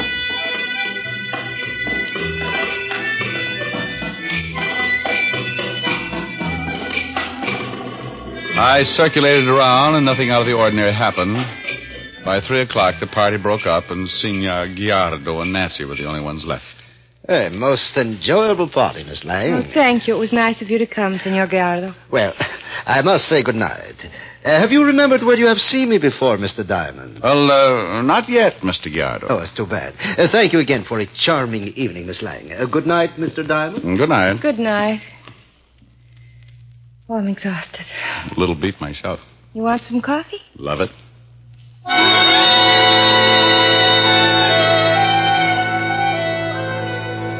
We had some coffee, and Nancy drove me home. I kissed her goodnight and left with a promise to call. As I reached my floor, I could hear my phone ringing. I opened the door and stumbled into the biggest mess I'd seen in a long time. My room was a wreck. Someone had torn it to pieces. Yeah? Diamond? It's 3:45 in the morning. What do you want, Fatty? We fished a body out of the river about an hour ago. Died from a knife wound in the back. Did he fit the description of the guy who died in my office? This one didn't fit any description. Someone was very careful to fix his face so we couldn't identify him. Check his fingerprints? You're playing around with some pretty gory individuals. They amputated his fingers. Oh. Somebody's given my room a good going over. Really took it apart. It's an odds-on bet they were after that envelope. Now, when you get it tomorrow morning, give me a call. It might tell us everything we want to know. Okay. Walt, you ever heard of a man named Gallardo? South American, supposed to be mixed up in politics? No, why? Nothing. I met him at the party tonight, and Hey, what's the racket? You met this guy at a party in what? Rick, what's the matter? Rick! Who is this? This is Lieutenant Levinson. Who is this? Mr. Diamond is unconscious. What? And if you ever want to see him alive again, listen carefully. Okay, go ahead. From Mr. Diamond's conversation, I understand you are to receive the envelope. When you do, go directly to the Staten Island ferry. Ride on it, all day if necessary. A man will meet you and pick up the envelope. Be alone. Do not notify the police, or Mr. Diamond will surely die.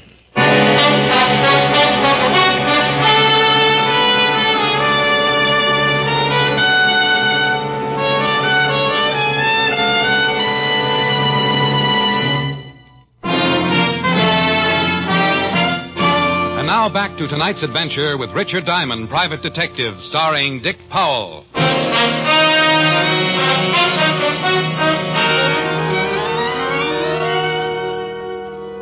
someone had sapped me and sapped me good. I had a dull, throbbing headache, and when I began to find my way back to consciousness, I felt my coat pulled off and my right shirt sleeve rolled up.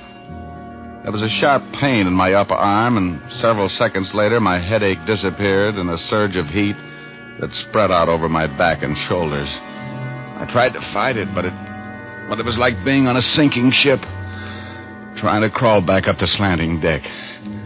The ship dragged me down, and I swallowed up in the black water.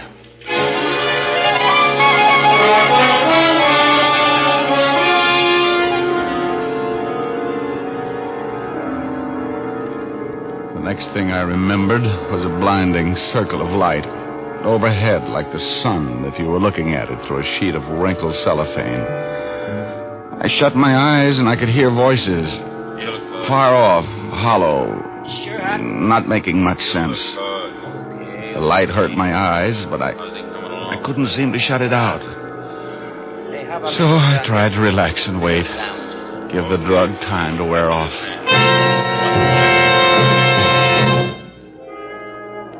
After what seemed like hours, the voices began to make sense. The light was easier to look at. It was just a plain ceiling lamp. Hey, you want a sandwich? As the feeling in my fingers began to return, I realized I was lying on a bed. There's a restaurant on the corner. I won't be more than 10 minutes. The other man had promised to be back in 10 minutes, so I had to do something in a hurry. I kept tightening my muscles, trying to get the circulation back. I had to make a try. I wasn't sure of my strength, but I had to try. I rolled off the bed. Hey, coming out of it, huh? Trying to break your neck? He leaned down to pick me up, and I hit him just below the Adam's apple with the side of my open hand. The man choked and turned blue. He grabbed for his shoulder holster, and I kicked out with both feet.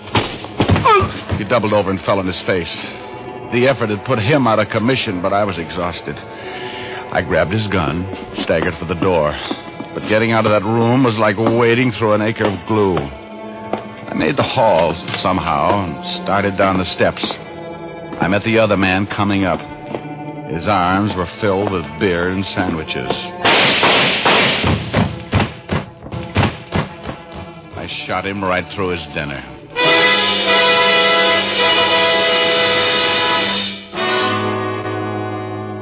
Feel better? Yeah, Walt. A little more coffee, huh? You really had a rough time. They pumped you full of this stuff. Yeah, I'm amazed. I was out nearly 14 hours, huh? Yeah, you lost a whole day. How you managed to get down here, I don't know. I guess I'll never know. Drink your coffee. Yeah. And, you gave them the envelope, huh? Yeah, about an hour before you staggered into the station. I rode that ferry all day.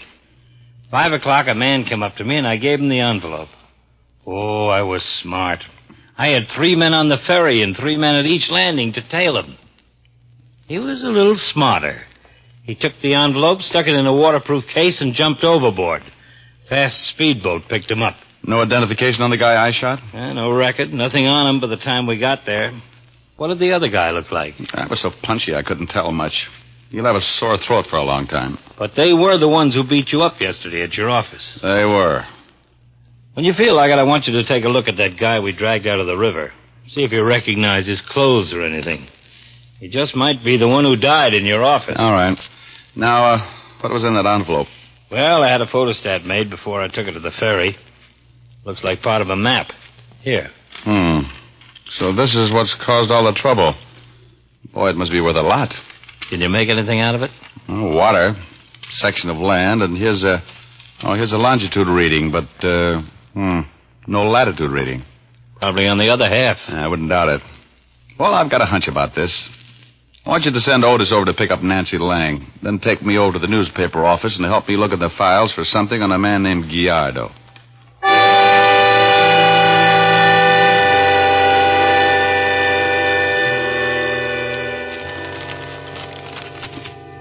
You know what you're looking for? Yeah, this guy Gallardo, Senor Gallardo. I know I've read about him or seen his picture. Hey, Walt. You find something? Yeah, here he is. But his real name isn't Gallardo, it's Ortiz. Yeah, look at those headlines. Julio Ortiz assassinated. Rebel leader killed after plot to take over government fails. Yeah, listen to this. Ortiz was expecting a large amount of American dollars to finance his army. Although the rumor is not confirmed, it was reported that Ortiz shipped $1 million in gold bullion to someone in the United States. The plane was supposed to have crashed, and it is interesting to note that the recent plane crash in which 2 American pilots escaped, John Bishop and Bernard Combs, were found floating off Key West. Key West? Holy smoke, that's what the guy in my office tried to tell me. He said Key West before he died. Huh. Walt, don't you see? Ortiz is still alive. Maybe those 2 pilots double-crossed him and hid the gold. That's what that map is all about. I'll lay 8 to 5 that man you've got down in the morgue is one of those pilots. John Bishop or Bernard Combs. I'll have the FBI send us the files on both those guys. If one of them is John Bishop or Bernard Combs, we won't need fingerprints nor a face.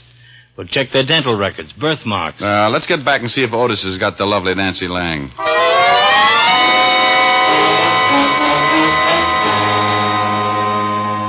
That's right, Lieutenant. She ain't in town. She's gone on a vacation, her butler said. Did he say where? No, he said he didn't know.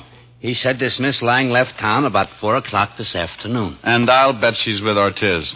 Walt, when you talk to the FBI about those 2 pilots, have them check Nancy Lang, too. I'm going to Key West. Send any information to the chief of police there.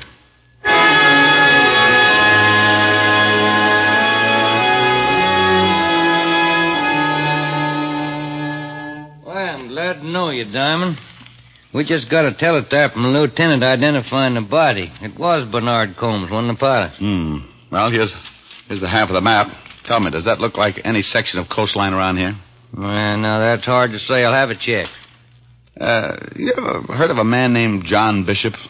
He's the other pilot. Oh, sure. When them 2 boys was found floating around, they brought them into Key West. Mm-hmm. They was in the hospital here a couple of days. Bishop still lives in Key West. Well, I hope so. He may have died here very recently. And you think this here Ortiz is in Key West, too? I'll bet on it. He wants the other half of that map and may have it by now. He's got to go after that gold. You'll need a boat and some diving equipment. Well, what makes you think the gold's in the water? This map's got a shoreline, too. Well, those 2 pilots couldn't carry $1 million in gold bullion. It either went down with the plane or they dumped it and then bailed out and let the plane crash. Well, I'll get Bishop's address. We'll go over there and have a talk with him.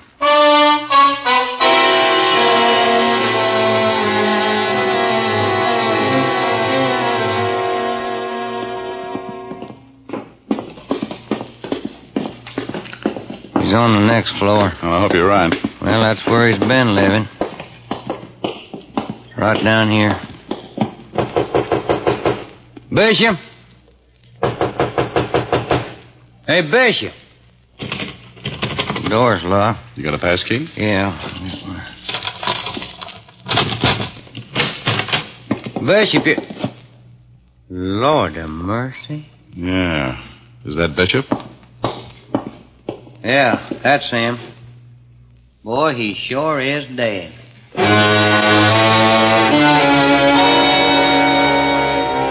Well, that accounted for the 2 pilots. So now all we had to do was find Julio Ortiz. It figured he now had both sections of the map, and his next move would be to hire a boat and diving equipment. There weren't many places in Key West where a man could rent a boat and diving equipment. So the chief rounded up his men, and we all started checking. It didn't take long. No, Captain. Party hiding my ship ain't come back yet. We ain't due to sail for now. What did the party look like? Pretty girl. Can't figure what she wants to go diving for, but I just ran them to keep my mouth shut. Probably Nancy Lang.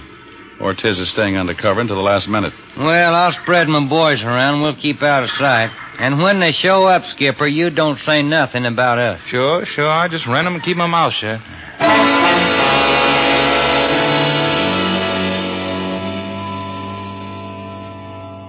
About ready for that boat to sail. Well, they'll wait till the last minute. Just imagine $1 million in gold, just like a pirate story. Not enough killings mixed up with it to be one. Hey, hold it. That them? That's Nancy Lang. But Ortiz isn't with her. Who are them 2 fellas? I've never seen them before. Some of Ortiz's men. They're probably checking to see if everything's clear before Ortiz comes aboard. We got as close to the schooner as we could and waited. The 2 men walked over and checked the diving equipment while Nancy Lang went below. We kept waiting, and still Julio Ortiz didn't show. Hey, they started an engine. I don't see Ortiz anywhere. They're casting off. We better take them. Yep. We're going to have to jump. Look out for that one. He's got a gun. I got him jumped. The other guy's running forward. Stop, you! He's going over. Well, my man will pick him up. Yeah, I'm going below. What in the world? Hello, Nancy. How did you find me? Where's Ortiz? I don't know who you're talking about. Is this the girl? Nancy Lang, meet Key West's chief of police. How do you do? Where's Ortiz? She says she doesn't know who he is. Okay, young lady, I'm going to hold you for the New York authorities. Hold me for what? Murder. John Bishop and Bernard Combs, and we can make it stick. It might go easier on you if you tell us where Ortiz is at. I still don't know any Ortiz. Gallardo, the man I met at your party. That's ridiculous. Now, look, we know all about the gold. You don't have a chance of raising it, and eventually we'll get Ortiz. We're back at the dough. If you don't help us, Nancy, it's pretty sure you'll get life for complicity. And if I do help? I can't promise a thing, but it will make a difference with the court. Julio's waiting 10 miles down the coast. We were to pick him up, then go out and raise the gold. He has the map? Yes. I'll tell the skipper to shove off again. We'll sail that 10 miles and grab Ortiz. What's your connection with Ortiz, Nancy? He's my husband. A dozen police officers came aboard and hid below decks. The skipper put out to sea and sailed parallel to the coast. Nancy told me all about her husband and his history as a rebel leader in South America. I was stranded in South America with a show that folded. I married Ortiz. After the gold was lost, he faked assassination and came to the United States. We located the two pilots. My husband was suspicious, so I played up to the one who came to your office. I got him drunk one night, and he told me about the gold and his half of the map. We've gone to 10 miles. I'm glad it's over with. I see a man standing on the beach. Mr. Diamond. Yes? I was supposed to lure you into that garden. Figured. What I said at the fountain. I really... Oh, forget it. Yeah. No sense making it any tougher.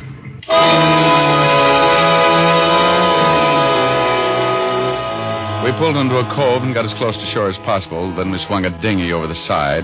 The chief and I climbed in behind Nancy. We kept our hats down over our faces and hoped Ortiz wouldn't notice until it was too late. We both rowed and kept our backs to him. Nancy sat in the stern facing us. Rick, Yeah? We headed right. I don't want to turn around. you're headed all right. Rick, my husband, has always been good to me. I'm glad he was good to somebody. He sure made a mess out of a couple of guys I can think of. But he was good to me. Hey, we're nearly there. Hello, darling. Hello. Julio. Yes? The police are with me. Why, you stupid little... He's running for it. Stay with the girl. Let him go. My men will pick him up. I got a score to settle. Ortiz, stop. Okay. Well, that makes the assassination permanent.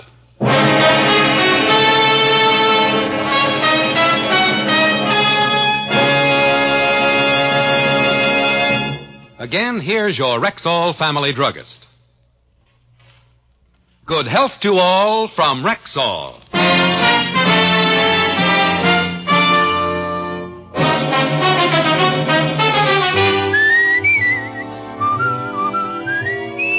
Richard Diamond, Private Detective, stars Dick Powell in the title role and was written by Blake Edwards with music by Frank Worth. Dick Powell may currently be seen in the Metro-Goldwyn-Mayer production, Right Cross, in which he co-stars with June Allison and Ricardo Montalban. Featured in tonight's cast were Barton Yarborough, Barney Phillips, Virginia Gregg, Wilms Herbert, Arthur Q. Bryan, and Lou Krugman. Richard Diamond, Private Detective, is transcribed in Hollywood by Jaime Del Valle.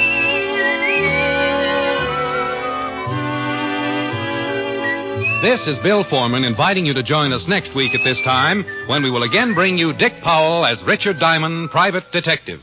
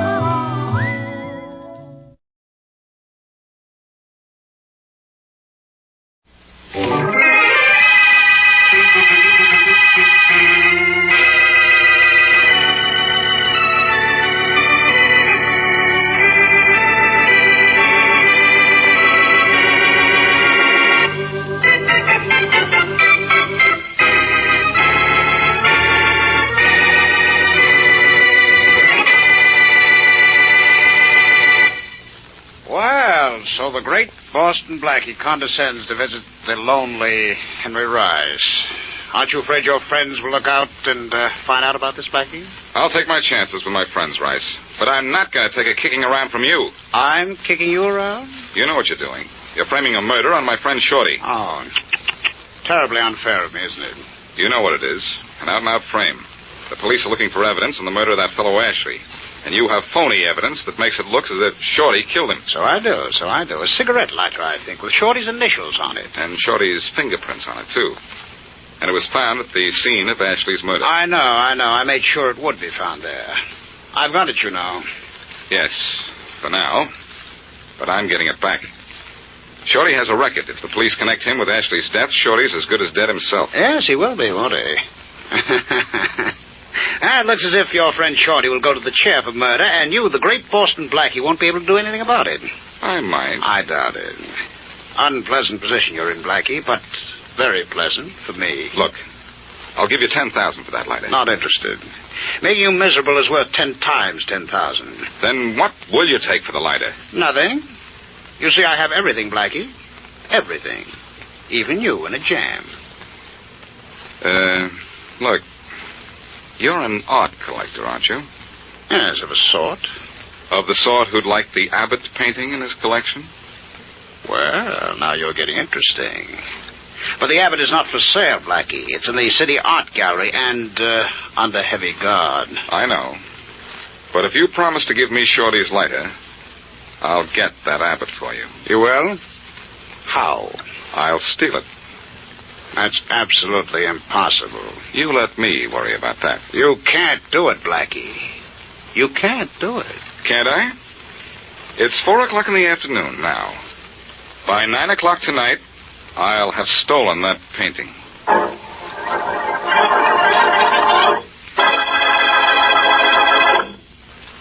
And now back to Dick Calmer as Boston Blackie. Enemy to those who make him an enemy. Friend to those who have no friend.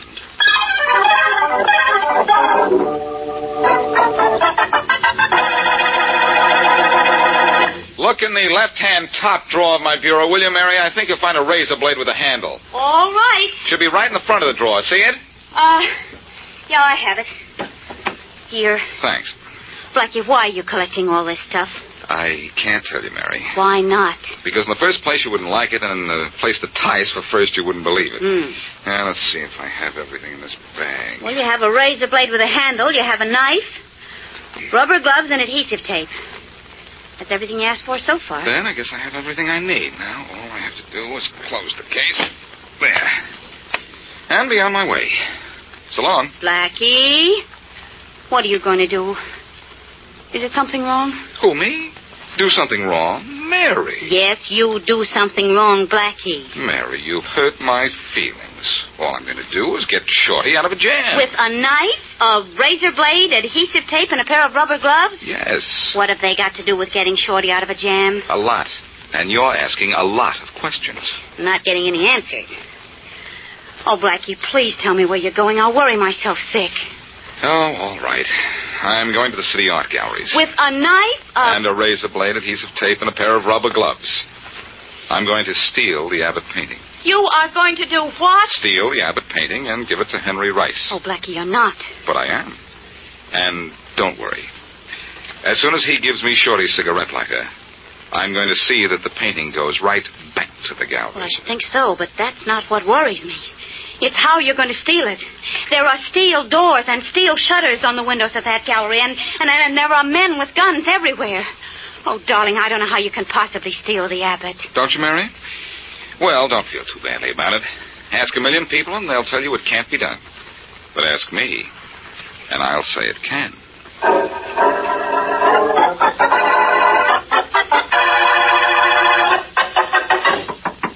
Come in.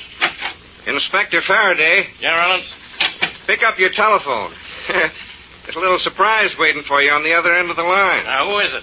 Little Red Riding Hood? No. Rollins, you've been around Blackie too much. No kidding, Inspector Faraday. Somebody very interesting wants to talk to you. Yeah? And it's funny that you mentioned Blackie because he wants to talk to you about Blackie. Yeah? Who is it? Pick up your phone and see. All right, I'll pick it up. But, Rollins, if this is your idea of a joke, I'll give you an idea of what it's like to be pounding a beat. Hello? Hello, Inspector Faraday. This is Henry Rice. Henry Rice? Yes, you remember me, of course. Remember you? Rice, if it takes me 100 years, I'm going to... I'm so glad to see you remember me and still hold me in such high esteem. Hold you in high esteem. I'll high esteem you. I'm going to hold you for murder. How you love me.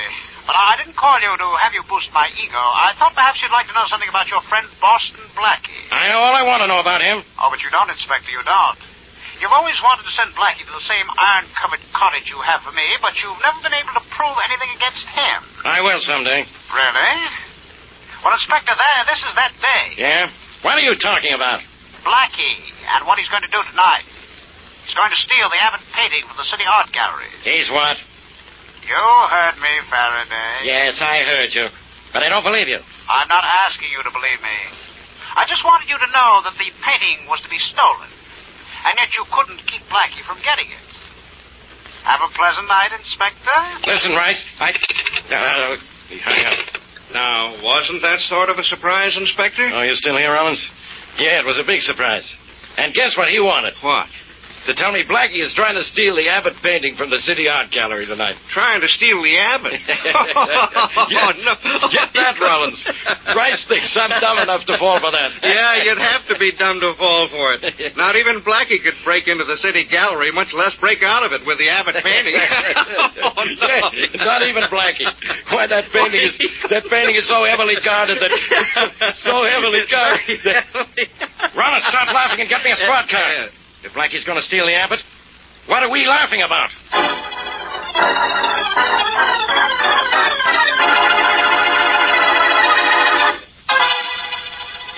No, Inspector Faraday, the gallery isn't closed. We're open till 9 tonight. I see, Mr. Lawrence. Then you still have your regular number of guards on duty, huh? Oh, yes, of course. Even though there are a few people in the gallery this late, it's almost closing time. And nothing's missing? Well, believe me, this place wouldn't be so quiet if anything were missing. Much less the Abbott painting you thought was going to be stolen tonight. I didn't think it was going to be stolen, Mr. Lawrence. I just heard a rumor that somebody was after it, and I came down here to check.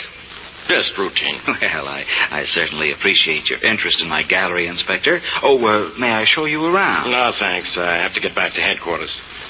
Sorry if I had you worried about your Abbott painting, Mr. Lawrence. Oh, I don't ever worry about it, Inspector. It's the most heavily guarded painting in my gallery. Well,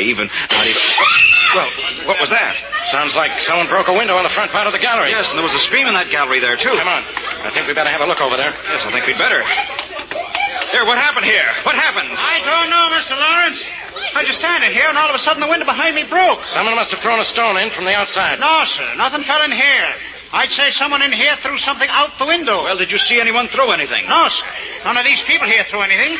Must have been thrown by someone standing where I couldn't see them, sir. Mr. Lawrence! Mr. Lawrence! Here comes another one of your guards, Mr. Lawrence. Yes, and from the Abbott Gallery, too. Mr. Lawrence! All of a sudden the lights went out.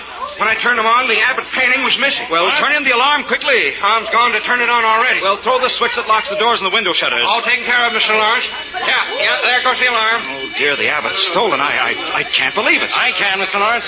Round up everybody in the place. Don't let anybody out. I want to question everybody. Even though I know the guy who stole your painting.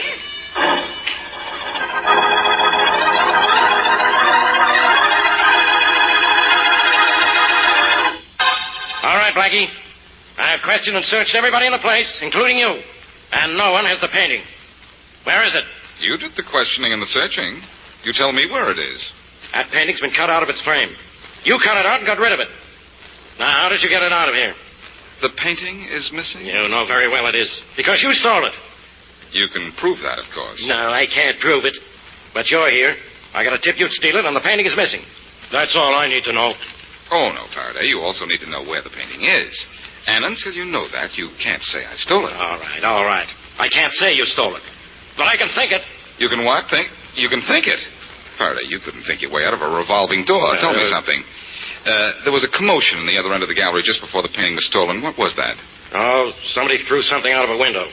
The painting, maybe? No, it was just a stone. I thought maybe it had the painting wrapped around it or something. But a cop on the street saw it fall. That was just a stone. You're sure? Yeah, that was part of the thief's scheme. To create a commotion in another part of the gallery so he could come in here, turn out the light, and grab the Abbott. Oh, yes. Very clever idea. It was your idea. And I know it. Can you prove it? No, I can't prove it. Then, of course, I can go. Yes, you can go. But when I find that painting, Blackie, your friends will find you in jail.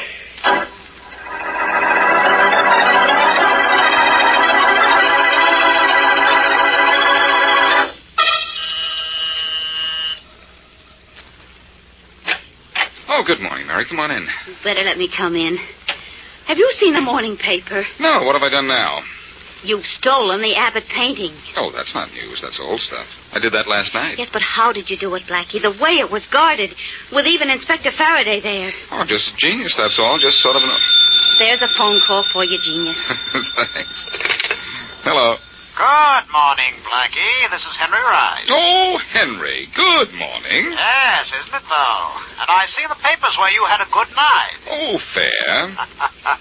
You got the Abbott, Blackie. How did you do it? How did you do the impossible? It wasn't easy, Rice. I just made it look that way.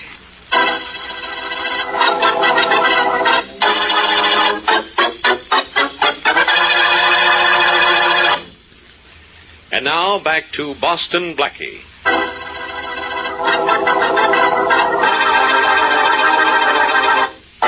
Blackie's friend Shorty is being framed for the murder of a man named Ashley.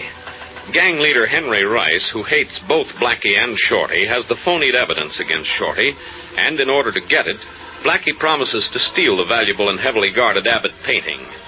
The morning papers announce that the painting has been stolen. And as we return to our story, Blackie is asking Henry Rice to keep his part of the bargain. All right, Rice. I stole the painting for you. Where's the cigarette lighter with Shorty's fingerprints on it? Where's the painting, Blackie? I'll deliver it.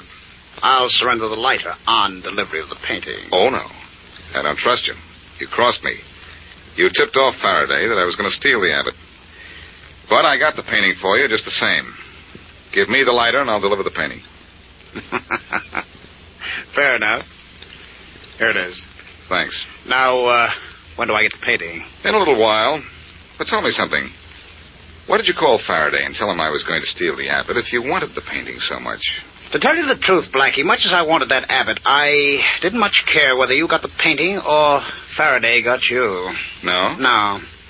You see, it's hard for me to decide which I do most. Like that painting or dislike you.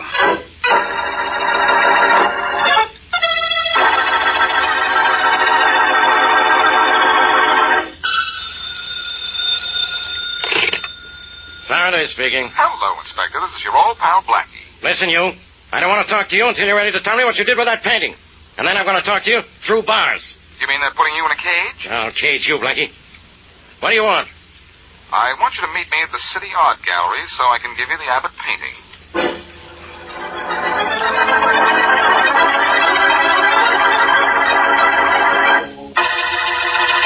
I wanted you in on this, too, Mr. Lawrence, in case Blackie's just pulling another fast one.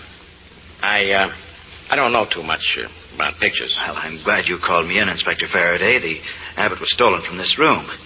Oh, Blackie, how did you do it? And where is the Abbott now? One thing at a time, Mr. Lawrence. You can see how I stole the painting. There's the frame for it, still there on the wall, empty. Yes, you cut the picture out of its frame. That's obvious. But how did you do it without anyone seeing you? Well, that was the easiest part of it. I waited until there was no one here, then caused that commotion outside. While everybody was in the front hall of the gallery, you had time enough to cut the Abbott out of its frame, roll it up, and take it away. Yes, but not very far. Come on. The Abbott's in the next room. Taped to the back of another picture. Oh, thank heavens, man. I thought we'd seen the last of the Abbott forever. Where? Which picture? Right there, the painting of the two children. Oh. Hey, it's gone. Huh? It was hanging there last night. Blackie, we sold that painting out a half hour ago. What? Yes, to a man named Smith. Smith from Kansas City. Smith from Kansas City, huh? I know who that is, all right. An old friend of mine. See you fellas later. Oh, no, Blackie, you're not going anywhere. This is another one of your tricks. You're coming to... Not to jail, Faraday. At least not with this gun in my hand. A gun? Oh, good heavens, why... Good heavens, Mr. Lawrence? Goodbye.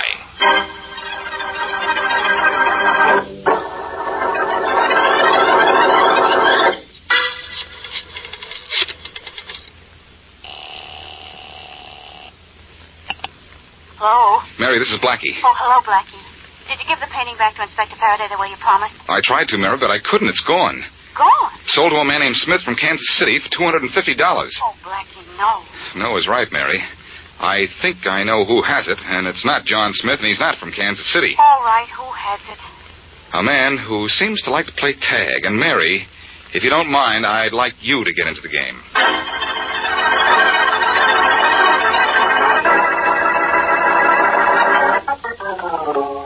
I don't see any reason for this call of yours, Blackie. As you can see, I am Smith of Kansas City, and I have what I want. You mean you're Henry Rice of New York, and you think you have what you want? Oh? Then what is that painting hanging on the wall behind my desk? Two very lovely children. Recognize it? Yes, that's the painting I taped the abbot to. Surprised? Frankly, I am. I didn't think you were smart enough to figure out how I'd steal it. But I was smart enough, wasn't I? I arrived at your method of stealing it by the simple process of elimination, my dear Blackie. You see, it couldn't be taken out of the gallery, and so when I heard it was missing, I knew it must still be in the gallery. And so I looked, and so I found it. Oh, fine. Is the abbot still taped to the back of that painting on your wall? Not quite. You'll never find the abbot, I can assure you. Even if I did find it, Rice, I wouldn't be finding the abbot. No? No. If you knew anything about art at all, you'd know the painting I stole for you was a phony. I don't believe it. Look at it closely and you'll see. Come on, we'll look at it together and I'll prove it to you. No, Blackie. You can be more clever than that, really. I can look at the painting myself and tell whether or not it's authentic. Then go ahead, look at it. And have you followed me to it? Oh, no. Then you're going to spend the rest of your days with a phony painting. But that's not my worry. You know, Blackie, you've aroused my curiosity. I hate to think I've been cheated, but I think you'd better stay here while I go look at it, if you don't mind. I do mind. What was the buzzer for? You'll see. Ah, there. Turn around and look at the reason for the buzzer. Come in, Max. Yeah, boss, sure. Whew. Where did you find a guy this big? In a redwood forest? Rather overgrown youngster, isn't he? Max, I have to run out a minute. Do you think you could persuade this fellow to remain here and quietly until I return? Oh, sure, boss. I got a friend here in my pocket could convince him like this. Some convincer, huh, boss? That's good work, Max. That should keep him asleep for a little while. I'll be back in a few minutes. Hey, you know something, boss? What? I like to hit guys on the head. It does something to me.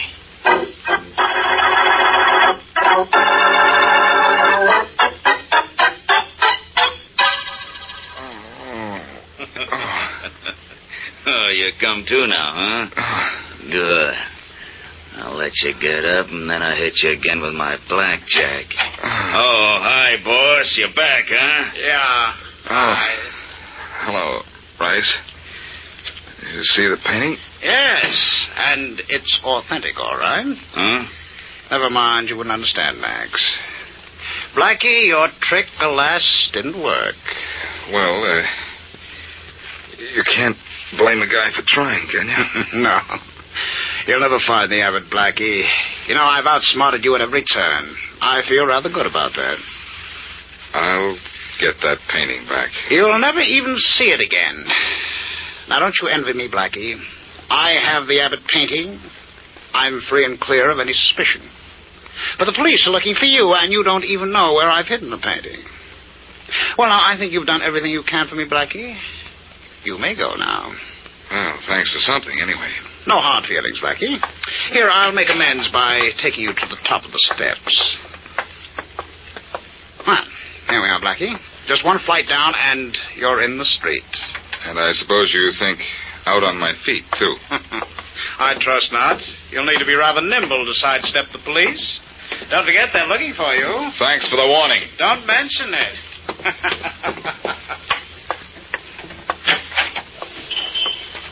Blackie. Good girl, Mary. You're here right on time. Did everything work all right? Perfectly.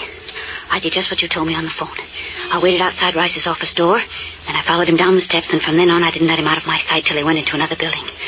But, where's the abbot? You show me the building Rice went into, and I'll show you the abbot.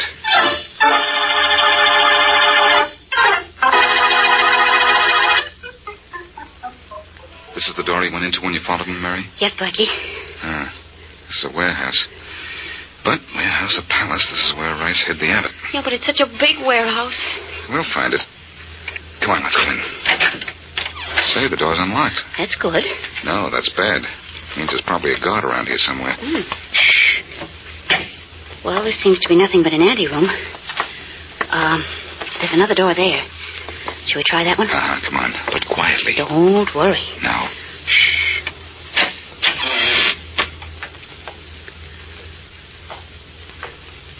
I hear footsteps. Yes, and I see the man who's making them. Oh, I see something else, too. This is a gambling casino. It's empty now, but Rice must use this place every night. And here comes Mr. Footsteps. We'll have to take care of him before we do anything else. I hope he isn't as big as that Max you were telling me about. No, he isn't, but he's got a gun. Be quiet, or we'll be telling the angels about him. You're so right. Shh, here he comes. Hey, you. Thanks for turning your chin. Why, Blackie, you hit him only once, you selfish.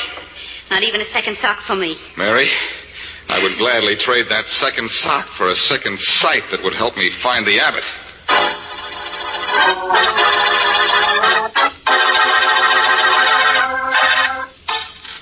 Oh! Any luck in finding the painting over there, Blackie? No, Mary. I may find it under this tabletop.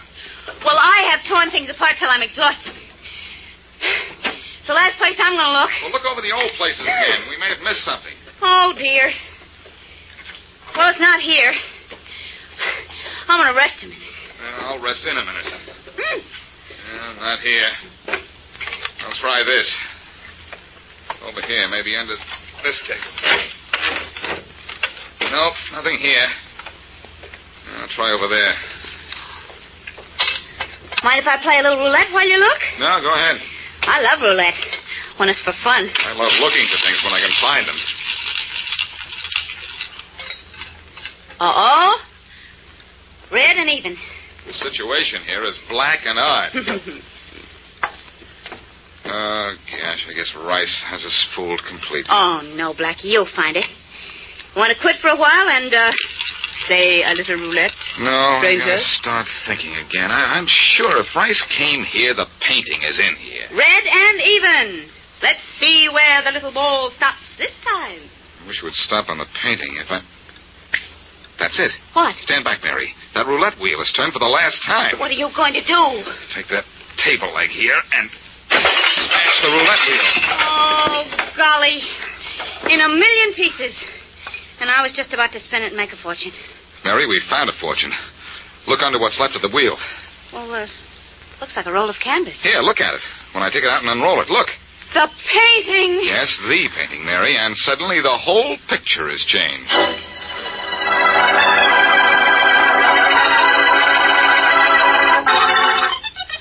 Well, Blackie, so you went to all the trouble of stealing the Abbott just because of Shorty's lighter. Yes, and now Shorty has his lighter, and the art gallery has its Abbott, and everybody is happy, I suppose. Well, I'm not happy. Why didn't you tell me Rice was framing Shorty and let me get that lighter from him? Because by the time you'd have cleared Shorty, he'd have been sent to the electric chair. Shorty was innocent. Of course he was. Well, if you're unhappy because I didn't let you help clear Shorty, I'm unhappy because Henry Rice was the cause of all this, and he's going free. Oh, no, he isn't. You've arrested him? Well, what for? Running a gambling joint? No, we couldn't prove that. But the DA has a great case against him, Blackie. And all because Rice made you steal that painting. But you can't say Rice stole the painting. I did. Yes, you stole it, Blackie. But who got it after you stole it? Well, Rice did.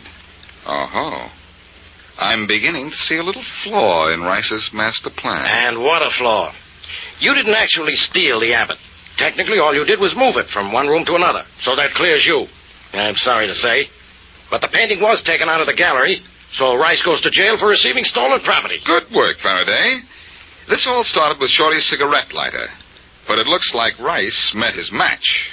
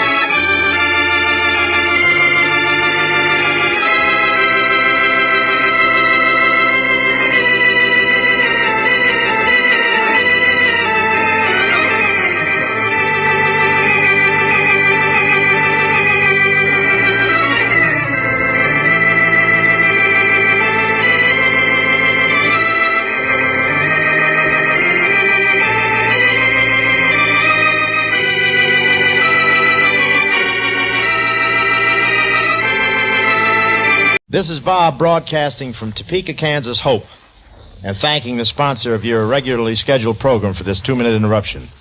Ladies and gentlemen, in the last 10 years, I've visited many dramatic spots in this world, but just a few minutes ago, I returned from a tour of what was once North Topeka, Kansas. I've just seen block after block of total destruction. Streets caved in, buildings undermined and flattened. Entire new housing developments a shambles, with the houses jammed together like battered boxes. As we toured this sickening area, I thought of the heroics that must have accompanied this disaster as it happened. The emergency operations of the Red Cross, Salvation Army, Air Force, Coast Guard, veterans organizations, and the thousands of civilian volunteers, all striving to hold this hungry Kaw River within its banks. Then the complete frustration when it crashed into the streets. But the excitement of that time has passed. Today, it's a dismal task of dirty drudgery. Imagine the heartbreak of returning to what was once your home and finding 3 feet of dried mud on the front porch. After scraping and digging for hours, you finally get the door open only to find dried, drifted mud banked throughout the house with everything in it destroyed beyond repair. Countless are the heartbreaking stories of human despair this great flood of 1951 has written. But you and I, neighbors of these Kaw Valley folks of Kansas, can help. And I mean help with dimes and dollars. The Red Cross and other agencies have done a magnificent job, taking emergency care of 10 to 15,000 refugees, and they're still doing great work in helping the needy with rehabilitation. But that's a far cry from the tremendous job that lies ahead. In Topeka alone, the loss is $100 million. That amounts to $1,000 for each and every person in this city. I'm appealing to that great heart that has made America. It's never failed before. Won't you send your contribution, large or small, to Flood, Topeka, Kansas? That's all the address you need. Flood, Topeka, Kansas. And join me, Bob Hope, in bringing new hope to thousands of unfortunate American folks. Thank you. The William Wrigley Company has donated the time for this message from Bob Hope. Now, after a short pause, we switch to Hollywood for your regular program, Broadway is My Beat.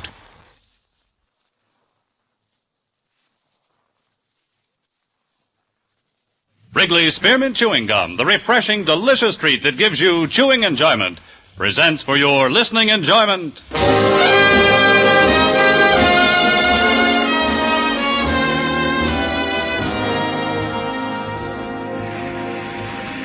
Broadway's My Beat, from Times Square to Columbus Circle, the gaudiest, the most violent, the lonesomest mile in the world.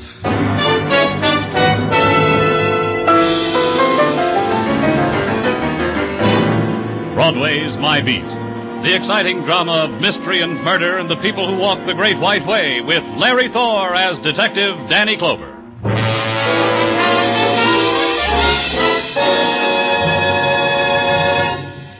For refreshment while you work, for enjoyment any time, chew a stick of Wrigley's Spearmint Gum. The delicious, long-lasting, real mint flavor of Wrigley's Spearmint cools your mouth and freshens your taste.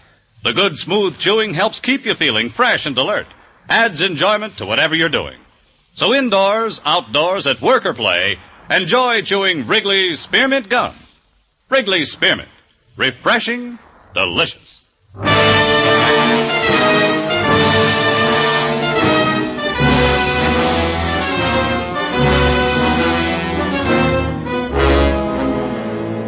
When the summer becomes August, Broadway pauses for a while, considers. What happened to the springtime dreams to be fulfilled in the middle of July at the very latest? And what of the blonde on last month's snapshots, the one with sunny legs, the one you tried with poetry and she touched your cheek, the fawn of Camp Nevercare, jewel of the Catskills? She's back in the Bronx shoe store, kid, and the last time you walked by, she didn't look so good. And walk the streets furious with people and heat, and feel your throat tighten when it suddenly comes to you. Another summer's rushing away. Maybe next year, kid. Maybe.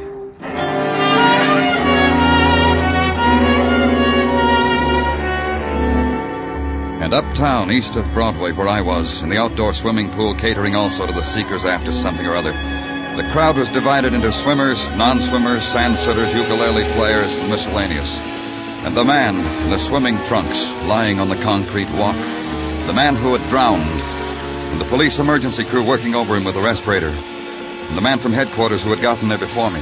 They've been working on him for quite a while, Danny. Why'd you call me to come down, Muggerman? I asked the same question of Patrolman Kenny. It's like this, Danny. Kenny was flagged off his beat when this man was dragged out of the pool. Took off the man's locker check, went to the locker, for identification. The locker was empty. Forced? No, those locks answered with dime store skeleton key. Robbery gets a dozen calls a day from these pools. So you figure that man's drowning and his locker's being robbed had something in it? Maybe a coincidence, Danny. Maybe something else. I don't know. I wanted you to be here in case. Yeah, let's take a look.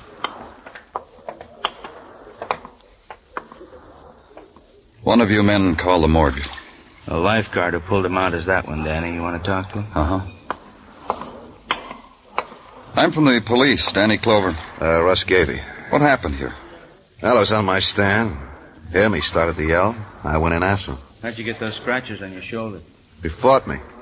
Had to take him under to break his hold, and when he stopped struggling, I got him out. By that time, he needed artificial respiration. I gave it to him until your men came. All right. Did Detective Muggerman here tell you this man's clothes are gone, that it's going to be pretty difficult to identify him now? Yeah, he told me. Any ideas about it? Nope. Okay, Russ.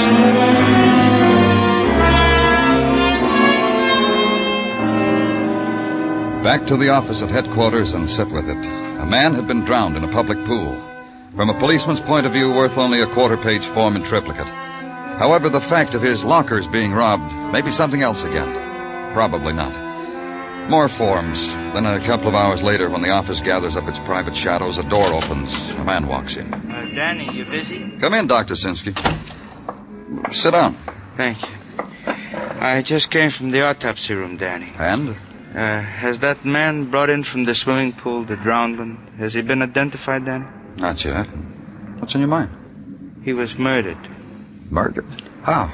Whoever administered artificial respiration to that man killed him as surely as if he had driven a knife into his heart. Dr. Sinsky... Gently, Danny, gently. I'll explain. Inside of the chest, Danny, is a delicate system of balances. Balances which cannot be upset. Else a man's heart will be affected and his lungs. What's that got to do with murder? Simply that the autopsy I just performed on the drowned man revealed small internal hemorrhages. Bruises of the muscles and bones of the chest from too active a manipulation. You mean that lifeguard didn't I mean he did a very bad job of artificial respiration. And that's why you call it murder? Not premeditated, of course, Doctor. This is not the question in your mind. You wanted to ask if it was premeditated, didn't you, Danny? And let the question take over the room. Add the weight of its violence to the oppressive night heat, the stifling remembrance of other such questions, posed in the same room, quietly, fearfully. Because a policeman, too, reacts to the touch of death. It fills the room, and against its pressure, you lift the phone, make the call to the Department of Public Works, have them check personnel files, come up with an address for Russ Gavey, lifeguard. Go there, to the hall bedroom furnished in the style of brownstone, East 20s. Find it empty of Russ Gavey. Be told on the way out by the woman spread wide on the stoop you should have asked before. Russ was across the street in the park, on that bench, fighting for his share of the night air. Walk up to Russ. Let him chew the last fiber of a matchstick. I'm taking my well-earned rest. You want to help, Mr. Clover? Sure. Mind if I sit down, Russ? Yeah, sit down. You were almost a hero today, Russ. You're kidding. That's how I make my daily summer bread, $50 a week. Ogle a girl, save a life. How long you been a lifeguard, Russ? Oh, 6, maybe 7 summers. Time out for a frolic on Anzio Beach. Then you've had a lot of experience saving people from drowning. My allotted share. The medical examiner down at headquarters says that man you tried to save... Yeah, I remember. Our medical examiner says he was murdered. Oh? How come? Our man says it was murder because artificial respiration wasn't applied properly. Well, your man is a smart man. But a 4-bill-a-week lifeguard does the best he can. He studies in classes, he follows the first aid manual. You call him a murderer because he didn't make out with one poor slob? You tell me, Russ. You murdered the man? Well, considering the percentage of lives that are saved and not saved by such as we, that's a question you may never be able to answer. How come? I'll keep trying, Russ. You won't mind, huh?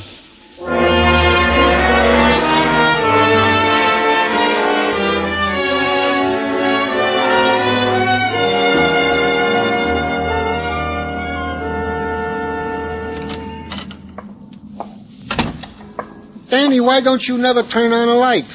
You sit like this in the dark by yourself.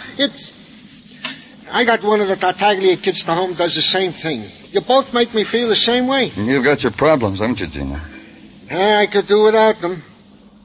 You in the mood, Danny? Sure, for whatever. What have you got? Nothing. No progress on identification of the drowned man. No progress on a connection between him and that lifeguard, Russ Gavey.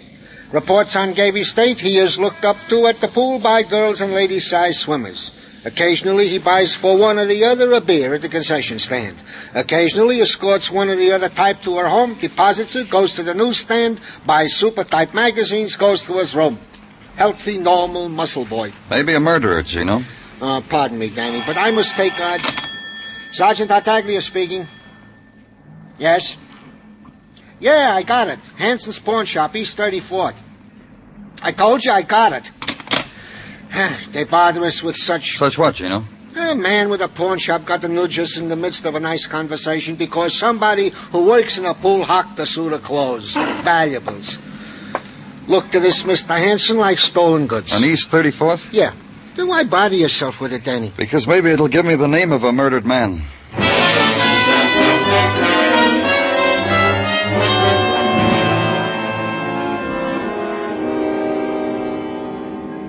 You might ask me why I called the police, Mr. Clover, after so many months of abstemiously staying away from you fellas. All right, Mr. Hanson, why? Because there was something fishy about it this time. This suit, this watch, ring, money clip was brought me by a boy who's an attendant at a public pool.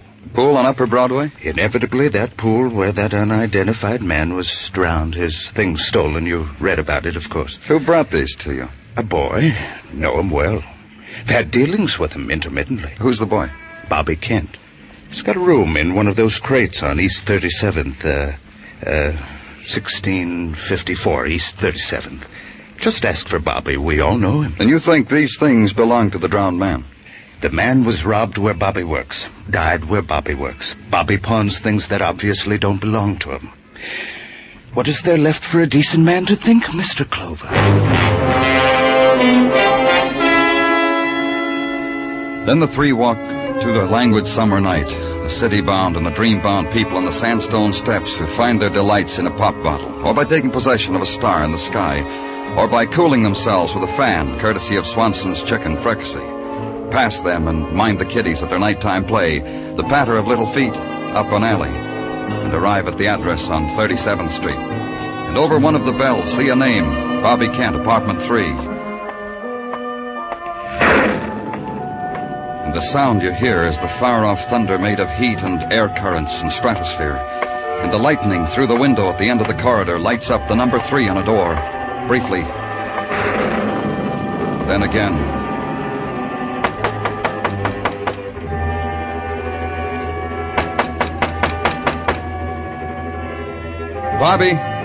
Bobby Kent. This is the police, Bobby. Open up. I'm coming in, Bobby.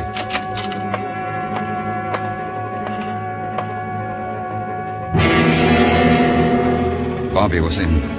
His shirt was ripped, his face bloody, hands tied behind his back, belt around his neck, and the belt was strung over a pipe near the ceiling.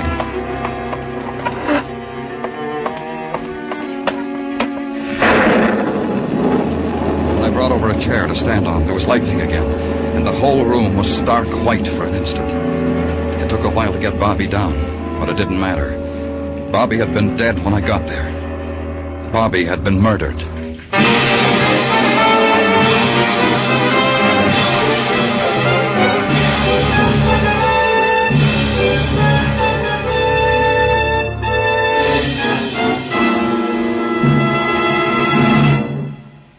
For refreshment while you work, for enjoyment anytime, chew a stick of Wrigley's Spearmint Gum.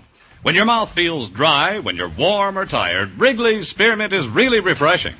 The lively, full-bodied real mint flavor cools your mouth, moistens your throat, freshens your taste. And the chewing itself gives you a little lift, helps you feel your best and do your best. So for chewing enjoyment plus pleasant refreshment, chew delicious Wrigley's Spearmint Gum. We now continue with Broadway's My Beat, written by Morton Fine and David Friedkin and starring Larry Thor as Detective Danny Clover.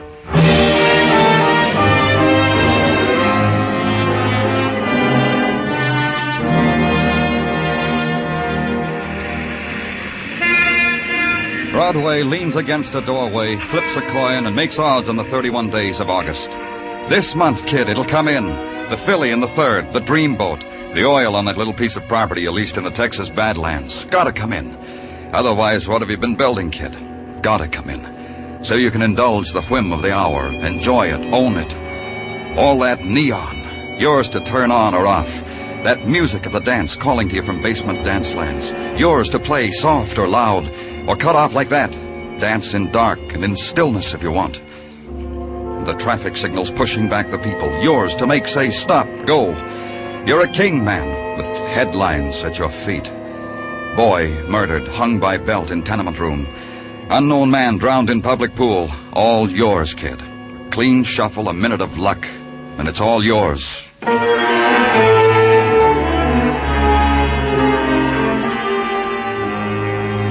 And the next morning at headquarters, consider your share of it. Yours and Detective Muggavan's. You still stick with that, Danny, that the man in the pool was murdered? Yeah. You don't like it? Oh, it's not that, Danny. It's only so many people drowned, so many can't be saved.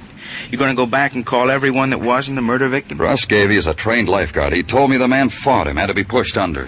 Happens that way sometimes, Danny. Could have been the other way around. It could have been Russ wanted the man dead. It could have been he fought the man, drowned him, finished him with his own brand of artificial respiration. Could have been. But where's the string that knots it, Danny? What connection is there? That there? kid that was hung, Bobby Kent, the attendant at the pool. That could be a connection. Because he stole a man's clothes out of a crummy locker? We're not even sure they belong to the drowned man. What do we know about them, Muggavan? Well, from the cleaner's marks, they belong to a man named Howard Crawford. Married. I checked his wife. Should be at the morgue to identify in a half hour. Would have come sooner, wanted to go out and buy a dress first. I let her. I'll go down and meet her. You get whatever you can on Bobby Kent. Friends, people he stole from, whoever wanted him I'm dead. working on it. But put a tail on Gavey. Every breath he breathes, I want to report. Got it. Anything else, Danny? Yeah. Why does a woman need a new dress to look at a dead man? I don't know. Ask her when you see her.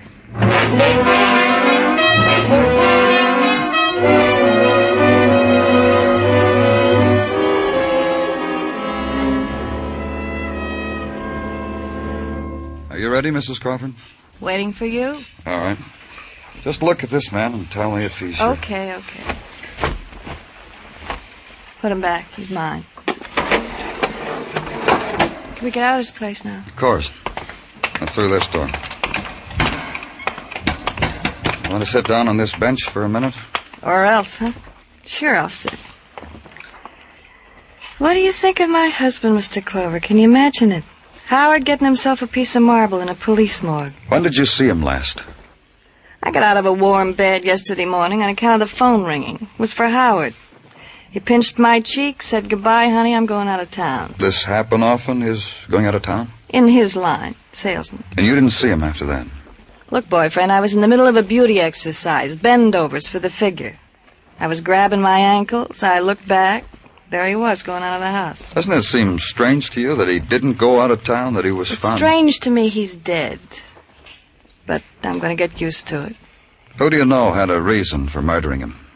Murdered? Thought you said he drowned. Do you like to swim, Mrs. Crawford? You see this sunburn? You think I got it standing under a hot iron? Look at it, see? How you like it? Did you get it at that swimming pool uptown? Coney. I know a part of Coney where they carry a pretty good crowd. That's where this burn came from. There's a lifeguard at that pool. I go to Coney where they carry $1 million on a weekend. I don't confine me to public pools uptown. Did you have anything to do with your husband's death, Mrs. Crawford? Now, I'm a girl who's going to tell you the truth, boyfriend. Every time I've thought of it, I've wished Howard dead every hour on the hour. I'd have wished him dead on the half hour, too, but that's when the race results come over the radio. Howard, things have come true. I've wished for him. That's all, Mrs. Crawford. You can get out of here now. And watch her reapply the lipstick and readjust her clothes. And walk away from her dead to a summer rhythm that no longer held any part of him. A woman starting the new day fresh. The memories she had submitted to, now happily dead on a marble slab. And at the end of the corridor, the street sunlight touching her face for an instant, darting away, leaving only pallor and the smear of scarlet on her lips.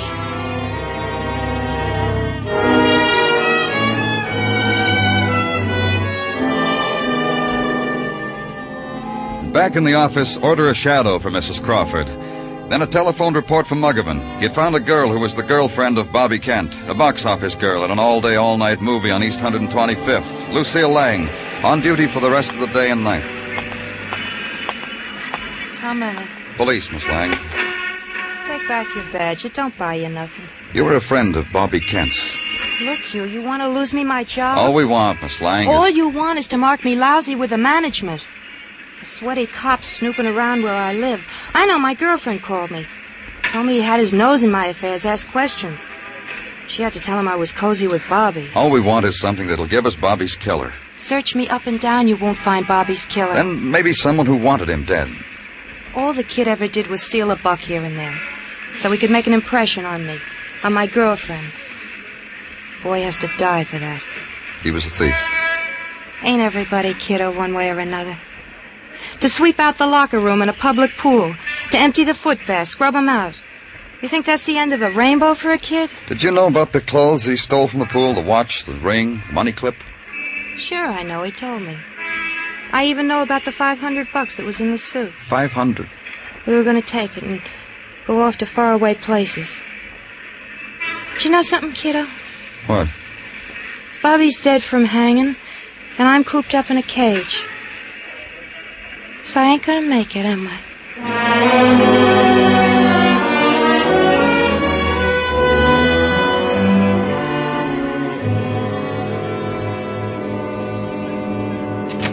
Danny? Well, come on in, Muggavan. What do you want? An opinion? About what? About how soon we should pick up Russ Gavey for the murder of Crawford and that pool attendant? If we pick him up, how long do you think we can hold him? A killer, Danny. He's... How are you going to prove premeditated murder by artificial respiration? Now, maybe we shouldn't start from there, Danny. Maybe we should start from the attendant. Now, he killed Bobby Kent because Bobby stole the clothes. Because Bobby would learn that the clothes belonged to Howard Crawford. Bobby was a sneak thief. From there to blackmail him, one easy lesson. So we get back to Howard Crawford.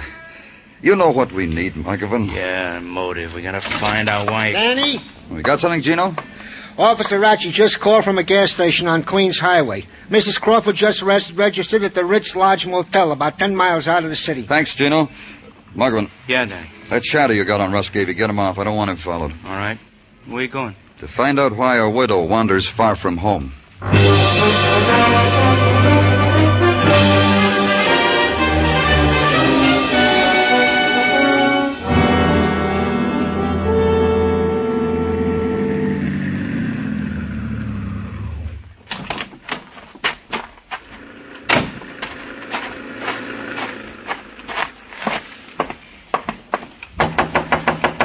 It's open. Pour yourself a drink. I'll be right in. I had my hair done. What do you see? Bought some new clothes. You'll like them. Oh. You'll like them too, lover. You like them? Is that your going-away dress, Mrs. Crawford? It could be for that, too. You've got a home in Manhattan, Mrs. Crawford. What are you doing here? Where's your home, boyfriend, and what are you doing here? I wanted to talk to you.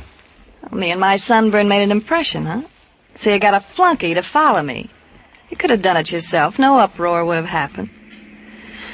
Well, here we are. You still haven't answered my question. What are you doing here? Girl likes to get away sometimes. You'd be surprised how many phone calls I've gotten since Howard drank all that water.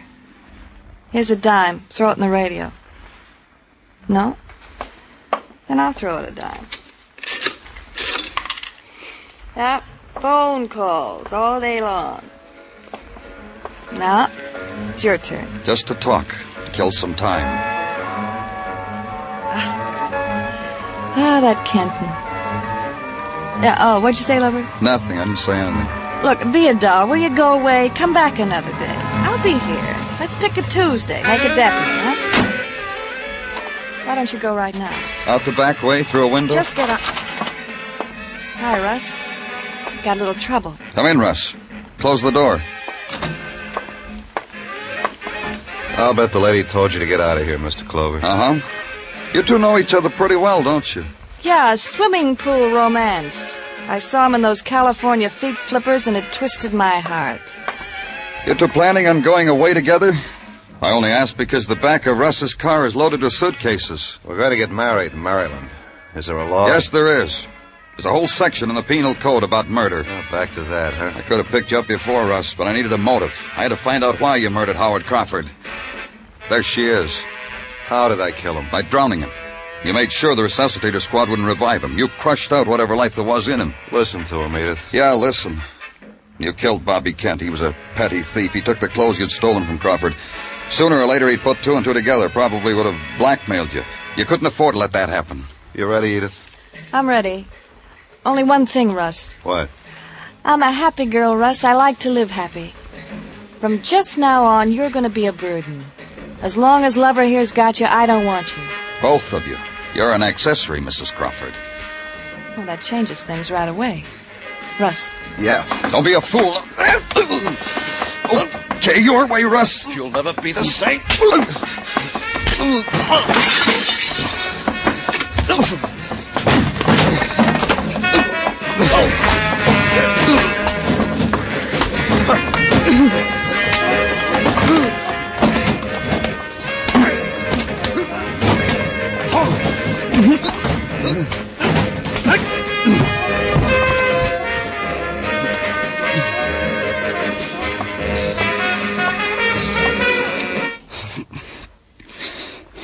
You ready to go back to town, Mrs. Crawford?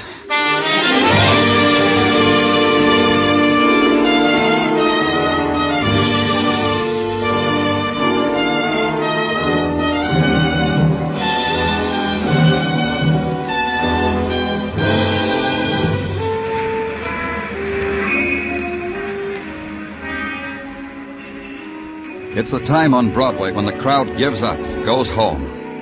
Then it's the street of the dim moonlight and the dark whispers, the wind of the night, the wind that scatters everything.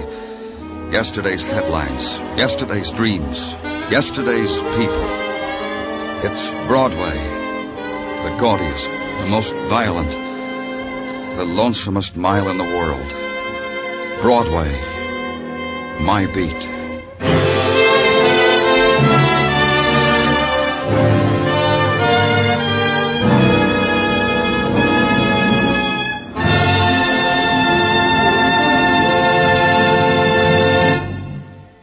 Remember, friends, for refreshment while you work, for enjoyment any time, chew a stick of Wrigley's Spearmint Gum.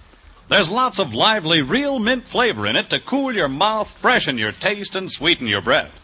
And chewing Wrigley's Spearmint helps keep you fresh and alert. You feel better, work better, get more fun out of doing things.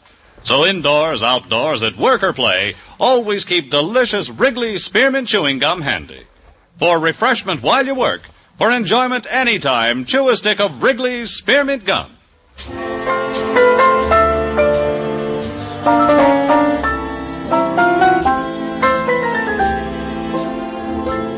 The makers of Wrigley's Spearmint Chewing Gum hope you've enjoyed tonight's story and that you're enjoying Wrigley's Spearmint Gum every day. We invite you to join us next week at the same time when Detective Danny Clover returns again with Broadway's My Beat.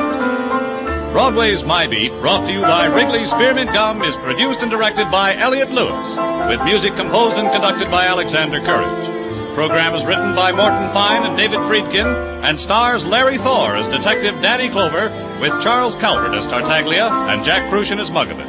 In tonight's cast, Mary Jane Croft was heard as Edith Crawford, Hy Averback as Russ Gavey, Stan Waxman as Mr. Hanson, and Michael Ann Barrett as Lucille Lang.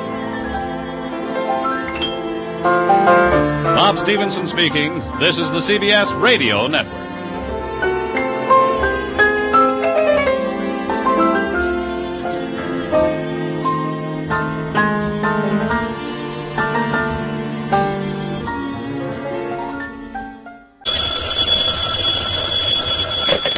Hello? Yes, this is the Falcon speaking. Oh, Marion. Oh, I'm glad you called. I'm sorry, Angel, I'm all jammed up. Some boy just came to see me with a proposition I couldn't possibly turn down. If we work it right, it may mean a killing.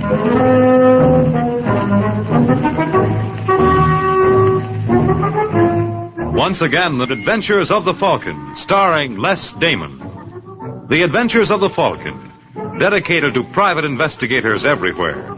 Those hard-hitting detectives who, like Mike Waring, risk their lives to aid law enforcement agencies. So join him now when the Falcon solves the case of the handy helpmate.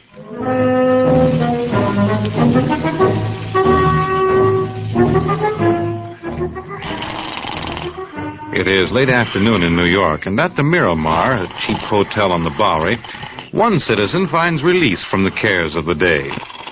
But the sound effects annoy Chuck Lewis, and when Chuck is annoyed, he does something about it. All right, Tony. Get up. Let me alone. Come on, bum. Get out of my room. I ain't bothering anybody. You're bothering me. That you, Willie? Yeah. Where the devil have you been? I just went out for some air. Oh, you just went... Well, what are you hanging around for, Tony? I told you to get lost.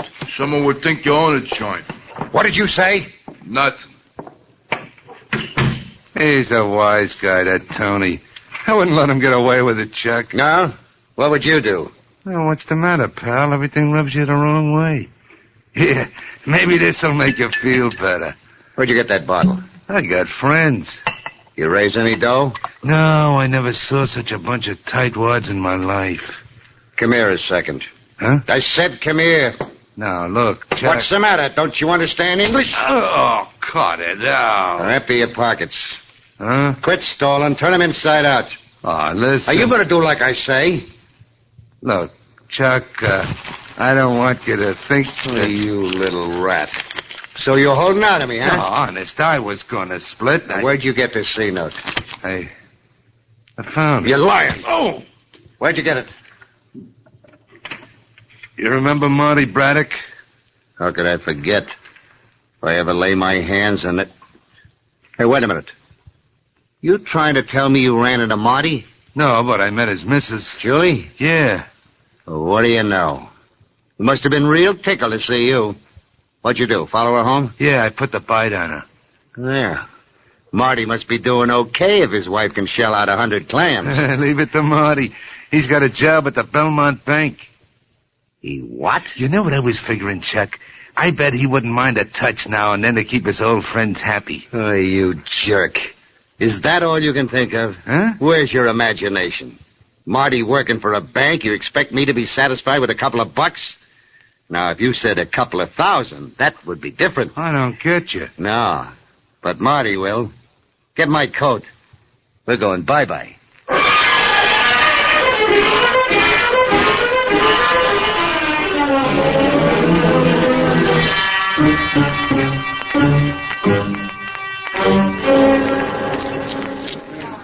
Yes, sir? Can I help you? Yes. Can you break this bill? Why, certainly. How would you like it? Oh, 551s will be fine. 5, 1, 2, 3. You Marty Braddock? Yes, that's right. Wonder if you could spare me a few minutes. My name is Mike Waring. Well, I'm very busy, Mr. Well, that's all right. Waring. The bank is one of my clients. Just close your window. Really, Mr. Waring, That's okay. It's official business. Suppose we go into Sinclair's office. Sure. Better come around this way. May I ask what this is all about? You'll find out. I hope Mr. Sinclair isn't annoyed with me. Not yet, anyway. All right, sit down. Thanks. I don't know if you're familiar with what I do for the bank. Well, no, Well, I'm a private detective. One of my duties is to check personnel. I see. On the course of events, I sent your fingerprints to the FBI. I guess you know what they told me. Yes, I guess I do. Your application here doesn't mention anything about you serving 5 to 10 for armed robbery back in 1945. All right, Waring, I won't take up any more of your time. Now, just a minute. What for? I've heard the spiel 20 times. I'm awfully sorry, Braddock, but naturally we can't afford to have an ex-con working for us. Isn't that how it goes? Well, don't blame me. I'm just an innocent bystander. When did you get out? What difference does it make? Well, just humor me. In 49. What have you been doing since? Getting kicked all over the place. You really been trying to go straight? Would you believe it if I said yes? Who knows? Look, if you get your kicks torturing people, that's swell, but I don't think I have... No. I'm really interested. Well, I was 19 when I pulled that job in Buffalo. It was the only crooked thing I ever did. I threw in with a couple of boys. Yeah, I know, named Chuck Lewis and Willie Frank. How did you know? It's all down here. I see you're married. Yeah, 3 years ago. Does your wife know? Everything. I met her before I was sent up. And she waited? Yes. Well, sounds like quite a girl. How is she going to take this? The way she's been taking it all along, she won't complain. Look, Braddock, if I were to forget about this for a while... What? Could I trust you not to make me sorry? Listen, Waring, if you give me this break, I swear you'll never regret it. I hope not. Okay, fella, get back to work.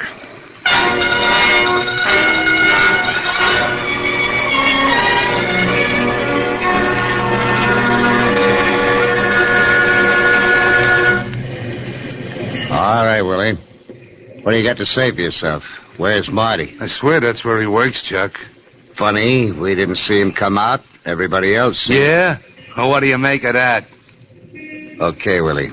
You wait here in the alley. You ain't gonna pull anything. Just wait. If you see anybody, sing out.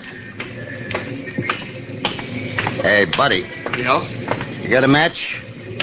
Sure. Here, keep the book. Yeah. You always were a sport. What's the matter, Marty? Don't you recognize me? No. I must have gained a few pounds. Chuck Lewis. So you didn't forget. What are you doing here? Question is, what are you doing here? Since when do they employ ex-cons in banks? I don't work there. Ain't the way I heard it. Look, I don't care what you heard. Get out of my way. Take it easy, pal. You'll last longer. Know what I mean? So you still pack a gun? You won't believe this, Marty, but this one's a present from your missus. What? Of course, in all fairness to Julie, she didn't know how we were going to spend the money. We? Oh, I forgot to mention, there's another friend of yours around. Willie Frank. Look, Chuck. Head for that alley. You're not going to get away with this. You're not going to get away with this. If I had $1 for every time I heard that, I could retire. Hey, Willie. Look who's here. Hiya, Marty. What are you fellas up to? We're going back in business. No, we're not. Well, you certainly wouldn't want the bank to find out they got an ex-con on the payroll. They know it already. Well, then that alters the case somewhat, but not enough. We're going to teach them it's not right to put temptation in your way. Now, me and Willie got a little plan. I'm not interested. Suppose I put it to you like this. What did you do? Keep out of the shoe. All right, Galahad, on your feet. You going to cooperate? No. I say you will. You wouldn't want anything to happen to your missus. What? As I recall, you're awfully sweet on that dame. I wonder if you'd like her as much if she had her face carved up. So help me, Chuck. If you touch Julie, I'll kill you. Oh, don't make me laugh. Now get this and get it straight. You're going to play ball. Otherwise, you'll go home one night and find your wife a mess. You mean that, Marty? You're going to join the team? Yeah. That's the spirit. Now get on home. We wouldn't want Julie to get nervous about you. You know how little it takes to make some women worry.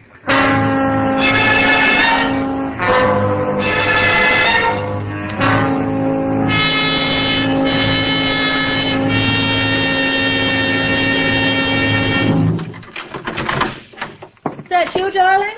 Yeah. Let me take you. Marty, It's all right, Julie. what happened? Nothing. How can you say that?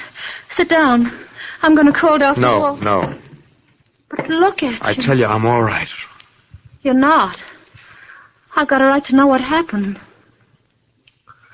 I ran into a couple of old friends. Chuck and Willie? Yeah. It was my fault.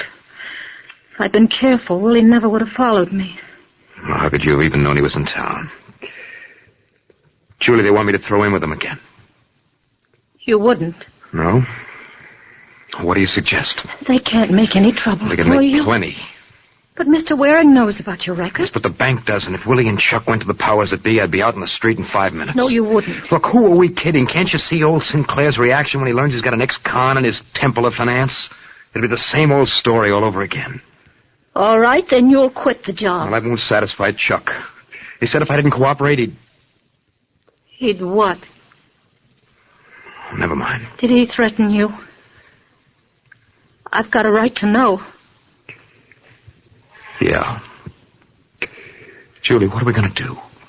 You're going to do absolutely nothing. What? There are no buts about it. You leave it to me, darling. I'll think of something.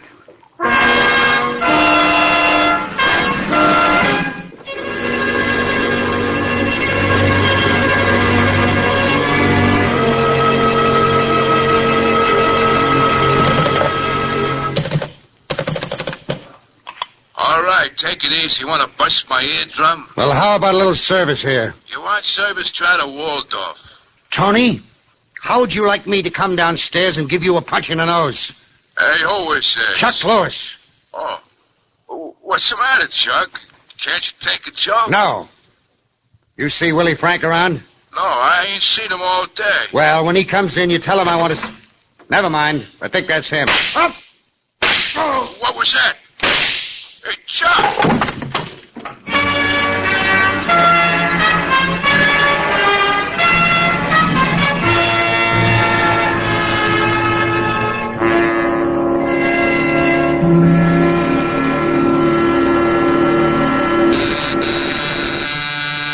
Second. Hello, Mike. Oh, Sergeant Corbett. What brings you down to my little nest? What always brings me down? You. Why, Sergeant, I never dreamed you cared. What's on your mind? You do some work for the Belmont Bank, don't you? That's right. How you doing there? They're satisfied. Guess it doesn't take much, huh? What are you talking about? Well, I thought it was your job to investigate all their employees. So? So you slipped up kind of badly. Did you know they had an ex-con on the payroll? No. You're lying. Now, look, Corbett. If you're referring to Marty Braddock... Uh-huh. Well, I figure the guy deserved a break. So you destroyed the report. How did you know that? Because I was down at the bank to see Mr. Braddock. One of his old associates was just knocked off, a feller named Chuck Lewis. No. I'm telling you, yes. And you think that Marty... I think it's highly suspicious Mr. Braddock didn't show up for work today. Well, what does his wife say? I haven't seen her yet. You mind if I join you? I insist on it. After all, when you did your good deed for Braddock, you paved the way for murder. All right, Boy Scout, let's go.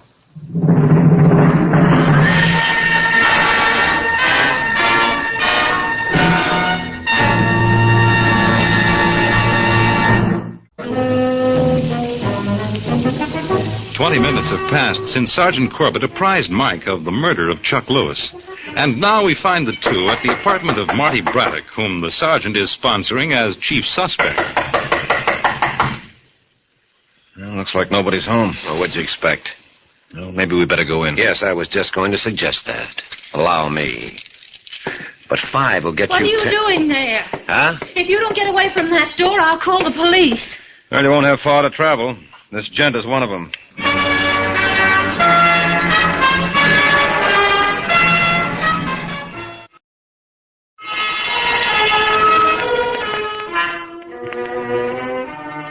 You Julie Braddock? Yes? Well, this is Sergeant Corbett. My name is Mike Waring. Oh, so you're the one. Yeah, he's the one. Well, what are you gentlemen doing here?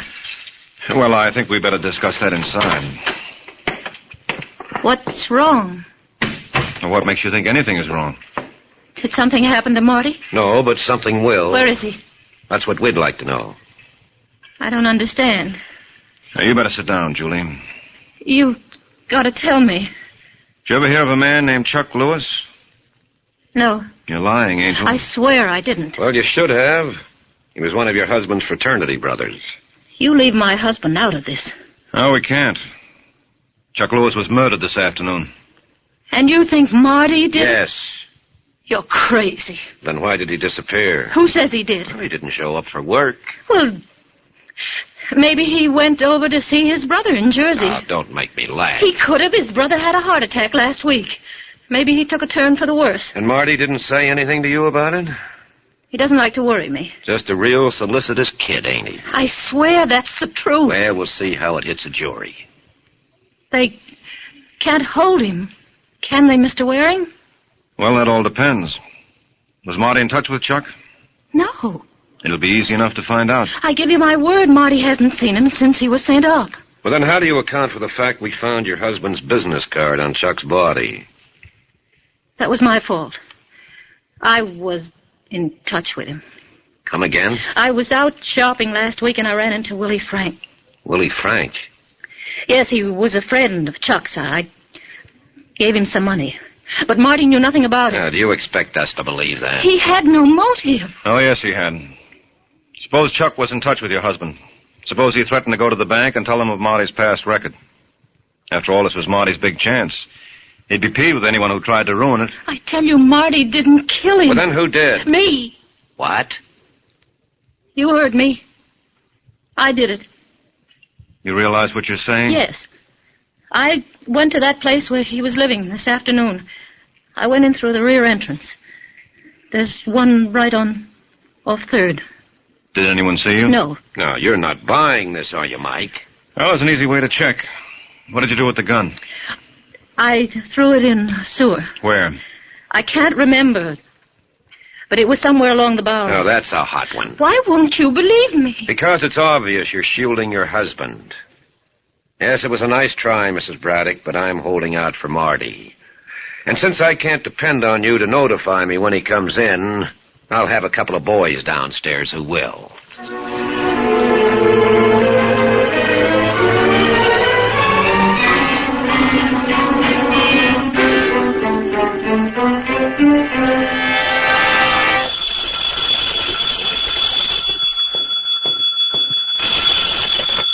Hello? Hello, is that you, Waring? Yeah, who's this? This is Marty Braddock. What? Listen, Waring, I want to talk to you. Well, that makes us even, because I want to talk to you. I'll meet you at your apartment in 20 minutes. No, let's make it someplace else. There are a couple of squad cars parked in front of my door. I got a hunch there's something wrong. Something is. Where are you now? Did anything happen to my wife? No. You swear? Yep. Okay, I'm in a drugstore on the corner of 12th and 4th Avenue. All right, walk down to the corner of 12th and 5th. I'll come by in a blue Nash. Don't stop to admire the color. Just hop in.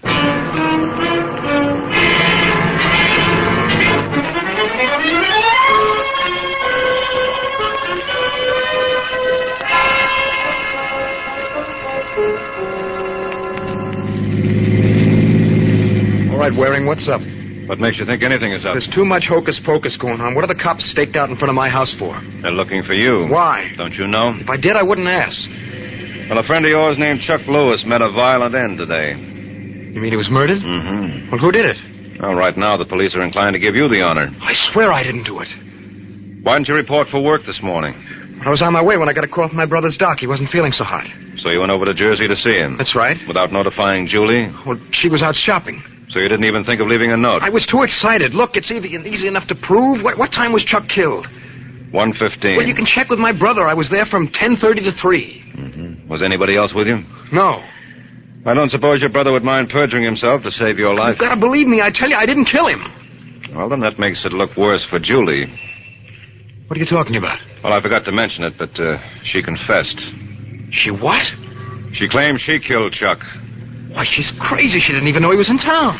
She says she ran into Willie Frank one day, who relayed the happy tidings. You don't believe that? Can't you see what she's trying to do? I got an idea. Look, Mr. Waring, I was lying. I did know Chuck was around. He wanted me to throw in with him again. I was supposed to give him my answer today. So? So I gave it to him with a gun. You got the gun now? No, I got rid of it. Where? I threw it in the river. What about this alibi of yours? It's a phony. I had it all set with my brother in advance. Listen, Waring, you've got to believe me. Julie knew nothing about this. Well, if you say so. What's the matter? Don't you believe me? What I believe doesn't matter. The man you've got to convince is Sergeant Corbett. I'll arrange for you to have a crack at him.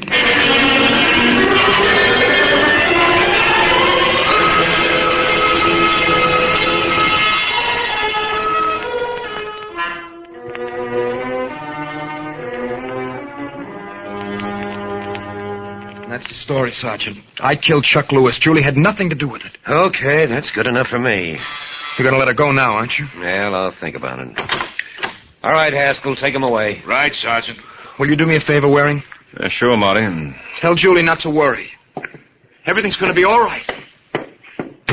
Everything's gonna be all right.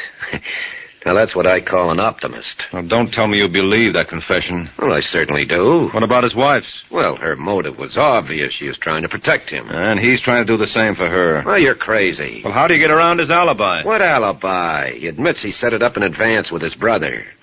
You notice there was no one else around to substantiate the story. Well, I'm not satisfied. Sure, because you hate to admit this is all your fault. If you'd notified the bank of his past record, none of this would have happened. Well, I thought he deserved a break. And he's going to get it. Right in the neck. Now, wait a minute.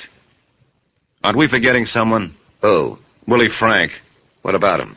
Why couldn't Willie have killed Chuck? Well, why should he? Well, Chuck was a bully boy. Maybe Willie got fed up taking it. Oh, he's been palling around with the guy for 13 years, and now suddenly he gets fed up. How convenient. Well, I still think it bears investigating. Well, you go ahead and investigate, Mr. Waring. I wouldn't stop you for the world. I got my boy right here.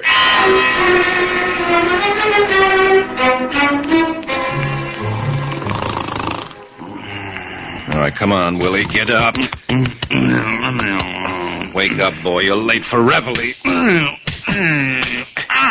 Now rise and shine. Cut it out, Chuck.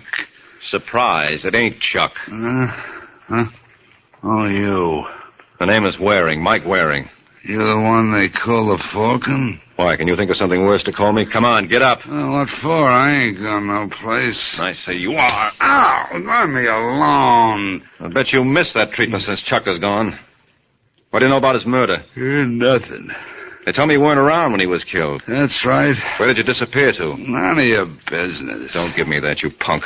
Where were you? I don't remember. You don't remember. I must have been loaded. What did you have to celebrate, Chuck's death? What do you remember? Nothing. And you can't be sure you didn't kill him. Listen, mister, you got no right to come in here and push me around. Who do you think you are, anyway? You said it yourself. I'm the Falcon. Now get dressed. We're going places.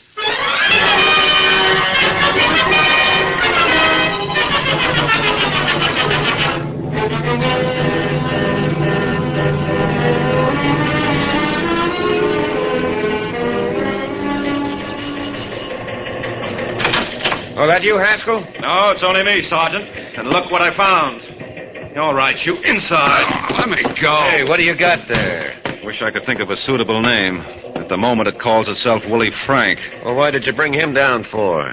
Because this is where he belongs. Don't you, Willie? I don't know what you're talking about. Neither do I. Well, if you had done a little investigating, as I suggested, you'd have discovered that Willie has no recollection of what he was doing at the time Chuck was murdered. Well, I have. Huh? You should have asked me. Willie spent the day right here. He was picked up for vagrancy at 11 a.m. But if he was in jail, he couldn't have killed Chuck. No, he couldn't. You know, you surprised me, Mike. I didn't think the one and only Falcon could fall flat on his face twice in one day. But you did it, didn't you, boy? Now beat it. I got work to do.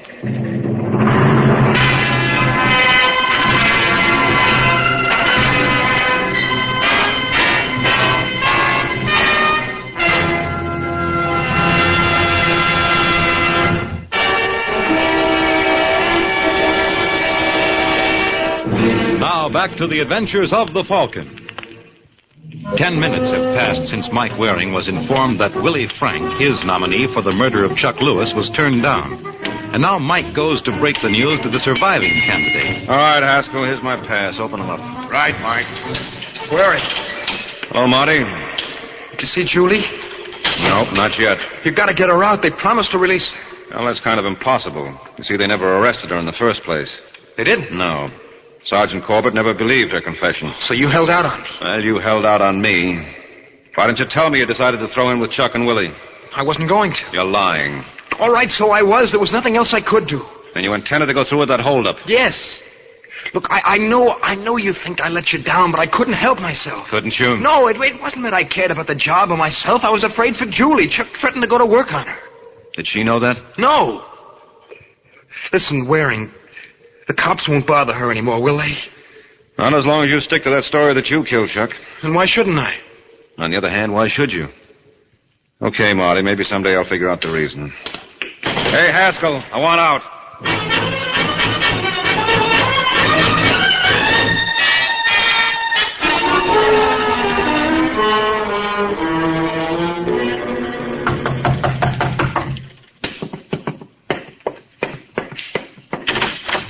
Hello, Julie. Mr. Waring. You, remember Sergeant Corbett? Of course. Aye.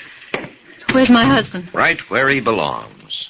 You've got no right to hold him. He didn't kill Chuck. And he claims he did. He's lying. He's trying to protect me. I did it. What did you do with the gun? I told you I dropped it in a sewer somewhere along the Bowery. Oh, haven't we been through all this before? Yes, but this time pay a little more attention. Detail a squad to make a search. What are you babbling about? She's telling the truth. Of course I am. Have you gone crazy, Mike? No, she did kill Chuck. Then you believe me. Yes, I do. Though I'd give the world not to. Well, come on. We'll take you down to headquarters.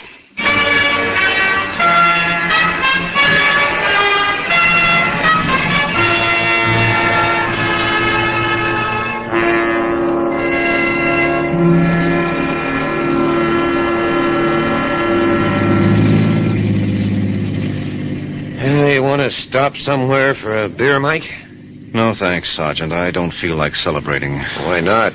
You solved the case. Yeah, well, I'm almost sorry I did. I'd have given anything if I could have proved that Julie Braddock didn't kill Chuck. Why did she do it anyway? She told the truth all along. She was crazy about her husband, and she thought Chuck represented the source of danger to him, so she put him away. It seems hard to believe. And your boys found the gun in the sewer along the Bowery. Yeah. That was the item that convinced me. What convinced you? Marty's confession. Well, it was no worse than hers. Oh, yes, it was. He admitted to me that in order to protect Julie, he agreed to throw in with Chuck and Willie in sticking up the bank. So? So, that was his way of handling the matter. To him, it was the lesser of two evils. If he'd planned to go through with the hold-up, he certainly wouldn't have killed Chuck. The only reason he made that confession was because he knew Julie was guilty. I know this doesn't sound official, but I hope the jury goes real easy on her. Aren't many dames around that would do what she did. No, and let's hope we don't run into another for quite a spell, because what this one did was murder. Well, good night, Sergeant.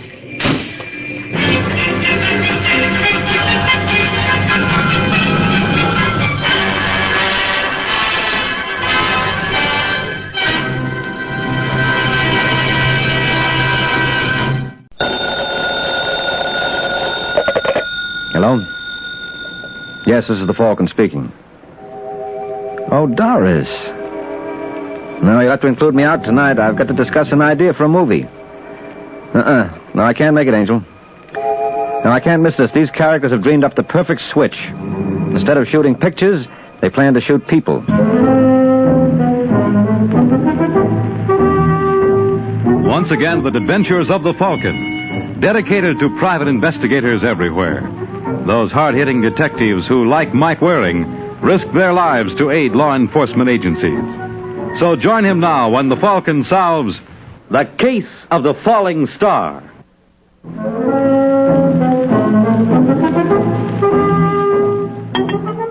It's Sunday afternoon in New York, and in his hotel suite, Ken Marlowe, who smashed his way to movie stardom by portraying a two-fisted drinking man, is giving a sample of the performance that made him famous. Good.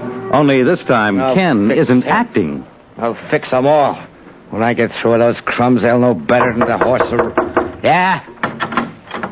Well, it's about time, fella. That's what I thought, too. Huh? How are you, Ken?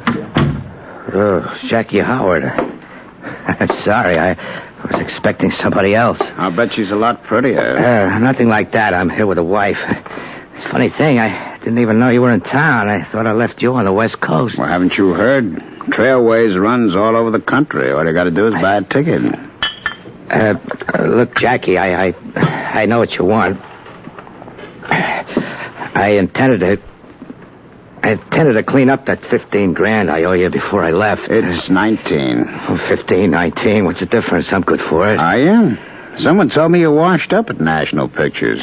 They're crazy. I'm in like Flynn. I'm glad to hear it. Of course, if they don't pick up your option, you see my position. As I said, you're into me for $19,000. And as I said, I'm good for it. I can write my own ticket at any studio. Who is the number one box office draw on 49? You? Well, they are. No. There you were. That was 49, Ken. 3 years is like 300 in Hollywood. Look, I tell you got nothing to worry about. National will pick up my option on the 23rd. And when can I expect you to pick up these IOUs? Look, Jackie, if you're going to take that attitude, you can whistle for your dough. Nobody pushes me around. Oh, that's right. I forgot. You're a pretty tough boy in pictures. That's right. Well, luckily, I never go to the movies. What's the idea? Let's understand each other, Ken. You owe me 19 grand. I expect to have it on the 23rd. If I don't, you'll Hello, be... darling, I'm back. Can't you say I'm busy, Laura? Oh, I'm sorry. Oh, there's no need to apologize, Mrs. Marlowe. I'm Jackie Howard. How do you do? I've heard so much about you. And I wish I could say it wasn't true. Well, I'm sure I'm in the way, so if you'll excuse me. Oh, no, don't bother. I was just leaving. Well, what do you say, Ken? Shall we make it for a week from Friday? I'll do my best. That's all I ask. Well, this has been a real pleasure, Mrs. Marlowe. Maybe we'll meet again. I hope so. A dirty bum. What was he doing here? None of your business. Darling, I don't want to make a noise like a wife, but if you owe Jackie Howard money... I said it's none of your business. But don't you understand? I'm only thinking of you. If you're in a jam, Will you stop nagging? But all I want to do All you want to do is drive me crazy. Where's my coat? I'm going to find a place where a man can have a drink in peace.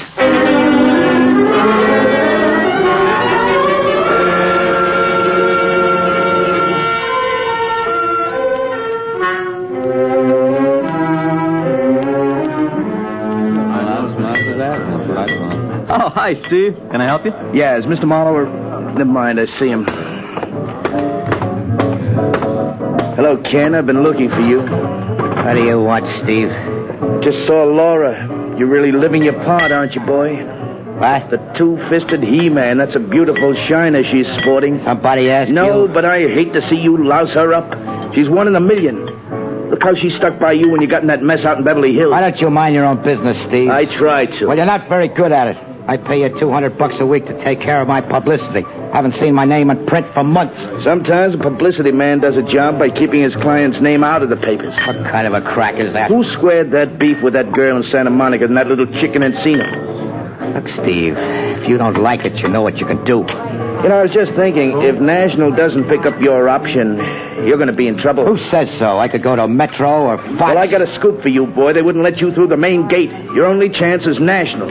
Now, you've got to behave yourself until they make up their minds. What kind of a jam did you get yourself into with Jackie Howard? Oh, so Laura's been blabbing. She hasn't been doing anything of the kind. I saw Jackie in the lobby. I put two and two together. Well, if you'd stop adding and pay more attention to business, we'd all be better off. Why don't you get me some publicity? Okay. Maybe you could stop a runaway horse. Don't be funny. I was just pointing out that putting 3 quarts of booze away isn't considered front-page stuff anymore. You see, editors are funny. Wait a minute. I got an idea. Suppose my life was threatened. Oh, forget it. Why? It sounds pretty good to me. Now, if we went to the cops... In case you haven't heard, Ken, horsing around with the law is a pretty serious matter. Okay. Isn't Mike Waring a buddy of yours? Who? That private dick they call a Falcon. What about him? Think he'd play ball? No, Mike wouldn't touch anything that's phony. Why would he have to know? Suppose we cooked up some anonymous phone call. It's out.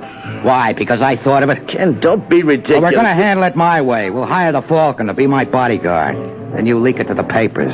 Ought to be worth a couple of columns. I don't like it, Ken. Well, I don't like paying your salary while I dream up the ideas. Now go call Waring. Set up a date.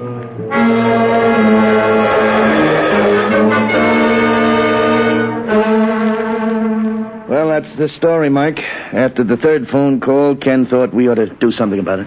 I see. Not that I was worried, you understand. I can take care of myself, but I had to think of Laura. Laura? My wife. You know how a gal worries. Mm-hmm. Tell me some more about these phone calls, Marlowe. Do you recognize the voice? No, I thought it was a gag at first. What convinced you otherwise? Well, this morning, someone took a pot shot at me while I was playing golf with Steve. Did you report it to the police? He didn't want to, Mike, but I insisted. What did they say? They thought it was a publicity stunt. Is it? No. You sure, Steve? Oh, now, look, Mike, you've known me for how many years? 10, 12? I think I've always leveled with you. Well, I'm sorry, but you can't blame me for being suspicious. Who did you talk to at headquarters? A Sergeant Corbett. Now, there's a phony if I ever met one. He happens to be a friend of mine. Well, no offense, old man. I only meant... skip it. Have you any idea who might be after you? No. You indulging in any extracurricular activities? What do you mean? Women. You take me for an idiot? I'm married to the greatest little gal in the world. You owe anybody any money? No, I'm the kind who pays his bills and always on the dot. You sound too good to be true. Huh? The more I hear of this, the more I'm convinced Corbett was right.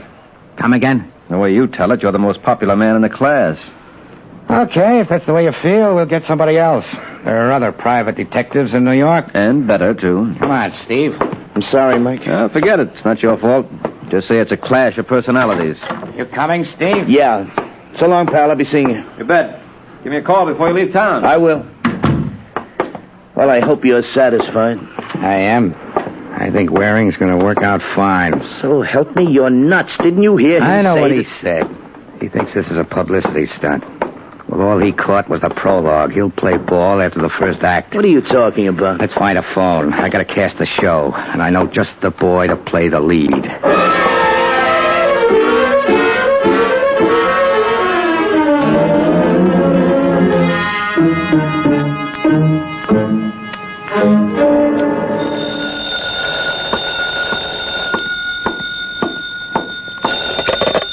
Yeah? Is Tex Riley around? Who wants to know? Tell him it's Ken Marlowe. Why, you no good louse. How can you have the Now, nerve? keep your shirt on, Tex. Bet you thought I forgot about that $100 you loaned me before I went to Hollywood. Well, didn't you? No, this is my first trip to New York in 6 years. You could have mailed it. That's too impersonal. I wanted to give it to you myself with a little bonus. How'd you like to pick up an additional $500?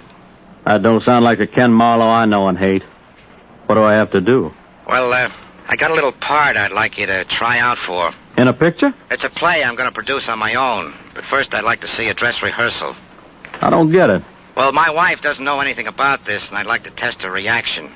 If you meet me in the Creighton lobby in 20 minutes, we'll run over the script.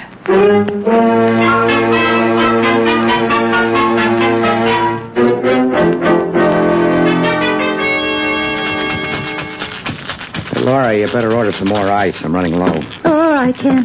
While you're at it, get some ginger. You expecting someone? Well, Steve Nichols said he might drop around. Answer the door.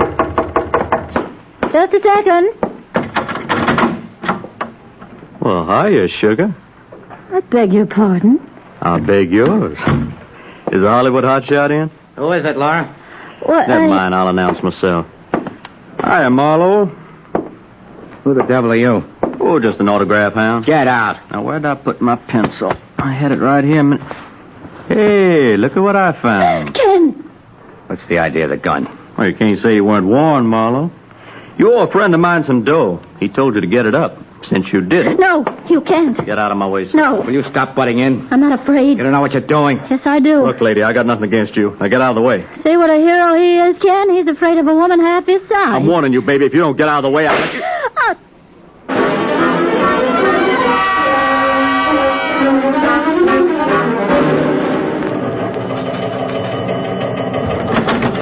Was that you, Haskell? No, it's me, Sergeant. Well, if it ain't that high-flying bird, the Falcon. Welcome to our little nest. Who writes your material? Fell out in California. He works real cheap. He should. So was Ken Marlowe around to see you this morning? Yeah. I spotted it for a publicity stunt. Yeah, that's what I thought at first, too, but I changed my mind. Someone tried to gun him an hour ago. Obviously, they didn't make it. How do you know? Well, I already talked to you, Mr. Marlowe. Here's the jacket of the bullet we found in the room. What do you make of it? It's a blank. That's right, Mr. Waring. It's a blank. Marlowe was in no danger at all. Well, I guess that makes me the chump of the year. I guess it does. Well, I had a little help.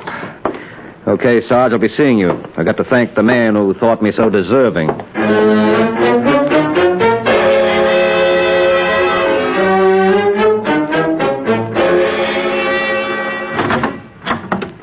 That you, Laura? Sorry to disappoint you, Marlowe. Oh, hiya, Waring. Sit down. No, thanks. I just dropped by to congratulate you on a magnificent performance. What's eating you? That was a beautiful job of sucking me in. You hired whoever took that shot at you. You're nuts. What I can't figure out is how your wife got in the act.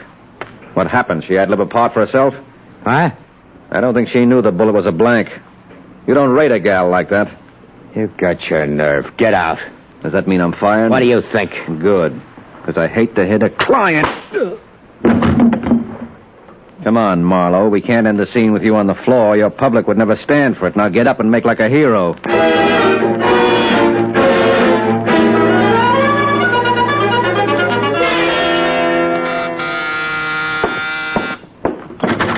Hiya, Mike. Oh, hi, Sergeant. I didn't expect to see you again today. Well, you know me. Always do the unexpected. Were you up to see Ken Marlowe? Yeah. What happened? Nothing worth talking about. No, you're too modest. All right, so I slapped him a couple of times. He had it coming. Maybe the slaps, but not the rest. What are you talking about? He's dead, Mike. He's what? He's out for all time. Were you wearing brass knucks? You're crazy. I wish I were. Better get your coat, fella. We got a long ride ahead.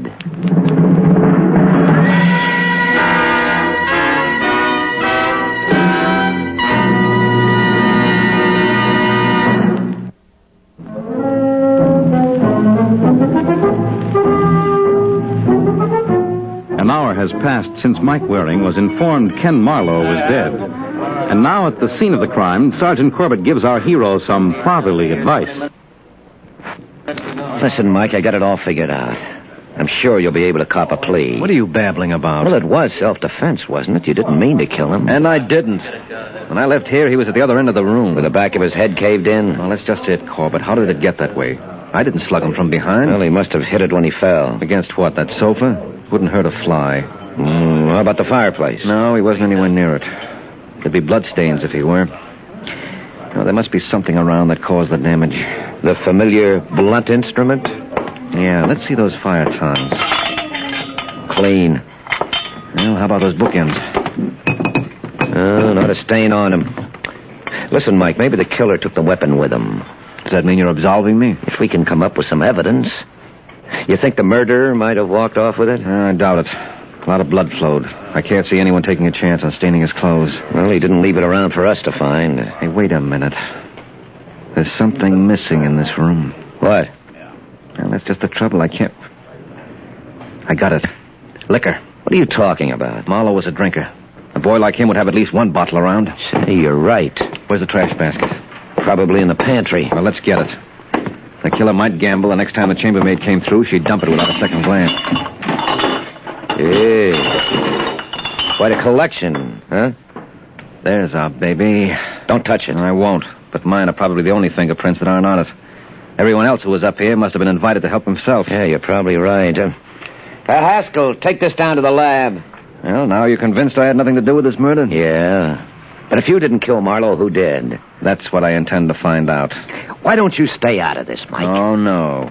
Whoever tailored this frame did a lovely job. It's just lucky I didn't fit the picture. You can't blame me if I want to get my hands on the artist.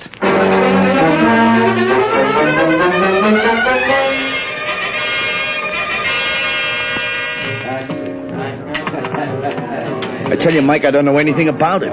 First I heard of it was when the cops phoned me they found Ken's body. Whose bright idea was this publicity stunt in the first place, Steve? Ken's. I didn't want any part of it. Then why did you bring him to me? I couldn't help myself, Mike. I was working for the man. Yeah, that's another thing I don't understand. How come you tied up with a heel like Marlowe? The dough was good. When did you last get it? Huh? According to what I hear now, he was strictly no pay. When did you get your last salary check?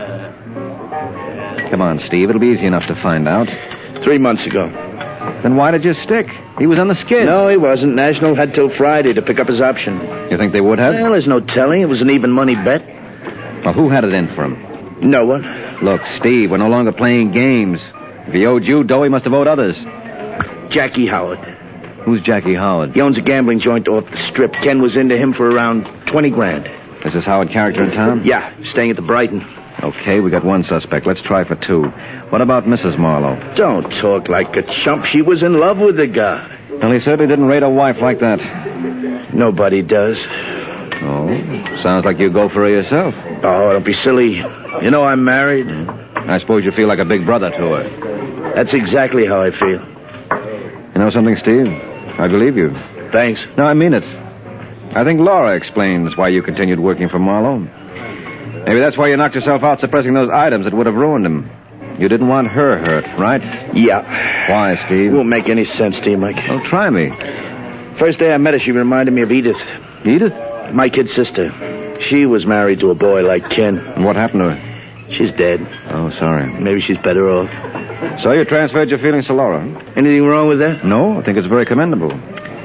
Still, I wonder how Laura feels about it. Huh? Yeah, why don't I find out? Oh, look, Mike, you're not to bother her. She knows nothing about Ken's murder. Yeah, well, I've only got your word for it, Steve. It's not that I don't believe you understand, but I'd like to check these things for myself. I'll be seeing you, fella.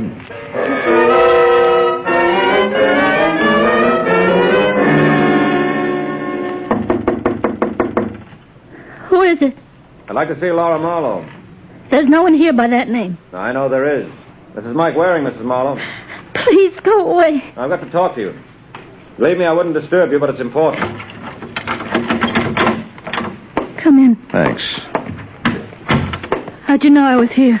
Sergeant Corbett told me. I just saw Steve Nichols. And Steve sent you here? No, as a matter of fact, he insisted I leave you alone. Well, why'd you come? Because I want to solve your husband's murder. Ken meant nothing to you. He was a client. He tricked you. I still took his money. Besides, whoever killed him involved me. I don't forget things like that. Now tell me, what sort of a man was your husband? You must have some idea. Yes, but I'd like the woman's viewpoint. It was wonderful. Oh, come now, Angel. You can't expect me to buy that. I heard... I don't care what you heard. Sure, he took a drink once in a while. Is there anything wrong with that? What about slapping you around? He never did. Well, you can't blame me for jumping to conclusions.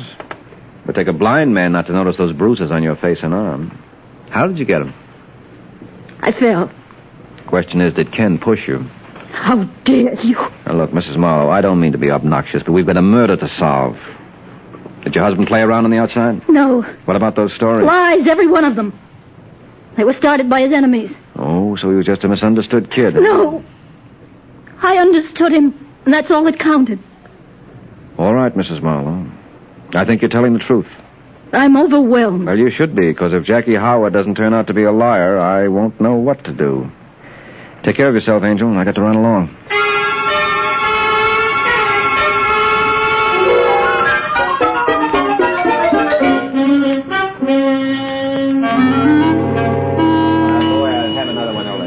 Take the gentleman back to 19, please. Telegram, Jackie Howard. Right here, boy. Hello, Jackie. My name is Mike Waring. What's the idea? Well, this was the only way I could think of to get acquainted. I'd like to talk to you about Ken Marlowe. You a reporter? No, private detective. Who are you representing? Myself. I understand Marlowe was in hock to you. Where, you understand that from? Oh, you mind holding that match? Thanks. Who told you Marlowe was into me? Steve Nichols. Well, I got a flash for Steve. Marlowe took care of those IOUs this morning. I don't see how. He owed you $19,000. According to the police, he had only $800 in his checking account. He paid me in cash. Oh, got it out of his mattress, I suppose. Well, now that you mention it, I believe he did. You know, Jackie, you're a welcome change from everybody else in this case. Am I? Yeah, they were telling the truth. Suppose I showed you the money. Oh, you probably could. A boy like you always travels well-heeled. But can you prove it came from Marlowe? Well, let's look at it another way. Can you prove it didn't? If I can, it'll make you a choice suspect. You know, Waring, there's one thing I don't like about New York. There must be something in the air that makes everybody run off at the mouth. I suppose it's different on the coast? Well, we have a special treatment for those who do. I'd like to see it. I'll have to discuss it first with a fellow Californian. But don't be discouraged. I'll get back to you.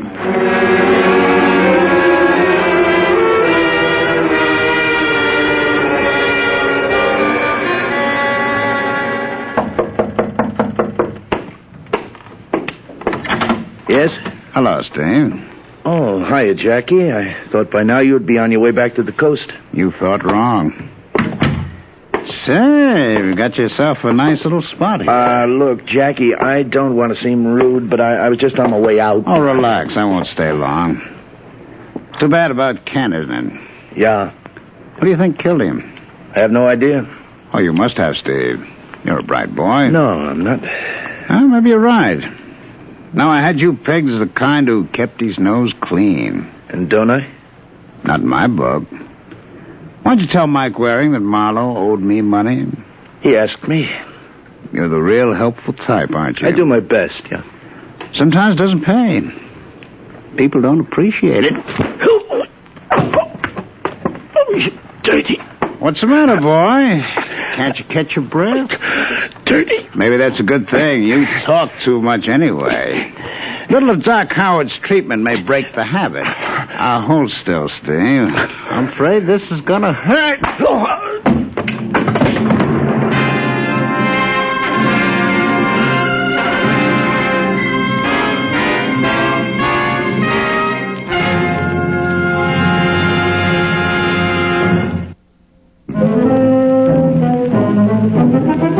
2 hours have passed since Steve Nichols received a little of Jackie Howard's specialized treatment. And now in Steve's hotel room, we find him recuperating from the visit. Where's the doctor? You sure you gave him the right room number? Now, take it easy, Laura. He'll be here. All right, Steve, try some of this. Come on, it's good for what ails you. Mike. Don't talk, just drink it down. I'm all right. How did you find me? She called me. How do you feel, darling? Laura. Here, raise your head. I'll fix the pillow. You're a doll. Who did it, Steve? Huh? Who gave you the shellacking? I don't know. Come on, Steve, you can't hold out. Look, must you question him now? Yes, I'm afraid I must. This is all tied up with your husband's murder. It was Jackie Howard, wasn't it? Yes. Why did he do it? I have no idea. You know anything that would definitely mark him as Marlowe's killer? No. You sure, Steve? Anything at all? Can't think of a thing. You've got to. It's our only chance of making this come out the way we want. I don't understand. Well, Jackie must have felt he had good reason to give Steve that beating. What do you mean? Well, you don't feel Laura killed her husband? What? Oh, now look, Mike, I told you. I take it you don't, so that brings us back to Jackie again. Now, what would be his motive in killing Marlowe? Well, Ken owed him money. Well, how could he be sure Marlowe wouldn't raise it? Ken couldn't. We were broke. But you would have been on Easy Street if National picked up his option. I don't think they would. Still, where there's life, there's hope. You told me they had till the 23rd. Today is the 18th. So, Jackie would be sucker not to wait it out. What are you getting at? Well, if neither you nor Jackie killed your husband, who does that leave? I don't know. Yes, you do. It's Steve. No. Yes, that's why Howard gave him that pasting. He felt Steve cost him $19,000. I don't believe it. You didn't do it, Steve. Tell me. Tell me, I gotta know. He's right, Laura. Why? Why? Ken never hurt you. No. But he hurt you. He was the only man I ever loved, and you killed him. Don't you see, honey? I was Don't only trying... touch me. I hate you. Oh, Laura, listen. Get away from me. Mike, explain to... I can't. He was no good. And she loved him. I'm sorry, Steve. I've got to call the police.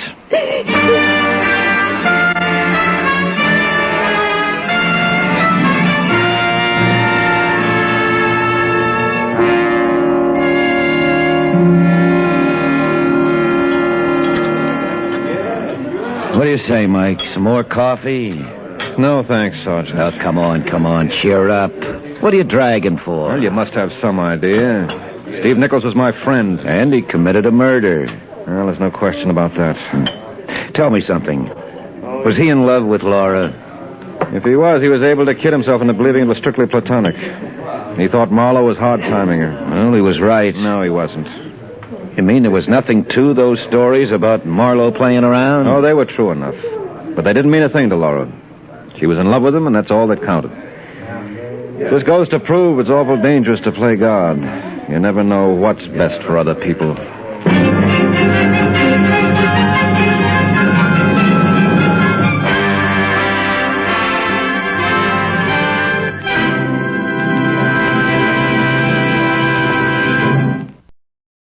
The WBBM Air Theater, Wrigley Building, Chicago. Wrigley's Spearmint Chewing Gum, the refreshing, delicious treat that gives you chewing enjoyment, presents for your listening enjoyment, John Lund as... Johnny Dollar. Hi, Johnny. Frank Preston, Baltimore Liability. Oh, hi, Frank. How's it going? Okay, I guess, Johnny. Say, you tied up? No, not at the moment. What is it? A bad check artist out on the West Coast has been giving us a lot of headaches lately. Uh-huh. Hotel in Monterey, another one in Santa Cruz, and this morning I had a wire from one of our clients who runs a place in Santa Barbara. $4,500 worth of claims already, and all in 5 days. Sounds like a very busy man. That's something else. It isn't a man, it's a woman. A woman? And you've got to stop her, Johnny.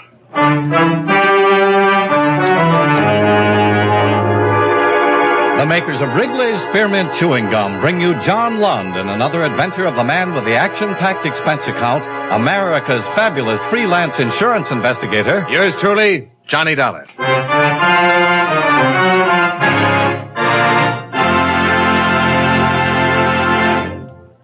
Wrigley's Spearmint Chewing Gum refreshes you. Wrigley's Spearmint Chewing Gum gives you real chewing enjoyment. Yes, for chewing enjoyment plus refreshment, it's Wrigley's Spearmint Chewing Gum. The lively, delicious flavor of Wrigley Spearmint cools your mouth, helps keep your throat moist, and gives you a nice little lift. The good, smooth chewing of Wrigley Spearmint helps keep you feeling fresh and alert, adds enjoyment to whatever you're doing. So for chewing enjoyment plus refreshment, treat yourself often to Wrigley Spearmint chewing gum.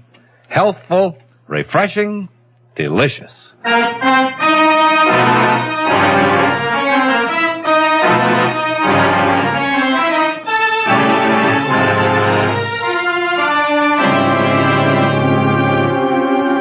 Expense account submitted by Special Investigator Johnny Dollar to the Baltimore Liability and Trust Corporation, 418 Virginia Boulevard, Baltimore, Maryland. The following is an accounting of expenditures during my investigation of the Emily Braddock matter. Expense account item 1, $158.16. Plane fare and incidentals, Hartford to Santa Barbara. My mid-morning arrival was timed for the sun and the sea to show off a sizable and pleasantly crowded harbor, some sprawling hotels, 2 lush green golf courses, and acres of snug, expensive homes. At the police station, my contact, a Sergeant Lopez, was out, so I went over to the Harbor Inn and met the victimized hotel operator, Glenn Sheridan. Tall, gray-haired, slacks, sports shirt, suntan, and sandals.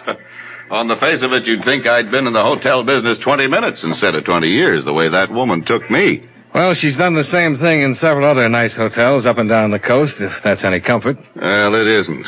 I suppose the thing that bothers me most is that if she walked through that door right now and told me none of it was true, I'd probably believe her. She was that good? Mr. Dollar, she was the best.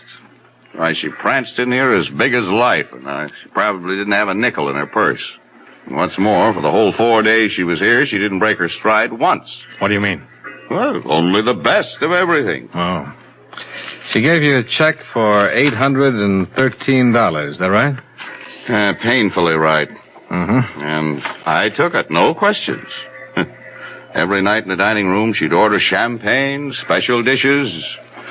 I've seen my share of grifters and bad check artists, but she tops them all. Perfume, clothes, luggage, conversation, and a very pretty woman, Dollar. Beautiful, in fact. She checked in alone, registered as Mrs. Robert Payne, Beverly Hills, right? Mm-hmm. Did it strike you as odd that a woman would check into a place like this, a resort hotel, alone? No, she wasn't alone long. She met other people. Became friends with at least half a dozen guests in the place. Uh-huh. The way she was throwing my money around, why not? She picked up all the tabs. Well, ordinarily, I'd have been suspicious under those circumstances, Mr. Dollar, but she threw me off right from the very start. Well, how's that, Mr. Sheridan? Well, she showed up about midnight, came in a cab that was just loaded down with expensive luggage. Probably wrote a bad check for that someplace. Yeah, probably. She came swinging in the lobby with a cabbie following her and told the night clerk she wanted to see me. When I came down to the desk, she yelled, "Sherry!" Ran up and kissed me and asked how my wife was. Can you beat that? Nope. She acted as though we knew each other. And one of those tricks your mind plays on you in this business, I actually thought I remembered her from someplace. I see. She registered as Mrs. Robert Payne. Said she was on her way back from Lake Tahoe, wanted to rest up. Something about just getting a divorce and being awarded $3,000 a month alimony. That impressed me. Well, it didn't impress anyone, Mr. Sheridan. Well, I did make a check. She gave her home address as Beverly Hills, and there was a Robert Payne listed there. Later on, I found out he's in Europe with his wife and children. But his name was in the book. Yeah, and that was enough for me. Oh, she had a wonderful 4 days here, I'll say that for her. Getting back to that part about her looking familiar. Well, there's nothing in that, Dollar. I did think I had seen her before, and of course she helped me think it, but I was too embarrassed to press the matter with her, I guess. Do you have a copy of her hotel account? I'd like to look it over. Yeah. The police have the check she gave me.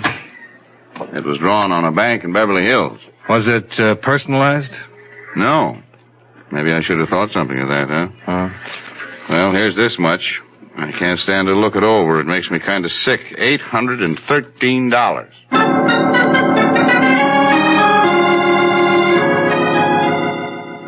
I spent another hour with Mr. Sheridan as he distastefully covered the items on the bill she'd paid with the bad check. Later that afternoon, I met with Sergeant Lopez, who reported a woman answering the same description had passed bad checks in Burlingame, Santa Maria, and Ojai.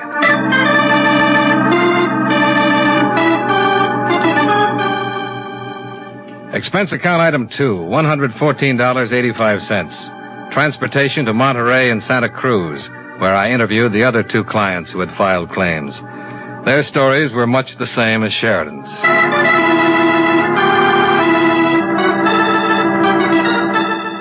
Expense account item 3, $4.15. Long-distance phone call. That you, Johnny? Yeah, Frank.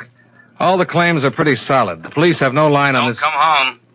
Oh? Hop down to Malibu Beach. She's done it again. At a place called the Seaside Inn. The guy who runs it found out it was bad 15 minutes after she left. That was this morning. I don't expect any miracles, but if you get down there right away, maybe you can get on her trail. Well, I'll try.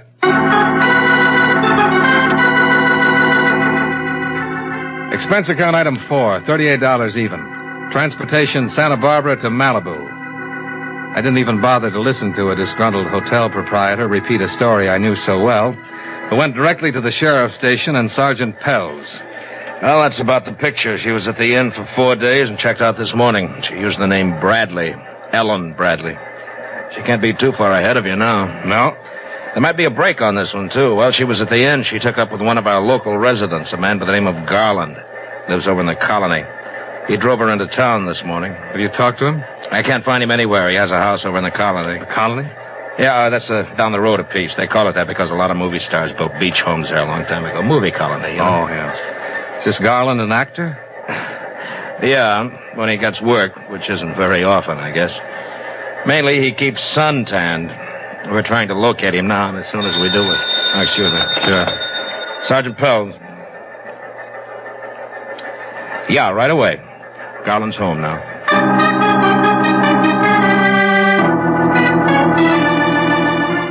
I went with Sergeant Pell's to talk with Garland, who was in trunks and sunglasses in front of his house. A healthy, muscular, handsome man in his mid-30s. He was a little stunned by the news we brought him. Ellen, a phony? Sergeant, are you sure about this? Well, you can ask the man at the Seaside Inn. He got the check, and Mr. Dollar here's been looking all over the state for it. Well, come on, let's go up into the house. All right. I thought I knew her pretty well. Did you meet her out here, or did you know her before? Oh, I met her at the Seaside Inn the first night she was here. Go ahead. Thank you. Now, sit down.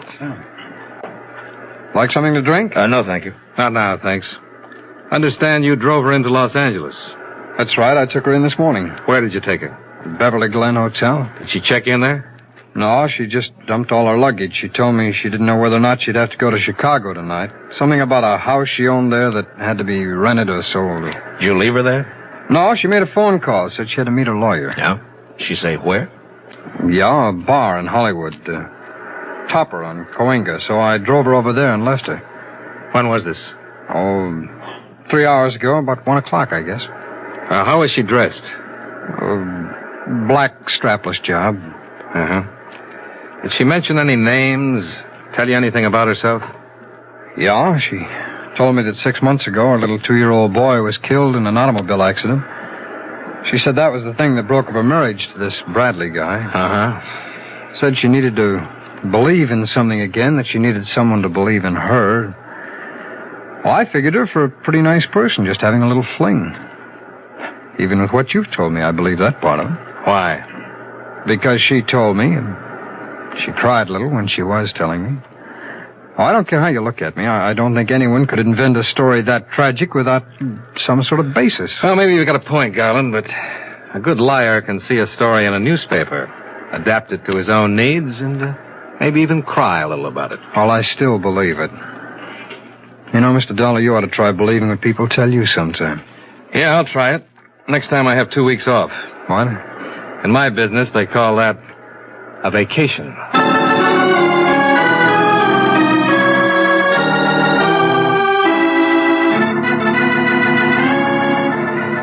Well, what'll it be, gents? Police. I'd like to talk to the man who was on duty here at 1 o'clock this afternoon. Oh, that's me, Sergeant.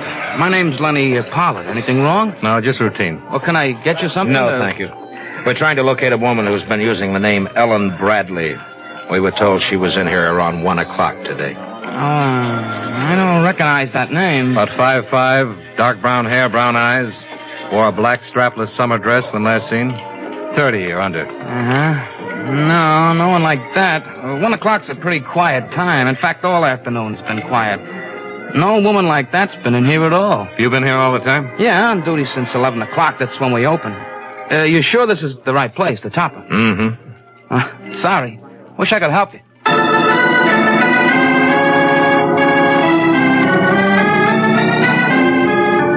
When we got to the Beverly Glen Hotel, a worried clerk was still wondering what to do with the 14 pieces of luggage Ellen Bradley had left there earlier. No, she hadn't phoned in and given him any instructions. No, she was not registered at the hotel. Sergeant Pels made arrangements for a man to cover the lobby in case she showed up to claim her things.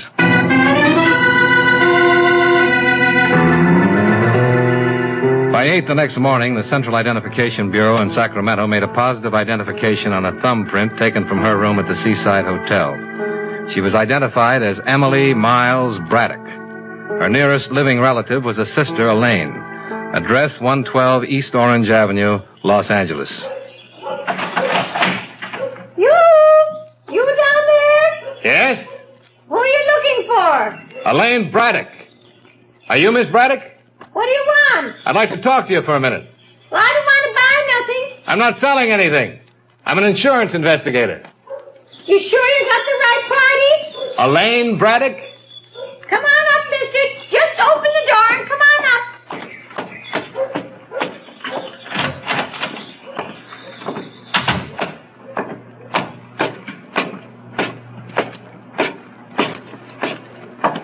Come on in. You wanted to see me, here I am. What do you want to see me about? The gray-haired woman who had cackled at me from the second story was sitting in a wheelchair by the window. My name's Johnny Dollar. I'm here about your sister. Oh, Emily, huh? Yes, we're trying to find her. Has she been around here? We know she's in the Los Angeles area. Emily was here a little bit yesterday afternoon. Where she's gone now, I don't know. Have no idea. How long was she here? Oh, she stayed maybe 2 or 3 hours. I hope I don't ever see her again. She's no good. Well, how did she get here? By car? Cab? I don't know. Just standing at the door yesterday, the same as you, all of a sudden. Well, how did she leave? Walked. Tried to borrow some money from me, but I wouldn't give her none, so she had to walk. Did she make any phone calls or see anybody else while she was here? Well, she made a call. Any idea who it was? No. Did you happen to hear anything she said on the phone? No. Showing up here just like that after not writing or letting me hear from her all the time she was away. Getting herself in trouble with the police. Being in jail. 10 years ago when I got hurt, she promised she'd take care of me. Look how she's done it. I have to live on the county. You know that? I gotta live on the county and nobody cares about me. Is she in bad trouble? I'm afraid so. Well, how bad is it, mister? Oh, 10 years, maybe. 10 years? 10 years? Gee, 2 was bad enough, but 10. What'd you say your name was? Dollar. Mr. Dollar, I hope you don't catch her. Even if she killed someone, I hope you don't catch her. And I hate her. You're only young a little while, and that's all you got. 10 years in prison, and she'd come out worse off than I am.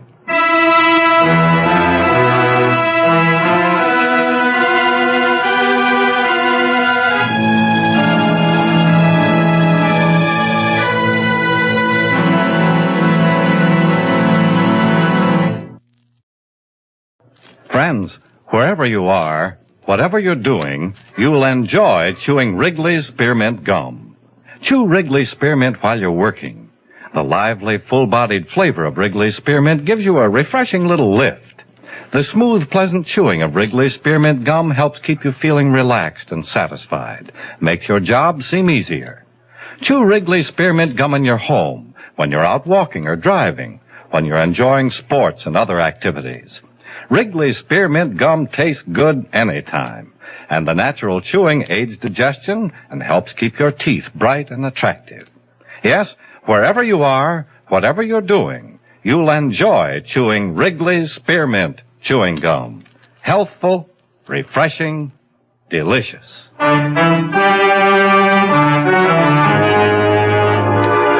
now, with our star, John Lund, we bring you the second act of Yours Truly, Johnny Dollar.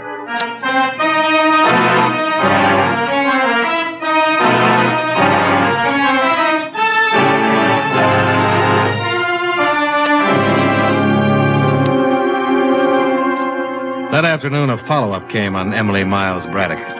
The completed folder included a mug shot that showed a woman of 30 years with dark brown hair, wide-set eyes, a well-formed nose and mouth. I took it with me when I went back to see Tom Garland. Oh, hi. Hi. Mind if I come in? Oh, what now? Your friend. Well, what about her? I've been thinking about what you told me about her yesterday. That's nice. Here. Take a look at this. That's her, isn't it? Yeah, that's her. Can we talk now? Okay, come on in.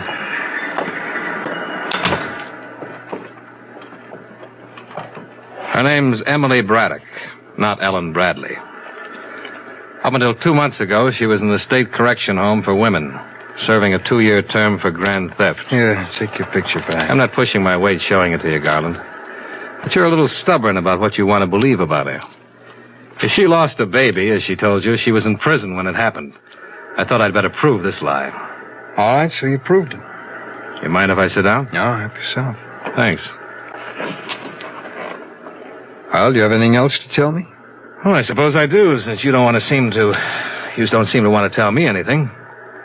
I've been on this case almost a week now.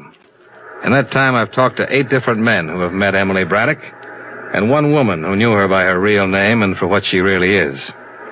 Garland, every one of those people came out on the short end of things with her. Just a minute, I've looked at this mug shot. I've heard these men describe her, and I think I can understand why. It's not hard to imagine this face set off with a nice hairdo, some earrings, makeup, and the works. This sister of hers I met this morning lives in a very crummy neighborhood. A family home. She's all Emily has left. Or vice versa. Emily walked out on her. Well, if it's as bad as you say it is, why shouldn't she? For one reason, her sister's a hopeless cripple. But even she would protect Emily. You're my only hope. What? This woman can get away from us right now. She's smart and clever. She can go right on doing the same thing she's been doing all along. Oh, she'll get caught eventually. But because I know her and she passed a few bad checks doesn't mean that I'm responsible in any way. You know that. You're right, it doesn't. But you're involved just the same. You're different from a hotel man who's been tilted. You're a boyfriend. True, just a 4-day boyfriend. But a woman like that can do a lot of damage in 4 days' time. Why are you here, Dollar? What do you want? I'm here to disillusion you, Garland. Because I don't think you're disillusioned enough right now. Now, wait a minute. You're a perfect stranger to me. I don't know you from a Grand Rapids chair.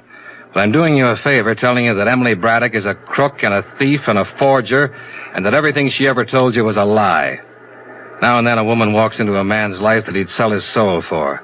But don't ever do any business along those lines with this baby, because all she'll do is give you a bad check for it. She's trouble in a great big way, Garland, and you know it as well as I do. Well, what do you want me to do? Apologize for meeting her? I'll be satisfied if you tell me why you lied. Garland, Emily Braddock never went to that bar you were talking about earlier. You didn't drop her off there. No one there had even seen her. And she's the kind who could walk into the World Series with 50,000 other people around and still be noticed. Where is she now? I don't know. I won't buy that. Not from you. Now let's try once more. Where is she? What did you do with her after you dropped the luggage off at the Beverly Glen Hotel? Where did you take her? She phoned you from her sister's house yesterday afternoon, didn't she? Right after I'd been here with Sergeant Pells. Garland, you should see that sister. Ellen's in Santa Monica. Where? At a little hotel called El Tonquis. She's registered there as Evelyn Brady. Where's your phone? It's over there.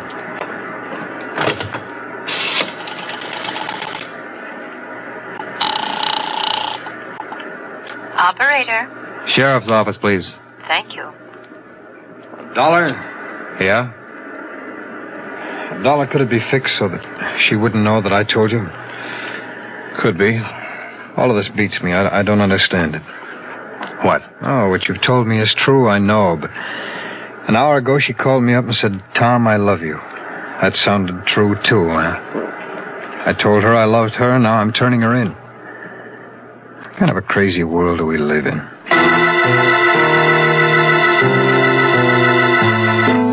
20 minutes later, Sergeant Pels and I were in the rickety elevator in the El Tonquis Hotel, a place as dingy and old as the Spanish name it bore. A little different from the swank hotels where our suspect had lived so gaily. Pels was thinking of it, too. Some joint this is. Yeah. What was it, 518? Yeah, it's down this way, I think. This one kind of harpoons you a little, huh? Yeah, I suppose so. There are a lot worse things than passing bad checks and telling lies. But the way she handled it, no one even raised an eyebrow. Yeah, I heard it.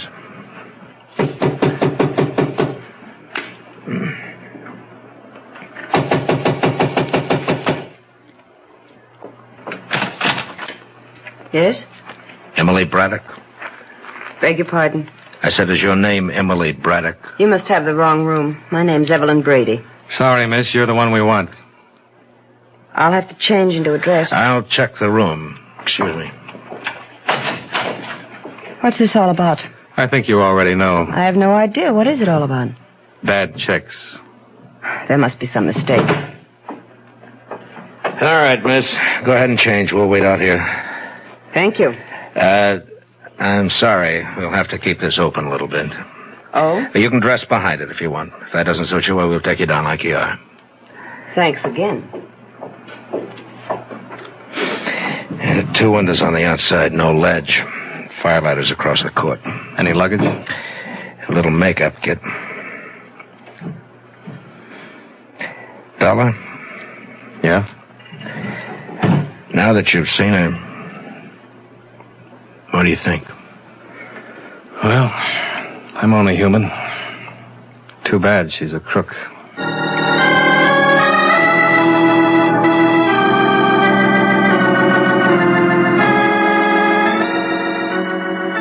Emily Braddock was held at the sheriff's office in Malibu. The officers who questioned her reported that she steadfastly refused to admit any part of some 16 counts that had been filed against her. I wasn't surprised to learn this, but I was surprised when she sent word that she'd like to see me before I left town. Hi.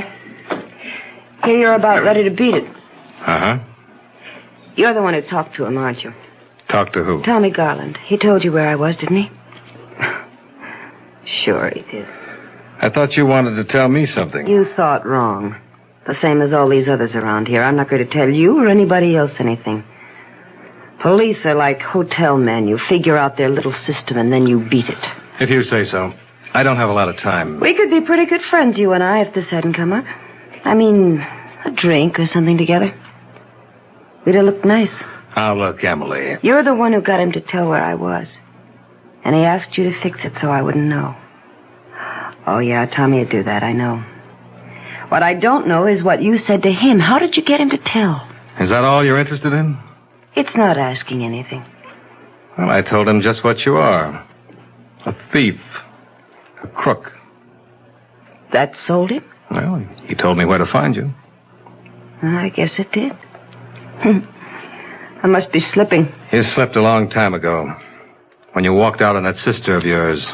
When you thought you could talk and look your way into anything you wanted. I didn't know I thought that, but if you say so. Whatever I've got, it's worked. Has it? 2 years the last time. Whatever you get this time will be longer, no matter what you say or don't say. I'm not in a courtroom yet. That's where it happens. Not in a lousy jail. We'll see about that. You're just as bad and just as dumb as the worst of them. Any day you believe that. Like it says in the manual. When a woman suspect is to be interrogated, remember that the strongest appeal to her is in her family connections and moral outlook. Question her regarding these. Stinking cops. Just stinking cops. You never give up, do you? Hardly ever. Stinking cop.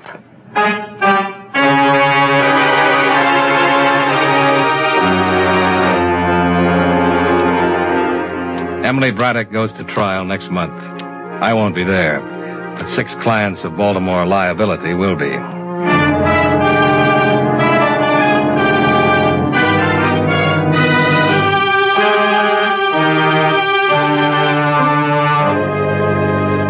Expense account item 5. Miscellaneous, $265. Item 6, same as item 1, transportation back to Hartford. Expense account total, $738.32. Remarks: the next time I go after a check artist, I hope it isn't a good-looking woman who feels that there's no one in the world she can't dominate. This last one scared me, even if she was behind bars. Yours truly, Johnny Dollar.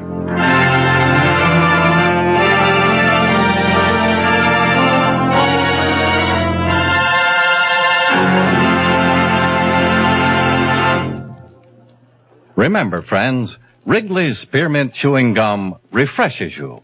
Wrigley's Spearmint Chewing Gum gives you real chewing enjoyment. The lively, full-bodied flavor of Wrigley's Spearmint cools your mouth, freshens your taste, sweetens your breath. The smooth, pleasant chewing of Wrigley's Spearmint helps keep you feeling relaxed and satisfied. Makes whatever you're doing more enjoyable. Yes, for refreshment plus chewing enjoyment, treat yourself often to Wrigley's Spearmint Chewing Gum. Millions enjoy it daily. Get a few packages and always keep some handy. That's Wrigley's Spearmint Chewing Gum. Healthful, refreshing, delicious.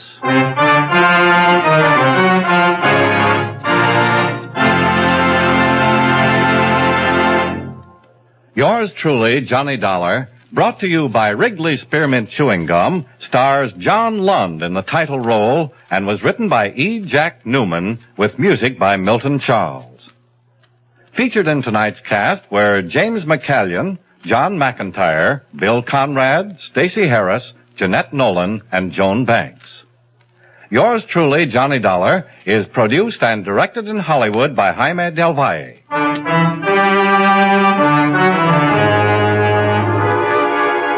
The makers of Wrigley's Spearmint Chewing Gum hope you enjoyed tonight's story of Johnny Dollar and that you're enjoying delicious Wrigley's Spearmint Gum every day.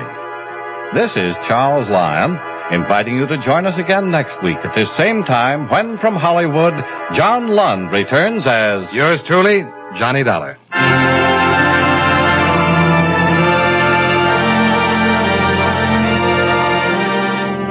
This is the CBS Radio Network.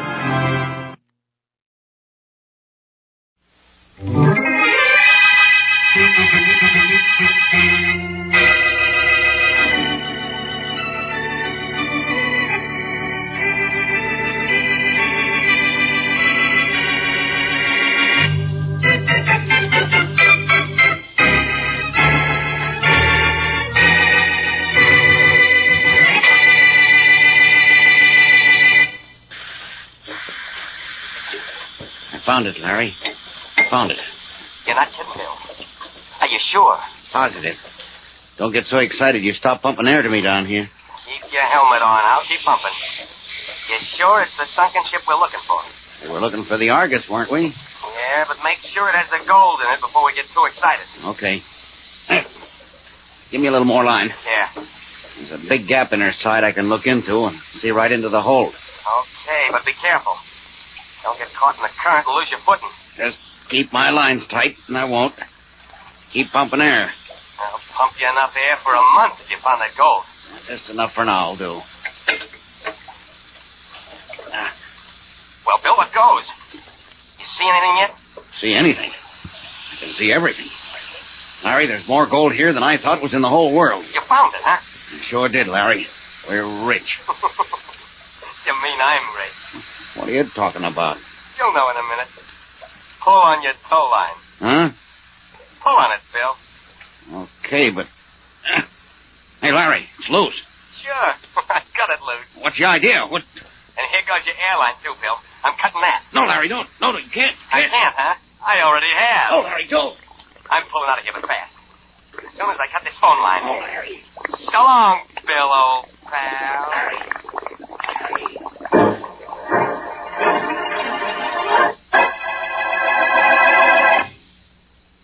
And now on to Dick Calmer as Boston Blackie. Enemy to those who make him an enemy. Friend to those who have no friend.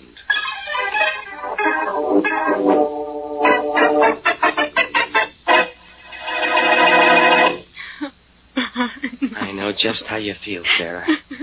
Your brother was a swell guy. And believe me, there was nothing I could do to save him. I'm sure there wasn't, Larry. Honest, there wasn't. I was pumping air to Bill when all of a sudden the phone went dead. Then I saw bubbles on the water, and when I pulled on the tow line, it was limp. Something underwater must have cut the lines. Yeah, I'm afraid that's what it was. Sarah, I want you to remember that Bill and I were partners. And Bill's death doesn't dissolve that partnership. You're in if I ever find that gold. No, I wouldn't want it. It'd remind me too much of Bill. I think you'd better go now, Larry. I think I'd rather be alone right now. Yeah, sure. Anything you say. Well, so long, Sarah.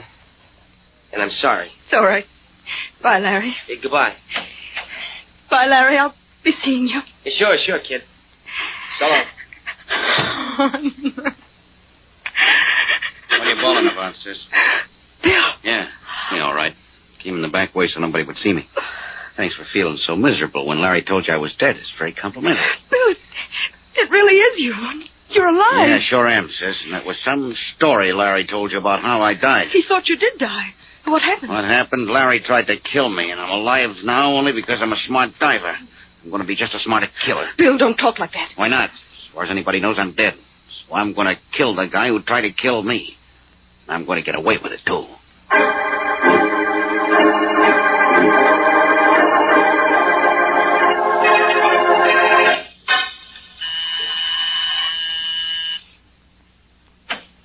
Yes? Boston Blackie? Yes, again. May I come in? Yes, with a capital, why not? Thank you. Blackie, Don't tell me. You're in trouble. Oh, you know someone who's in trouble, and you've come to me for help. Yes, Blackie. It's my brother. Well, what's he done? Swindled, embezzled, or murdered? He hasn't done anything yet, but he's going to kill a man. He is? When? As soon as he finds him. And he's going to get away with it, too. That's a popular misconception, Miss... Bronson. Sarah Bronson. My brother's name is Bill.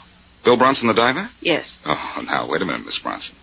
Your brother died this morning. I heard it over the radio not an hour ago. My brother's very much alive, Blackie. And it's because everyone thinks he's dead that he thinks he can get away with murder.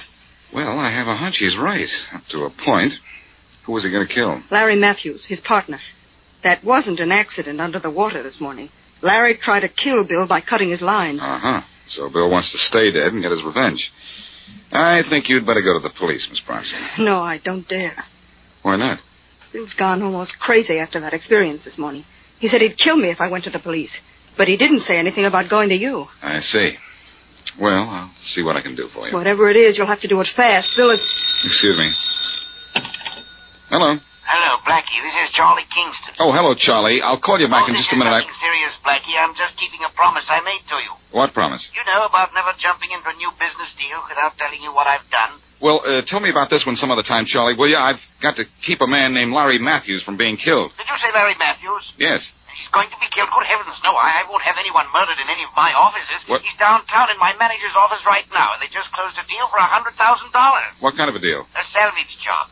I bought half interest in $2 million worth of gold Matthews and Bronson that dead diver found. I saw the chart myself. Look, Charlie, phone your manager and tell him to hold Matthews there. Bronson isn't dead. Matthews tried to kill him, and now the diver is out to kill Matthews. What? Well, I don't understand. Never mind what you don't understand. Phone your manager, tell him the whole story, and tell him to hold Matthews there. I'll get there myself as soon as I can.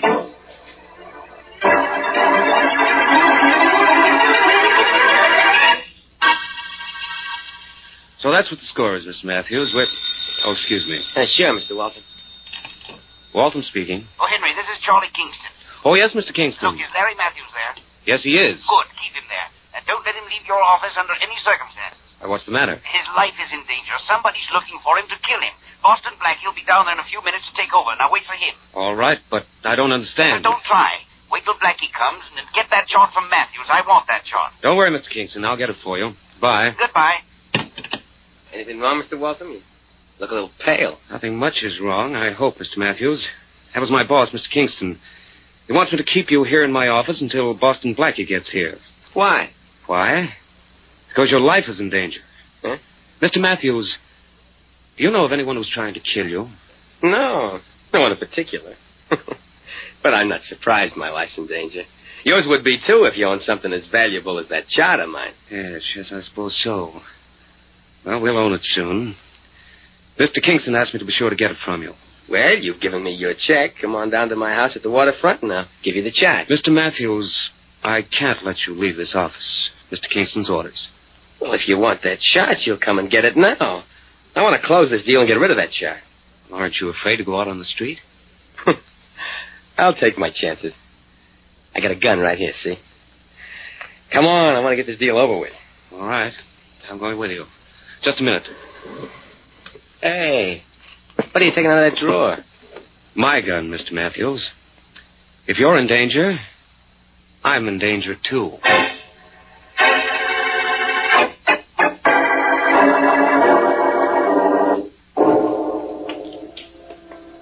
Here's my house. Wait till I unlock the door, Walter. Sure. Well, so far, so good. We haven't seen anyone who even looked as if he wanted to kill you. That doesn't make me a bit unhappy. Now, come on in. Oh, wait, I'll turn on the light. There. Now, come on in, I'll get you the chart. Okay. I never had enough money for a safe, so I always hid anything valuable under the floor. I see. This loose board here is my safety deposit vault. Here. Here's your chart right here. I'll see if I can get anything else now. Let's see how do you turn out the light. Oh. You dirty double-crosser, Waltham. You got me, but maybe one of my bullets got you, too.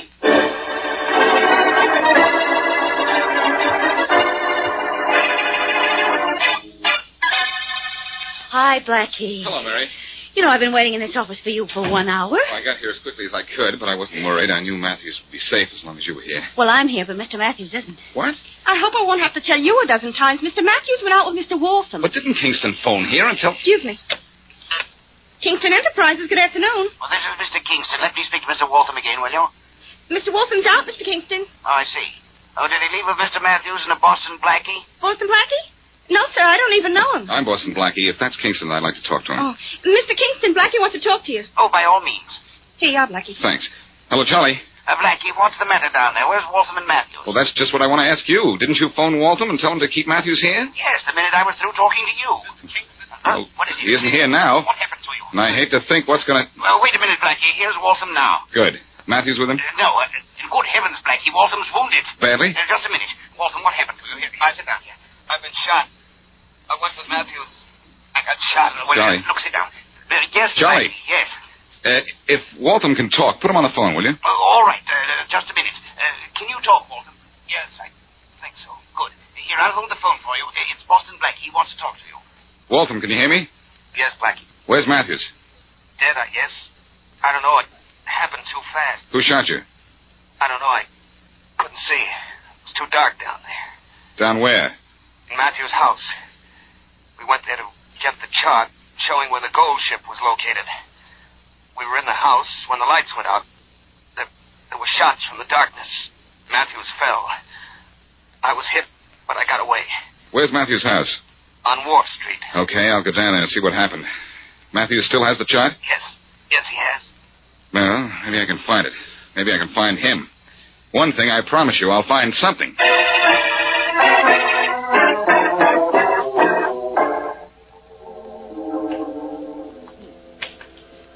Well, I can say one thing for Wharf Street, Mary. It's not pretty, but the sea air is wonderful. Smells fishy to me. So there's this little situation we're in. Mm. Well, the man at the fruit stand said this is Matthew's house, 219. I don't see any signs of excitement. Maybe Mr. Waltham dreamed up his story about being shot. If he did, he dreamed up a bullet hole, too, Mary. And that's awfully realistic dreaming. Let's go in and see if we can find anything. All right. The lights are on inside. Let's have a look around. Okay. We've searched downstairs. There's nothing here. What's with you? Hey, Mary, that's Faraday. Hey, who was that? Keep looking, Rollins. I'll go out and see who it is. Blackie. You. Yes, Inspector. Me. And me, too. Don't remind me. Blackie's bad enough. Bad enough, Faraday. You mean good enough, don't you? Good enough for what? To tell you what happened here. A guy named Larry Matthews was killed. That's what happened here. We found his body inside. I suppose you know who killed him. Sorry to disappoint you, Faraday, but yes, I do know who killed Matthews. It was his ex-partner, Bill Bronson, the diver. Ho-hum. Want to hear more? Keep talking. You don't know how stupid you sound. Listen, Bill Bronson's sister came to see you today, didn't she? Yes. And you told her to come to see me, didn't you? Yes, but she wouldn't do it. Well, she changed her mind. Women do that, you know. So? So, Blackie, you think Bill Bronson killed Matthews, huh? I know he did. How do you like that? Well, an hour before Matthews was killed down here, a cop arrested Bill Bronson uptown, and he's been in jail since. How do you like that?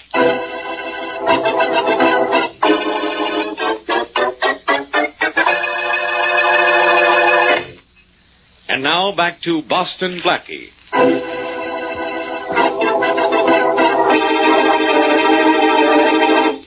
When Bill Bronson, diver, found the sunken ship with its long-lost cargo of gold, his partner, Larry Matthews, cut his air hose and lines and left him for dead.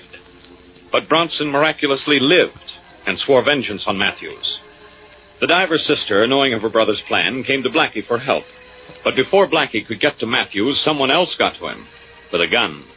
And it wasn't Bronson, because Bronson was in jail. As we return to our story, Henry Waltham, who was with Matthews when he was shot, is having a bullet wound and dressed by a doctor. Still hurt, son? Yes, it does, Doctor. You're lucky you're still alive. That bullet just missed puncturing your lung. Yeah? Yep. You'll have to take it easy for a while. That dressing will do for now. Thanks. Thanks a lot, Doctor. Well, let's see how you respond to treatment before you thank me. Here we are. What's your name, son? You have to know that? Yep. Okay. It's Waltham. Henry Waltham. Henry Waltham. Mm-hmm. And how did you get that bullet in you? I told you when I came in. It was an accident. I know. Now suppose you tell me the truth. Look, what's it to you how I got shot? You're a doctor, not a policeman. I know, but I have to report this to the police. You've got to report it. Oh, no. But it's the law. I'd lose my right to practice if I didn't. Well, you're going to lose a patient if you do. Lie down, son. You're still too weak to I'm not too weak to get out of here. Oh, no, you don't. Oh, yes, I do. Here's something. Steady your feet. Come back here, you. Come back. Oh, no.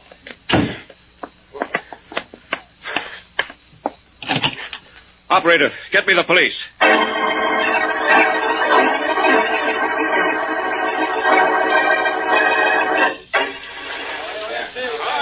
Wonder when that diver's going to signal us, Blackie. He's been down there long enough to have found $10 million in gold. Well, I wish he'd find Waltham while he's at it, Charlie. Blackie, do you think Mr. Waltham killed Mr. Matthews? I don't know, Mary. Oh, Mr. Kingston! Mr. Kingston! Yes, Captain Arnold. The diver's found something down there, Mr. Kingston. Wants to talk to you. Well, thank you, Captain Arnold. All right. A couple of extra earphones, Blackie. You and Mary might like to listen in. Thanks, Charlie. Oh, I'd love to. Just wait till I get mine on. Okay. This will be a great moment if he's found that gold. Hello down there. This is Charlie Kingston. Sorry, Mr. Kingston. No luck here either. But Captain Arnold said you'd found something. Yes, but not a ship full of gold. Just the end of the sandbar. The drop-off so deep, my light won't hit the bottom of it. Well, I guess we're in the wrong place again. I'm afraid we are, Mr. Kingston. I wish you'd had a better look at that chart. I can't make many more dives today. I realize that. Well, come up and try just once more, will you? Sure. Once more. Oh, Captain Arnold. Yes, Mr. Kingston. Have your men bring the diver up. We still haven't found the right place. Yes, sir. All right, men. Let's bring the diver topside. If you only brings down their work bringing up. Come on. I'm afraid you'll have to wait until you get that chart to find your goal, Charlie. But I may never get him, Blackie. Remember, I only had a quick look at the chart. Oh, look, they're cranking the thing that brings the diver up. I'm going over there and watch him come out of the water. Well, don't try to help anyone, Mary, or they may have to pull you out of the water, too. Okay, I'll be careful. I think we'll try looking for the gold over there a few hundred yards. You're just wasting your time looking for it without that chart, Charlie. And I'm wasting my time out here, too. I ought to be looking for Waltham. You think he killed Matthews, do you? Well, I'm not sure. I'd hate to think that Waltham killed Matthews. You know, he said a third person entered the room just as the shooting started. I don't believe that story completely. That's why I want to find Waltham. All right, men. The diver's broken the surface. Come aboard. You better step aside, lady. Oh, I'm sorry, all right. Better come over here by us, Mary. Oh, shucks. I wanted to watch him take the diver's helmet off. He's going to go down again in another spot, Mary. Maybe you can watch then. Well, you can see him from right here now, Mary. Well, it isn't as good as being close, but... Oh, look. He's up on deck now. He looks like the man from Mars, doesn't he? Yes, he does. All right, men. Stop the pump. They got his helmet off. Well, Mary, you saw them take the helmet off. Blackie, look. Look, there's an awfully big launch, and it's heading right toward us. Good night. The fool doesn't see us. Start our engines in time to get out of his way. Captain Arnold! Captain Arnold! I see him, Mr. Kingston. Gonna crash into us. Hold on to me, Mary. Back! Blow the whistle. Tom, grab that funnel, bring it to the bridge. What do we do? Yell, everybody. It's the last time to swerve off. Yes, right here. Come here, Mary. Stay close to me. All right, I will.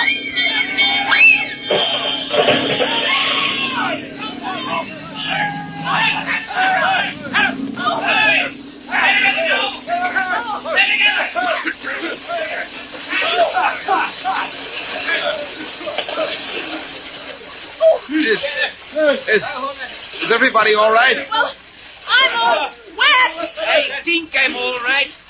You all right, Blackie? Yes. I'm okay, but look, we're 5 or 6 miles from shore. I don't like this. See if anybody can grab a plank or something from the boat. Good idea. All your men all right, Arnold? Yes? Yes, Mr. Kingston. And here comes a launch. It looks like a police boat, too. Say, it is a boat.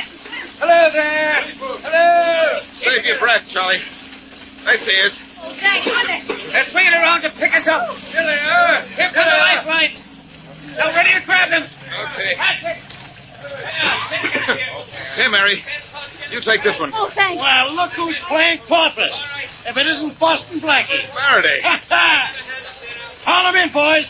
All but that good-looking one there. He looks undersized to me. Haul me up, Faraday, or I'll haul you in here with me. What? When you know I can't swim? That's why I'd like to have you in here. Here, Blackie. I'm aboard now. Take this rope as mine. Thanks, Charlie. You ready? Ready. Out you go. There you are. There. Oh, wow. Thanks, Charlie.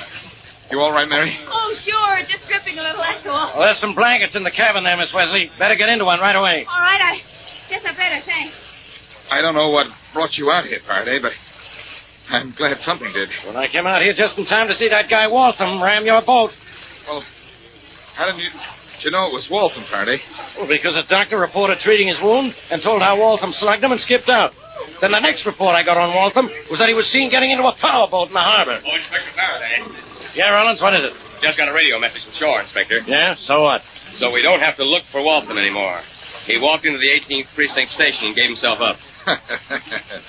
So you think Waltham rammed us, Inspector? Okay, I was wrong. I suppose you know who rammed you. I have a rough idea, and I think if I see Bill Bronson, I can smooth it out. Bill Bronson? What could he have to do with this? He's still in jail. Good. Let's go down and see him before he's released. What makes you think he's going to be released? You're going to release him. He still doesn't know that his ex-partner Matthews is dead, and, Faraday, before you let him out of jail, I'm going to let you in.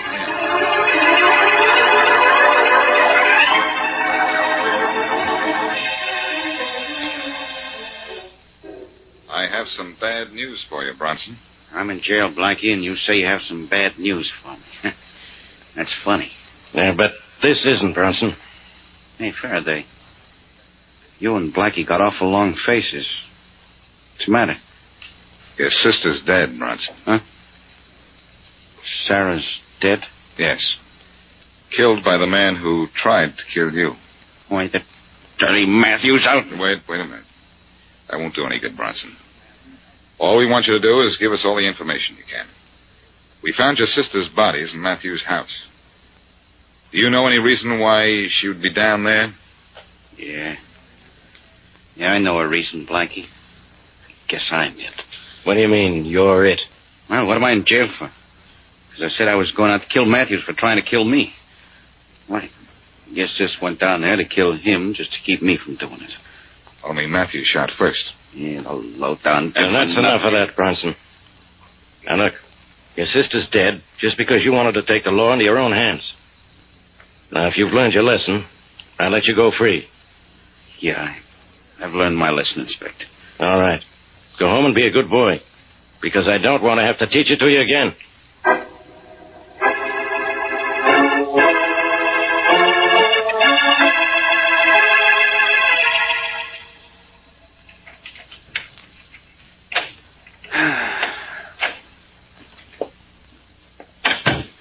Who is it? Who's that?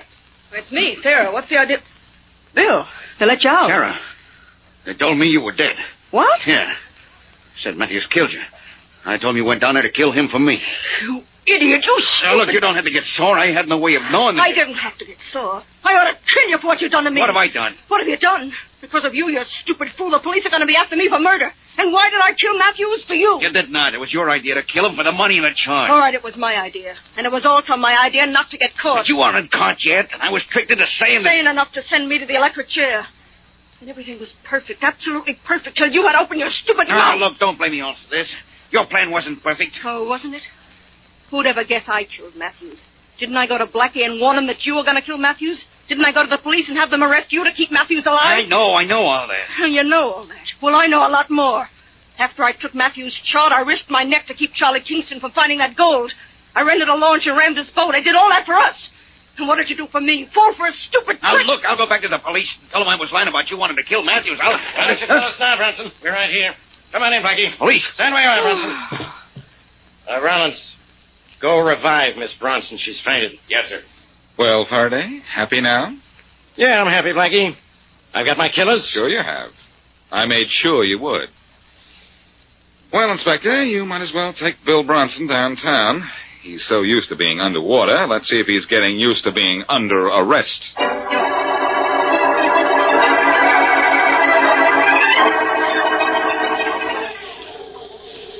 Hello down there.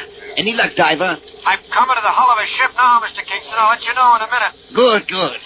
Well, we'll know in a minute, Blackie, if Inspector Faraday got the right shot from Miss Bronson. Right.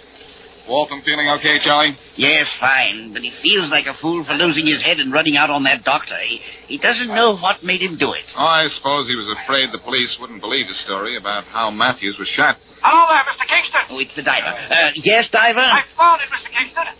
There's plenty of it. Oh, you found the gold? You bet I have. Congratulations. Oh, thank you.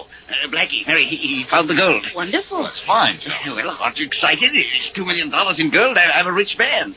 You've been a rich man for years, Charlie. Just how rich can you get? After all, what difference does $2 million make to a man who already has 20 or 30? Do you know something, Blackie? What is it, Charlie? I never thought of that.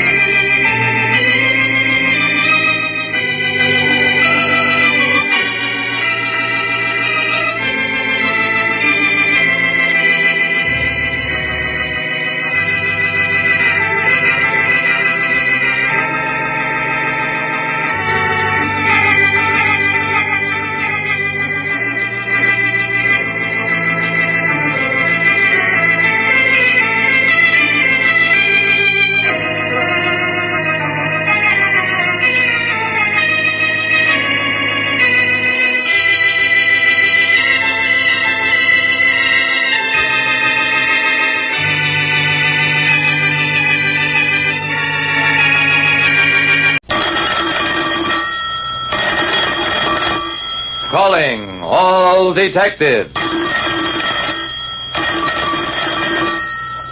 Private detectives get all sorts of clients. But I once had a murder case in which my client was me. That is the situation on this page from my casebook. The casebook of Jerry Browning, private detective. Many people think that a private detective like me, Jerry Browning, has a lot of special rights and privileges. Far from it. I was sitting at a small table in the Montmartre, which is one of those intimate nightclubs. With luck, I hoped to see Johnny Laughlin walk into the place sometime during the evening. I wanted Johnny for having worked the flim flam, one of the basic confidence games, on a man now my client. The man who pushed his way across the floor to my table was tall, dark, heavy-shouldered. Listen, Jake. You butter my girl again and I'll slap your nose through the back of your head. I blinked. You're talking to the wrong man, pal. I never saw you or your girl before. All that did was infuriate the guy. Who you trying to ritz? Stand up and fight or I'll knock that smike right off your puss. Under the circumstances, there was only one thing to do, and I did it. I yanked my blackjack from my pocket, kicked my chair out from under me, slapped the guy with the blackjack. An instant later, 3 other men surrounded me. One had a gun. I struck out at him. Heard the bullet go past my ear, and from then on was too busy to notice anything. After what seemed like hours, the lights went on. I found myself in the grip of 2 husky cops. There was a still figure on the floor. Mister, you're under arrest for murder. I got into a fight at a nightclub and found myself charged with murder.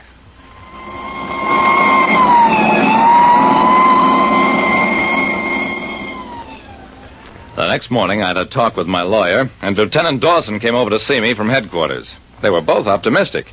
Jerry, we've got it pretty well established that the guy did pick the fight with you. The only question now is who killed him? My lawyer shrugged. That's not our question, Lieutenant. Jerry's innocent, and I want him released. Dawson nodded absently. Yeah, sure. That's just formality. He turned to me. Jerry, I want you to come down to the morgue, take a look at the body. We haven't been able to identify it yet.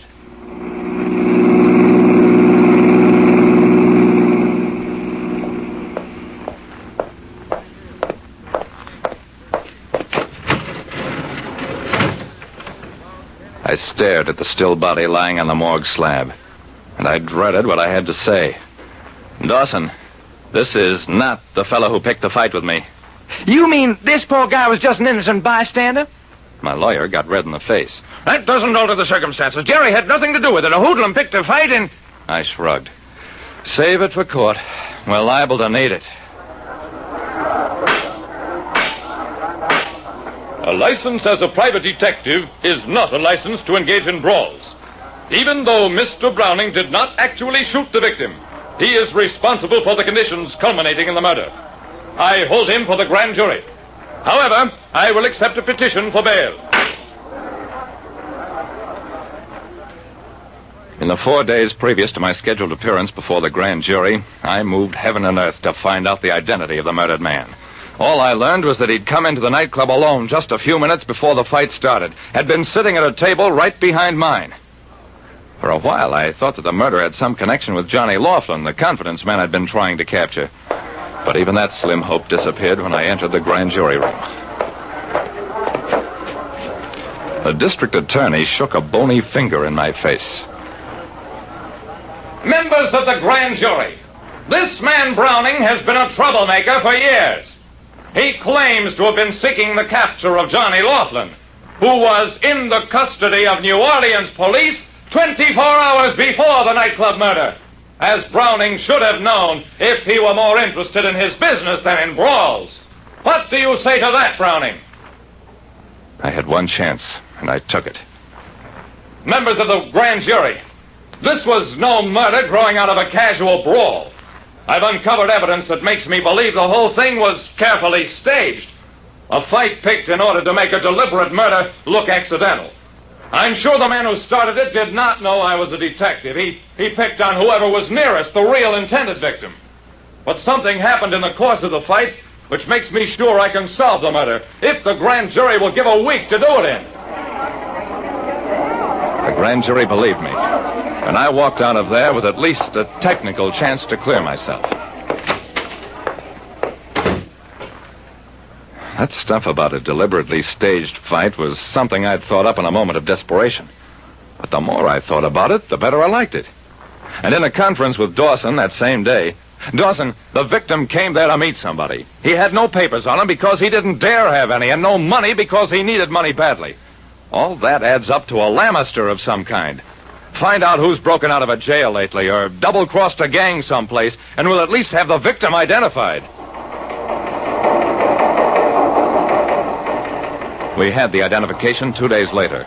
Jerry, our man is Sandy Purcell. Used to be an accountant. Ran the books for an Eastern gambling syndicate, sold inside information to another gang, and disappeared right after that. As clear as you, Jerry. Yeah, but that's not enough.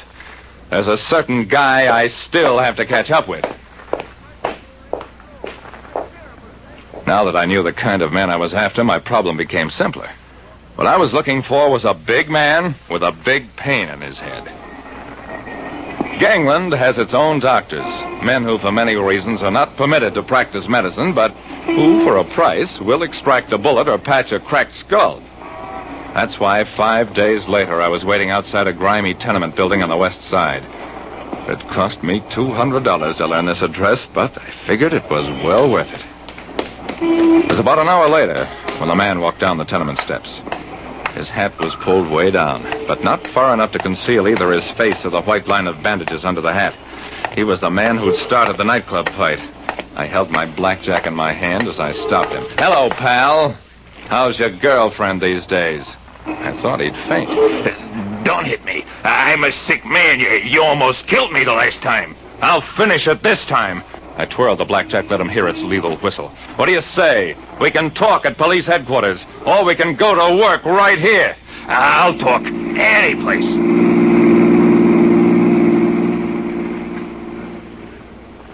His name was Pete Terrell, and he worked as a dance hall bouncer, made extra money by beating people up on the side.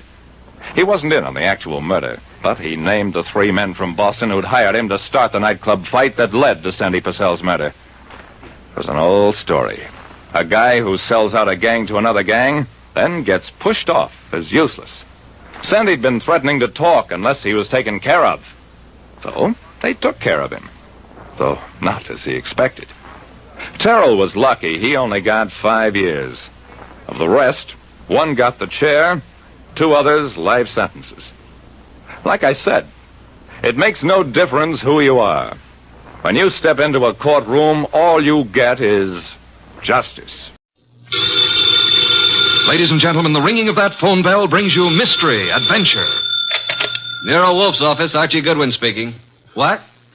Who? Who is this? Who wants to speak to Mr. Wolfe? Nobody. Nobody? I said that. Hang up. It's late and it's too cold.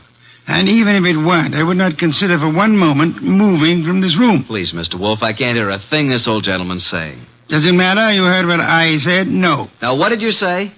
You were late because she was killed. Well, who was killed? I can't hear you. What is it about, Archie? He says he was due here an hour ago, but she was killed. Who was killed? What does he want? Do you want us to solve the crime? I say, do you want us to find out who killed her? Oh. He says he knows who did it, but he has an important message for you. Well, then come right over. We'll be waiting, Mr. Jenkins. Archie, why do you insist on taking every silly little case? Because, boss, we need to recover for March 15th.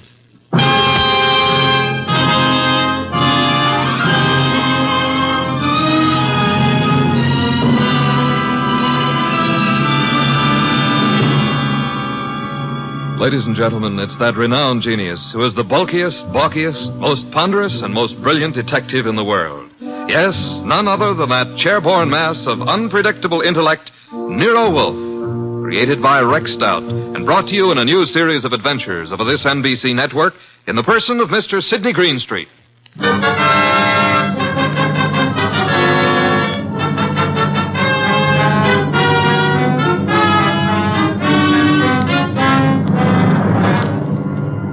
This case I like to refer to as the case of the Telltale Ribbon. Perhaps a better title would be Wolfe Goes A-Hunting. For in a way, this was one of those unusual instances in which my boss, of his own free will and without any coercion, actually decided to leave the house and go to the scene of the crime. It started when the strange old gentleman who phoned us finally arrived. Well, there's our client, Mr. Wolfe. Evening. It's me. Who's me? Oh, I just phoned you. I'm Jenkins. I got a dispatch for NERO WOLFE. Oh, you're Jenkins. Well, come in. Mr. Wolfe, this is Mr. Jenkins. Says he has a dispatch for you. Yep. Yeah. Are you Wolfe? I am. Where is the dispatch from? Don't know.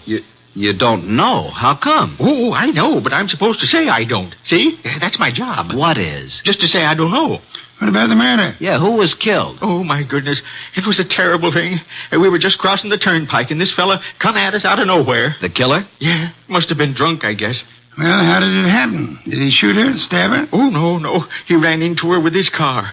And she was only 9 years old. Your granddaughter? No, it was Bessie. But the police got him. I have to appear, I guess. Probably get 90 days, he will. For murder? Murder? Was somebody murdered? I must have missed something. Look, we're talking about Bessie, and what do you want us to do about it? Nothing.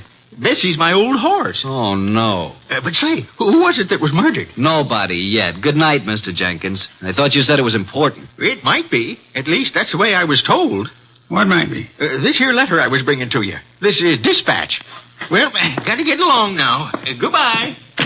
Well, get him. What a pixie. What is in the envelope? Mr. Wolfe, look. 5 $100 bills. And the note says, Mr. Wolfe, your services are desperately needed. Come up this weekend as my guest. Signed E. Malott. Edward Malott, the wealthy manufacturer. Well, looks as though you're going out this weekend. Well, Archie, pay my respects to Mr. Malott, and I hope you enjoy the weekend. Good night.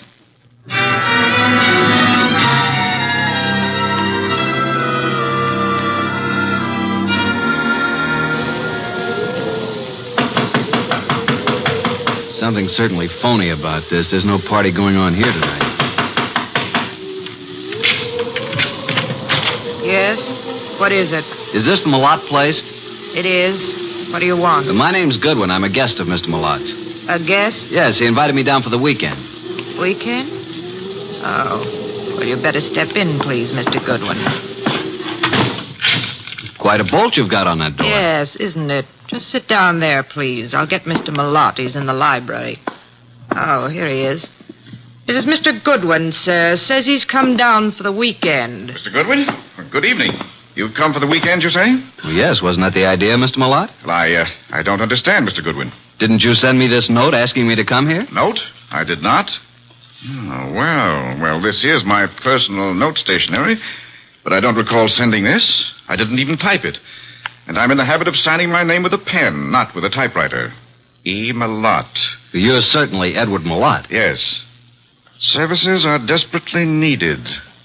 What does this mean? What services? Who are you, Mr. Goodwin? Are you serious? I'm a private investigator. I'm NERO WOLFE's assistant. Oh, indeed. NERO WOLFE, eh? I know of him, yes, indeed.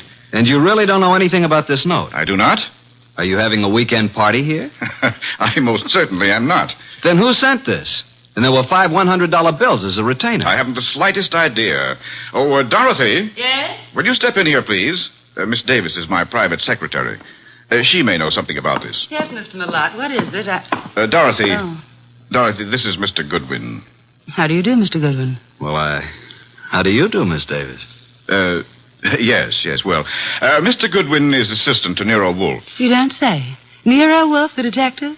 Oh, I've heard a great deal about him. And about you, too, Mr. Goodwin. Well, now I'm mighty glad to hear you say that, Miss Davis. Mr. Goodwin has a note here. Is anything wrong, Edward? I heard voices. Oh, do we have company? Nothing is wrong, Eva. I was calling Dorothy, that's all. Oh, this is Mr. Goodwin, Eva. My wife, Mr. Goodwin. How do you do, Mrs. Malott? Mr. Goodwin, yes. How do you do? Now, as I was about to say, Dorothy, Mr. Goodwin... What's going on? Mr. Goodwin, this is my son, Larry. Good evening. What's wrong? Mr. Goodwin has been invited here for the weekend. He has an invitation supposedly written by me. At least it's on my stationery. Look at this, Dorothy. Know anything about this note? No. I certainly didn't write it. But it's my personal notepaper, and my signature is typewritten. I'd never do that. Well, somebody sent it. Who's Jenkins? Jenkins? Never heard of him. A little dried-up old man. He delivered it to us. Yeah, maybe it didn't even come from this house. I'm positive that it didn't. Never heard of Jenkins. You have a typewriter here, of course. Yes? I'd like to see it. Certainly, Mr. Goodwin. In the library. How far have you come, Mr. Goodwin? From New York, Manhattan. Oh, Oh, and it's such a dreadful night, too. Yes, and it is rather late. Late? It's only 7:30. Why not stay here for the night? Plenty of room? Yes, Mr. Goodwin, plenty of room. Well, I don't really think that's necessary. On the other hand, it would be a tough drive back to the city in this storm. I'll accept your hospitality, Mr. Malott. Very good. Oh, Jeffries, show Mr. Goodwin to the East Wing. And take care of his car. Yes, sir. Good night, Mr. Goodwin. You mean you're all going to retire now? I haven't even had my dinner. We retire very early here. But Jeffries will prepare anything you want. Good night.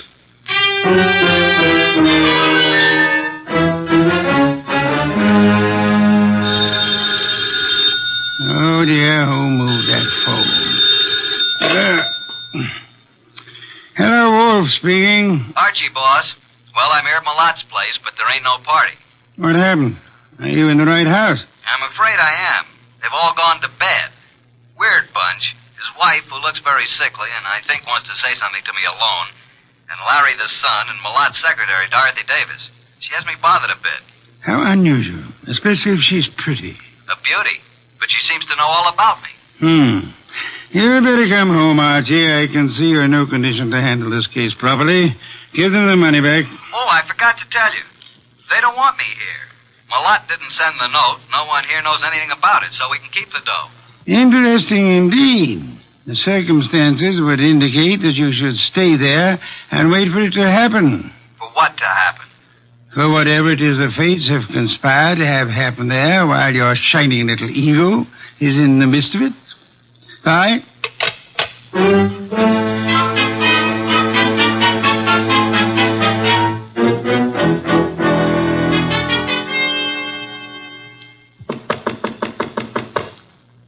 Who is it? It's Archie Goodwin, Mrs. Malott. Come in, please. I saw you give me the eye when I was about to leave. I've been waiting till I felt sure they were all asleep. Now, what's up? I wrote you that note. I sent for you. How do I know that? Old man Jenkins is a scissor and knife sharpener who happens along every month or so. They wouldn't know him. I put 5 $100 bills in the envelope. Okay, why? My life is in danger. I've been threatened. I received 3 notes through the mail. They were all postmarked in New York City. Did I see them? Here they are. All typewritten. The first one reads, "There is no love for you in Grey Gables." The second, "Why stay on in the face of death?" And the third, "The time is shorter than you think." Do you think this is an inside job, Mrs. Malott? Well, at first I didn't. But lately I've come to think it is. What caused you to think that? For some time I've been having severe spells. I thought it was indigestion.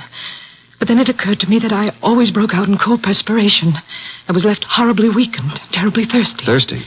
You fear you're being poisoned? Yes. And since the thought came to me, I've been living in fear. Fear of every bite of food or drink. It so shattered my nerves that I have to take these yellow sleeping capsules to even close my eyes. Well, as your husband, and the secretary, and your son Larry... Larry is my stepson. Which one do you suspect? The secretary, Dorothy, or my husband, or both. What's the motive? Oh, they're in love. She's been here over 2 years, and they've spent most of their time together. The idea never occurred to me till last week. And when I watched them, it was quite obvious. Anybody else know about these 3 notes? Oh, no. Then I'll keep them for a while. Good night, Mrs. Malott. And don't worry.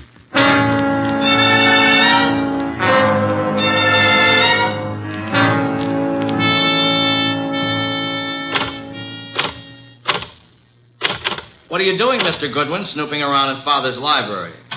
Well, Larry, I was just trying to find out if this Remington was the machine you used to type those notes. What? What notes? The notes you sent your stepmother. Why, I don't know anything about any notes. Then why were you so startled? I'm not startled. Why would I threaten her? So you do know about them. I didn't mention the contents of the notes. I just happened to see them on the table in her sitting room. You don't care too much about your stepmother, do you? Oh, she's all right. You don't care too much about Dorothy either, do you? I certainly don't. Why not? Well, I don't like her tactics, making a fool out of my father. If anybody here sent those notes, she did. You think Dorothy would have a motive? I certainly do. Of course you wouldn't have a motive, would you? No. Well, I'm inclined to think you would. Well, just what motive would I have? You don't seem to like any woman who's too close to your father. Maybe because you'd resent anyone sharing in the estate if your father died. If I were you, Mr. Goodwin, I'd leave. Tonight. And the sooner the better. Good night.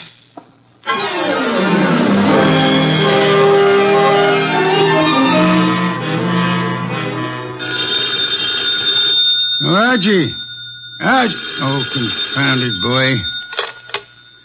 Yes, Archie? You have the wrong number. This is Sherlock Holmes speaking. Why don't you go to bed like the others? You don't have to push it. It'll happen. Eva Malott thinks she's being slowly poisoned. Suspects her husband and his secretary. She could be right.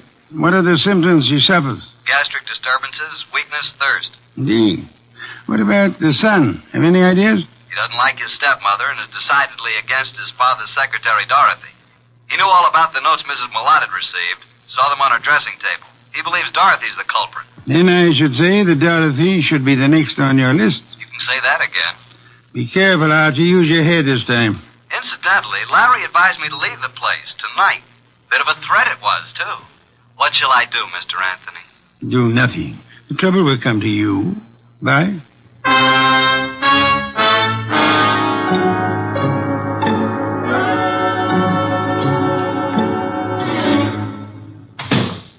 Oh.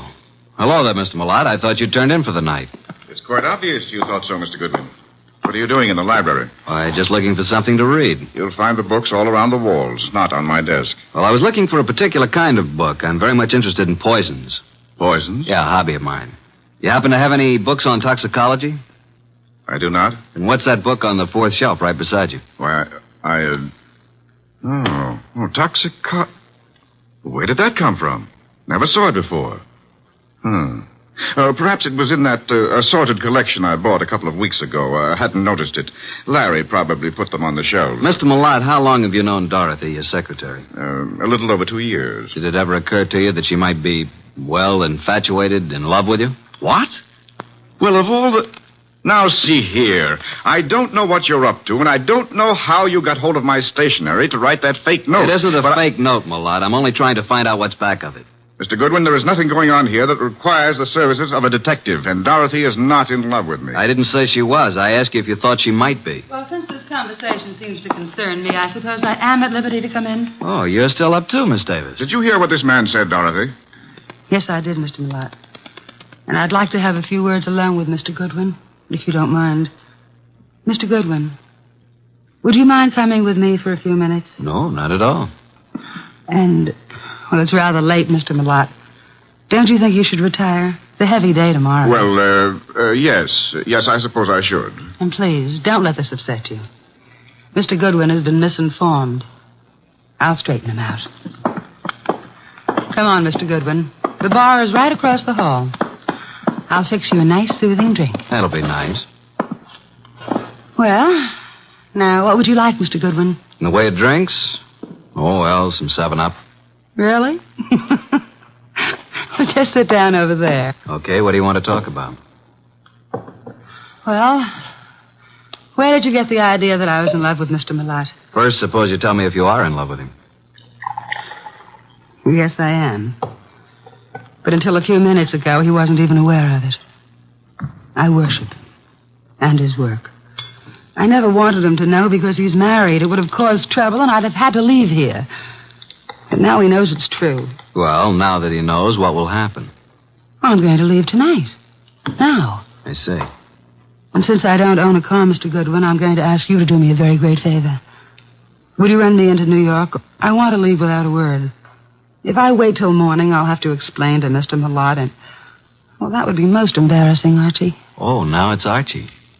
You don't really mind, do you? No, I guess I don't. I should, maybe, but... Don't you like your drink? What'd you put in this drink? What do you mean? What'd you dope it with?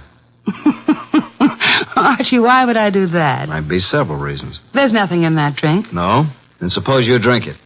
Why? Give it to me. I'll throw it out. If you want another drink, fix it yourself. I'll have my things ready in 5 minutes. Are you going to take me? Sure. Certainly I'm going to take you. But are you sure you have to go tonight? I must go tonight. Now. Wish I knew why. Mr. Wolfe's always so right. What? Just talking to myself. Dorothy! Larry! Jeffries! Come upstairs. What's happened? Call Dr. Hauser. Something terrible has happened to Eva.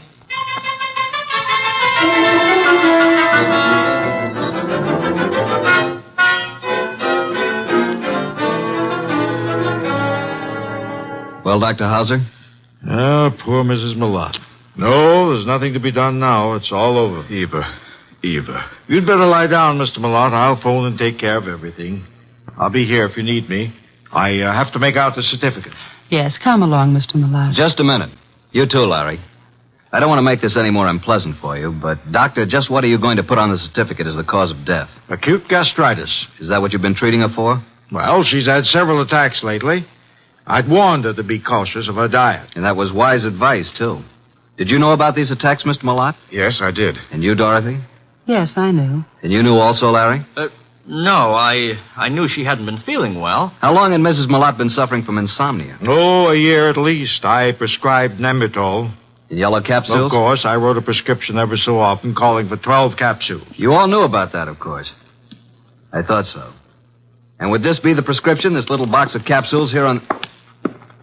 Well. What's the matter, Mr. Goodwin? That box was open on this nightstand when we stepped into this room. All right, let's have the box, Mr. Millot. Thank you. Why'd you pick it up? Because I didn't want the stigma of suicide on Eva's name, nor mine. Suicide? Yes. Eva had this prescription filled yesterday morning. The dose is 1 at bedtime, 12 capsules. She took 1 last night. I glanced at the open box when I came into the room, and there were only 8 capsules left. I knew instantly what had happened. She'd taken an overdose. Doctor, do you think 3 capsules would be sufficient to cause her death? I doubt it very much. So do I. Mrs. Millot didn't die from an overdose of sleeping capsules. She was poisoned. Poisoned? Are you crazy? By whom? By you, or Dorothy, or Larry. No, I didn't do it. I didn't write those notes. What notes? Mrs. Millot had received 3 notes threatening her life if she didn't leave this house. Each of you had a motive, so I'm sending this body to the coroner for an immediate autopsy. I won't permit it. The police will see to it. You have no choice.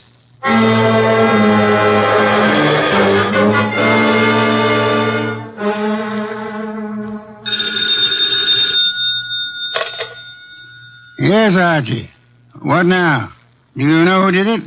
How do you know anything's happened? Let us call it extrasensory perception. Well, Mrs. Millot was right. She's dead. Her doctor knew nothing about the spell she was having as being caused by anything but indigestion. How about an autopsy? It's all in the works. Looks like a metallic poison, all the symptoms. Oh? Did you search the house carefully for such a poison? I did. And I'll check the drugstores in the morning. Somebody in that household purchased some poison. Let me know when the autopsy report is in. Right. Let's see now. We have Mr. Millot, Dorothy Davis, and Larry the son. He's Mr. Millot's son, but not the child of Eva Millot, remember? Yes. Is it true that Dorothy is in love with Millot? Yeah. Dorothy admitted it to me, but claimed Millot wasn't aware of it until tonight. And earlier this evening, Dorothy tried her best to get me out of the house, insisted that I drive her into town. She tried to give me a drink, which I think might have contained knockout drops. You don't say. Archie, I shall have Fritz drive me up to the Millot place at once. Archie, are you there? No, boss. I just fainted.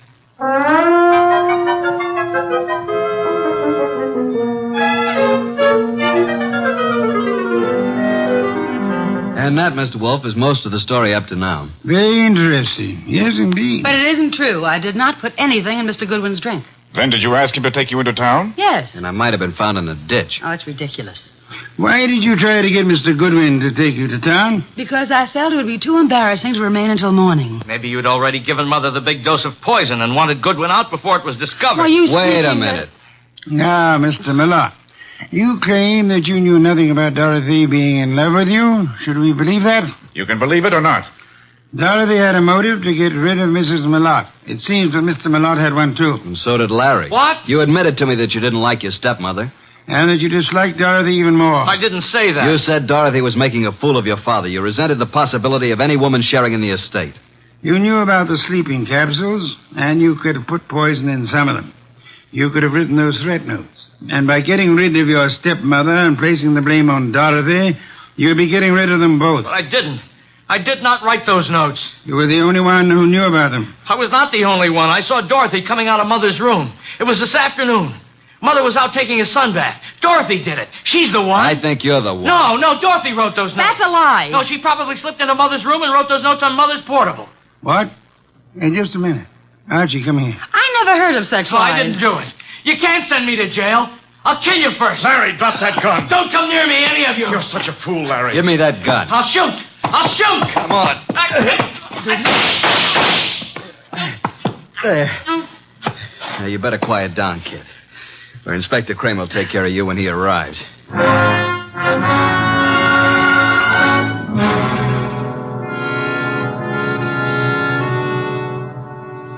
Well, Mr. Wolfe, what goes on here? Where's Goodwin? I sent him upstairs, Inspector Kramer, upstairs to Mrs. Malotte's room to check on something. Here he is. Yeah? What have you been doing, Goodwin? This, Inspector, is the pièce de résistance. This is what Mr. Wolfe has been waiting for. This little black box contains a typewriter, a portable noiseless Remington. Mrs. Malotte's typewriter. What? I didn't even know she had a typewriter. Larry knew she had one. And this is undoubtedly the very typewriter the threat notes were written on. All three of them. You were right, boss. Oh, I knew she had a typewriter, but I didn't write those notes. Oh, shut up. Archie, how do you know the notes were written on this typewriter? I've compared the type and the ribbon. They're both the same. These notes were written on this Remington. It was Dorothy. Larry, I don't believe a word you've been saying. Dorothy couldn't possibly be guilty of such a thing. If anyone is guilty, you yourself certainly have all the earmarks. Everybody's against me, even my own father. But I'm innocent, I tell you. Let me get it. I think I know who it is. Hello? Yeah, just a second. You better take it, boss. Wolf. Oh, yes, go ahead. Let's have it. Yes? He's here, but he won't mind. Yes? I see. Uh-huh. You just finished? Oh. Good. Right. Bye. Was it the coroner? The coroner, reporting that poison was found in the sleeping capsules. And the body. Did they find poison? They did. You're right again, boss. I'm going up to Mrs. Malotte's room for a while. I want you to come along with me.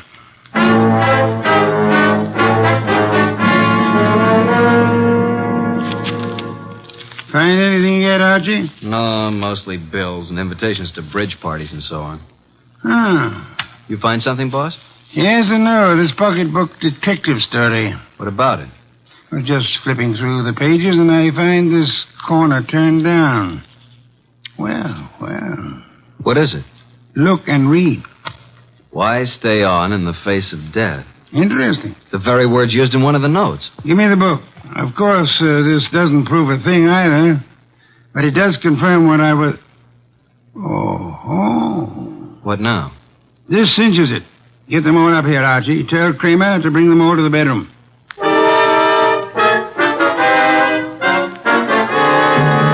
Well, Mr. Wolfe, what now? As you all know, Mrs. Malotte was poisoned by someone who had an opportunity to put it in the sleeping capsules. Someone in this household. Yeah, but which one? The kid? I never bought any poison in my life. Be quiet, will you? No, Inspector, it wasn't Larry. And I suppose you think I put the rest of that rat poison in your drink, Mr. Goodwin. No, Dorothy, it wasn't you. But how did you know it was rat poison? I didn't. I just guessed. I can think, too. Then if it wasn't Dorothy or Larry, you must mean me. No, Mr. Lott? Now, wait a minute. It had to be somebody. Yes. This is going to be painful for you, Mr. Malotte. Well, you mean that Mrs. Malotte did commit suicide? It was more than suicide. It was suicide with an attempt to have both you and Dorothy convicted of murder. She planted things? She did? I can't believe it. Show him the pocketbook, mystery. Here's the proof. Some of the threat notes were lifted bodily from this novel. But look on the back cover. Isn't that Mrs. Malotte's handwriting? Yes, and this is the other note. The one to you, Mr. Wolfe. Composed in pencil before she typed it out on her machine. Then, Wolfe, the note you received was the same typing as the threat notes. See for yourself, Inspector. Then why the dickens didn't Archie compare them right away? Just one of those things, Inspector. There are times when even a good detective is a bit on the, shall we say, dull side. Don't you find it often true, Inspector?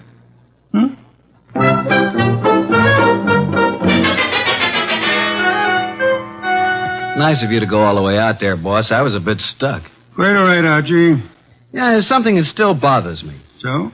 How can such a sweet, motherly type as Mrs. Malotte cook up such gruesome ideas? She was a very sick woman, mentally as well as physically. She probably felt she was going to die. And her warped mind seized on the opportunity to make sure that this Dorothy didn't get her man after she was dead. And speaking of Dorothy, she's a mighty pretty... Yeah. Some beer, please, Archie.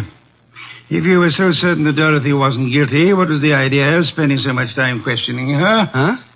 Why, I... Never mind the raised eyebrow department. Answer the question. Well, there are certain rules a good detective always follows. Some are in the book, others aren't. You mean there's nothing in the book which says a good detective shouldn't spend a few minutes with an attractive brunette, even though she is a murder suspect?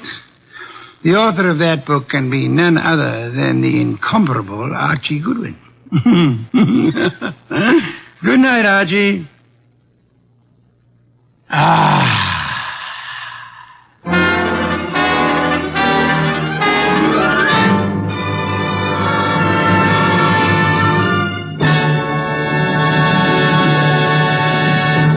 You have been listening to The New Adventures of Nero Wolfe, starring Sidney Greenstreet.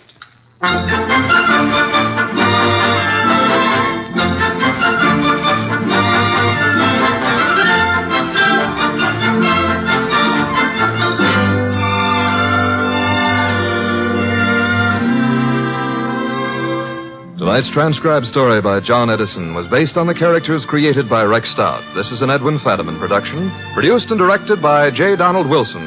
In the cast were Harry Bartell as Archie Goodwin, and Gene Bates, Irene Winston, Ted Von Eltz, Jerry Hausner, Vic Rodman, and Bill Johnstone. Next week at this same time, Nero Wolfe and Archie will bring you the case of the shot in the dark. Don Stanley speaking. 3 chimes mean good times on NBC. There's music in the air tomorrow evening, music and fun, brought to you by Dennis Day, Judy Canova, and Grand Ole Opry. Charming and boyish Dennis gets himself tangled in another bewildering situation, while Judy Canova gets together with her comedy pals for some mountain-style goings-on. And Saturday also means a kilocycle trip to Nashville for Grand Ole Opry. Friday's fun includes Sam Spade and, of course, the magnificent Montague on NBC.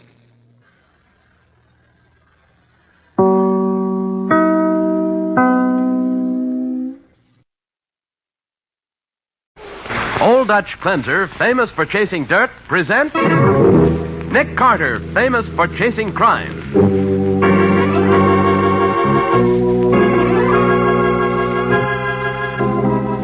Every week at this time, 2 great names are joined as Old Dutch Cleanser brings you one of the most resourceful and daring characters in all detective fiction, Nick Carter, Master Detective.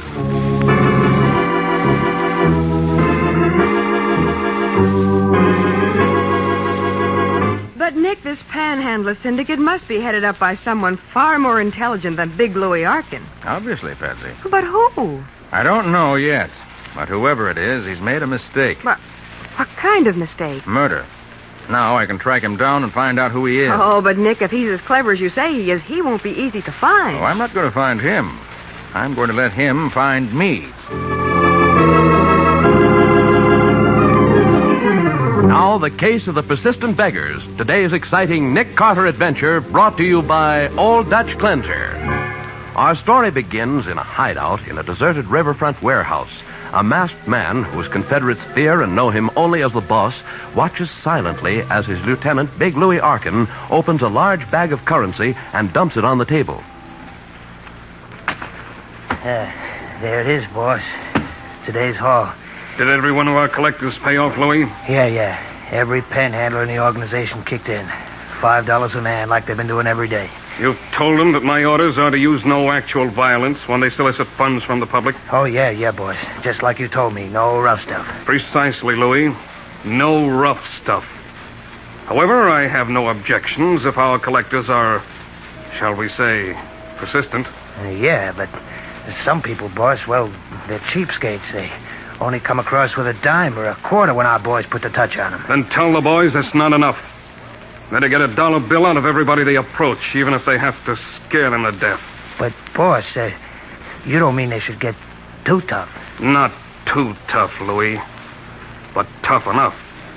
Understand? Oh, yeah, I get you.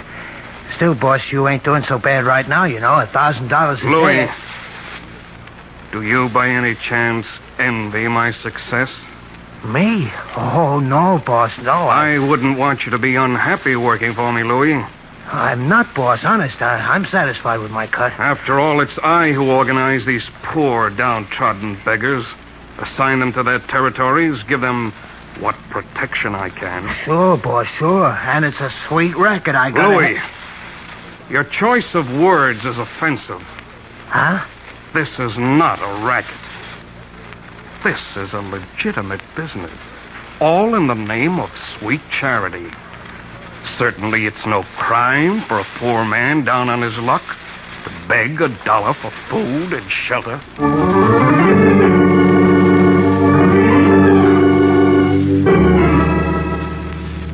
Lady, can you let a hungry man have a little something to get a bite to eat?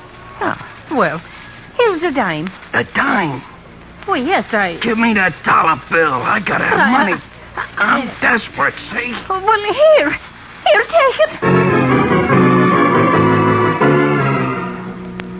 Hey, look, Jack, can you spare $1? My wife's sick, and I gotta buy her some medicine. Hey, what goes on here? You're the third panhandler who's approached me tonight. I'm not going to give away any more... Look, Jack, I'm a desperate guy. I need dough. And you better not be a cheapskate about it. Understand? All right, here you are. $1 ain't enough, Jack. Not enough? I got a lot of medicine to buy. Better make it 2.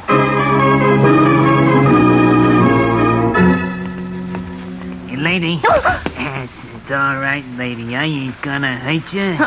Well, it's so dark in this street, and I didn't think in that doorway. Look, lady, could you stake a hungry guy to $1?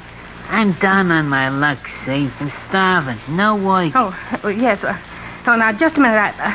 I've got $1 here in my purse. You got a lot more than that in your pocketbook, lady. Look, I'm pretty hungry, lady. I could use all that dough.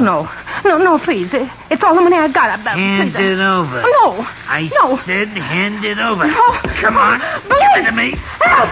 Hey, call the cops, will you? I'll teach you. You wish you never met up with Foxy Farrell when I get through with you.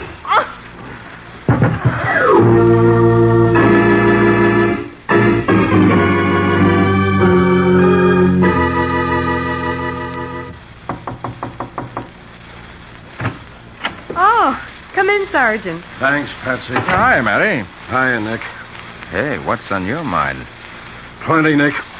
You know those panhandlers that have been mushrooming all over town lately? Yeah? I'll say we do. Well, you can't walk 2 blocks these days without one of them approaching you. Yeah. Well, the pressure's on down at headquarters. Newspapers are after us hot and heavy to clean up the city. So is the mayor. And every day of the week we get our ears beaten off by the Citizens Reform League. Oh, yes. That's headed up by John Prentice, the big real estate man. Yeah, Prentice. Sergeant, can't you pick up these beggars on a vagrancy charge? Sure we can. We do pinch a few of them, but we can't arrest them all. And if you could, Patsy, there isn't much you could do to them on a simple vagrancy charge. Yeah, that's just it, Nick. The judge can fine them or give them a jail sentence, but the jail sentence is only a couple of days. Soon as they're out, they go right back again begging on the street. Oh, but suppose they're fined. Big Louis Arkin is right there in night court to pay off the fine. What? Big Louis? Yeah. Well, that's very interesting, Matty. Why should a big operator like Big Louis take such an interest in down-and-out panhandlers? Oh, I wish I knew. Look, Nick, the commissioner asked me to stop in and see whether you would take a hand in this business, huh?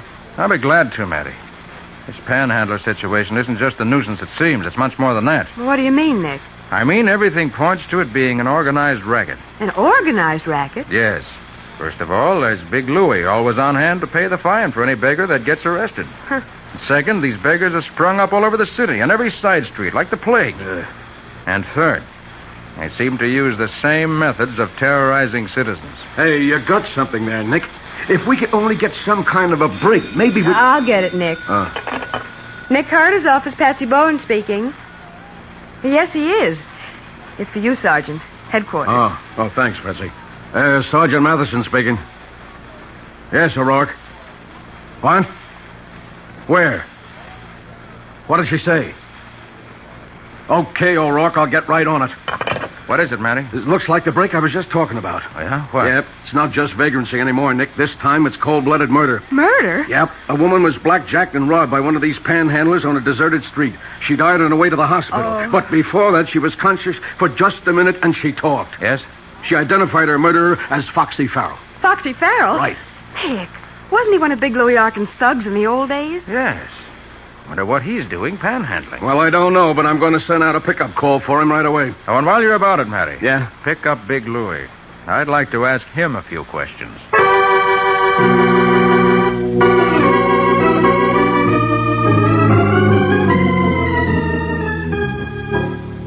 Now, look, Louie. There's a homicide rap that goes with this. You better come clean. Now, for the last time, where's Farrell hiding out? Now, Sergeant, you're looking for Foxy, not me. Why don't you find him? Louie, you're up to your neck in this, and we know it. Then prove it, Sergeant. Why, you... Hey, wait a minute, Matty. No use getting upset. If Louie's in this, we'll find out sooner or later. Louie, why have you been paying the fines of these panhandlers when they come into court? Well, Carter, I'm a sentimental kind of guy, and a lot of these drifters used to be old friends of mine. Now, if you two coppers haven't got any more questions, I got a date. Nothing doing, you. You're staying right here until we're ready to let you go. On suspicion, Sergeant? What? Don't try to pull that phony charge on me. I got a lawyer who'll bust it apart in 5 minutes, and you know it. I better let him go, Matty. No. We can always pick him up later if we need him. All right, come in. Oh, it's you, Mr. Prentice. Yes, Sergeant. Nick, this is Mr. Prentice, head of the Citizens Reform League. Yes, I've met Mr. Prentice. And I think you know Big Louie Arkin. Yes, very well. Don't I, Louie? Yeah, and I'm not forgetting you, Prentice. You sent me up the river for 2 years, and one of these days... One of these days, we're going to clean such scum as you out of this town. You reformers give me a pain. I remember this, Prentice. This town ain't big enough to hold you and me both. Huh. What's Big Louie doing here, Sergeant? We've been trying to nail him down on this panhandler killing. I see. Oh, and speaking of that, Sergeant, when are we going to get some action? It's getting so a decent citizen can't walk the streets anymore. And now it's come to murder. I'm sure we'll find the killer, Mr. Prentice. Well, I hope so, Mr. Carter. I'm glad to see that you've taken an interest in this case. And as for the police, Sergeant Matheson, we demand that every resource of the department be thrown into solving this case. Yeah, sure. We're doing everything we can. Well, see that you do.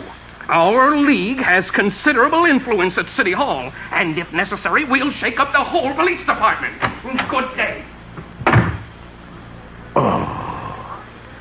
Nick, he's out for blood, no mistake. Yeah. Look, Matty. What? There's only one thing to do. Yeah? Get on the inside of this panhandling setup. Try to find out who runs it. I'm convinced that Big Louie runs it. I'm not. Take a bigger brain than Louie's to organize and run a racket like this. Well, maybe. Have you got any idea how you're going to get on the inside? What do you think?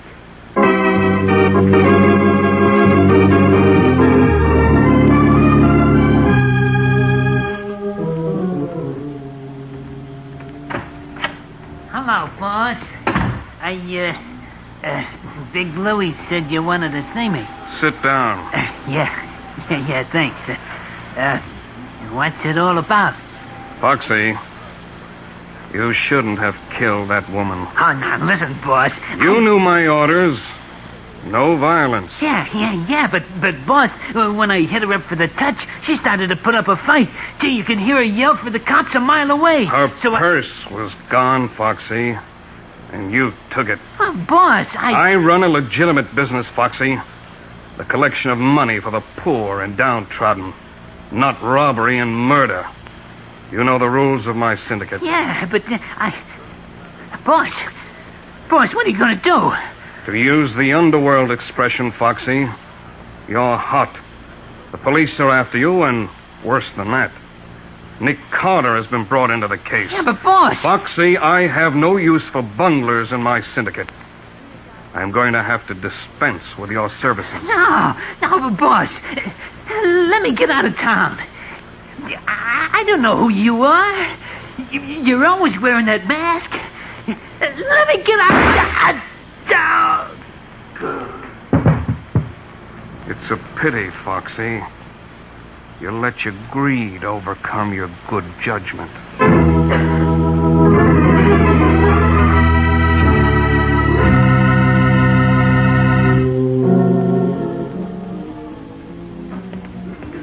Miss Bowen?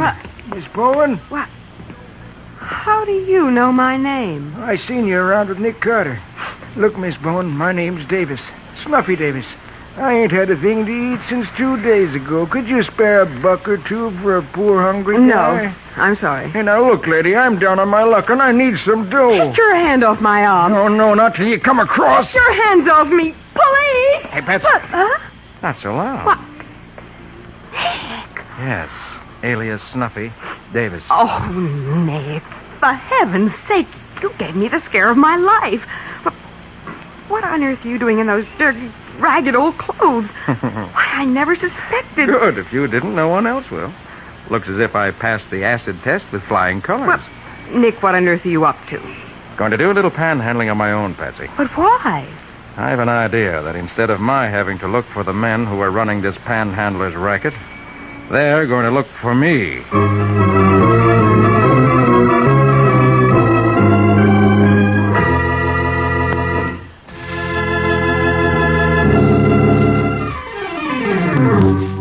And now back to the case of the persistent beggars. Today's Nick Carter adventure brought to you by All Dutch Cleanser. It is afternoon now, and as we rejoin Nick, now Snuffy Davis, he is panhandling his way up the busy city street. Suddenly, he finds a hand on his shoulder. He turns around to see a tough-looking vagrant with hard blue eyes. You're mooching out of your territory, ain't you, Jack? What you talking about? It's a free country, ain't it? I can work any place I wanna. Not in this town, you can't. What's your name, Jack? Hey, look, you just work your side of the street and I'll work mine. Oh, wise guy, huh? Come on, spill it before I wipe up the sidewalk with you. Hey, What's your name? Okay, don't get sore. My name's Snuffy Davis. Snuffy Davis, huh? That's right. I just blew into town from Union City. I was just mooching a buck or two when Look, you came along. punk, you can't work this town unless you belong to the syndicate. What syndicate? We got a setup here. Everything's organized. You gotta belong and pay off or else. Hey, what do you mean, pay off? Who's running this racket? Kinda nosy, ain't you, pal? No, but I don't want to work. How do I join this here syndicate? That's better. Now you're showing sense. You know what a Boulevard Tavern is? Yeah? Go in there and ask to see Big Louie Arkin. Big Louie Arkin? Yeah. Just tell him Eddie sent you.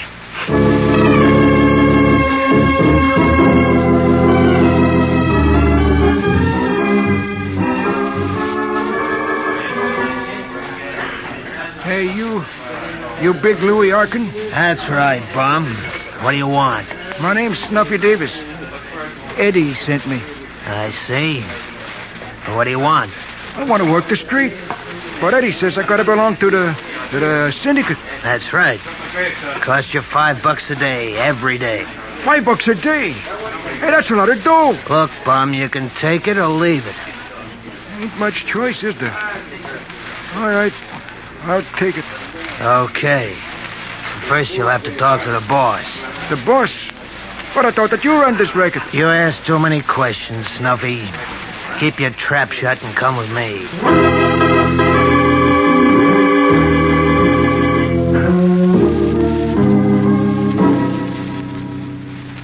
Your name's Snuffy Davis? Yeah, sure, that's right. I thought you'd like to look 'em over first, boss. Quite right, Louis. Snuffy, you say you're from Union City. Yeah, sure, that's right. Where's the Lyceum Theater in Union City? The Lyceum Theater? Yes, where is it? Why, it's on Grand Avenue. And the public library? On State Street. Then you have been there. Oh, sure, I told you. Never mind. You think he's all right, Louis? Yeah, sure, boss. I give him a good going over. He'll do. He knows the rules, too. Snuffy, the important thing is no violence. I conduct a legitimate business, and I don't want any trouble with the police. You understand? Oh, yeah, sure. I get you. Louis here will collect my commission every night. And one more thing, Snuffy. Yeah? If you ever breathe a word about coming to this warehouse or about this syndicate, your life won't be worth a panhandler's dime. You understand? Oh, sure. I get you. All right, Louis, give him a territory and put him to work.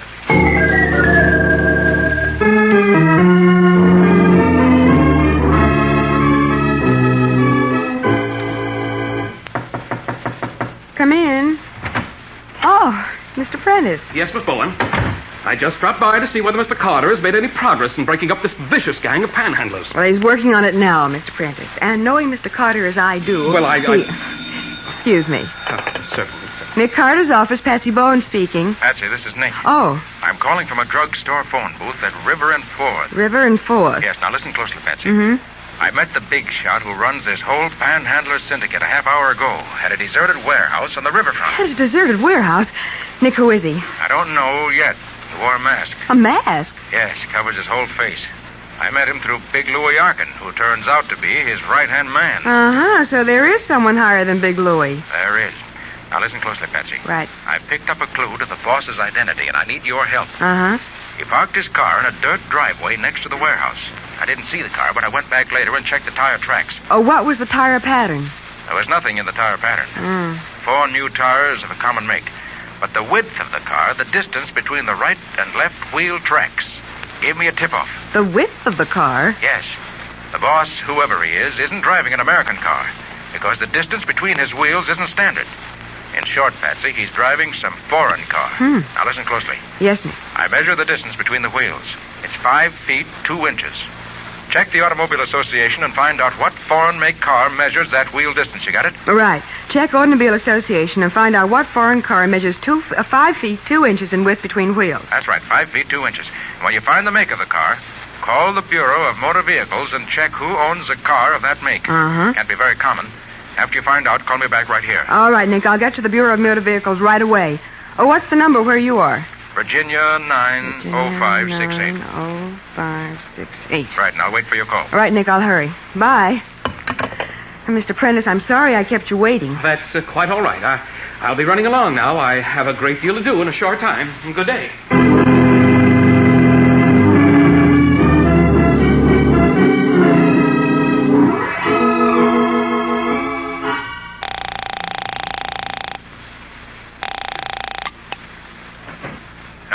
Nick, I've got news.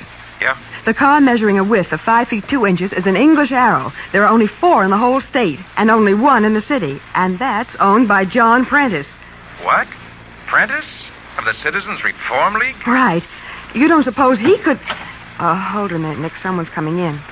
Oh, it's Sergeant Matheson. Hi, Sergeant. Hi, Patsy. Patsy, look. Yeah. Prentice may be in this. And we've got to check the other 3 people who own Arrow cars before we can make sure. Mm-hmm. Hey, wait a minute. What is it, Nick? 2 mugs came into the drugstore just now. They're watching me. Oh, Nick. I recognize one of them. Panhandler named Eddie. Yeah, they're after me, all right, Patsy. Nick, then Prentice is the boss. What, he was in the office when you called me and overheard our conversation. Right. And he went out and phoned his men to pick me up. Oh, Nick, what are the thugs doing now? They're moving this way, toward the phone booth. And they've got guns. Oh. Quick, Patsy, put Mary on the phone.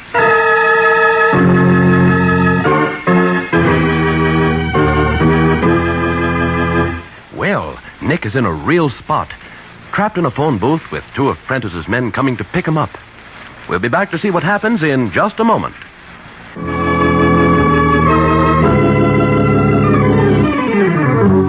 And now for the conclusion of the Case of the Persistent Beggars. Today's Nick Carter adventure brought to you by Old Dutch Cleanser. As we pick up our story, 2 of Prentice's thugs are headed toward the phone booth to get Nick as Matty's voice comes over the wire. Yeah, Nick, what is it? Matty, I've got to talk fast. 2 mugs have me trapped in a drugstore phone booth at River and 4th. I'll have every prowl car in the neighborhood down there in 5 minutes, Nick. 5 minutes may be too late. They're here now. Listen, Matty, if you missed me here, try that big deserted warehouse next to the fur exchange. Drop that phone, Carter. Another word and I'll blow your brains out. Yeah, we're going for a little ride, wise guy. The boss wants to see you.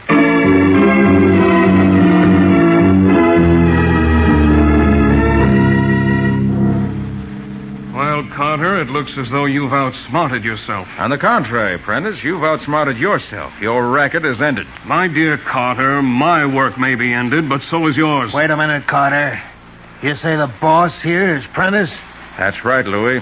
Prentice, head of the Citizens Reform League, the man who sent you up the river. Why, you double-crossed... Don't make a move, Louis. The same goes for you, Carter. As you see, I've got a gun. Take off that mask. Why not, Louis? There you are. So you're Prentice. That Citizens Reform stuff was just a blind. Exactly, Louis. I'm about to retire with my earnings. Naturally, I intend that both of you will retire also, and permanently. You'll have to work fast, Prentice, if you expect to carry out your plan. Mr. Carter, you underrate me.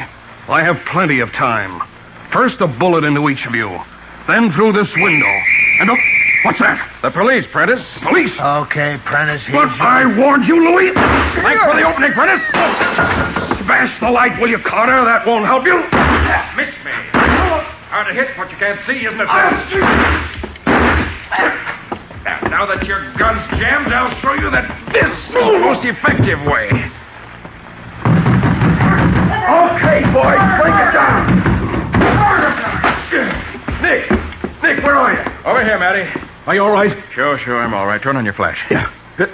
Hey, what's Prentice doing here? Prentice? He's the big boss of this whole panhandling racket. What? And the other one with the bullet wound you already know. Big Louis Arkin. Right. I'll say I know him. He looks in bad shape, Matty. You better get what you can out of him while he can still talk.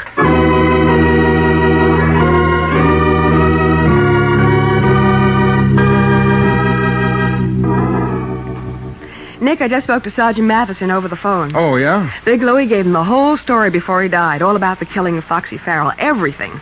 You know, Patsy, it's funny how Prentice masqueraded as a respectable citizen for so long. Why, Big Louie, whom Prentice sent up the river, never knew who his boss in this racket was. Well, anyway, Nick, the sergeant tells me this panhandling racket is definitely finished. Oh.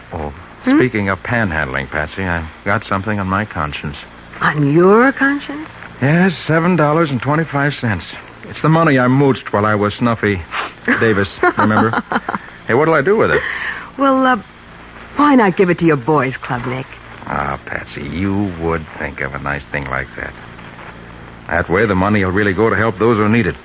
And that's what it was given to me for.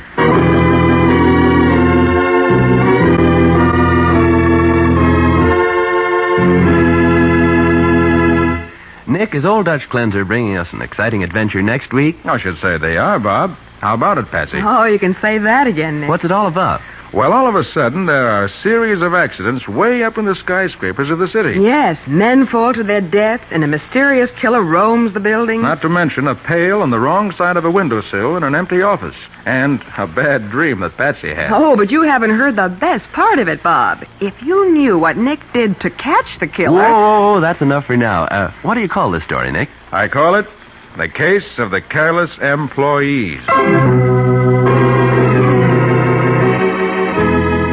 Nick Carter, Master Detective, is presented each week at this time and over these same stations by the Cudahy Packing Company, makers of Old Dutch Cleanser.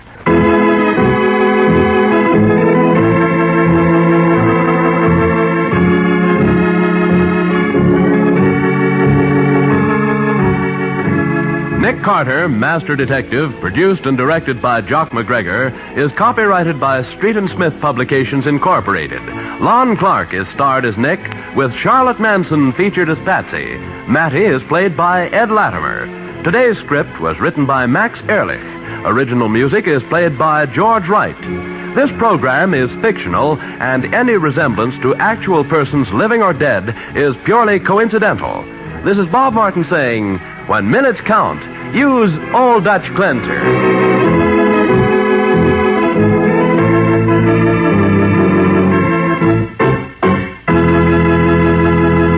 This is the Mutual Broadcasting System.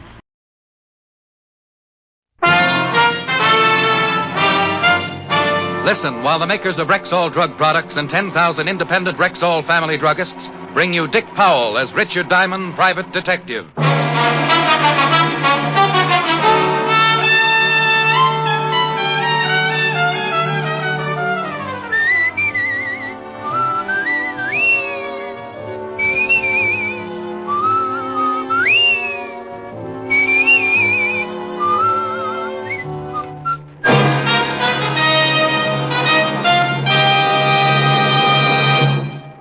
Good evening.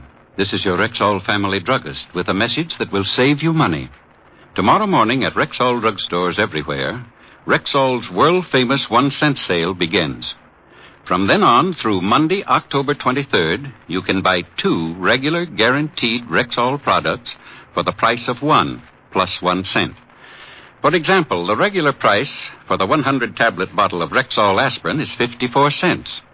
During Rexall's 1-cent sale, you get 2 bottles for 55 cents. That's right. Just a penny more buys twice as much.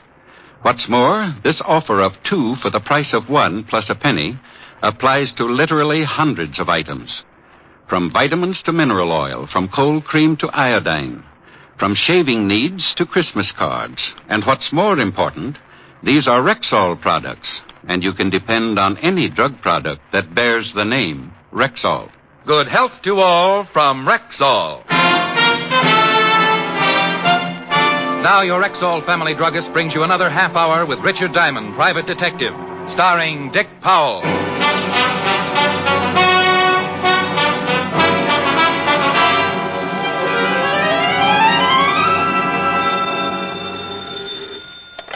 Diamond Detective Agency. We can solve any crime but television. Diamond, stop clowning and get right down here. Well, Sergeant Loveland. What's the matter, Otis? Didn't the zoo pick up your option? Oh, now quit that. You gotta get right down here. Something terrible's happened. They haven't made you commissioner. Worse than that. Lieutenant Levinson's been kidnapped.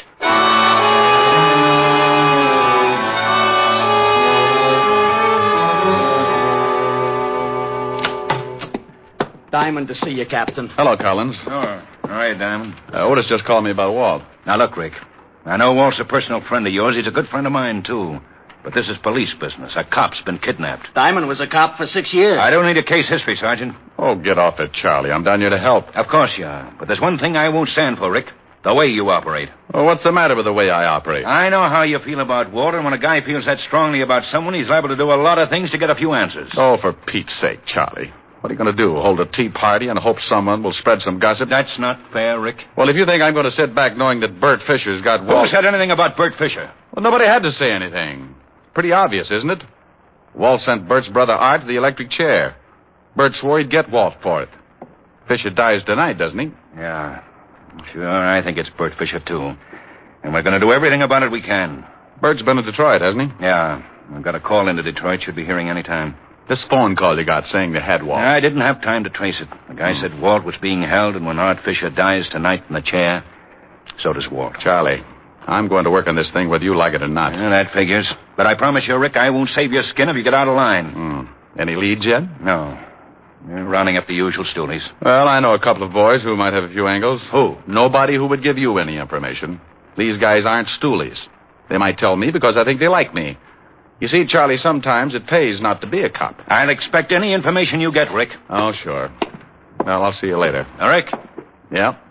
Be a good boy, will you? Collins, if we don't find Walt by 11 o'clock, can you hold up Fisher's execution? No. Oh, it's swell. I'll keep in touch.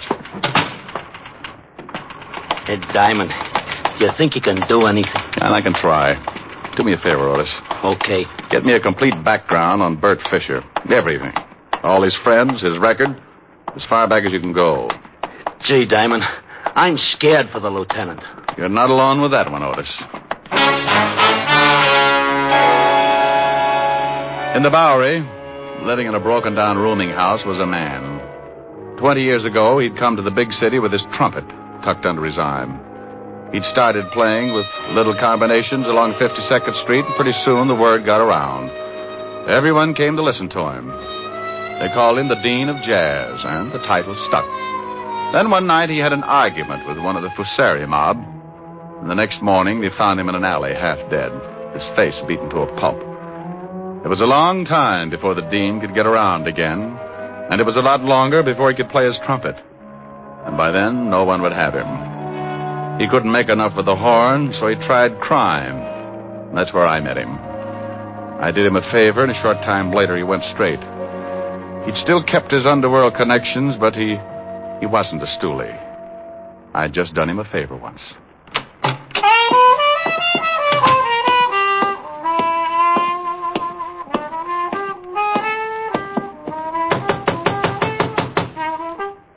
Yeah, who is it? Richard Diamond. Oh. Hello, Diamond. How you, Dean? Like to see you. Yeah, I kind of figured you would. Dean, you ever run into a guy named Fisher? Bert Fisher. How about a drink? No, thanks. Skull.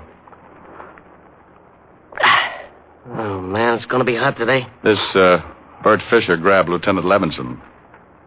Says he's going to kill him. I can't help you. Oh, Dean, I just need one little lead to get started. Yeah, sure. I wish I had a fan in here. How's business? It isn't. I make enough to pay the rent. How about a few bucks to keep you going? Well, I ain't proud, but it won't buy you anything. The lieutenant's a good friend. Yeah. Word got around this morning. Yeah. Here's 10. Buy yourself some groceries. Oh, thanks. You did me a favor once. Forget it.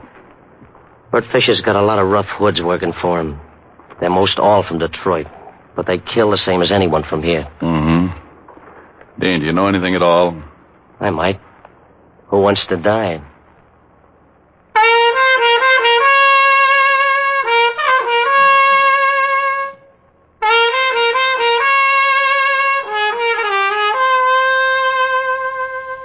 Hey, still blow pretty good.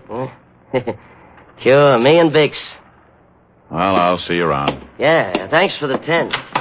Oh, Dean, about 11 o'clock tonight, play a few bars of the funeral march. Oh, Diamond. Yeah? You remember this tune, don't you?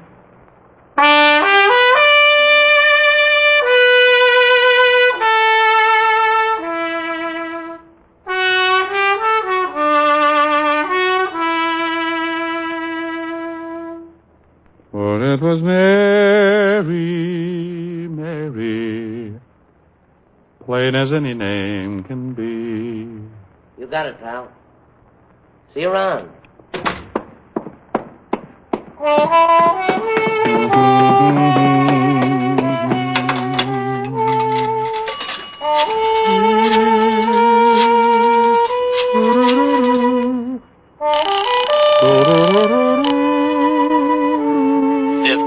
Sergeant Loveloon. Oh, this is Diamond, Otis. What'd you find out? Oh, I got reports on everybody we know is connected with Bert Fisher. You want me to read them off? Anybody on that list named Mary? Mary? No, these guys are all named Al or Louie or something. Look, check all of those names and see if Fisher or any one of his boys ever knew a girl named Mary. Then after you do that, You'll what? Holy smoke, I'll talk to you later.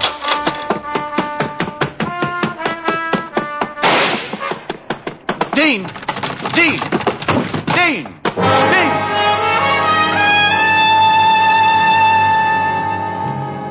The Dean had blown his last note. He was sprawled face down on the dirty carpet, clutching the shiny trumpet. A thin line of red was spreading out from a bullet hole in his chest, and the open window sent me across the room in a hurry. I looked out on the fire escape to see a man drop to the alley below. We both fired a split second apart. He staggered as my slug knocked him against the building, and then before I could try again, he disappeared around the corner. I turned, looked down at the Dean, and wondered if Gabriel was getting a lesson in jazz.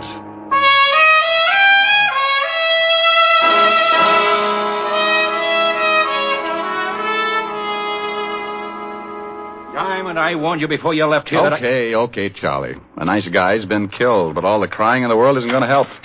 Hey, I got something, Diamond. Let's see. Good grief, he's got the whole department working for him. Come on, Otis, what have you got? Is it all right, Captain? Yeah, go ahead. I should be in the second-hand business. Report on one of Fisher's old mob, Lou Baxter. Only one of the whole bunch who had a girl named Mary. Mary? Who's Mary? Charlie, look at this picture. Lou Baxter. I've been looking at it all morning. Oh, take another look. This is the guy I shot climbing down off the fire escape after he killed the Dean. What? Holy smoke. You know where you can pick him up? Oh, he's a local boy, all right. Didn't go back to Detroit with Fisher. I've had a call on him since 10:20 this morning. Hey, what about that girl, Otis? Name's Mary Sinclair.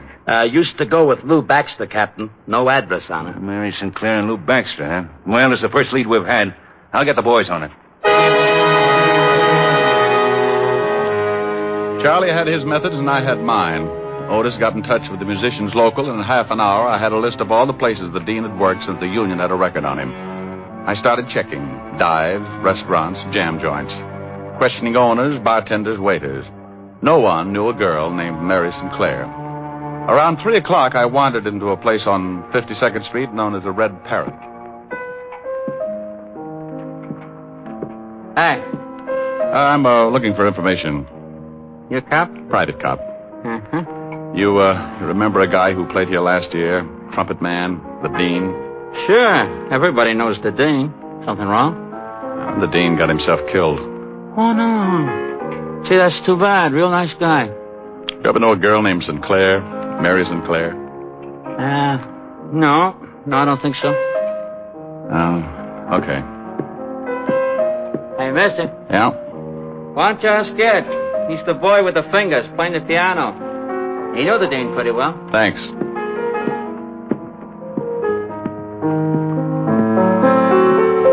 You, Ed? Yeah. What can I do for you, Pops? I understand you're a good friend of the Dean's. Sure, we're compatible. But I ain't seen him in a while. You looking for him? No, for a friend of his. A Mary Sinclair. Cute chick. Where can I find her? Why do you want to find her, Pops? Well, the Dean was murdered a few hours ago. She used to live over on 47th Street, 69 West. That was a year ago. You sure about the address? Couldn't forget it. We had a few balls up there. She was kind of a flip. We had a little combo in here, pretty crazy, too. She used to come in and listen. Real hep on jazz. Knew all the old-timers by name. Like the Dean. Remembered when he was tops, before he got hurt. You ever hear him in those days? Yeah. I played with him a lot. Used to watch him real close sometimes. After hours. The boys would just sit around and blow because I felt like it. The Dean used to lean back and close his eyes and blow things like he was getting the word from the other side. It was great. Might have been the greatest. Well, we all gotta go on ahead sometime. I guess it ain't so bad, though. The harp's a real wild instrument.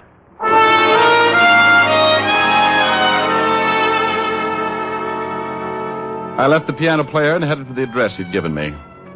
There was a good chance Mary Sinclair wasn't living there anymore, but it was the closest I'd come to any kind of a lead. When I got there, I held my breath and looked at the mailbox. Score for Diamond. Miss Mary Sinclair still lived in the building.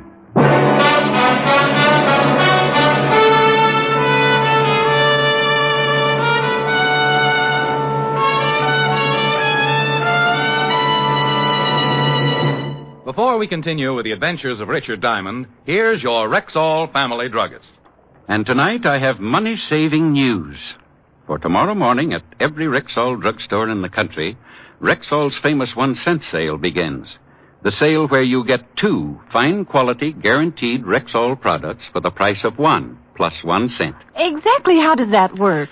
Well, for example, the regular price for a pint bottle of Rexall's milk of magnesia is 39 cents. But during the 1-cent sale, you can buy 2 bottles for 40 cents. Why, that means a penny more buys twice as much. Exactly, ma'am. What's more, you'll find some 347 of these twin bargains in our stores. Everything from Rexall rubbing alcohol to stationery, from Rexall foot remedies to Rexall dental products. Plus 85 other sales specials you can't afford to miss. Well, I'm putting my pennies to work tomorrow. Then use a lot of them, ma'am, for every one of them doubles your buying power. Best of all, you'll be getting Rexall products, and you can depend on any drug product that bears the name Rexall. And now back to tonight's adventure with Richard Diamond, Private Detective, starring Dick Powell.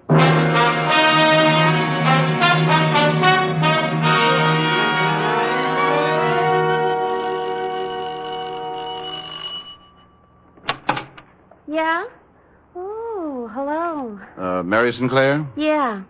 Whatever you're selling, I'll take a dozen. I'd like to talk with you. I'd like you to. Some other time. I'm busy right now. I'm afraid this can't wait. It'll have to, baby. Give me a call. Plaza 45466, Mr. Diamond. Okay, doll. Call me tomorrow, huh? You got your foot in the door, honey. Old habit. Can't seem to break it. Well, I'll break it for you, honey. Your whole leg. You'll be sorry, doll. Oh. All right, baby. Make it quick, huh? What do you want? Let's talk inside. I told you. Yeah, I know. It's cooler in here. The coolest. But it won't be for long. Where's Lou Baxter? Who? You know, the boy you used to run around with. I ran around with a lot of boys. Ever since I was in grammar school, I ran around with boys. It's a hobby. Where's Lou Baxter? Baby, I don't know. You want to twist my arm? Go ahead, it might be fun. He just killed the dean. He did? Shame on him. Forget it, Mary. Hey, Lou. Get out of the way. That's the guy who put a slug in me. Look like you're in pretty bad shape, Baxter. Doctor's coming. But he ain't going to be able to help you. See, honey, you should have come back tomorrow. Shut up. Well, wouldn't have been half so painful. I want Bert Fisher. Well, good for you. Get away from that door. Now, walk into that other room. Stop it, Baxter. You didn't want to play. Oh, you shouldn't have done that, Charlie. I needed him alive. That's gratitude for you. I knew you'd get into trouble, Diamond. So I tailed you from that last bar on 52nd. Is this, Mary St. Clair? Charmed, I'm sure. Ought to stay here. Call the wagon. Right. There's a doctor coming up. I doubt if he's legit. Wait for him, then bring him down to the station, Otis. Right. Come on, Miss Sinclair. Sure, honey. You know, Mr. Diamond, I think I'll have to break that date for tomorrow.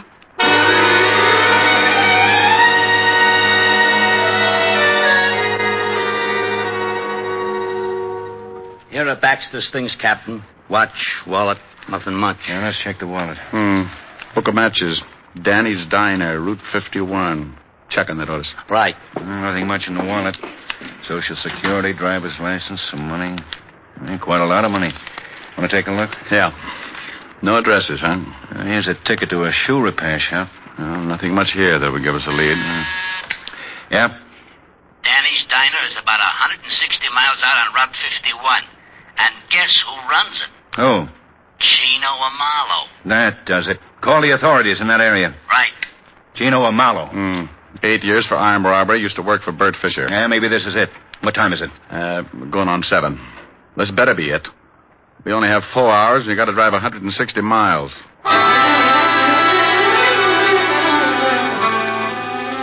Captain Collins talked to the sheriff's office and set up a rendezvous with him near Danny's Diner. Then we piled into a squad car and roared across the 59th Street Bridge for Route 51. Step on it, Otis. We're doing 80 now. Then do 90. It's getting late. Now, Rick, you think we should bust right in the diner and take Amalo? No. Amalo doesn't know me. Never seen me.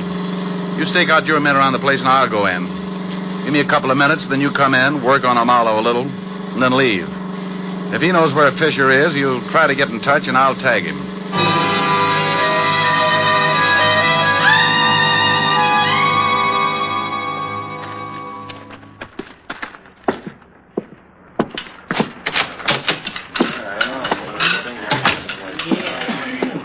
Something for you? A cup of coffee and a piece of pie. You got raspberry, chocolate, lemon, peach, custard? Raspberry. Yeah.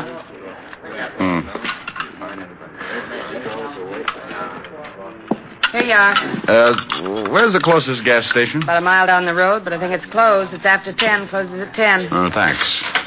Miss? Miss? Yeah. Where's Chino Amalo? In the back. You want him? Call him. Sure. Hey, Mr. Amalo, someone wants to see you. Okay, be right there. Yeah, something I can do. Well, what are you doing way out here, Captain? This your book of matches? Yeah, that's the name of my place. Found these matches on Lou Baxter. Baxter's dead.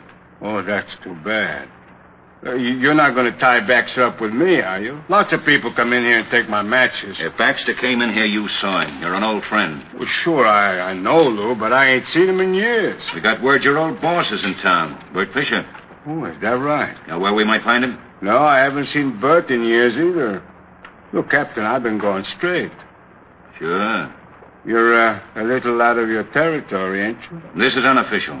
You're in my jurisdiction, I'd haul you in. Look, I tell you, I'm going straight. I don't know nothing about Lou Baxter or Bert Fisher. Okay, Amaro. You may hear from me again. Nice seeing you again, Captain. No, miss. More coffee? Yeah. Where's the phone? Right over there on the wall. Is there another one? In the kitchen, but you can't use that. Hey, you can't go back there. Honey, it's the police. You stay where you are. Oh, okay. Yeah. This is Tino. Let me talk to Fisher. Hey, what are you doing? Don't move him, Marlowe. What is this? Cover up that mouthpiece. Cover it up. Okay. Now, when you get Fisher on the line, say what I tell you. Hold that receiver out so I can listen. Look, friend. You look. Say one thing wrong, and I'll use this gun. You a cop? None of your business. Well, look, Yeah, what do you want, Marlowe? There he is. Tell him you just heard Baxter was killed. Hello. Tell him. Hello. Look, I just got news that the Baxter was killed. Yeah? Okay, anything else? Say no, that's all.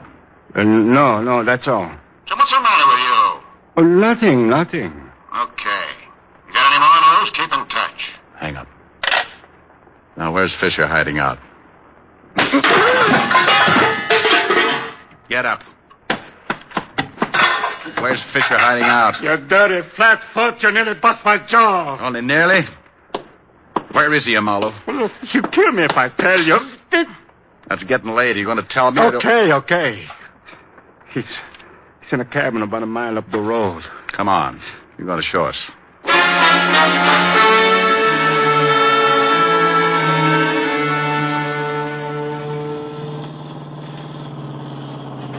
It's just around that bend. We better get out here and walk. How many men has he got in there with him, Chino? 2. Whose cabin is it? Mine. Otis, get out and tell the rest of the men to douse their lights and come over here. Right, Captain. Here's a piece of paper. Draws the floor plan of that cabin. Here, I'll give you some light. Okay, go ahead, Marlowe. How many rooms? 3. Uh-huh. Hey, we're all set, Captain. Okay. 1 big room with a door here, a kitchen here, and a bedroom here. Where's Lieutenant Levinson? I only been up there once since they got in. He was in the bedroom. How about closets, back door? 1 closet in the main room here, 1 in the bedroom here. Let's see, a broom closet in the kitchen and the back door here. Has it got an attic? No. Where's Fisher's car? Parked around the back in the shed. Okay, I'll have the men stake out the place. You're going to take me up there, Marlowe. Me? He's going to take us up there. You're a civilian, Rick. If there's any shooting to be done... If there's going to be any shooting, I'm going to be in on it. Wait a minute. Who said I was going to take you guys up there anyway? I did. I told you everything I know. I ain't going to get my head shot off. You're going to walk us up there, Marlowe, and you're going to knock on that door. No. And you're going to get them to open up. Look, they're loaded with artillery, shotguns. When the door opens, you duck. Okay, suicide. You heard what the captain said, Marlowe. I'm a civilian. Without a badge, I'm allowed to get pretty nasty with you. Look, you can't make me do something I don't want to. I know my rights, Captain. You know something, Rick? I think I'm catching a cold. I can't hear a thing. Hey, now, wait a minute. I'll go check the men. I trust you'll not take advantage of the prisoner, Rick. I couldn't hear if he yelled or something. Wait. Okay. Fine cop. All right, let's go. All right, men. Yes, sir. Listen now. I'm going up with Diamond. 3 of you take that side of the house. 3 take the other. Yes, sir. You and you go around in the back to the shed where the car is. Yeah. Otis? Yeah? You and this man cover the front, but stay out of sight. If it comes, it'll come in a hurry, so close in fast. And look, boys, the lieutenant's in the back room, so try and be as careful as you can. All set? Yeah. Let's go, Marlowe.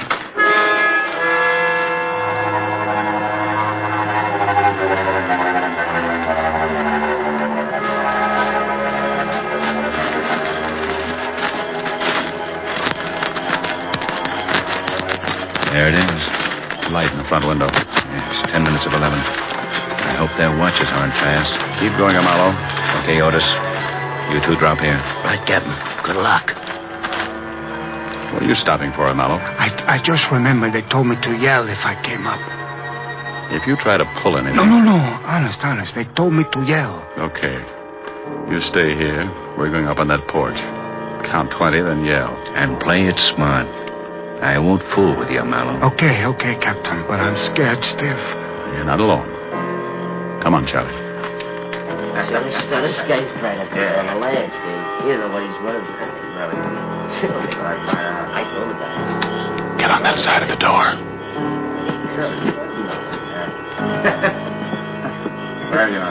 Hey, Bert, it's me, Chino. Hey, Bert, I gotta see you. You alone? Yeah. Can I come up? Throw a light on him, Ed. Okay, come on up. Get him right. What are you doing? Stop! One going in the room. Look out! Okay. Don't shoot anyone. I'm hurt. See you, Walt. Okay. Walt? Well, it's about time. Get these ropes off me. You okay, Walt? Yeah.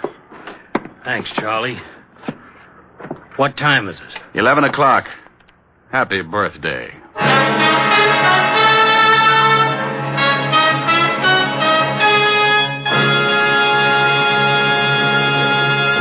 Again, here's your Rexall family druggist. Once more, let me remind you that tomorrow, Rexall's mighty 1-cent sale begins. The sale where you get 2 guaranteed Rexall products for the price of 1 plus a penny. For example, the pint bottle of MI31, Rexall's famous mouthwash, regularly costs 69 cents. Tomorrow, you can get 2 bottles for just 70 cents. And remember, there are some 347 of these twin bargains, plus 85 other super specials. Make your pennies by dollars during Rexall's 1-cent sale. Tomorrow through Monday at Rexall drugstores everywhere. Good health to all from Rexall.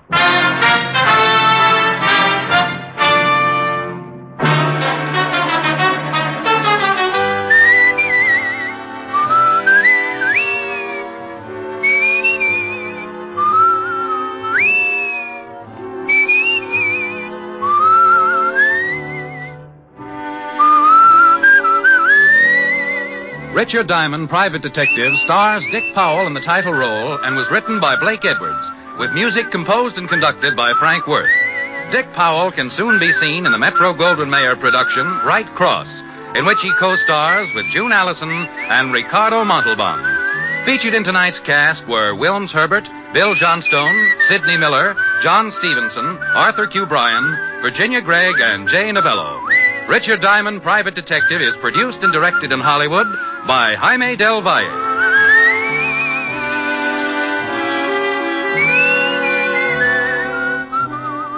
This is Bill Foreman inviting you to join us next week at this same time when we will again bring you Dick Powell as Richard Diamond, Private Detective.